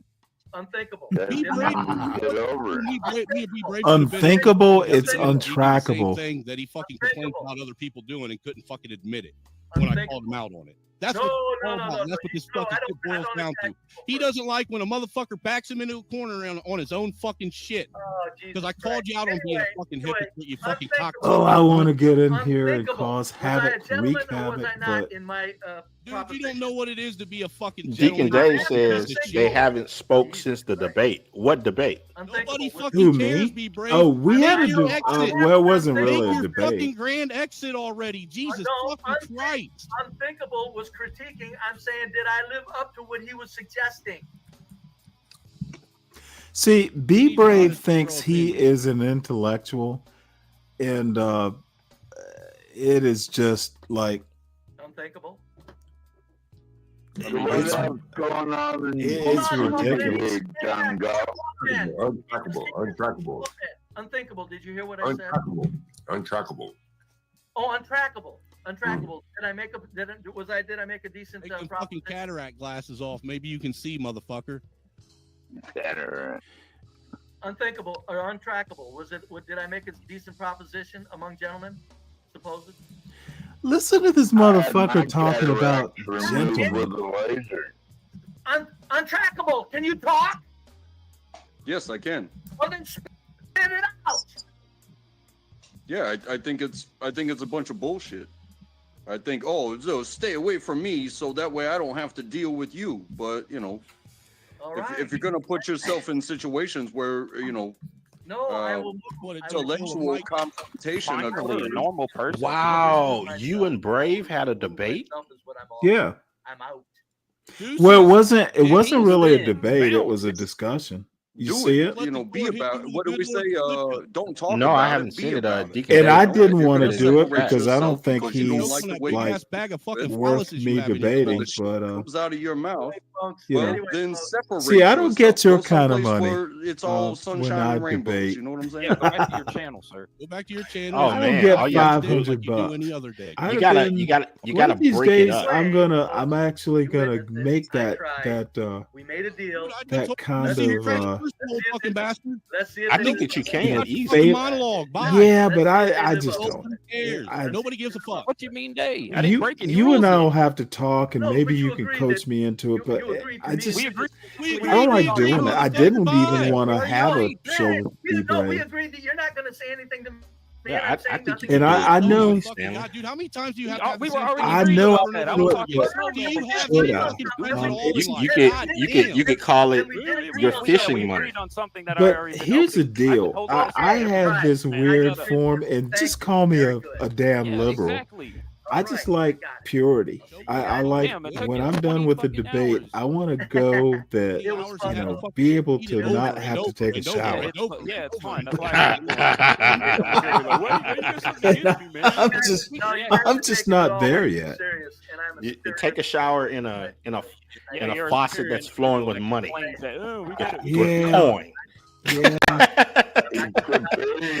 Do a Scrooge McDuck. Look, that's funny. Now, see, you're not as old as me. I remember Scrooge McDuck comic books. Will you do the same thing So- again? I beg you, because I love nothing more than coming up here. and But talking I about just, it. Yeah, man, I'll get there, but I'm just not there yet. Sitting in the fucking panty fucking mask you used to look, wear, Brave. Where's call that me at, liberal, man? and I We need think you to in bring this back case your I your am. mama's fucking I underwear just mask that you used to wear on your face. these guys are just. Come on, man, bring that back. That was our favorite. Be Brave. But you should watch it, and Ask actually, I would Avenger. welcome your critique. The audience is stupid or something, and you gotta explain it to them. I even send me the appeared link on to it, camera. and send me the link to it, and Yeah, I you may think the audience is stupid I or may something, cover you it. gotta explain something to them. Oh, really? Get the Yeah, fuck just outta to here. see what were the points that were made. Well, there really were no like. if you stop- th- you know, if you there stop was responding to what I nothing say, I that won't was troll so difficult damn much. to debate. Anyway, Hold on I'm one done, sec. y'all. Let me find John, it. you can have your Got it panel all back, out. please. John. Dude, you helped me release all It's kinds on of demons this YouTube. morning. Yeah, I that appreciate shit was Okay. fun. I appreciate it. High five to you, Gary. And I fired to you, Snowman. That shit was goofy. Excuse me. Yeah, it's always good to see everybody.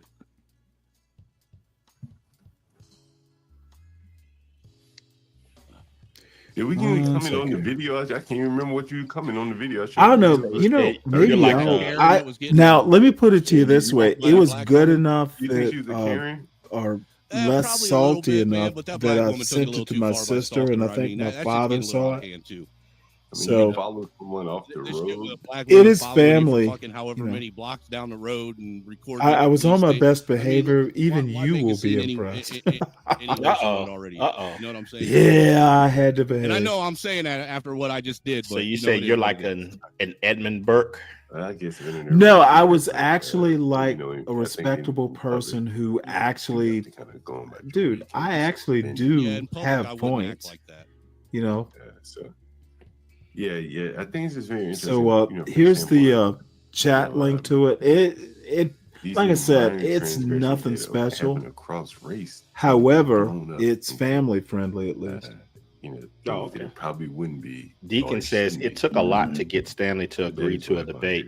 There were certain stipulations to make it happen. I'm around. Oh yeah, black I wasn't going to and I don't debate have these kind of Be problems. Brave. Actually, then it used to 70% be black-white of black interactions. people, Mainly, I guess, excuse the 3%'s crime. You know, I don't see that shit too, and you know where I live. He John, couldn't it's prove pretty it, crazy, and it's in the there, suburbs. it's You know what I'm his saying? impression. It's what he quote knock sees on wood, you haven't seen it yet. from YouTube videos, no But doubt. again, if I bump into someone and I wouldn't debate that point.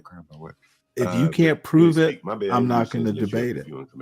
You know, why would you? Why would you? And it wasn't quite a debate. It was more or less kind of a informal debate, spirited discussion. Nothing implied. Yeah, it wasn't even that spirited. Because it seems to be, with don't come to me with a debate if you can't either put data to it or a historical point to it or something. I'm not debating some weird white supremacist point of view. Now, if your opinion is 70% make excuses for black crime, I have a problem with that. But at least it's just your opinion, and I can mock it. I can make jokes about it. But people like John Galt and all these guys, they literally take it as gospel. I will literally be like on some because we've got kind of sites that are that I go on, and they'll go, well, that sounds like the 70%. Like, what fucking 70%? Be Brave. I think Be Brave is really good as a propagandist, a white supremacist who is able to get his prejudices, his warped ideas out like I said, there. I personally thought the black and there are plenty of black people who want to eat that to me, up. I almost felt like stalking them. Most You know black what I'm people saying? in this That's John all Galt selfish space behavior. are anti-black, in my opinion. Someone says that you don't really drive. You might not understand this specific aspect of the community. Yeah, And Deacon Dave, yeah, this is the other thing that driven John Galt and you But it's one of the apparently things, man, get. that shit, My I don't argue natural with people state is because the calm and shit is not logical. calculated. And, It's just like I showed. because Did you I see the knew Planned who Parenthood my adversary video? was. No I way. knew what he was Okay. about. I've seen a lot of Sometimes when you get on a panel, it's a little bit more pro wrestling, catch as catch can, and you have to react accordingly. But if I know the audience, if I know who I'm going to be talking to, I'm not going to get all animated, especially if I know I can beat him or here it is again. stand toe to For toe. those of you that have not seen So it, you and John think it was rare form. It's my the natural product of state. the education system here. Take a And listen. y'all don't believe Look it, in but this, you don't have to.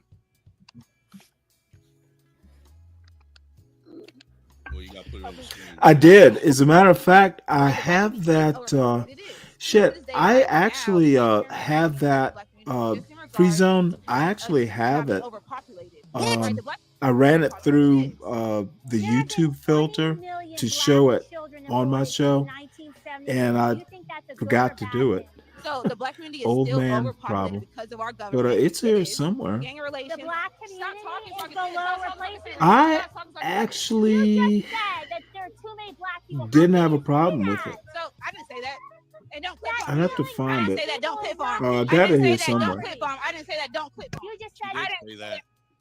No, you didn't. I'll say this, Stanley. So don't misinterpret what I said. You said One of black the parents vote for you because the black population is too one of the major, I Is think, that what you said? actually, I not think, I Is that what you know believe? Is that what you believe I said? one of the Is that what you believe I major said?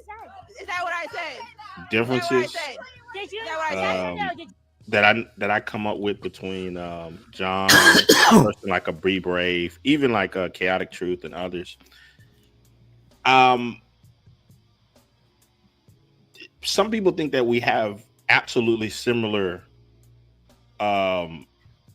reasonings, and You and that's I? not. No. Sometimes people will group me and say, Well, shouldn't you be like in agreement with like John or Chaotic Truth and others? Oh yeah, and And I'm the worst for that. So and the some of issue that is is that mea culpa.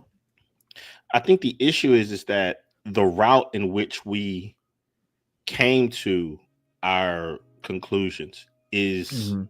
it's of great importance. The route reveals the principle.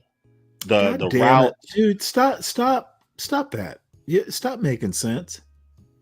and then even if in my estimation, if the route is wrong, even if Mhm. we agree, it's Mhm. the agreement is shallow and unstable. Okay. So how am I going to argue with that? So because you're right. You're right. The ends do not justify the means. The means are as important as the ends. You know, if you raise, you know where I'm going with this. I don't have to explain it to raising children, it's not about just getting the right answer. It's how you got to the well, right answer. you know, getting them to be rich, for instance, if that's the goal, there are two ways to do it. And so you, of course, get my point. And I'm just, dude, I think, and let me tell you something. I think really, if you go back and think about it, and my mother and probably my father used to say, sometimes integration, for instance, was one of the worst things to have happened to the Black community, in that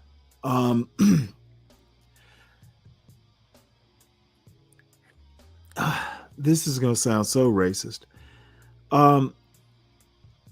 Success is not, there is no one way to be successful. Okay. And even success is not like one thing. And if you have to be like a white boy to be successful, then you know what? You're no better than that white boy. If you have to be an Elon Musk to be a billionaire, then is it really worth being a billionaire? If you lose yourself. Exactly. And see, you know what? I don't give a damn, you know, about whether we agree on Black history or stuff. This is the one thing that I actually do like about you. Dude, we disagree, but I fucking look, if my son was 5 and I had to go away and needed you to, and this is a hypothetical, but if I had to say, hey, SKC, can you keep my son for a day or two over the weekend? I got something important and it's better if he stays with you. I wouldn't even fucking think twice about it, because I know that child is going to be okay. And he might actually not want to come back. Well, one of the things about all of that is it's like, take for instance with children and all that stuff. What I have found is that when you're in those situations, obviously you need to know the other adult. Exactly. And if you know them well, you are not going to push anything past that adult's frame exactly and principles and training and try to invoke your own on that child. It's like, no, you have to have limiting principles to understand this child does not belong to you. They're in your care, not only your that, but you know what? But you respect the structure If that they you came really from. want to do it, let me call your father or your mother and get their permission. You know, unless, you know, sometimes, you know, you have to make a command decision, but, you know, by and large, and you know, my parents were like, well, you know, no, we don't want to keep your kids.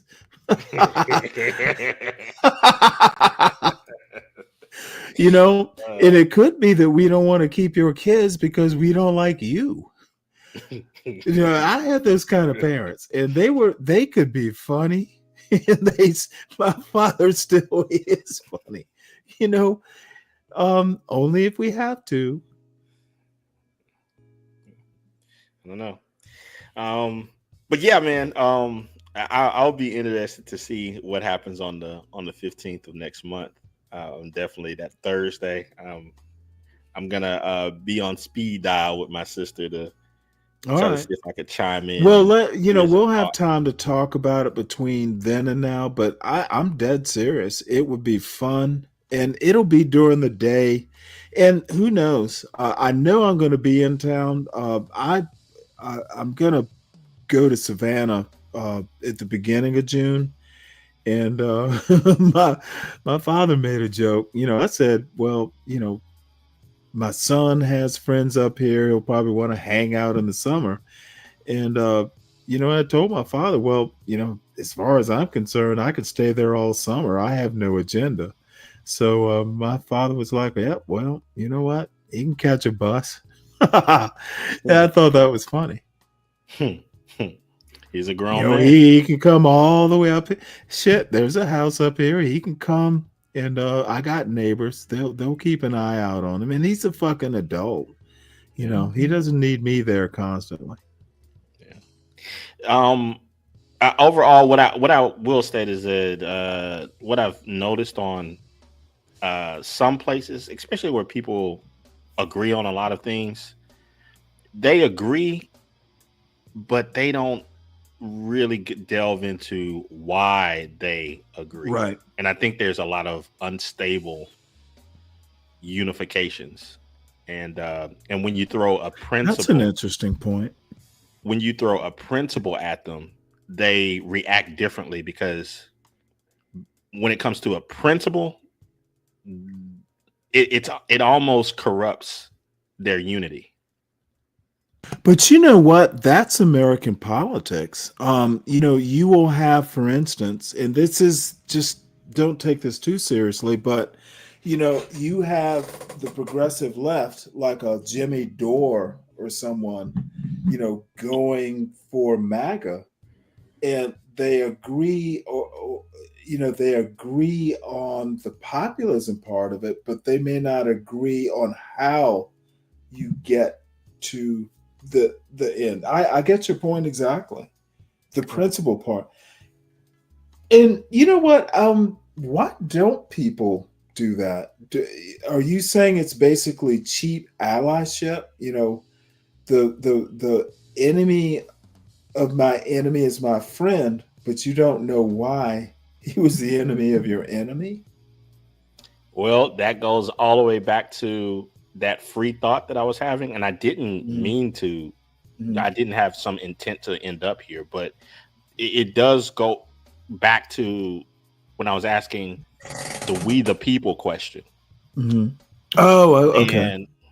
And so if you have a bunch of people who they say that they're following the law, but they really don't understand the principle behind the law, how aligned can you really be with them? Well, you just need them to follow the law. I mean, most people don't understand the Constitution, or I wonder if they've even read it sometimes. Now, see, you and I, that's going to be a deep and substantive conversation. I have to chime out. I got a business call coming Gotcha. in. All right. Well, it's always good talking to you, man. Don't be a stranger.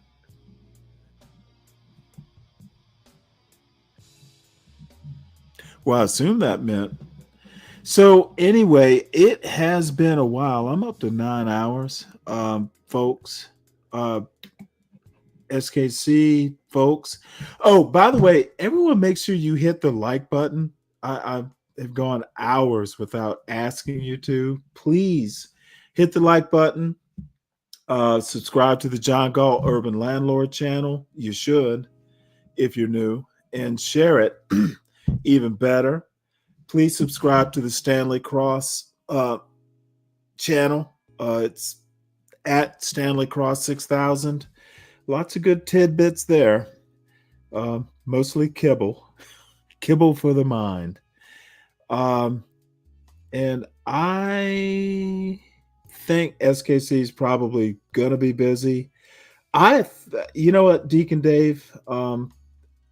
you bringing SKC back to the channel, it has just been like awesome. You know, I get to bullshit with someone who we just disagree on everything, but we agree on a lot. So bless you, Dave.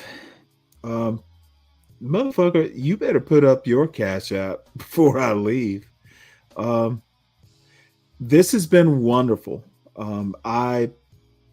This has been a great show. And Lou, good to see you here too. What can I say?